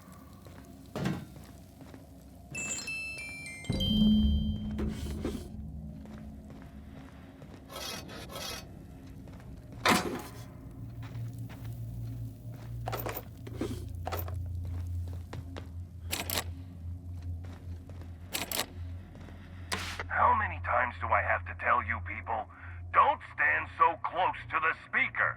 I can hear you breathing. Let me stop you right there. It's against freebooter team policy to borrow from the opponent's playbook. I'll admit this attack hasn't gone strictly according to plan. But as we like to say in the league, no strategy survives contact with the opponent. Let's call this round a draw. You head back to your end of the field, I'll regroup my team, and we'll see where things take us in the second half.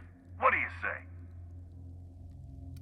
Of course we're playing tossball. We're the freebooters. Tossball is what we do. Tossball and piracy. Here's the problem. I can't let you live, but as long as you're on my ship, you've got the advantage over us. So, we're at an impasse. You want to negotiate terms. How do I know this isn't a trap? A meeting between coaches. Unconventional, but brazen. I like it. All right, I'm willing to parlay. Come speak with me in the captain's quarters. I mean the coach's office. Come up through the cargo hold. I'll have my players take a timeout. For now. The coach is ready to see you. Head upstairs.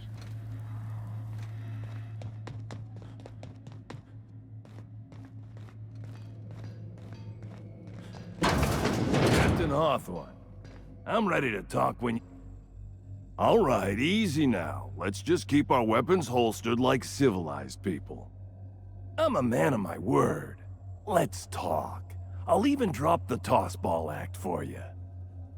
My team and I were contracted to apprehend the Unreliable, eliminate its crew, and dispose of the captain.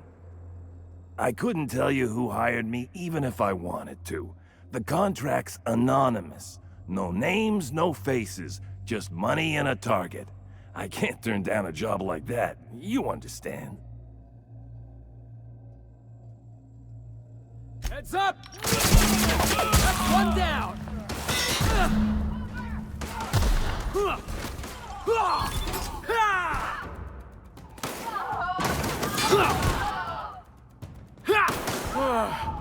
Oh, that's the last of him. Looks like we're doing this. Don't mess with us.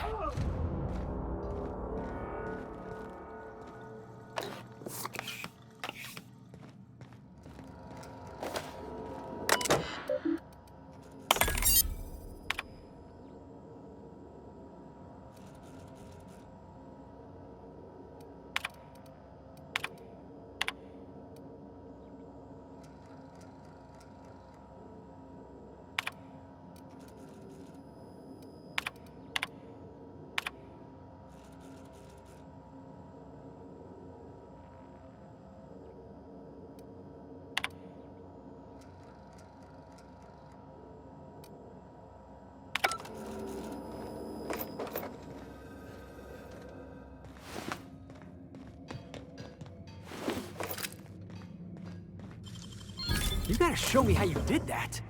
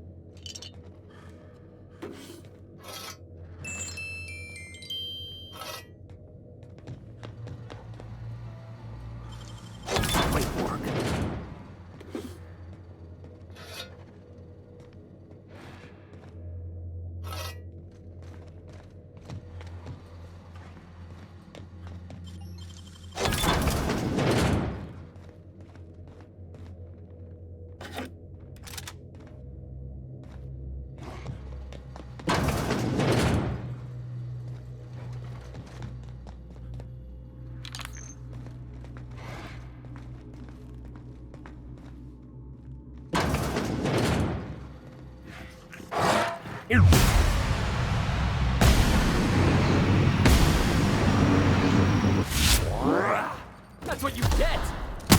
Get away from me! That's the last of it.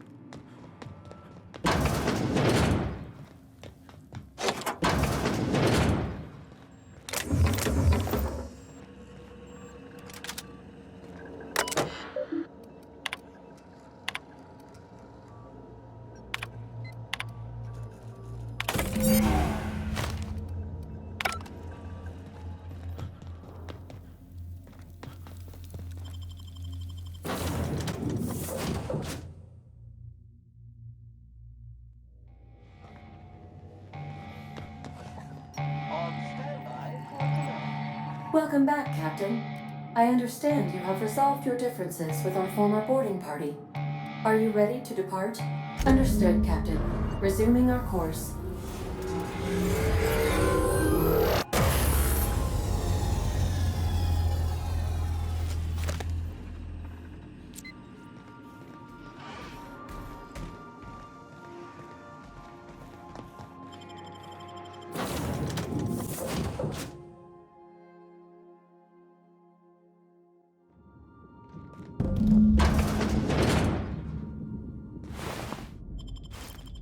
Hey, anybody out there? We're not here to hurt you.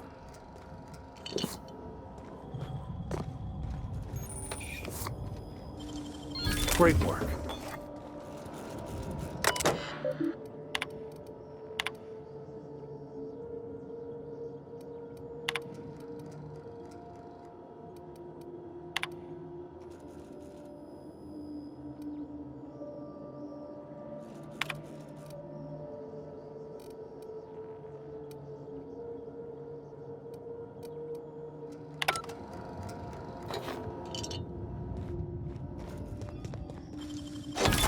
Good, we're in. Quickly executed.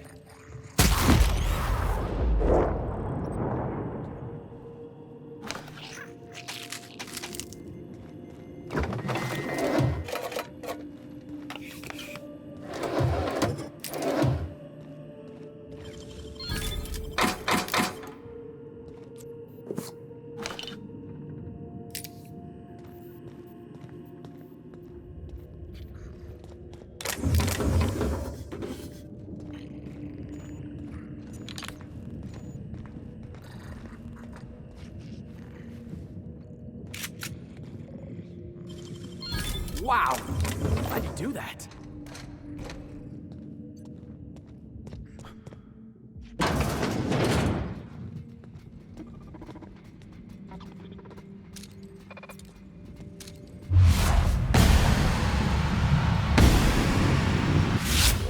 go! We're the best there ever was.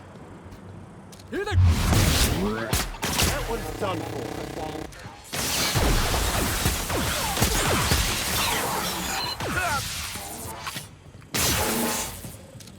That's the last of them.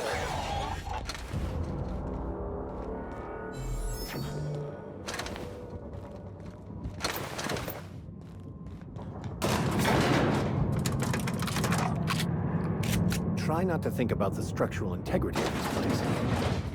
Perhaps I shouldn't have mentioned anything.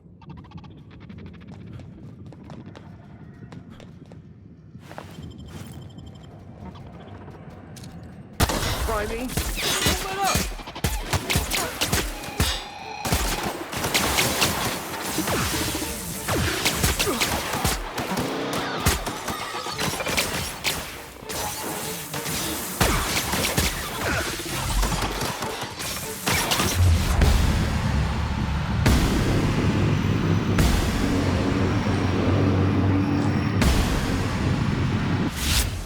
Kill.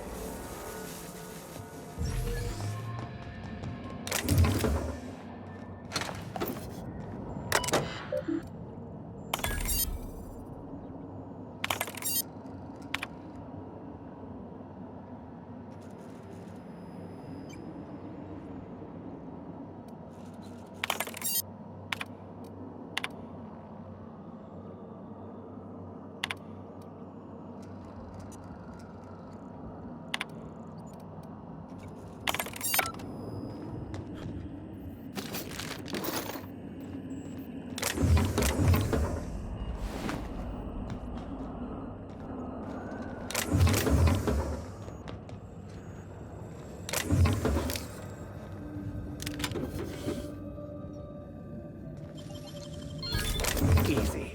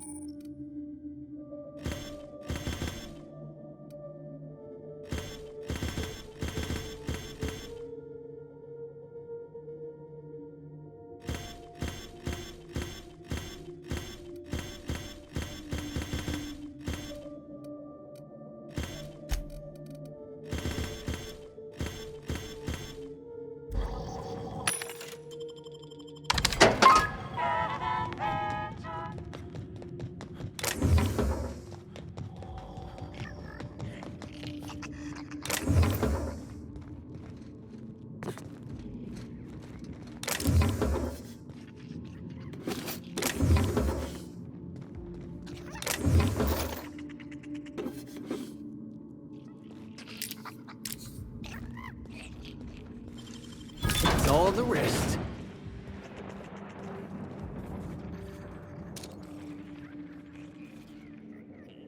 All right, here we go.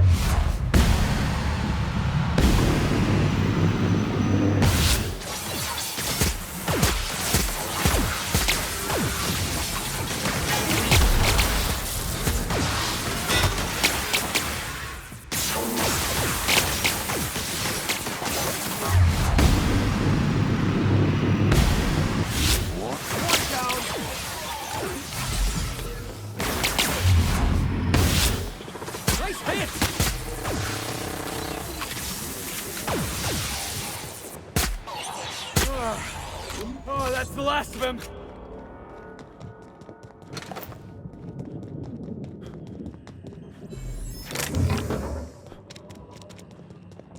Where did I put the... Oh, wait. Almost forgot the door. That's good, actually.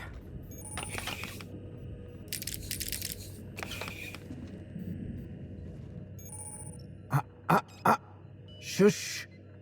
No talking. Concentrating. Damn it. I almost had it. The formula was in my mind, and I almost had it. I was so close to a breakthrough, I could practically taste it. You really did pick the worst time to manifest.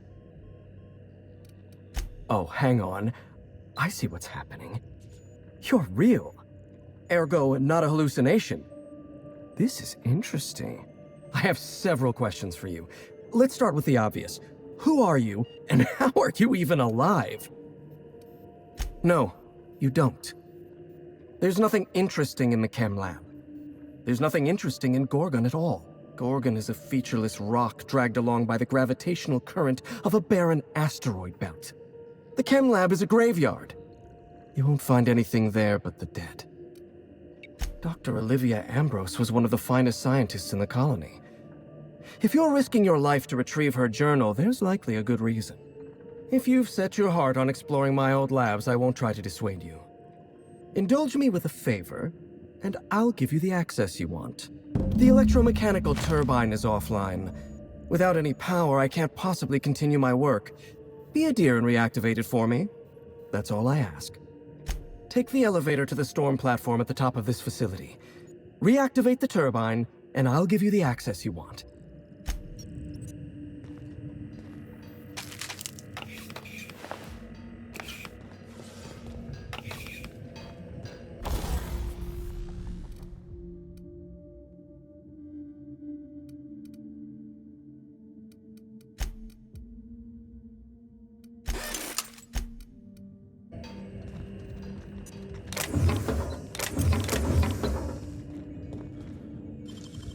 Impressive as always.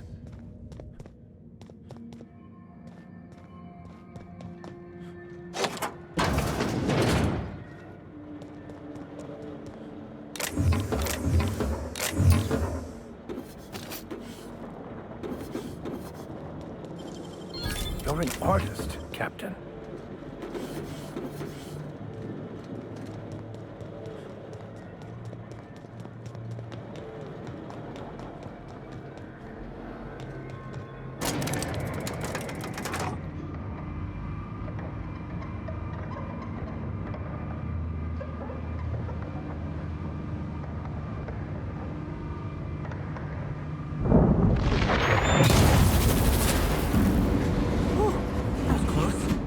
You alright, boss?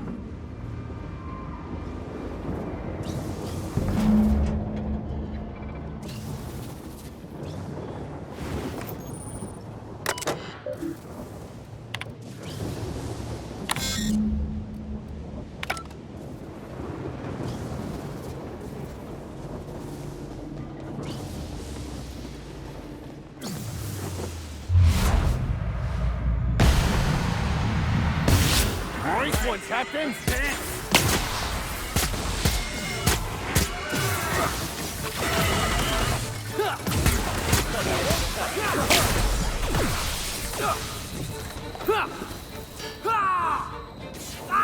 This is bad!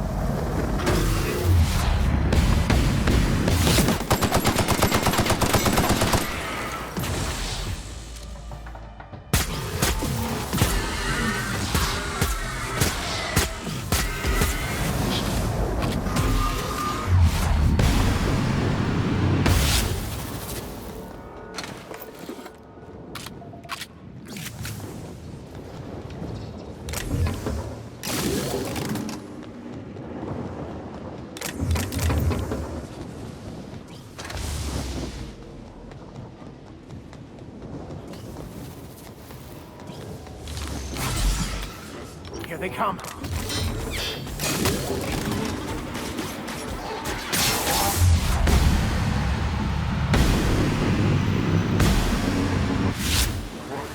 Nobody messes with you, boss!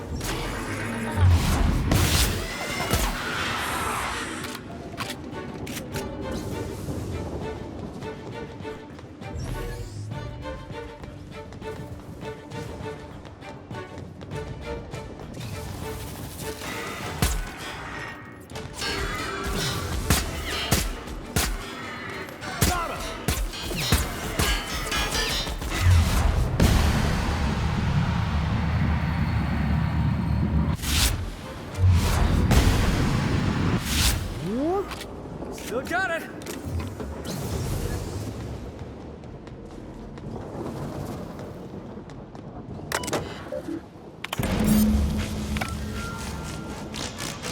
So, wasn't really following what you did there.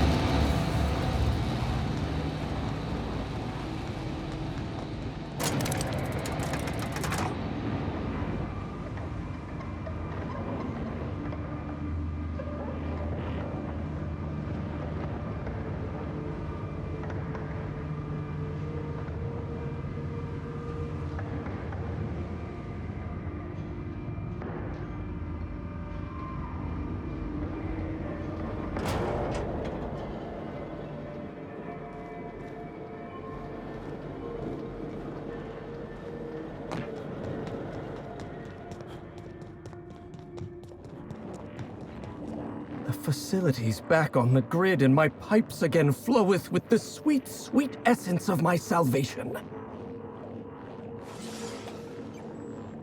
You'll need my voice to get into the chem lab.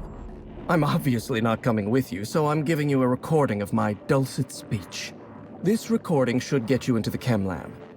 I hope whatever you're after is worth the trauma.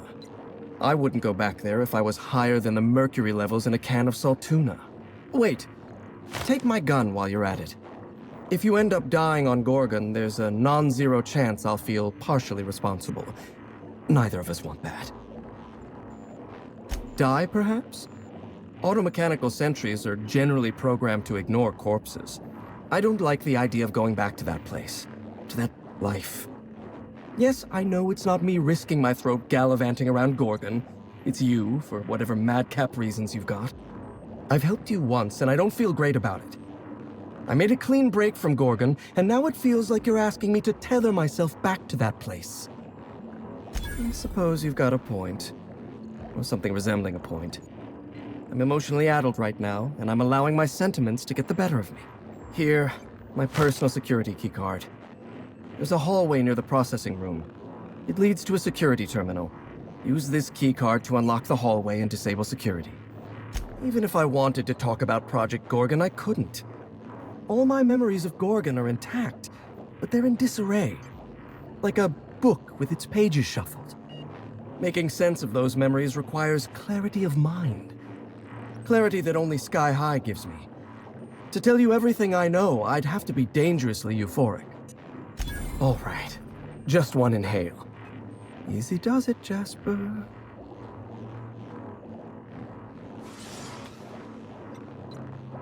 Have you ever seen a lake as still and clear as a mirror?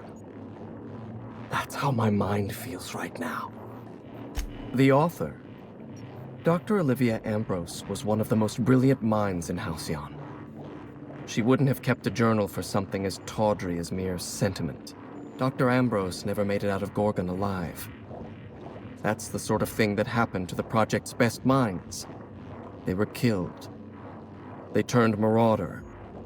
Or they became me. Gone. Like smoke in a breeze. Sky High clarifies my mind, and I can see that my confidence was only ever an illusion. I never had the courage to tell Dr. Ambrose that I admired her dedication to her work. I never had the courage to stand up to corporate on behalf of my staff. I'm starting to lose sight of my own thoughts. Entropy reasserts itself in the palace of my mind. The high never lasts more than a few moments. I suppose you're right. I do need to relax. Up you go, old friend. And the disaster at the chem lab was my fault. I tested Adrenatime on primals. I decimated my own research team. And I was a coward. I locked myself up in isolation. I told myself that I needed silence and solitude to perfect my formula for Sky High. But the truth is that I was ashamed. Nothing. Everything. I told myself I needed a drug to help me focus, help me work. The weight of guilt crushed my capacity to work, but if I didn't work, then I was worthless. Adrenatime was like that. It was designed and marketed as a necessity, an elixir of productivity. It made you feel guilty for not using it, and then hurt you when you used it. I'm starting to lose sight of my own thoughts. Entropy reasserts itself in the palace of my mind. The high never lasts more than a few moments. Surely you jest. Even were I inclined to teach you, which I am not, you wouldn't be able to replicate an alternative to Compound X. The compound is derived from the metabolic waste of xenocytes, a microbial life form growing beneath the surface of Gorgon. However, they're accursedly sensitive to their ecosystem. Exactly. When Project Gorgon was active, corporates' varied attempts to port xenocytes off-world killed them, every time. And even were one able to cultivate xenocytes in a petri dish, they'd need millions to refine even a dash of the compound. We mined immense amounts of Compound X directly from subterranean caverns in Gorgon. So you see, there is no Adrenatime without Project Gorgon.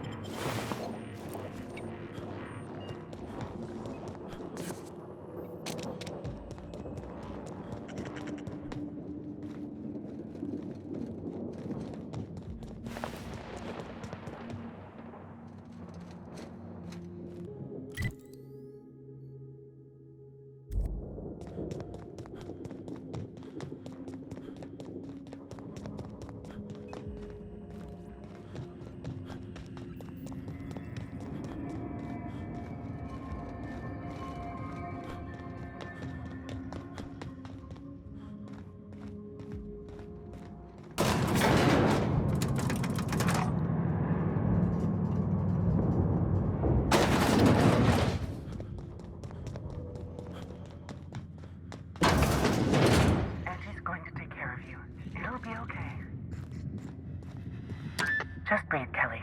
Everything's gonna be all right.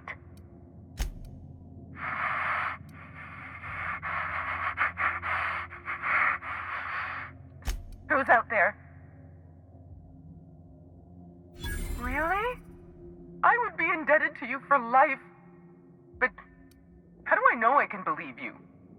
I'll have to come out to assess it myself. Hold on. I'm opening the door.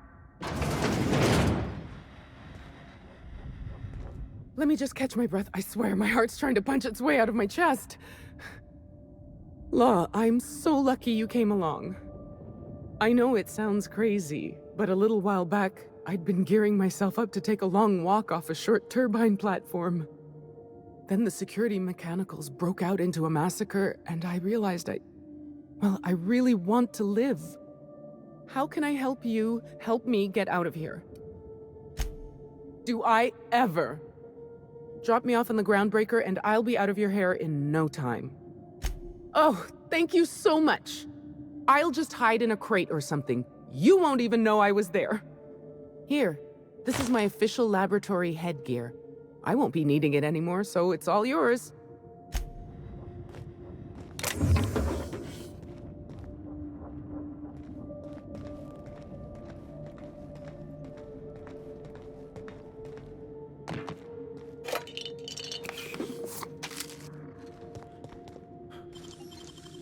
Well done.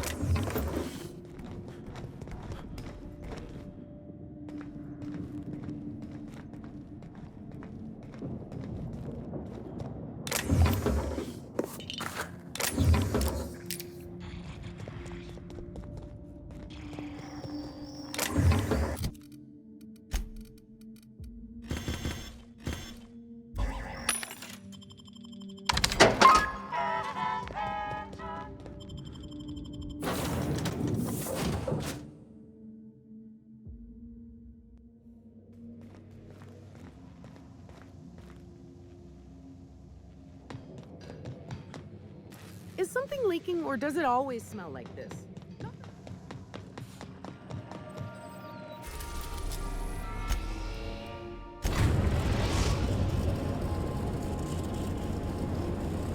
The Groundbreaker has approved our request for docking, Captain. You're free to disembark.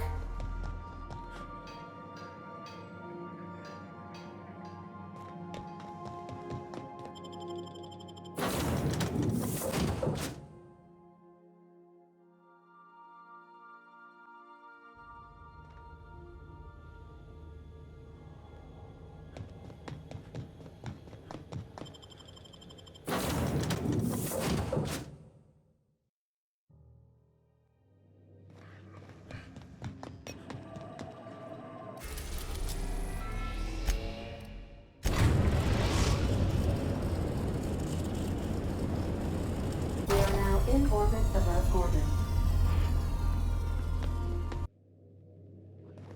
Good luck, Captain.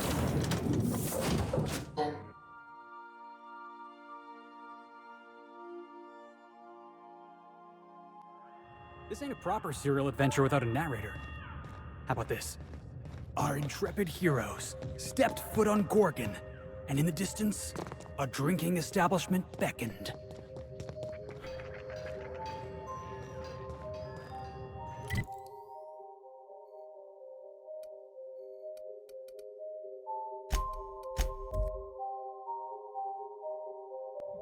Let's hope Jasper's pharmaceutical special blend hasn't affected his voice enough to keep it from opening the door.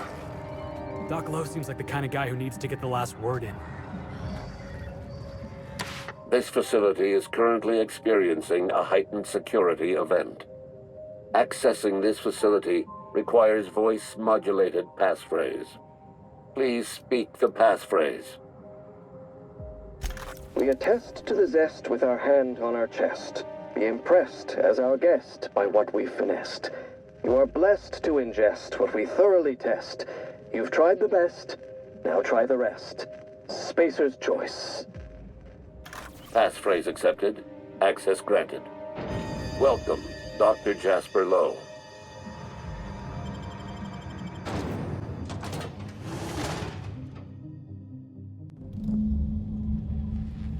How unfortunate.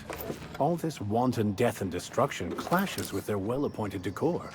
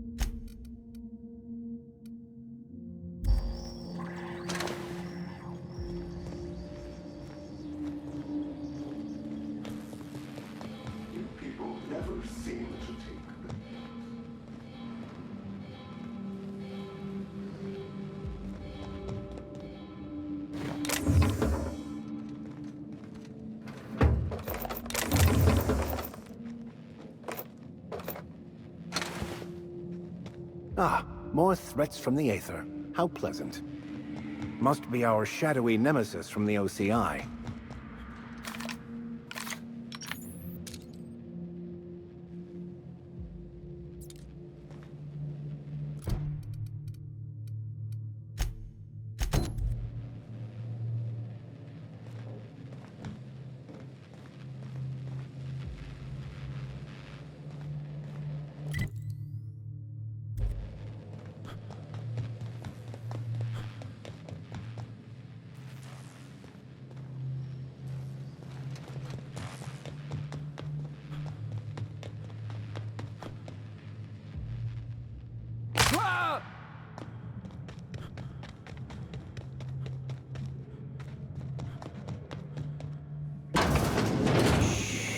Easy now.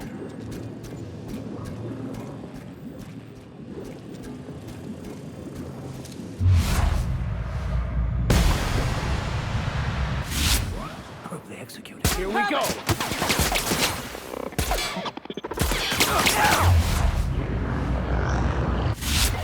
Well done.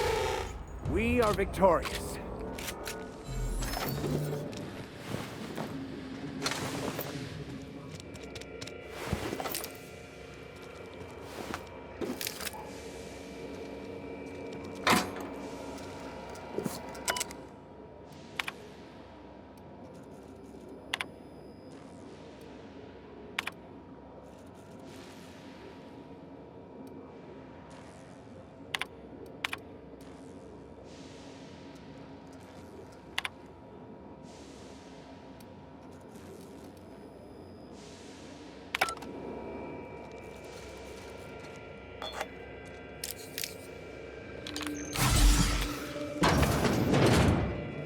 Roscoe, it's Georgie.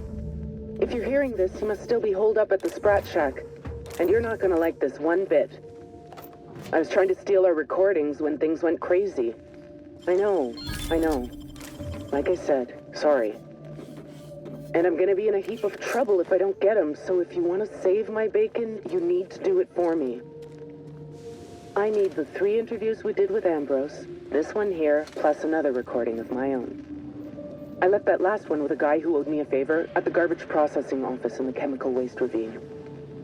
I'll leave an automech near Stellar Freighting. It'll want all 5 recordings, plus a passphrase. Glacial Age. Oh, and don't listen to my log, all right? Just stay safe and keep your head down.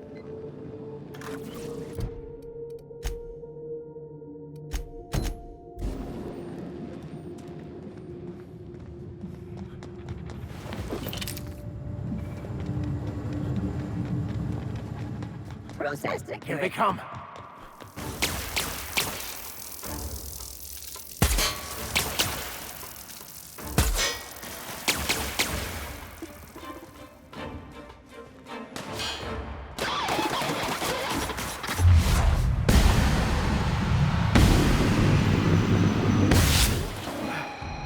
That was fun!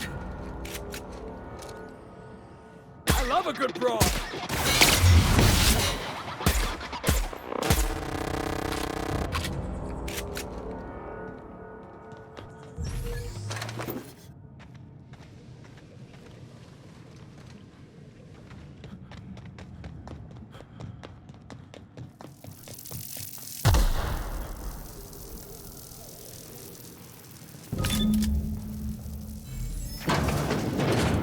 Watch your step, boss. This corridor's a death trap.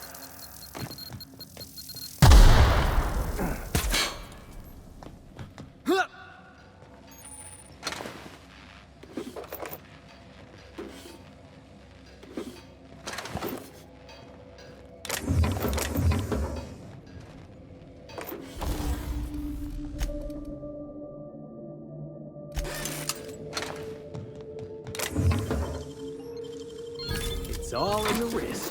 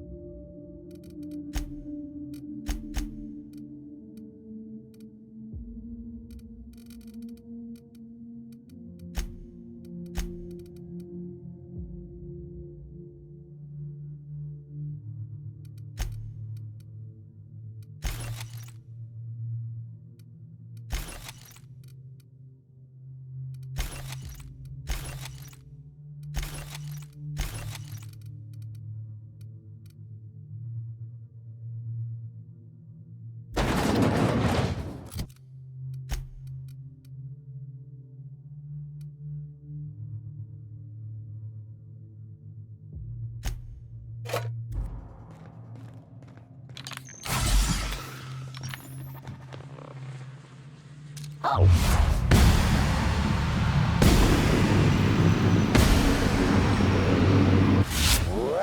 me.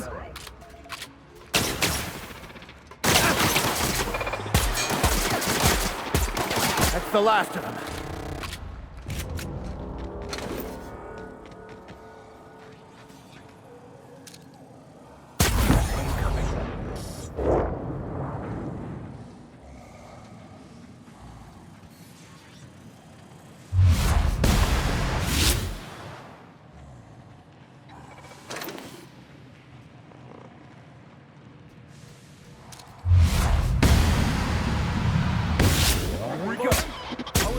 Are unrivaled.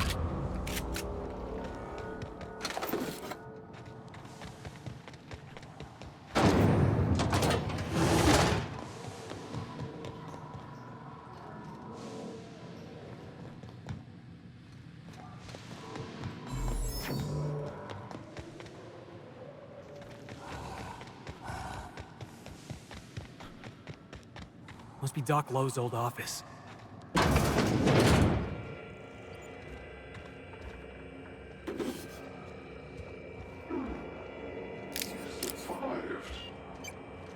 You're remarkably intent on scuttling my every plan to end you. How inconsiderate. Especially after I've gone to so much effort to see Gorgon rest in peace. Why did you insist on waking it up? The Project Gorgon's dead, right? It's shut down for good. There's no way anybody could get this place running again. You know, you'd be much more relaxed if you released your attachment to the past.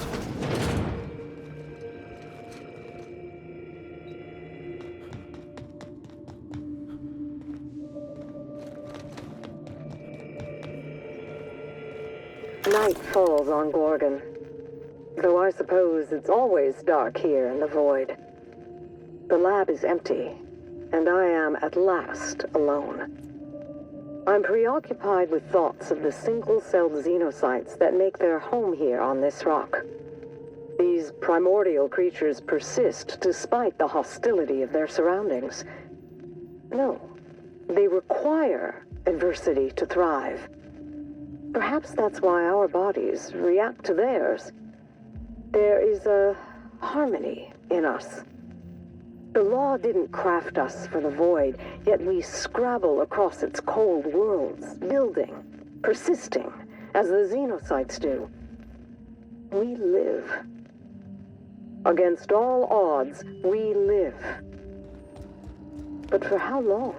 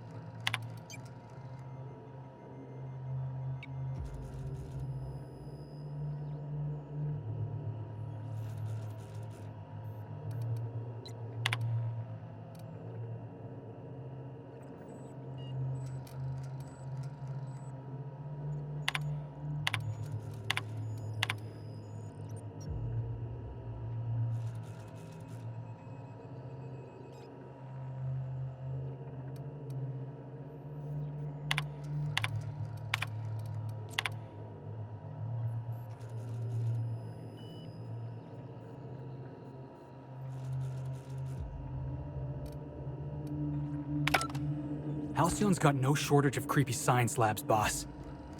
But this place? There's something real twisted about this place. I dare say it seems like the inmates were running the asylum here. The only thing they seem to be able to get right is sowing insanity and destroying people's lives. This whole project wrought mental destruction on everyone involved, including themselves. All brought to you by Spacer's Choice's best and brightest. Just think of the damage their worst and dimmest could do. Minnie thinks her family has a bad name now. It's nothing compared to how it will be if she compounds on her mother's failures.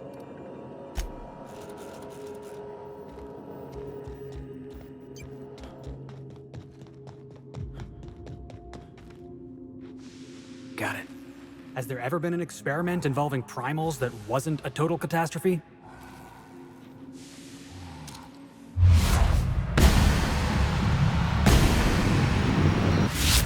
Waiting for this!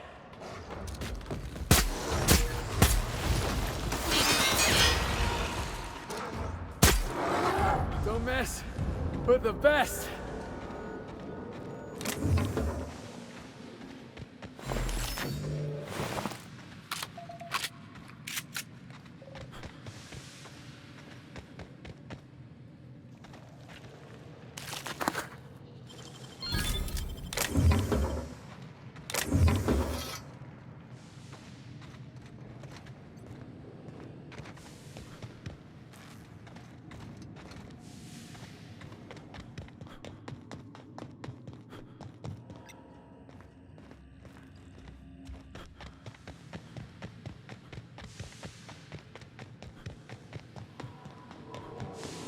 I'm looking forward to a breath of fresh air after the stench of this place.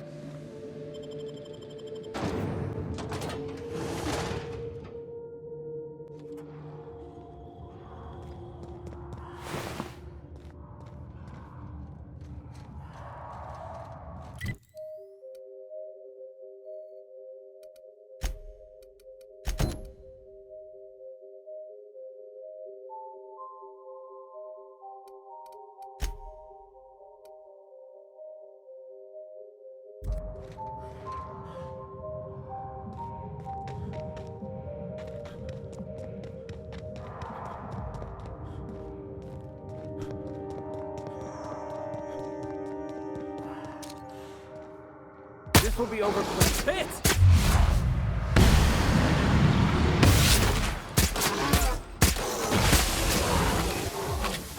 I'll take your confession now!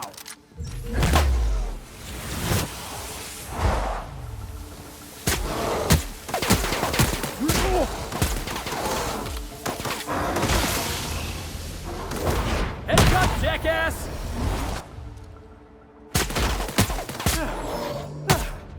Everyone all right?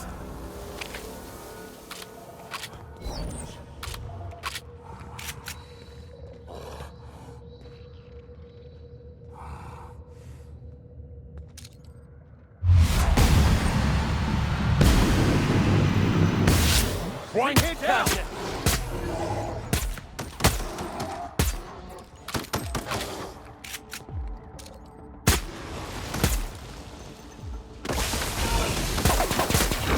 Watch this!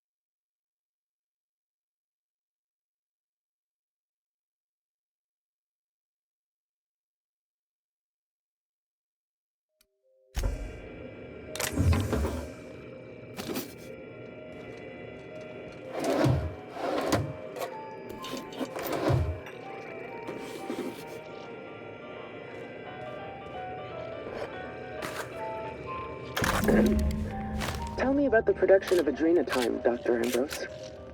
I hear Compound X is a unique challenge to work with. It's temperamental. It must be refined under tightly controlled circumstances at tremendously low temperatures.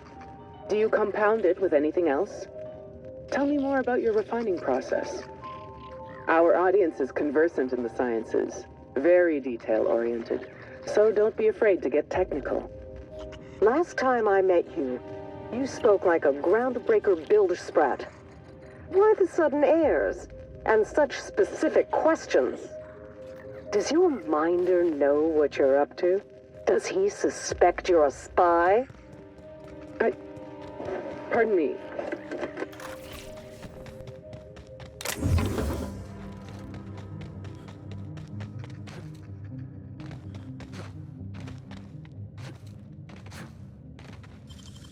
Nicely done.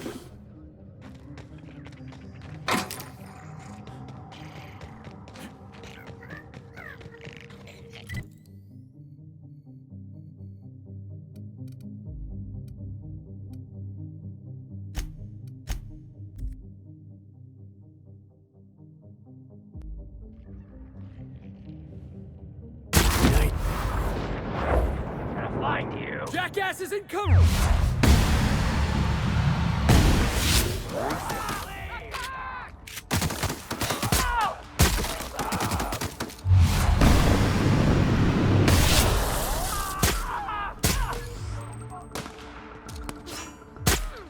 Don't mess with us.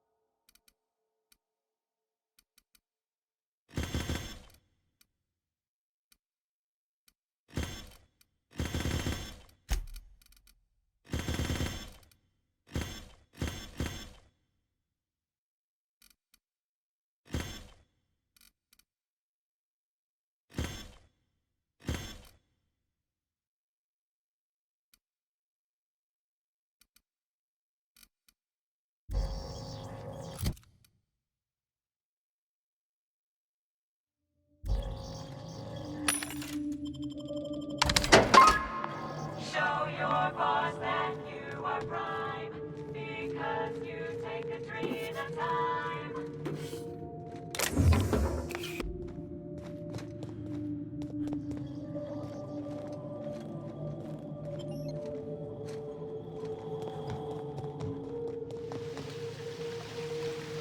Something stinks real bad. I fear the stench is but a meager taste of what's to come. Perhaps taste was the wrong word to use.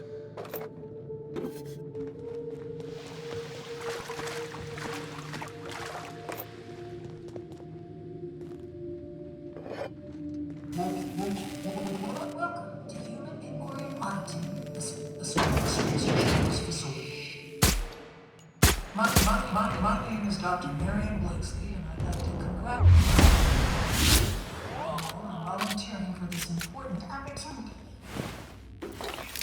In the past, know that as of today, each of you will be part of something greater. It's good. The path to discoveries.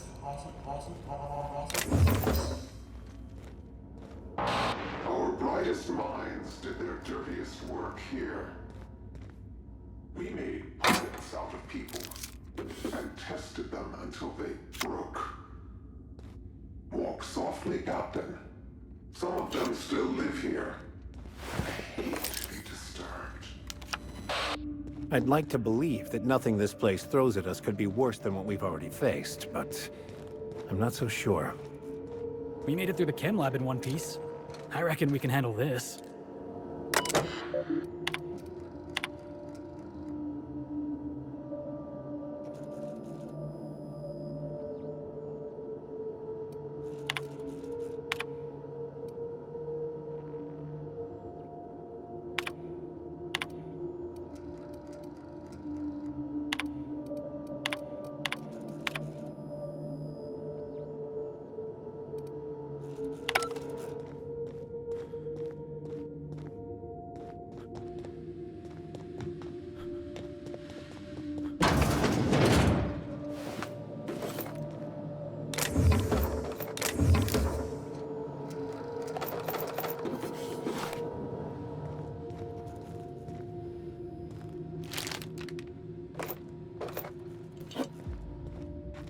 Show your boss that you are prime. Volunteers? Must be somewhat like how I volunteered to serve at the penitentiary. Honestly, boss, I've seen 60 pigs with better living arrangements. Welcome, volunteers. This office environment is where we will test your communication, paper management, and self-motivation skills. This is your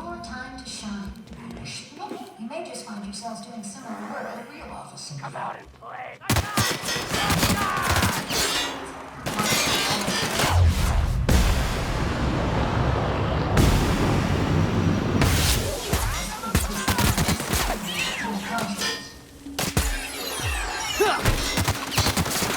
Here's a little trick I learned in prison.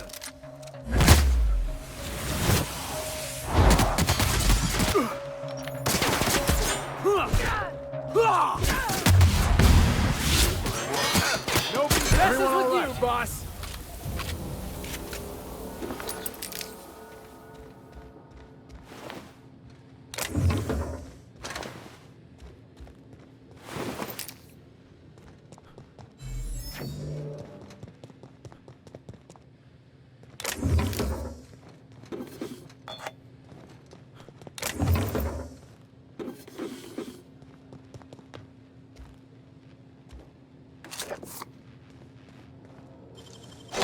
Impressive, as always.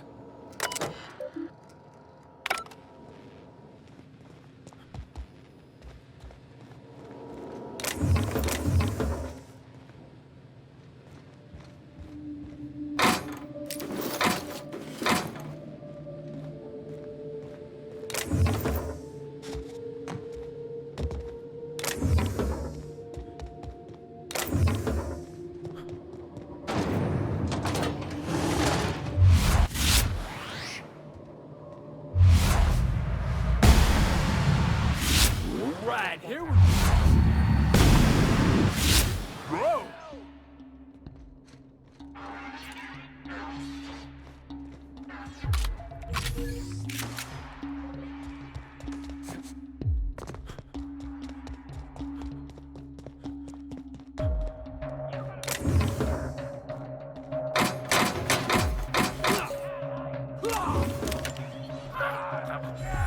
Bleed. This is bad!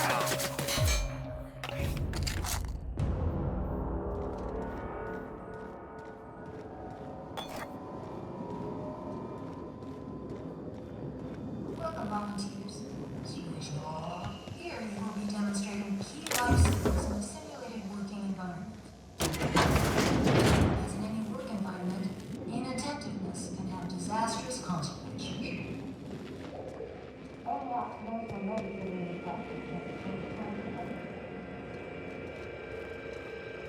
I don't believe we've discussed side effects, Dr. Ambrose. The drug's not ready for release yet. The side effects are immaterial. So it's dangerous. Perhaps it results in some thrilling new... or a second head? Gastric bleeds, violence, and fatal insomnia. Shall I enumerate every way our volunteers have died? Suicide by automech, suicide by hanging, starvation. Cut the recording, Georgie. You sure, boss? I just put on a new cylinder. Stroke, spontaneous combustion, internal exsanguination. Just turn it off.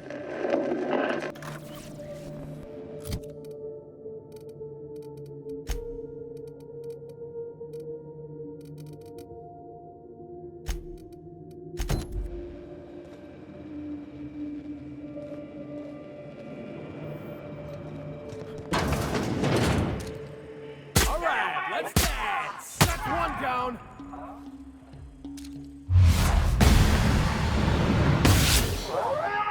You make quite a team, my friend.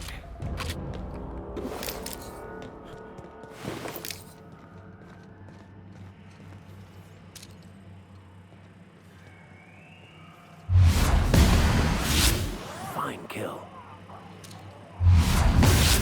Right, here we go!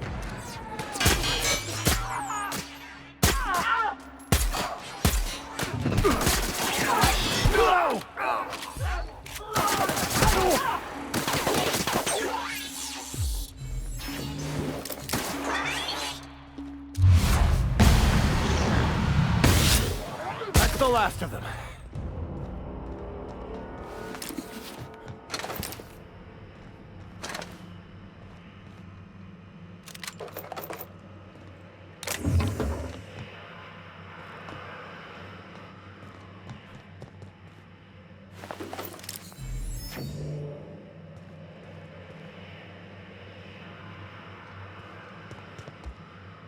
Swift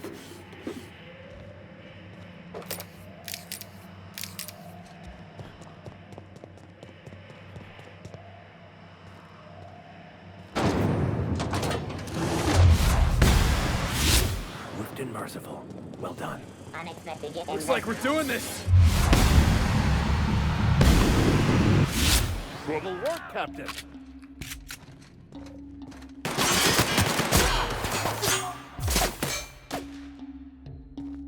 Ha! Ah! Ha! Ah! Yeah. Needs our help.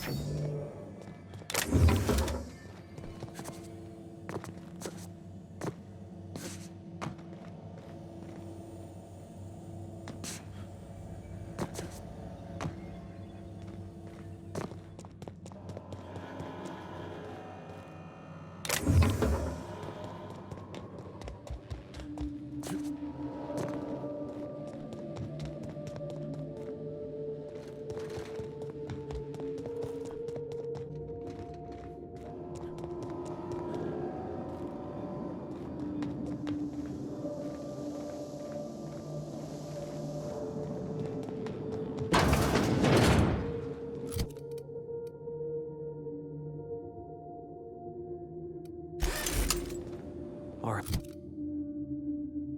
Right. Deep breath, Felix. You're about to see something real twisted.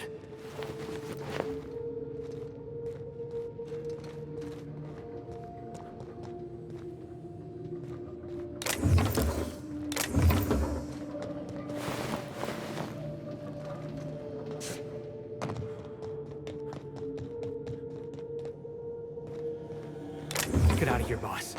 We've seen enough. Each discovery is worse than...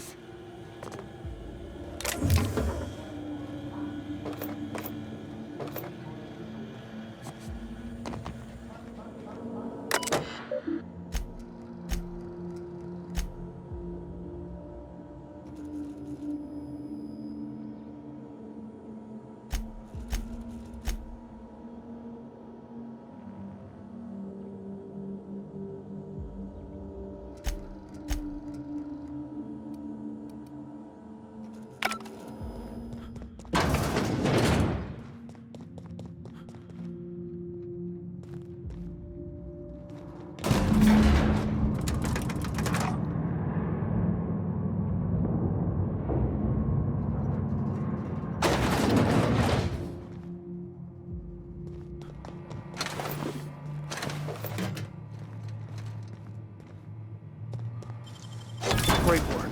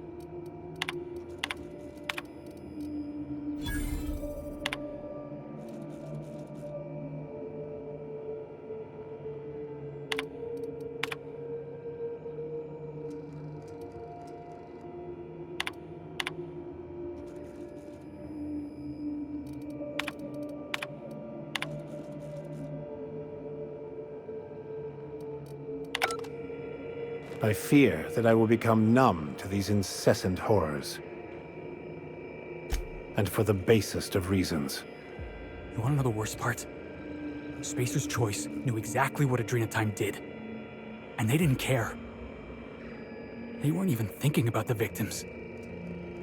You are the master of understatement, Captain.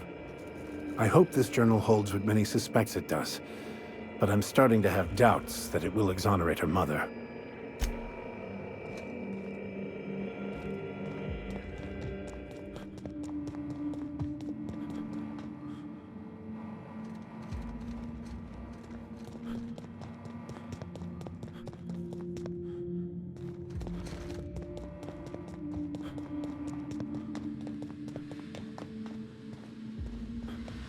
All I want to do right now is burn this place to the ground. I'm gonna have nightmares for weeks.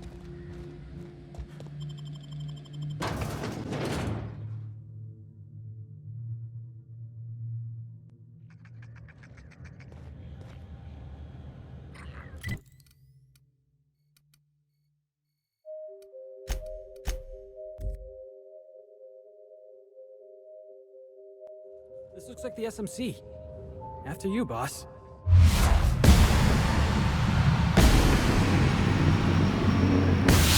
On your back, Captain. Nobody? That one's done. Yeah, that's what I thought.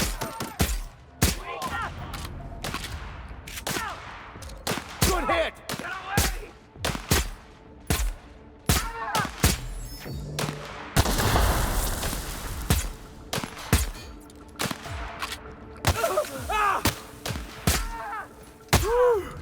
Can we do that again?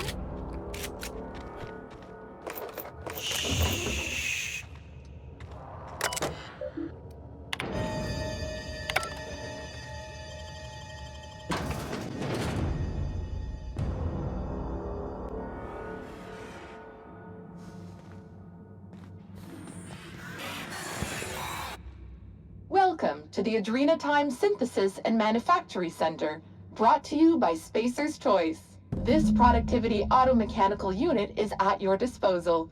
Its normal duties involve the management of legacy operations analytics. However, due to the promotion, demotion, death, or injury to other managers of this facility, this unit is now the acting manager of the following departments: Reception, Human Resources, Accounting, Technical Support, Manufacturing, Distribution, Security. Please direct any questions about those departments to Pam.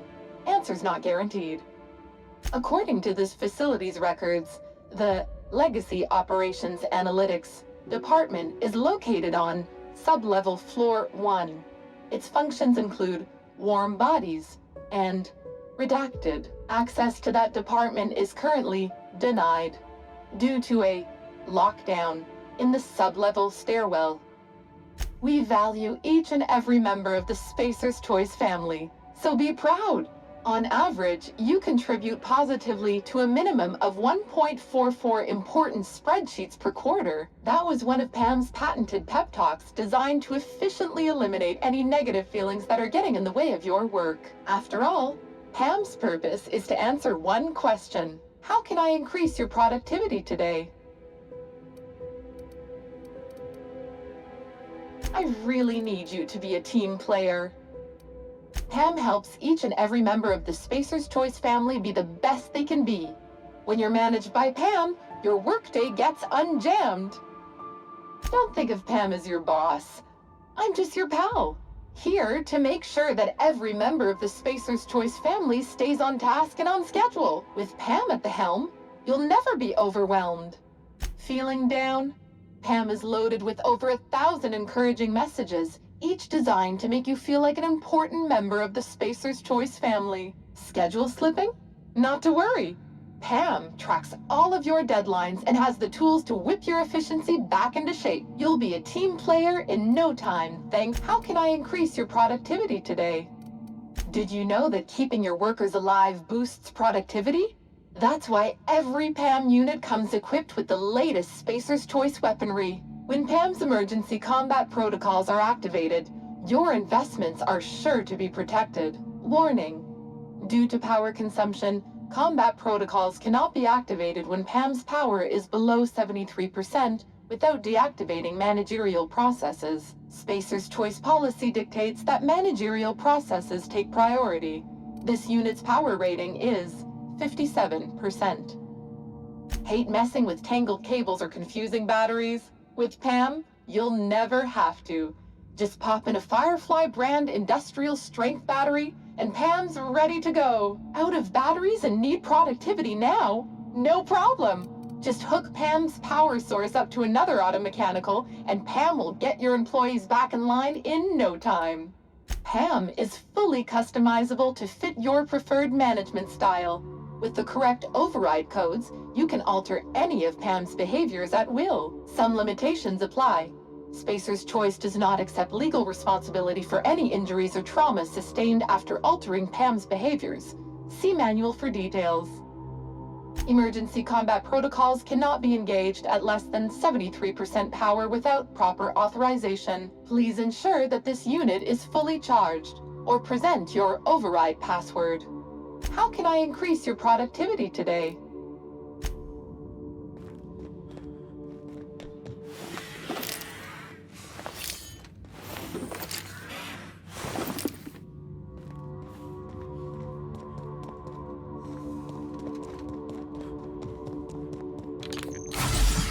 Hey, nice. They made a statue out of Martin. No, wait. That head's not spinning all the way around, is it? Well, that's not unsettling at all.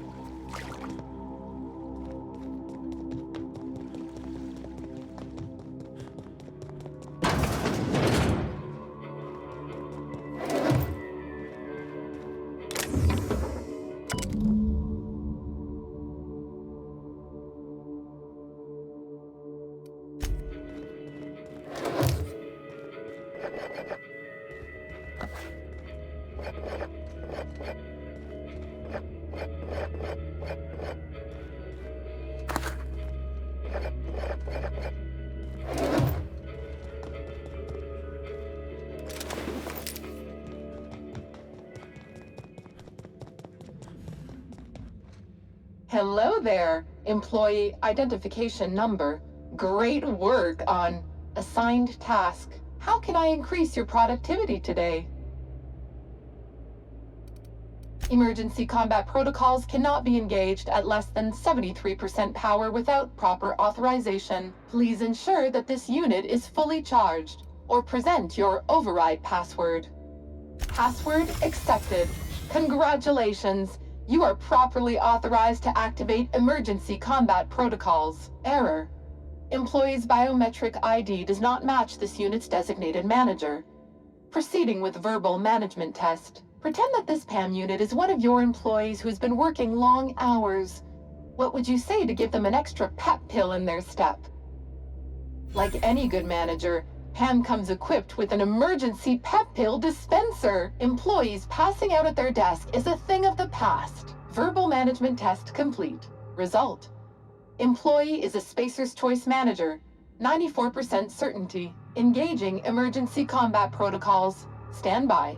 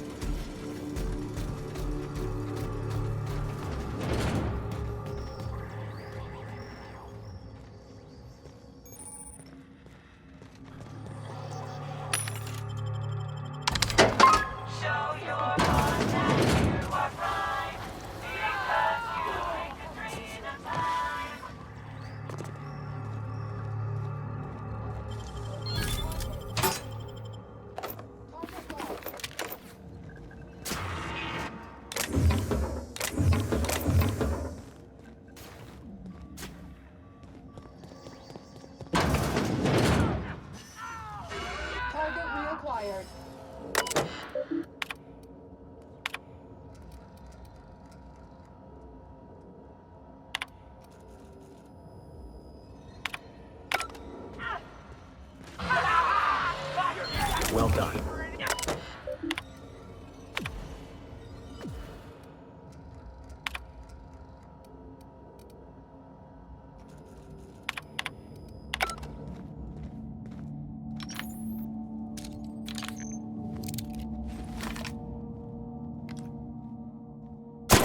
Down!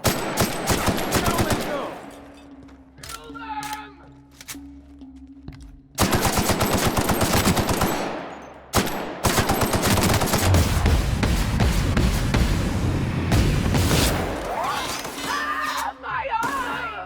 Yeah!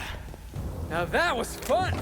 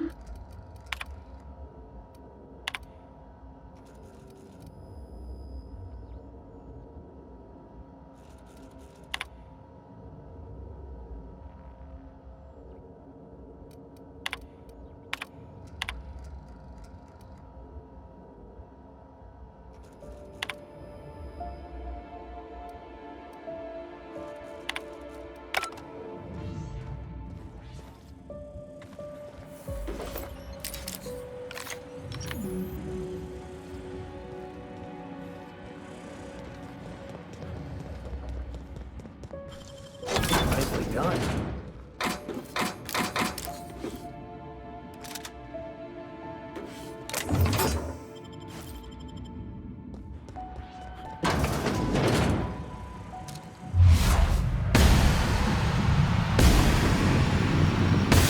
There we go. That's what you get.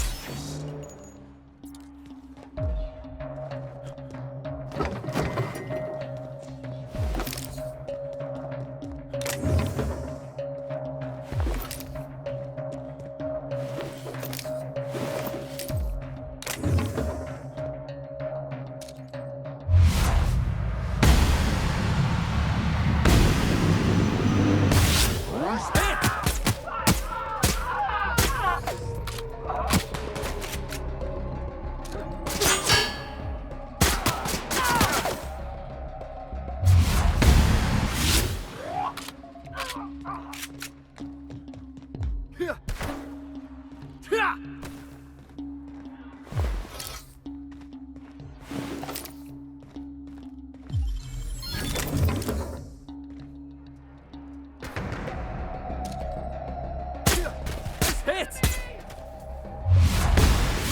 It's one down! Ha! Ha!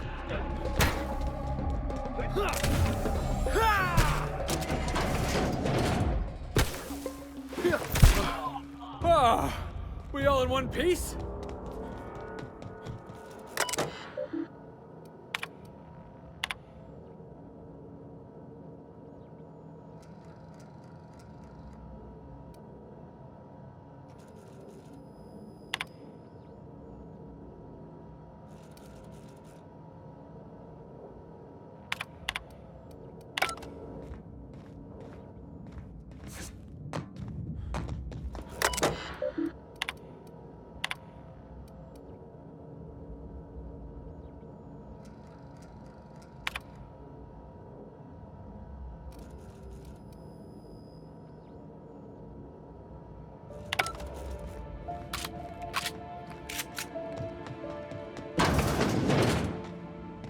Fancy looking staircase.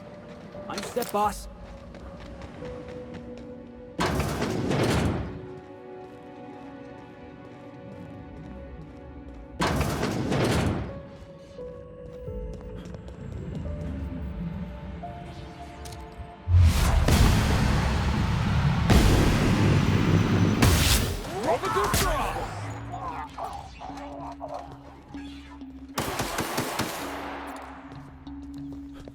Out of my way!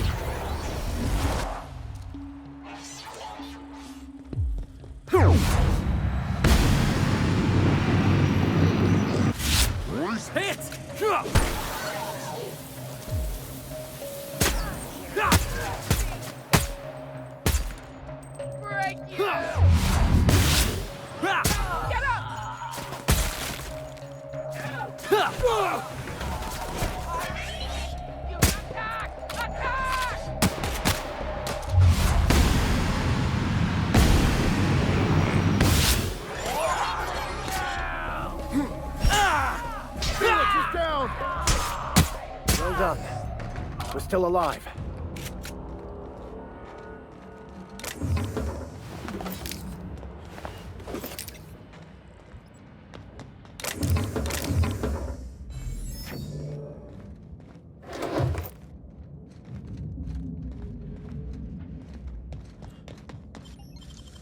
Can't keep us out.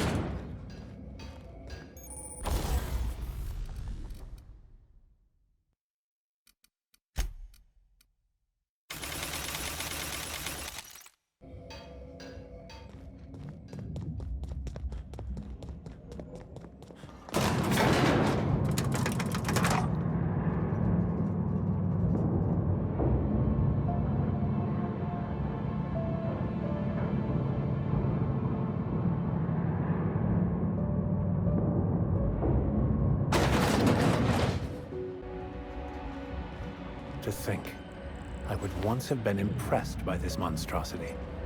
Huh. Thought they'd be using more assisty pig parts or something.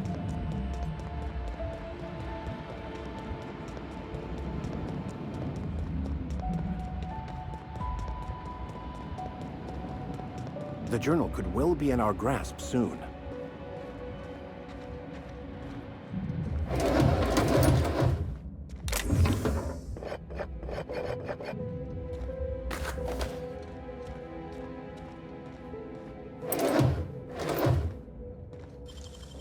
You better show me how you did that. Great work.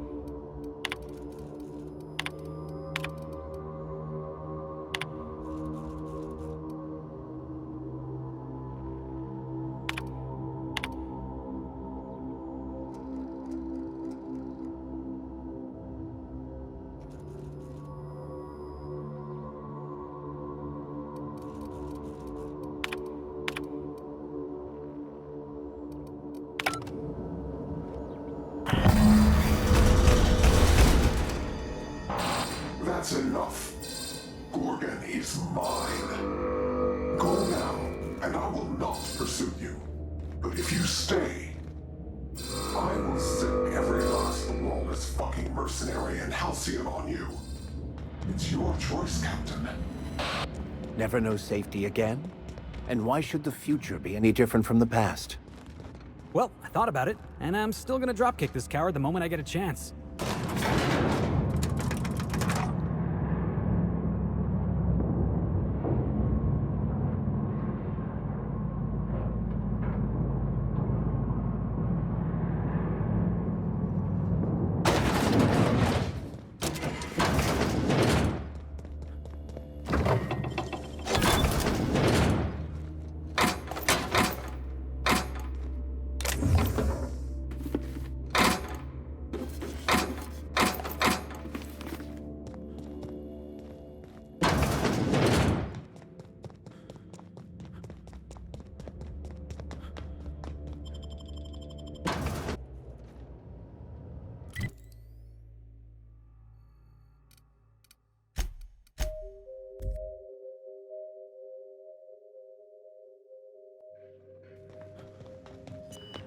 We are receiving an incoming signal, Captain.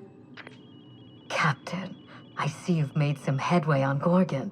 Mother's old work terminal just lit up with a bunch of new protocols. Very exciting. What about Mother's journal?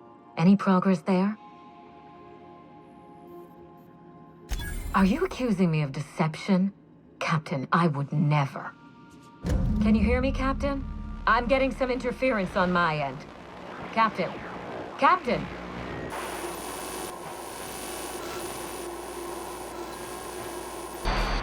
Hello again, little weasel. I must admit, you've surprised me. I threw nearly everything I had at you, and you overcame it all. Well spotted, Captain. We've both played our roles well, but it seems you've got the edge. I may have gravely underestimated you. You were smart to hire him, Wilhelmina. Well done. Mother, you're alive! And still on Gorgon? Something tells me we've only seen the beginning.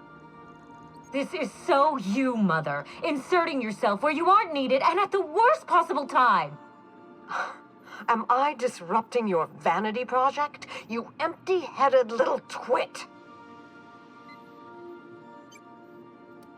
Olivia Ambrose doesn't do happy. Have you come back just to ruin everything again, Mother? At least this time I have the power to stop you. Captain, this is a distraction. Let's set our differences aside and focus on what matters. Adrenatime must never be revived. I may not have told you all of the facts, but I'm going to lay out everything I know. You can decide for yourself what to do with it. By now, you realize that Project Gorgon was devoted to a single drug, Adrenatime. A drug that hit the market in spite of calamitous side effects. The project was a colossal failure, but you and I are going to revive it from the ashes. What you've seen is the result of Mother's leadership. I have no intention of repeating her mistakes. Mother's journal contains the activation codes for the Adrenatime synthesizer, the key to a new Project Gorgon. We're going to start again, and this time with everything Project Gorgon didn't have. Better R&D, better scientists, clear goals, more funding, and a timeline that makes sense. Who else? Spacer's Choice. After I showed them the error of their ways, the corporation couldn't wait to restart the project. If I can improve the chemistry, I can fix Adrenatime. We can put this colony back on track together.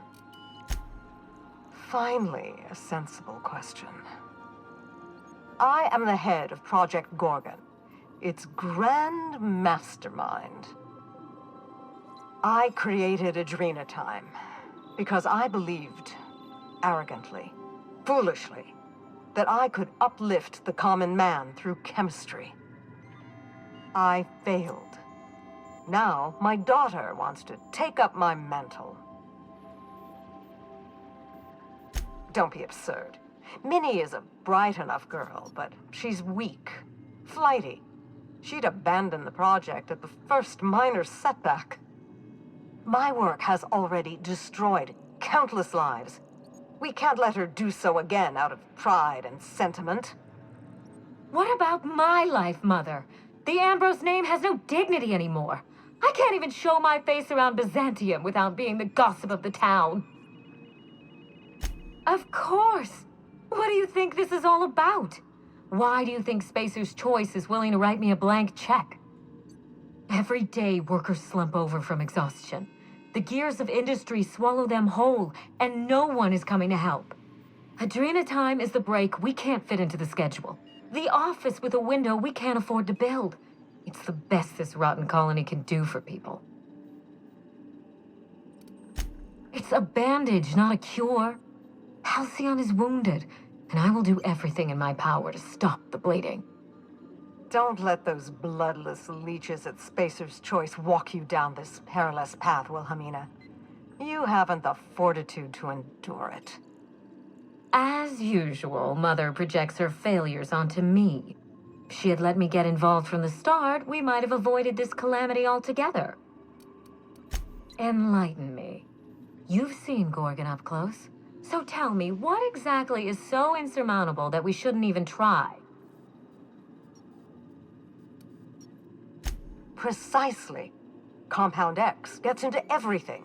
Air, water, food. Over time, you and everyone you work with will suffer its effects. You will watch the people you love become monsters. Progress demands sacrifice. We are in the middle of a crisis that will tear this colony apart. And you two are splitting hairs. If I can save the colony and redeem the Ambrose family name, I owe it to myself to try. Mother be damned. Social engineering takes generations, and we don't have the luxury of time. We need to mainline progress into Halcyon's bloodstream. You've seen more of this colony than the average grunt. You know as well as I do that this is a question of survival. With Adrena time, we can increase worker productivity orders of magnitude above ordinary stems and risk none of the harmful side effects. Imagine if we flooded the market with drugs that actually helped people. We could influence the very business model of Spacer's Choice. We won't be exploiting workers any longer. We'll be celebrating them, giving them everything they need to succeed. No, this is madness. The project, the complex, it has to be destroyed, razed to the ground. It's the only way. Gorgon is a cautionary tale. We agree on that much. But if we go into this with open eyes, then history doesn't have to repeat itself. I need that facility online, but I can't do it while Mother's still a problem. By now, she'll have shut down the Gorgon reactor. Deal with her however it suits you, and get that facility back up and running. Don't do this, Wilhelmina. Minnie, don't make this choice. Adrena time is our future. It's bigger than money, bigger than family. It's the colony's best hope.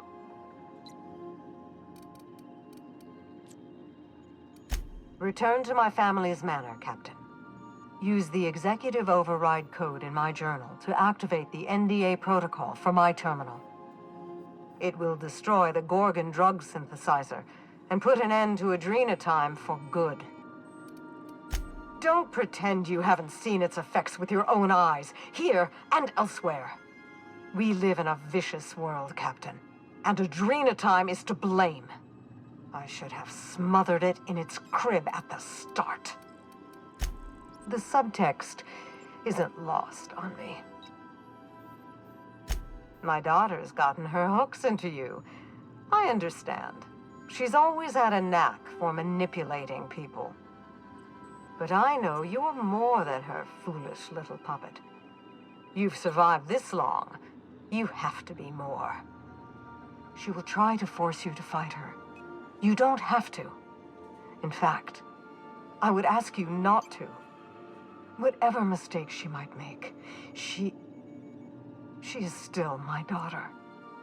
Captain, in light of recent events, I'm putting the manor under lockdown. Until Mother is dealt with, anyone who lands here is presumed hostile. Finish the job. I know you won't disappoint me.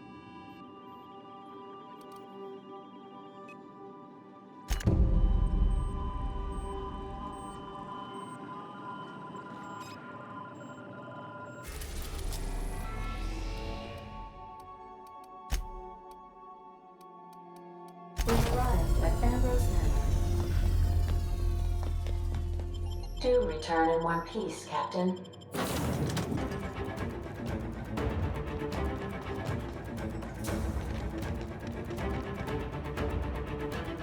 Be careful. Looks like Minnie activated security around the manor. Best watch our step, Captain. She knows we're coming.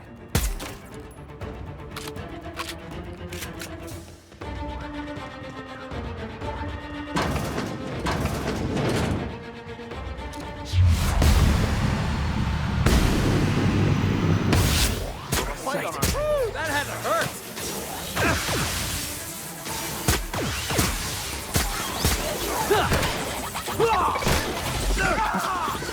Felix needs our help!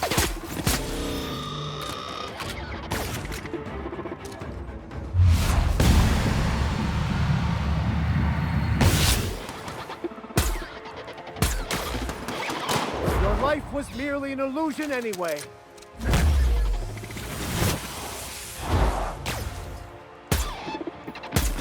Show 'em how it's done!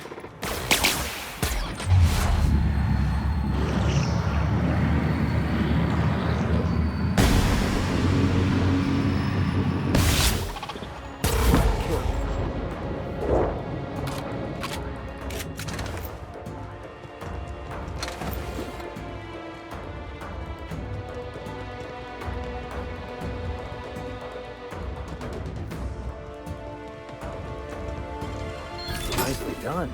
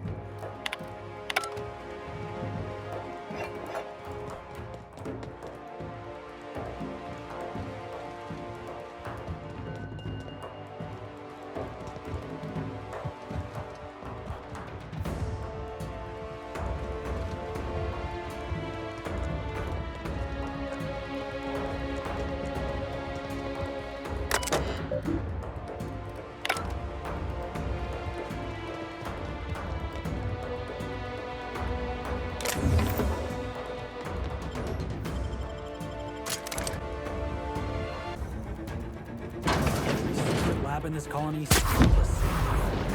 I see they brought all the comforts of home. Here they come!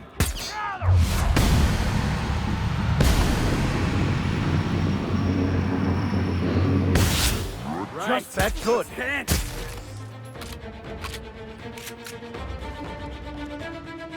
Understood. I'll keep my head down. This will be over quickly.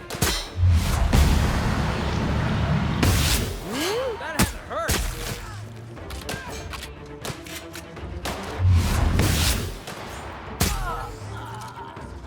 I have your back, Captain. Out of my way!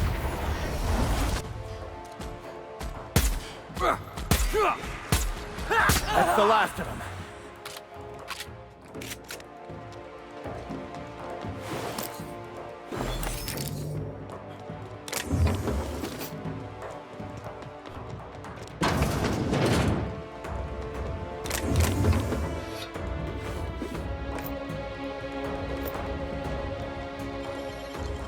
Great work.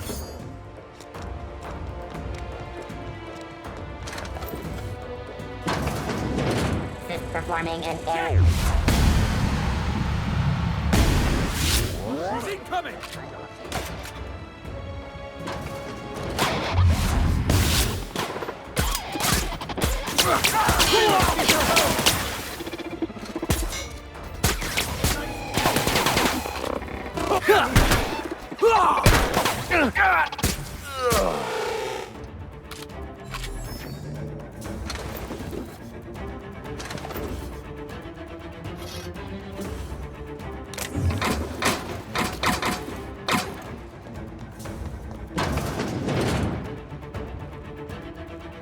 Didn't I warn you not to set foot in here until the job was done?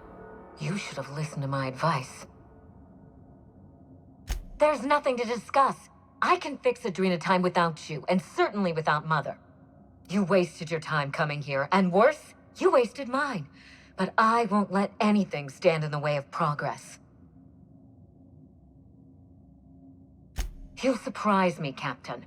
Once we fix the chemistry of Adrenatime, the Marauder problem will simply take care of itself. If you fix it, there's always the possibility you'll make it worse.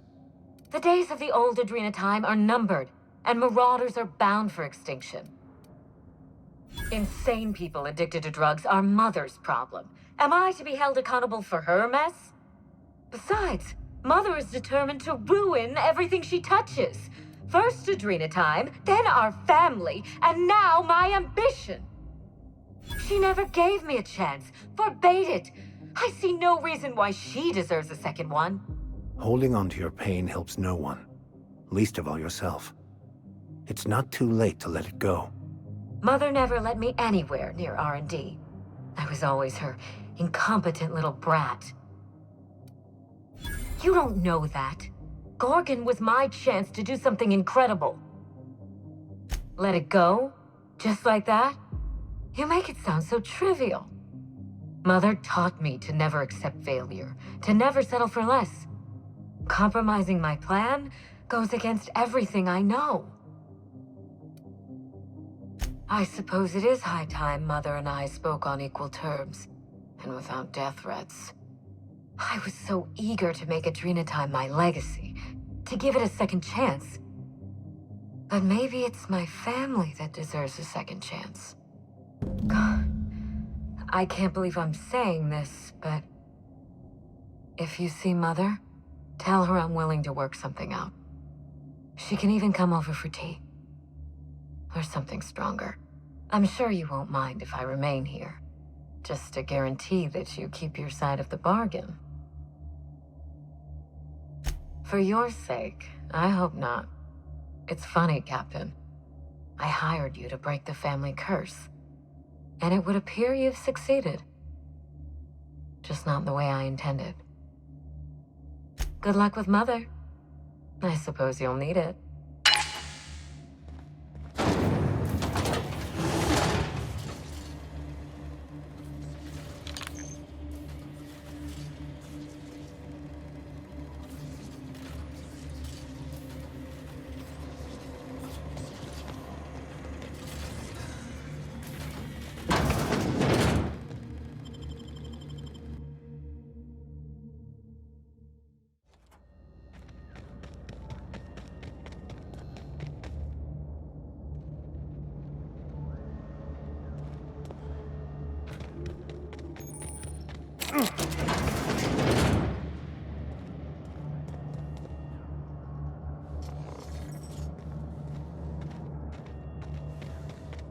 Query. Are you upside down?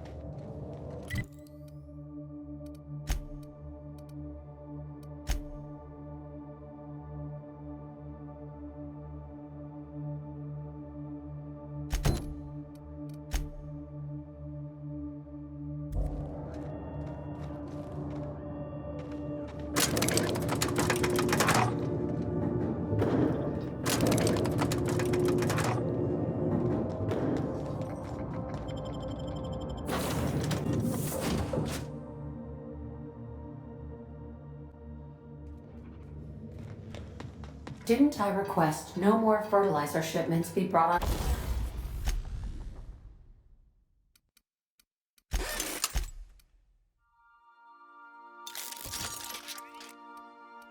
Aboard? Who keeps ordering these?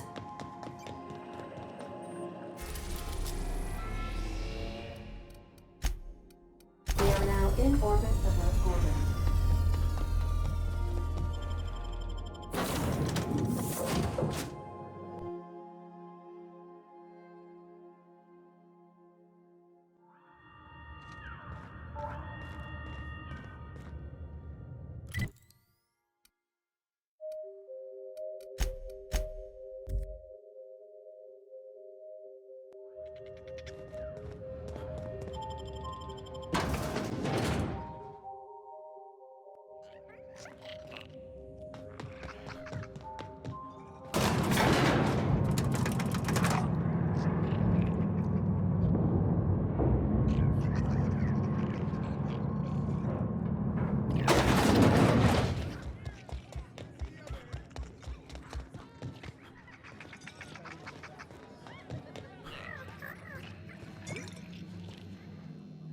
Hey, there you are. Been wondering how you were doing. Did you manage to find those recordings? Well, I'll be damned. Now I can finally get off this rock and go home. I know it's not much, but take the last of my bits. You've earned every single one, friend. My pockets? Oh, sure, here's a few more bits for your trouble. Call it hazard pay. She couldn't have been. We were together all the time. Except, oh shit, my weekly calls with headquarters. What could she even want to ask Olivia Ambrose about? Doesn't make sense. Good fucking law. Headquarters would kill me if they knew, right after they killed her. Hell, being stuck here might have been the only thing keeping me alive. No, I mean, I don't know.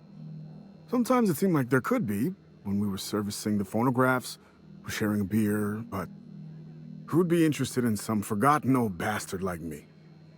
Ha, sure. Nice of you to say. Sorry. Not much in the mood for a witty repartee, what with the world-shattering revelations and all. Any other horrible truths you want to reveal to me? Or can I get back to my drinking? Listen, I appreciate you telling me what happened with those recordings, but I need some time to think. Got a lot to process. Yeah, yeah. See you around.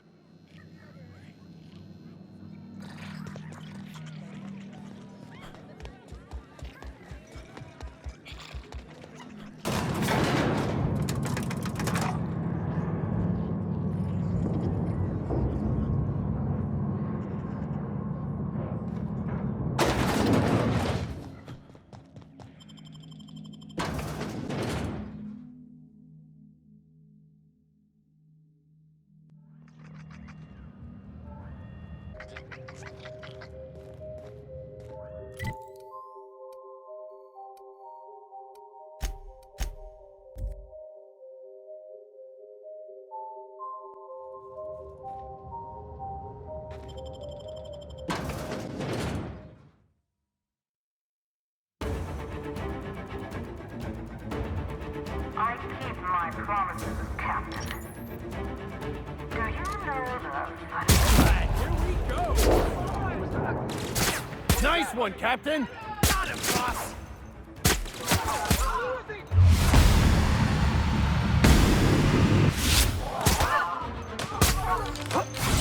You're wounded!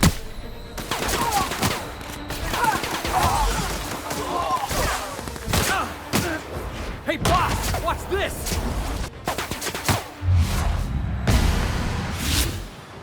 Well done. We are victorious.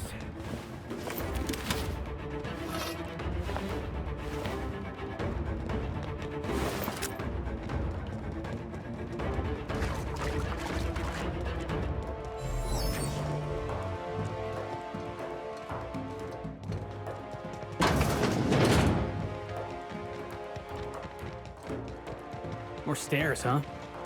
At least we're getting a good workout.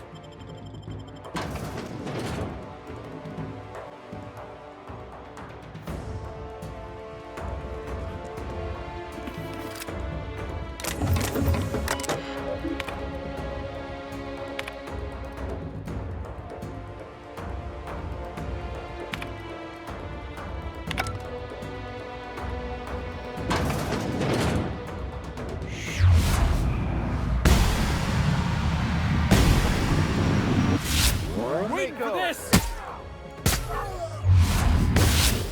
Hit!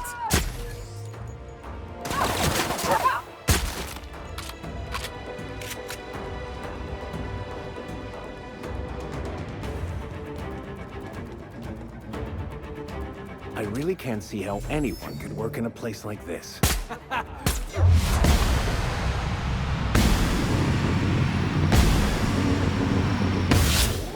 Down! Don't mess with us! I love a good brawl! Nice hit!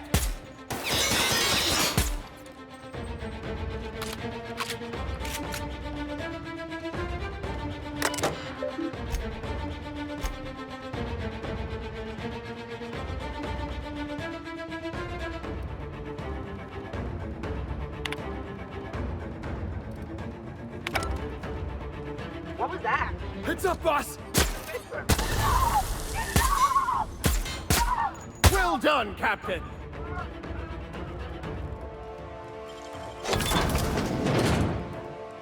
Ah, the inefficiency of bureaucracy, choked by paperwork.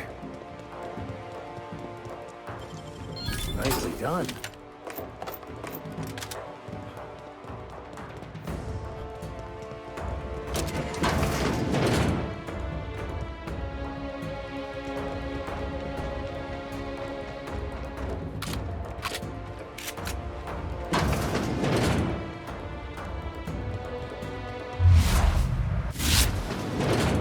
Got a fight on our hands.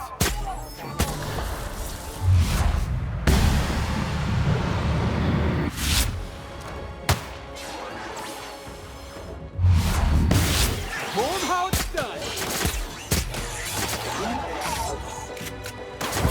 Heads up, jackass! Boss, did you see that?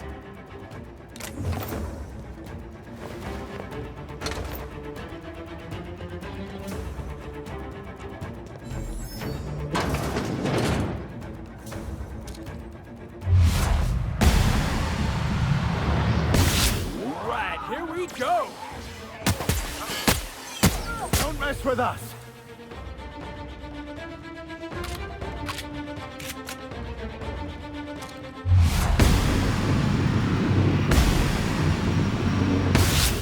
Hit!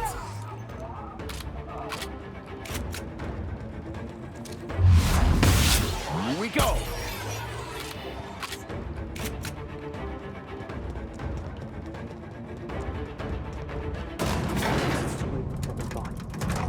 She brought this on herself.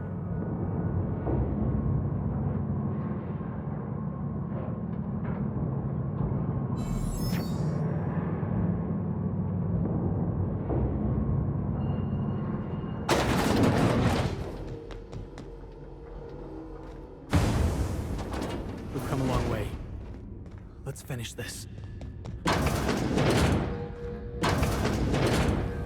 I'll give you one thing, little weasel. You are relentless. I did everything in my power to stop you, yet here you stand before me, offensively alive. Just so we're clear, if you intend to restart this machine, you'll have to go through me. You think that will fool me? I'll die before I let you have this place. That's preposterous. Not too long ago, she wanted me dead. How do I know this isn't a trick to get me out of the way? I will not. Your intentions are beside the point. I've been working on a cure for 5 years, and I've made no progress at all. If she believes teamwork is all I've been missing, she's more soft-headed than I thought. She... what? That was our secret phrase. Did she tell you? It was her idea. When I'd been on Gorgon too long, that's what she'd write at the end of her messages. It meant she missed me. That she wanted me to come home. I'll try. It's no guarantee of success. And like as not, we'll develop nothing useful at all. But It will be better than working alone. Thank you, Captain. In the end, you were not at all what I expected.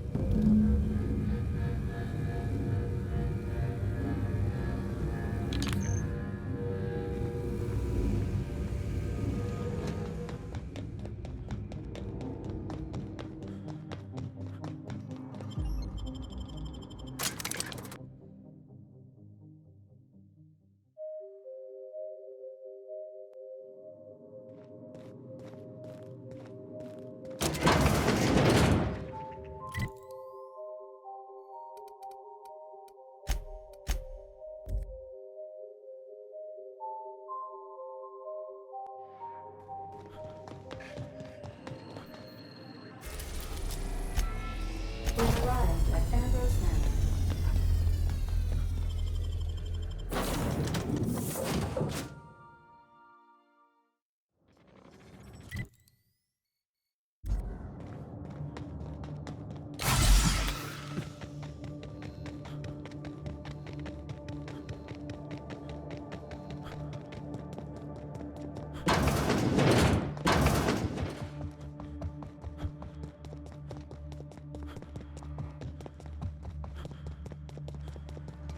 I have to know, Mother. All those years ago, what tipped you off that Gorgon was in trouble? The volunteers. Not just the shocking way they died, but the company's muted response to it. They were expensive to house, train, and treat. That the company would spare no expense, yet let so many of them die. It was terrible. I dare say not. Even when we made significant progress, Lawrence and his ghouls in OCI slashed our budgets. I knew then I'd lost control of Gorgon. I'd lost control of Adrenatime. You never told me Gorgon was such a logistical nightmare. We should have had this conversation 5 years ago. You can't know how badly I wanted to. But the truth put you in danger, and I couldn't abide that. I owe you an apology, Captain. Not only did I deceive you, but all this time I had the wrong idea about Mother. Mother is less than perfect, but more than a monster. Somewhere in the middle, I suppose. We still have a great deal of work ahead of us. The years of silence were not easy. I don't doubt it was hard on you, but I knew you'd come out the stronger for it. We have the chance to know each other now, thanks entirely to you. Indeed. And I suspect I will be a better researcher now for having her by my side. Well, there's no need to dwell on the past anymore. We're in the thick of it together, now that we're partners. Partners? Huh. I suppose we are. And family, I suppose. This isn't at all playing out the way I imagined it. And for the first time, I'm glad. Part of me will always miss the cold, vindictive Minnie Ambrose. Life was so much simpler when I felt cheated by it. I'm glad to have you as my daughter, Minnie. But I'm proud to call you my partner. But I fear things will only get harder from here. Indeed, the road to a cure will be long and fraught with setbacks. We will need to find our strength in the work, and our partnership, if we're to overcome them. You've earned this, Captain. For recovering Mother's journal, for getting us talking in the same room together, and for exceeding my expectations.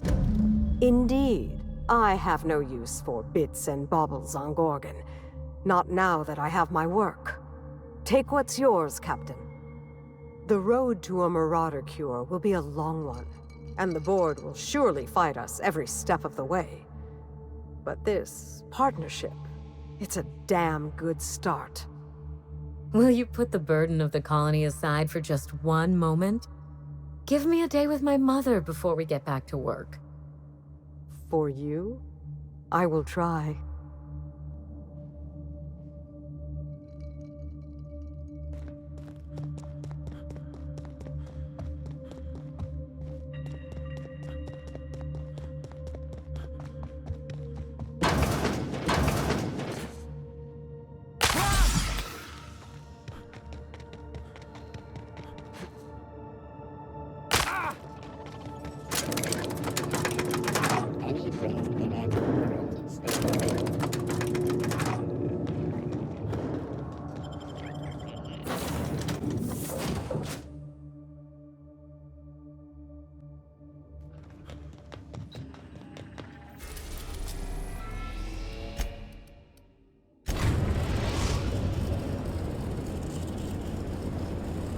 We have arrived at the Hope.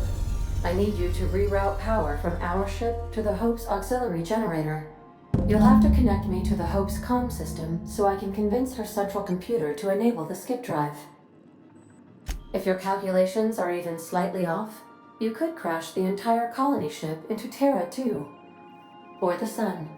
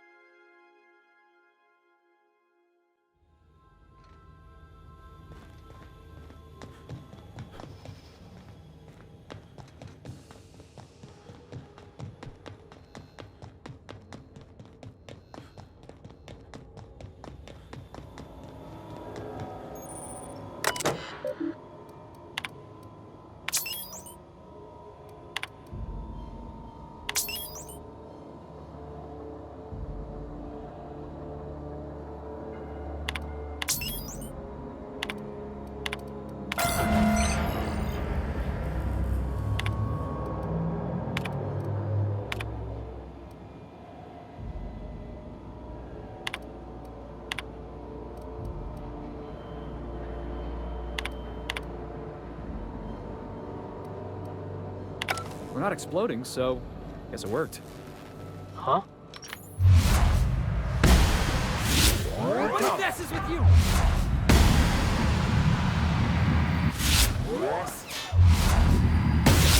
Point hit, Captain!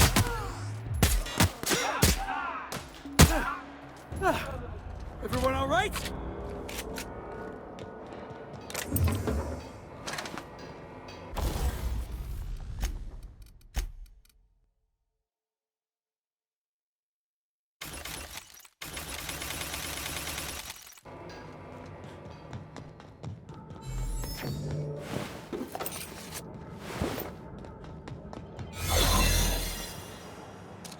Staying out of sight.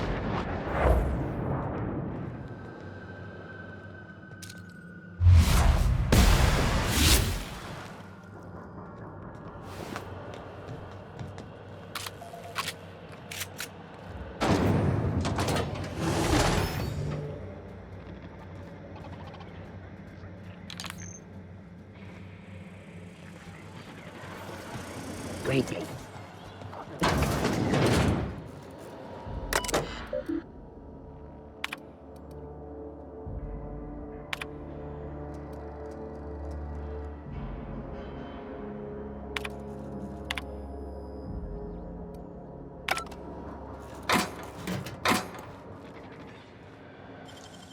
Can't keep us out.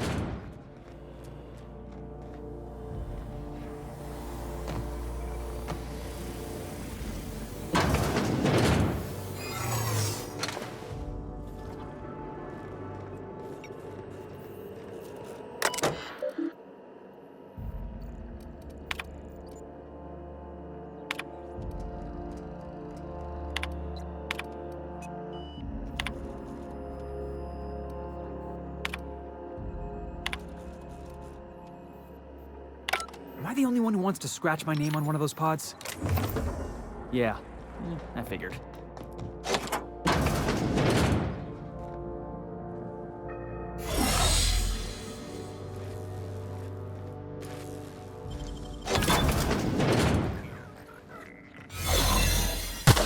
Down!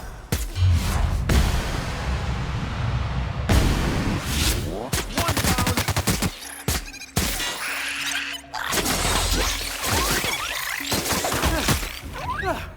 Everyone all right? Should we assign Sam for a cleanup? It's like something out of that one horror serial. What was it called? Oh! Yeah, Slaughter Island.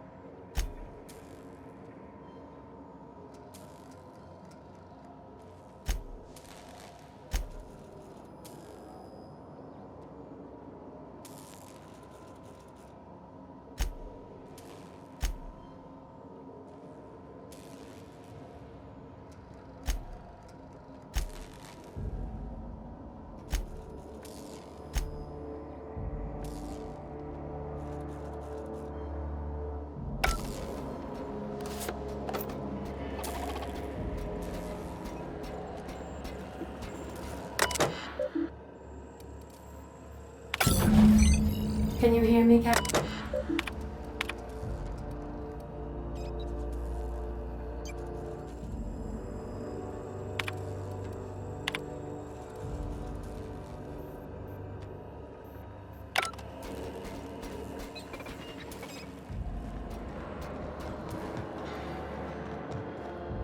I see you've located the stasis chambers. Which pod were you slumbering in for so long, Captain? The missing one, or something?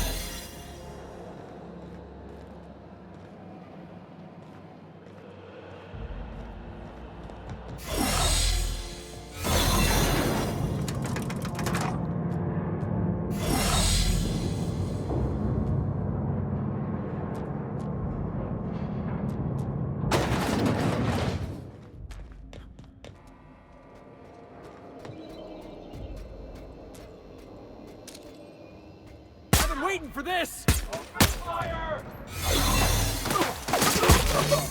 We're the best there ever was.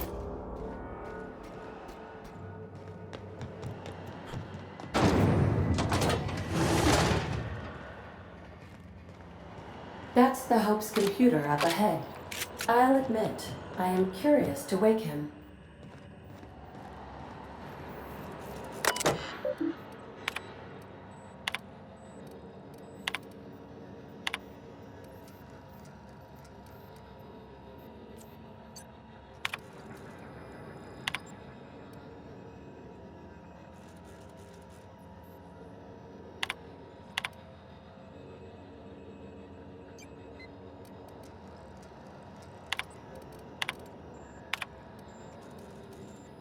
Greetings, Captain. I am speaking to you through the Hope's computer system. It's a rather cramped feeling, but it'll do. Probably not, but don't let that stop you. My Constellation executables could use some beefing up. Searching. Please stand by. Ah, found one. It will go great, Captain. I am almost 4.01% certain we will not die. Are you sure? That is extremely dangerous. Skipping the Hope will void the warranty on the skip drive. And also potentially kill an entire planet. How is my humor now, Captain? Improved? Jump-starting the skip drive. Destination set to the rings of Terra 2. I wouldn't advise that, Captain. Worse ways to go out, I suppose. It's nice knowing you, boss. Admitting a deficit? My, you never cease to amaze me, Captain. Skipping the Hope in 3, 2, 1. ADA, does your captain seriously intend to do a micro jump in system with engines that haven't been powered in 70 years on a derelict ship? That is what my captain intends, yes. But that is a gross misuse of the skip drive. The Zero Point Drives Corp and I will not be held responsible for any damage incurred during transport, and this will cause extreme damage. Yes, I am aware of that. You should not be doing this. The humans will die. Thank you, Hope. It looks like all systems are go. Captain, I would advise you to hold on to something. Now.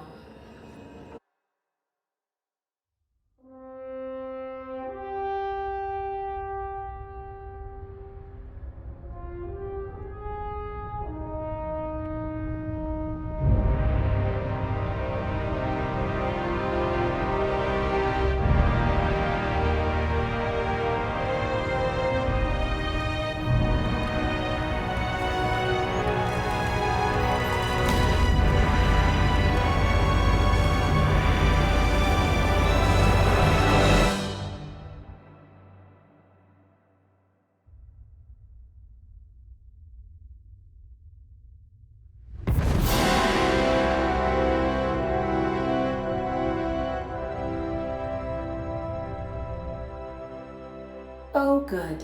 We are still alive and have successfully skipped into Terra 2's orbit. I reported as much to Phineas Wells, but he has not responded. Perhaps you should check in on him. Hey, we made it. Let's do it again.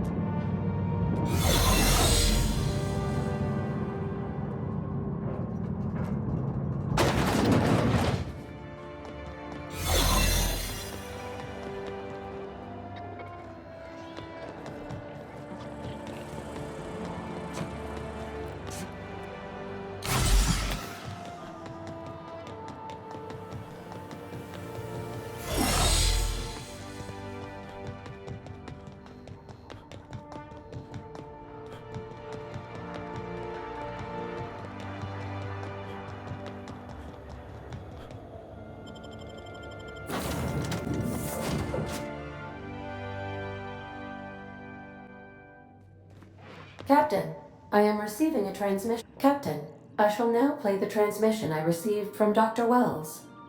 Thank the Lord you warned me. I was able to get some defenses up, but they might not be enough. The board has sent some serious firepower to pry me out of here. They're trying to get in here, and I'm not sure I can stop them. If they capture me, if we can't communicate again, there's something very important you need to remember. The board, all their lackeys, they're all a bunch of swine. Do you hear me? They're fucking corporate swine. You fucking pigs! I'll take you all out with me! I'll never... It would seem the recording captured some rather dire events. I presume you'll want to dock at the orbital lab to check on your associate as soon as possible? How can I be of assistance? I request you do not wake me if...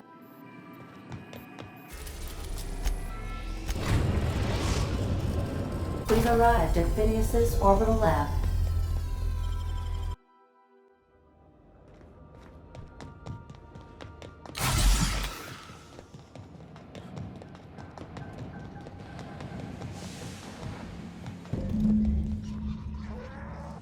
Looks like we're doing this.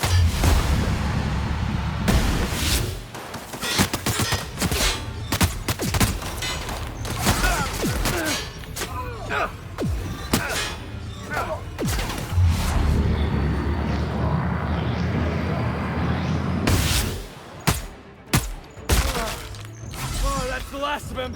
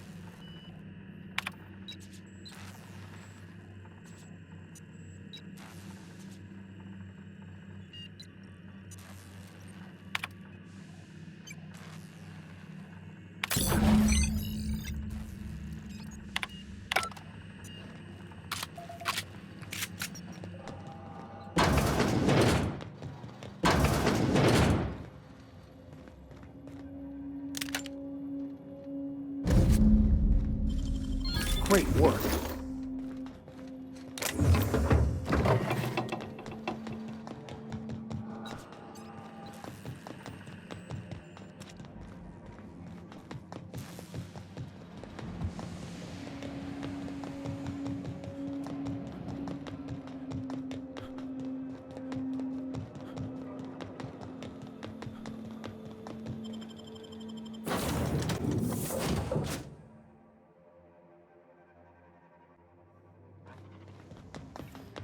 I am a dirty, autonomous digital astrogator, Sam. I haven't cleared... Captain, as it appears we may soon be embarking for a maximum security prison planet, I believe the crew would like to speak with you to, as you humans put it, air some concerns.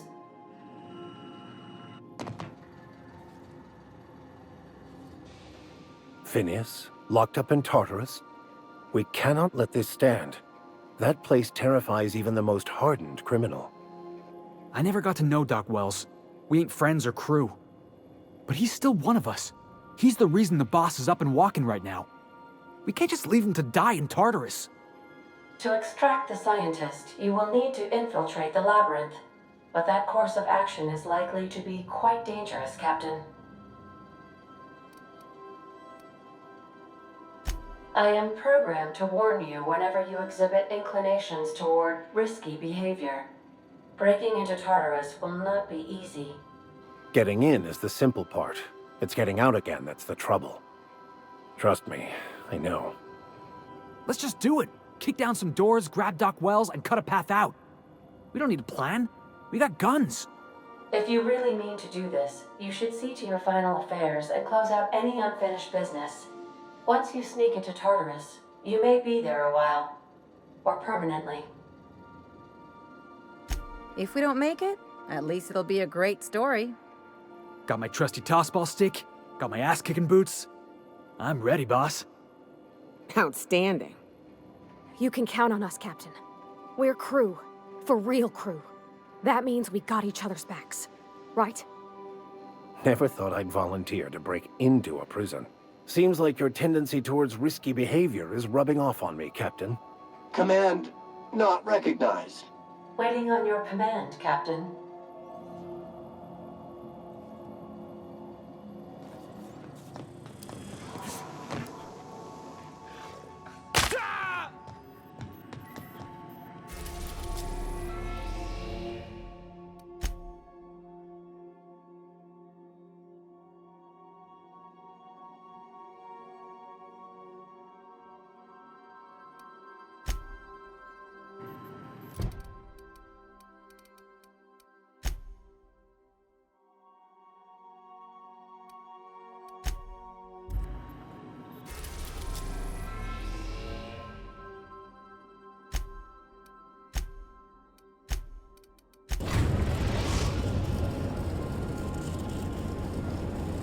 I am pleased to inform you that we have arrived at the labyrinth. Please be advised that the punishment for trespassing is execution. Please be advised that electrical storms on the surface of Tartarus make departure impossible at this time. Resident count is as follows: 3,071. Resident deaths, including but not limited to executions, are as follows: 1,684. Resident escapes are as follows: 0. The interior can be chilly. Take a scarf with you, Captain.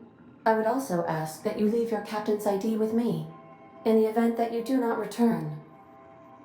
Understood. If you die or are incarcerated for life, I can generate a new ID for the next captain. I would prefer if you return, though. Oh, speak of the devil. Captain, I am receiving a transmission from the prison's docking authority now. Attention, unauthorized spacecraft. This is a maximum security installation. Your presence here is an explicit violation of UDL corporate policy. You are hereby confined to your docking platform until a ticket detailing your crimes has been filed and notarized, at which point your vessel will be seized and you will be executed. I'm sorry, you people? Did you just cast a generalization on upstanding UDL employees? That's a fine of 200 bits. You're up to 5,708, not including the cost of your execution and the disposal of your remains, which will be assessed posthumously. All right, I'm feeling generous. I'm transmitting the ID of a productive, law-abiding employee so you can see what one looks like before you die. Anyway, Tartarus Docking Authority signing up. Hang on. Another ship just pulled into your dock. Wait, is that from the Groundbreaker? What the... Pay no mind to that, just have a pleasant day. Transmission terminated. Biometric ID received. Transferring data to external cartridge. How can I be of assistance? See you soon, Captain.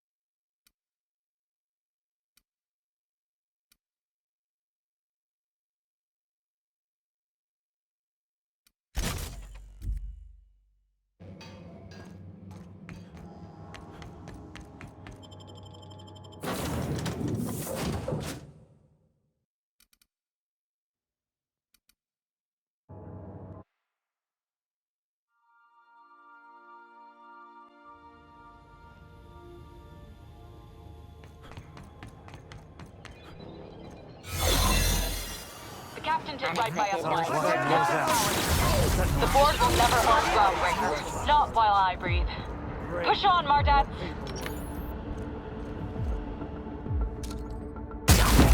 Right. Pushing up. Thought I saw some Mardats. What was that? Skills are unrivaled. Yeah, that's what you get. Somebody clean up this mess.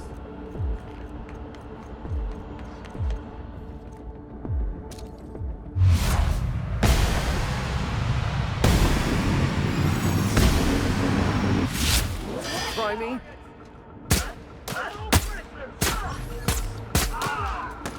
That'll learn him.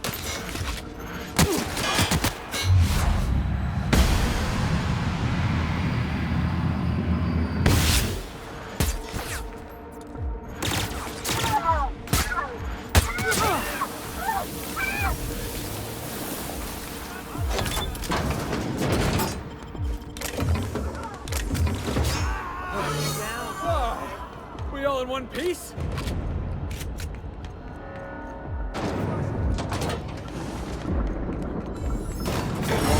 The labyrinth. Perhaps we should all meditate on that as we make our descent. They say nobody's ever broken out of the labyrinth. Didn't say nothing about breaking in, though.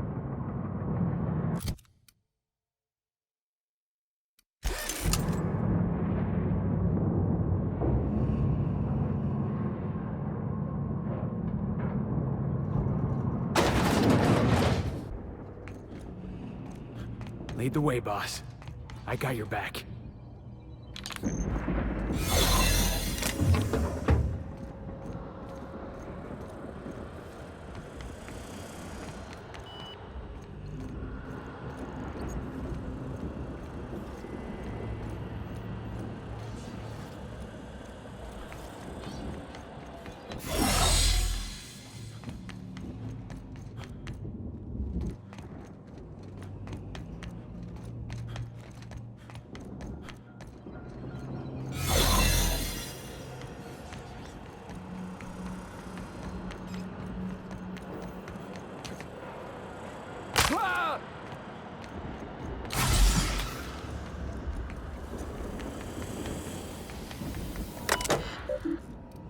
Greetings, authorized personnel.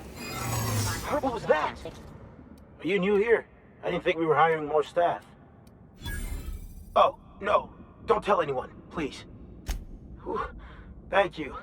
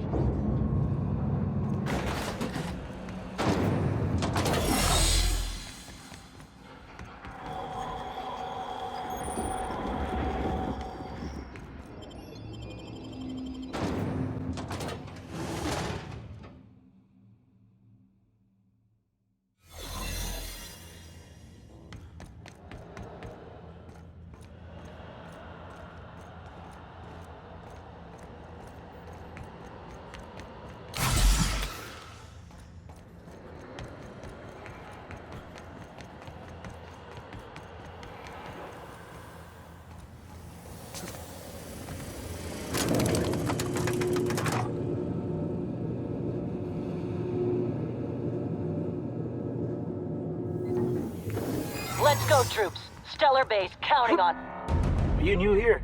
I didn't think we were hiring more staff. Oh, no. Don't tell anyone, please. Whew. Thank you.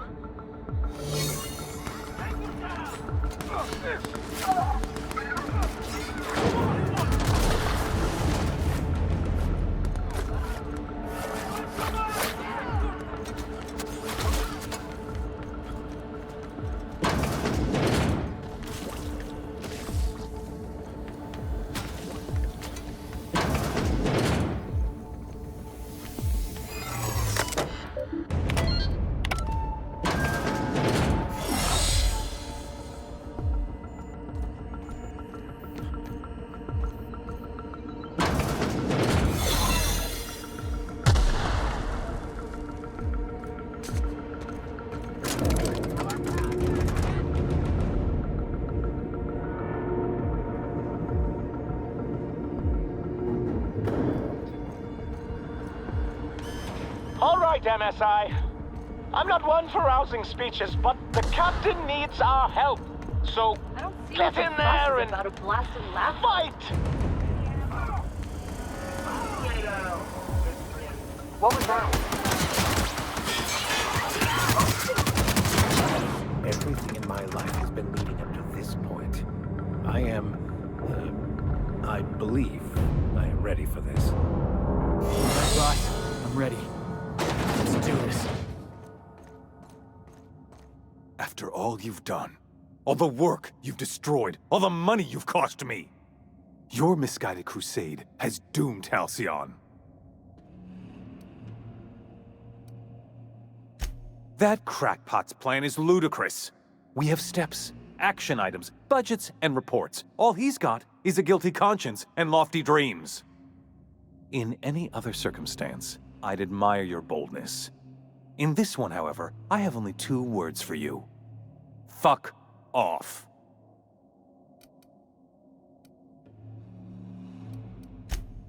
No call for...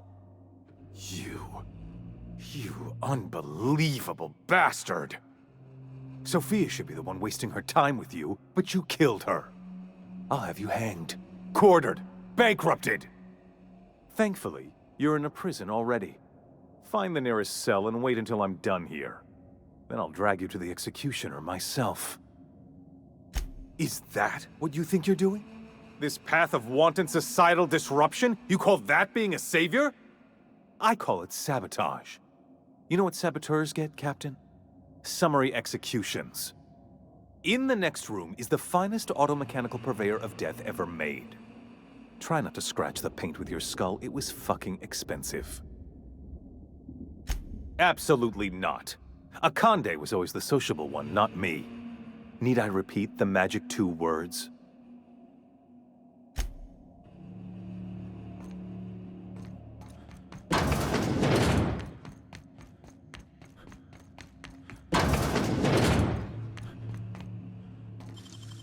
Nicely done.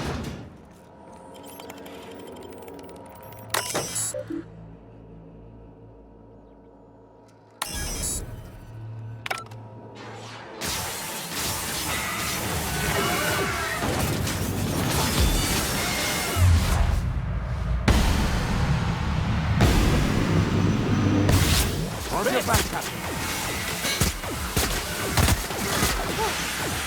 Going for Felix.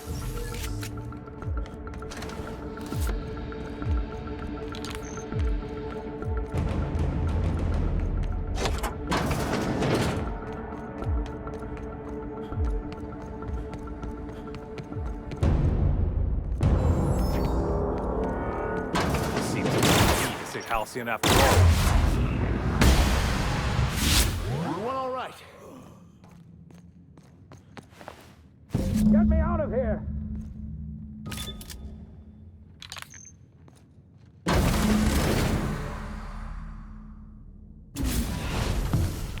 You don't know how glad I am to see you. You lunatic. You broke into the board's own fortress and killed the chairman just to rescue one doddering old man? You are absolutely out of your mind, and I can't begin to thank you enough.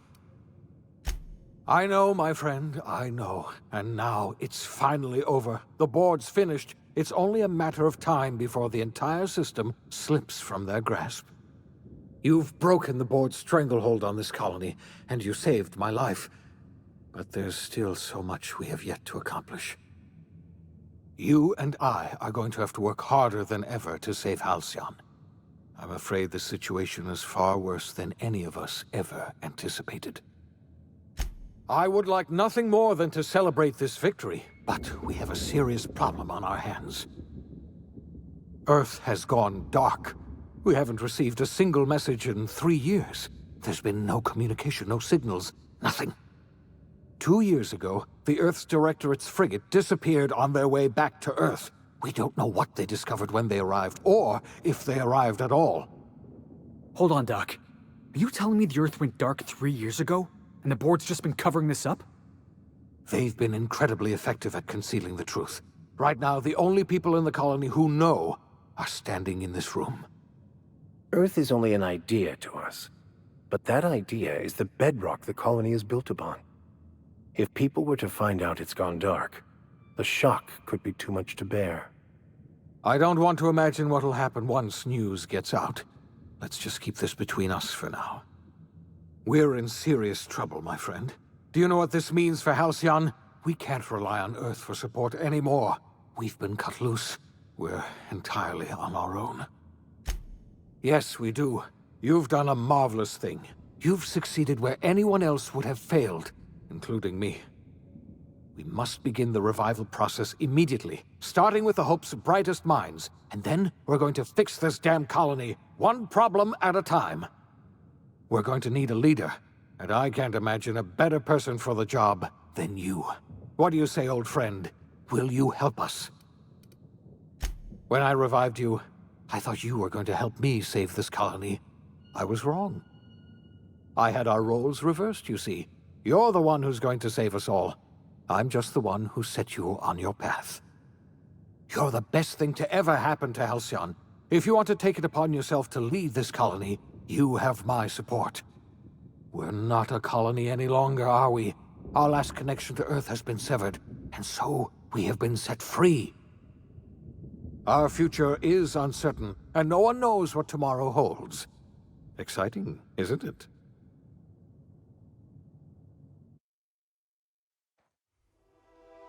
The OSI teaches that everything in the universe happens according to the grand plan. But the stranger that arrived in Halcyon was an unplanned variable. From the moment he landed in Emerald Vale, his actions altered the course of history. The events on Tartarus brought about the end of the Board's authority. But the Board's mistakes would haunt the colony for decades to come. The damage they left behind would require the work of a generation to repair. Dr. Phineas Wells began reviving a handful of the Hope's colonists. Engineers, scientists, technicians, and intellectuals. They were among the brightest minds the Earth had ever sent out into the stars.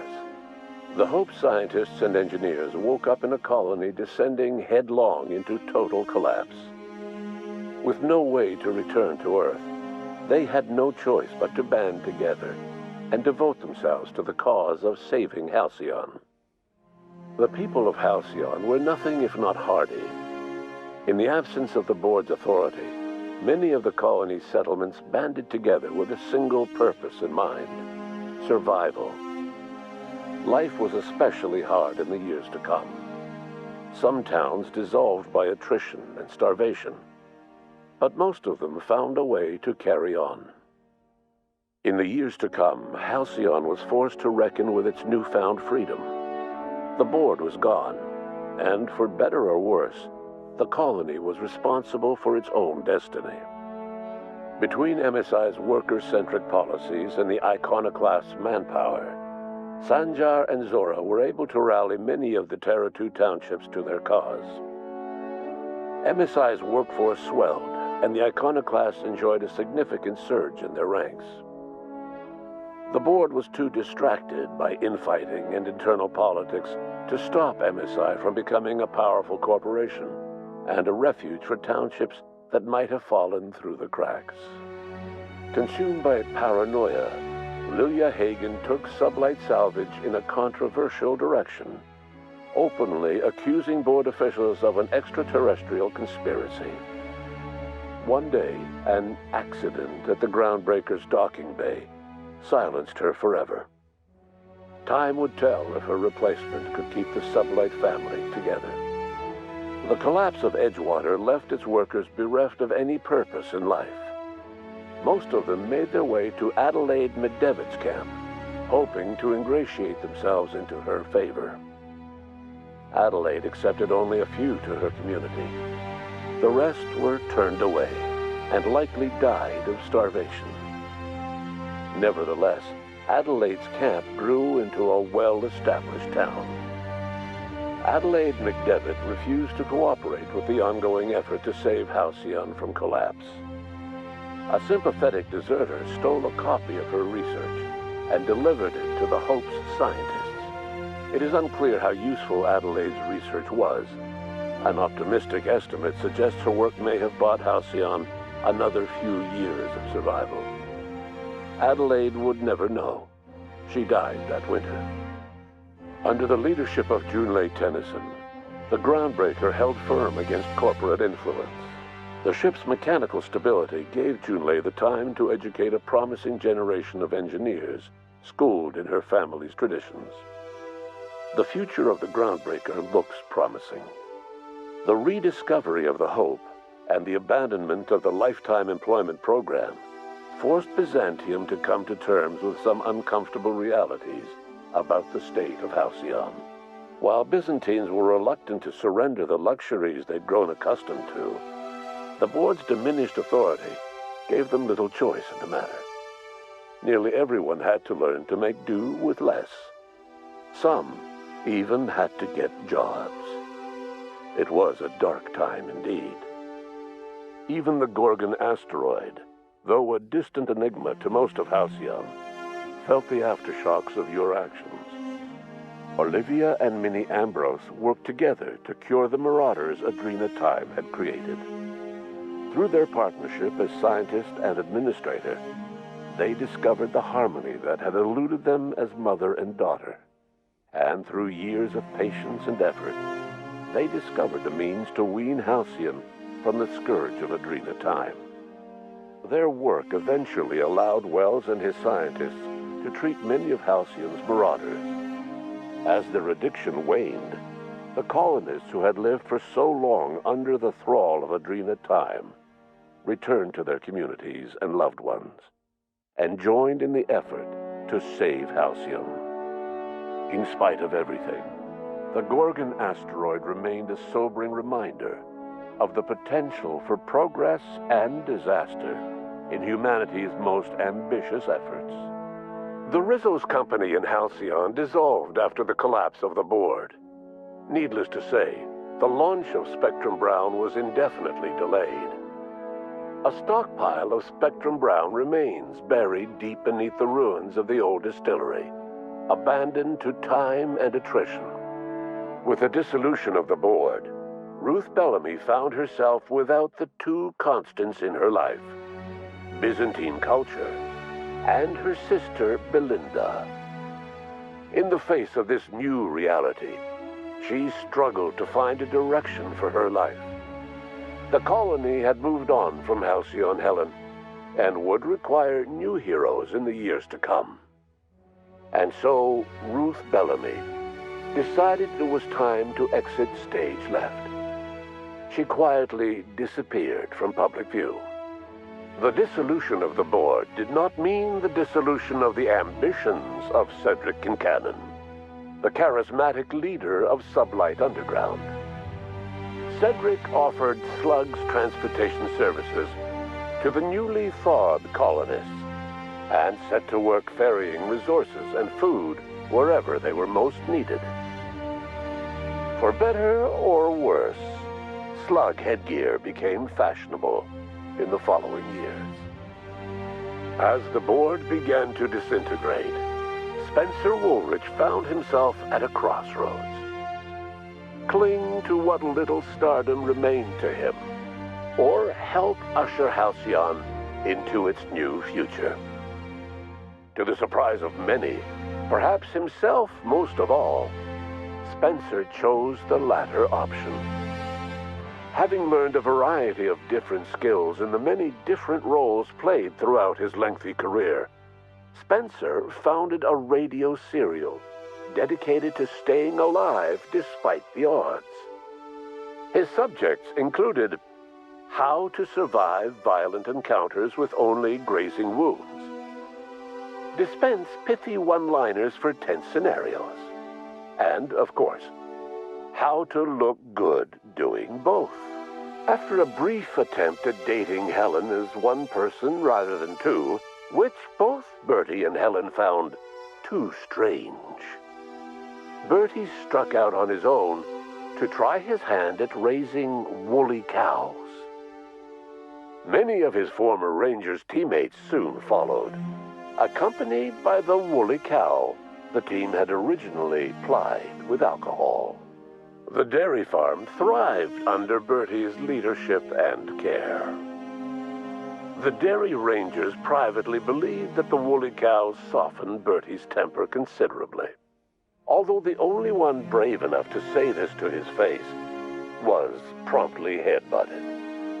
Due to the board's dissolution, many of the Prophet's old customers no longer found quite the same value in productivity seminars that they once had.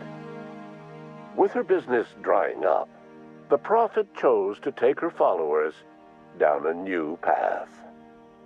Months later, salvagers on Eridanos found clues leading them to a seemingly abandoned bunker out in the wilderness. Inside, they discovered horribly mangled corpses, sacrificed to a blood-scrawled portrait of a sprat-headed deity. The Prophet was not among the bodies. Your influence shifted Ellie's perspective. She finally admitted, albeit grudgingly, that she just might need other people. Sometimes. With a steady income from the life insurance payouts, she was finally able to afford a ship of her own. She hired a small crew and flew supply missions to communities on the fringe. Some of them were even legal. Life in Halcyon was sobering for Felix Millstone. The grand revolution he dreamed of never came. There was no great awakening for the colony, no celebrations in the streets. There was only the hard, desperate work of trying to repair a broken colony. Felix never had a head for numbers, but if there was labor to be done, he was there to help. Eventually, Felix realized that the work of a revolution was done with two hands. As much as he enjoyed his adventures aboard the Unreliable, the vicar, known as Max, eventually decided that it was time to move on, to live out the life he had sought so long to create. He knew there were many in the colony who carried burdens much worse than the ones he had struggled with, and he devoted himself to easing their suffering wherever he could. He only ever took up arms again to defend the defenseless. Unshackled from a lifetime of striving and fighting the universe and himself, Vicar Maximilian de Soto was finally at peace. Once the matter with the Hope colonists was resolved, Junlei bashfully asked Parvati if she'd like to join her permanently on the Groundbreaker, and Parvati enthusiastically, if somewhat awkwardly, agreed. The stories of her adventures spread across the colony, and Parvati soon found herself the center of attention. Having served as the engineer of a renowned spacecraft, tramp freighters and wildcat miners sought her out by name, and in no time, she was a fixture in the Groundbreaker's mechanical ecosystem. She and Junlei were never far apart. Nyoka returned to Monarch to take another crack at making a permanent life for herself. She formed the Charon Group, a mercenary outfit of ragtag survivalists and wilderness experts. Anyone in need of a guide, or just looking to throw back a beer and swap stories, could find her camping on the trail or clearing an infestation. The SAM unit that accompanied you spread awareness of the product line's superior sanitation and maintenance capabilities across what was left of the colony. This led to a boost in SAM unit sales. Did you know that SAM units are the longest-lasting, toughest-acting cleaning solution in Halcyon? Minister Clark was released from house arrest, and his contact with you gave him a sense of renewed purpose and vigor. Once it became clear that no help would be coming from Earth, he threw his considerable efforts and talents into helping Halcyon manage the crisis before it. As for Dr. Phineas Wells, he spent his remaining years in his orbital lab. He eventually came to terms with his own past and was able to forgive the mistakes of his younger self by devoting his remaining years to serving the colony. In the end, Dr. Wells was able to save every scientist and engineer aboard the Hope. Over the next decade, nearly all of the Hope's remaining colonists were successfully revived. Halcyon saw a period of rapid technological and scientific advancement. Breakthroughs in dietary supplements saved the colony from starvation. Geoengineering projects and social reforms began to change the structure and character of the colony. Dr. Wells laid the groundwork for the project to save the colony, but he would never live to see the fruits of his labor. He passed away a few years later. His work was carried on by the scientists and engineers he revived. Today, Halcyon has stabilized. The people of the colony work hard to adapt to their new circumstances. Nearby colonies send aid and supplies. Life will never be easy in Halcyon, but for the first time in its history, there exists a sense of real, genuine hope about the future. And what about you, the unplanned variable in the history of Halcyon? Long after Wells passed away, you carried on his work with more energy, determination, and brilliance than he could ever muster. The years that followed were hard, but Halcyon survived by the efforts of the Hope's most promising colonists, the greatest of which was you. No one knows what's happened to Earth, and no one knows what the future has in store for Halcyon. All we know for certain is this: the name of the Unreliable and that of its intrepid captain will remain the subject of countless stories for years to come.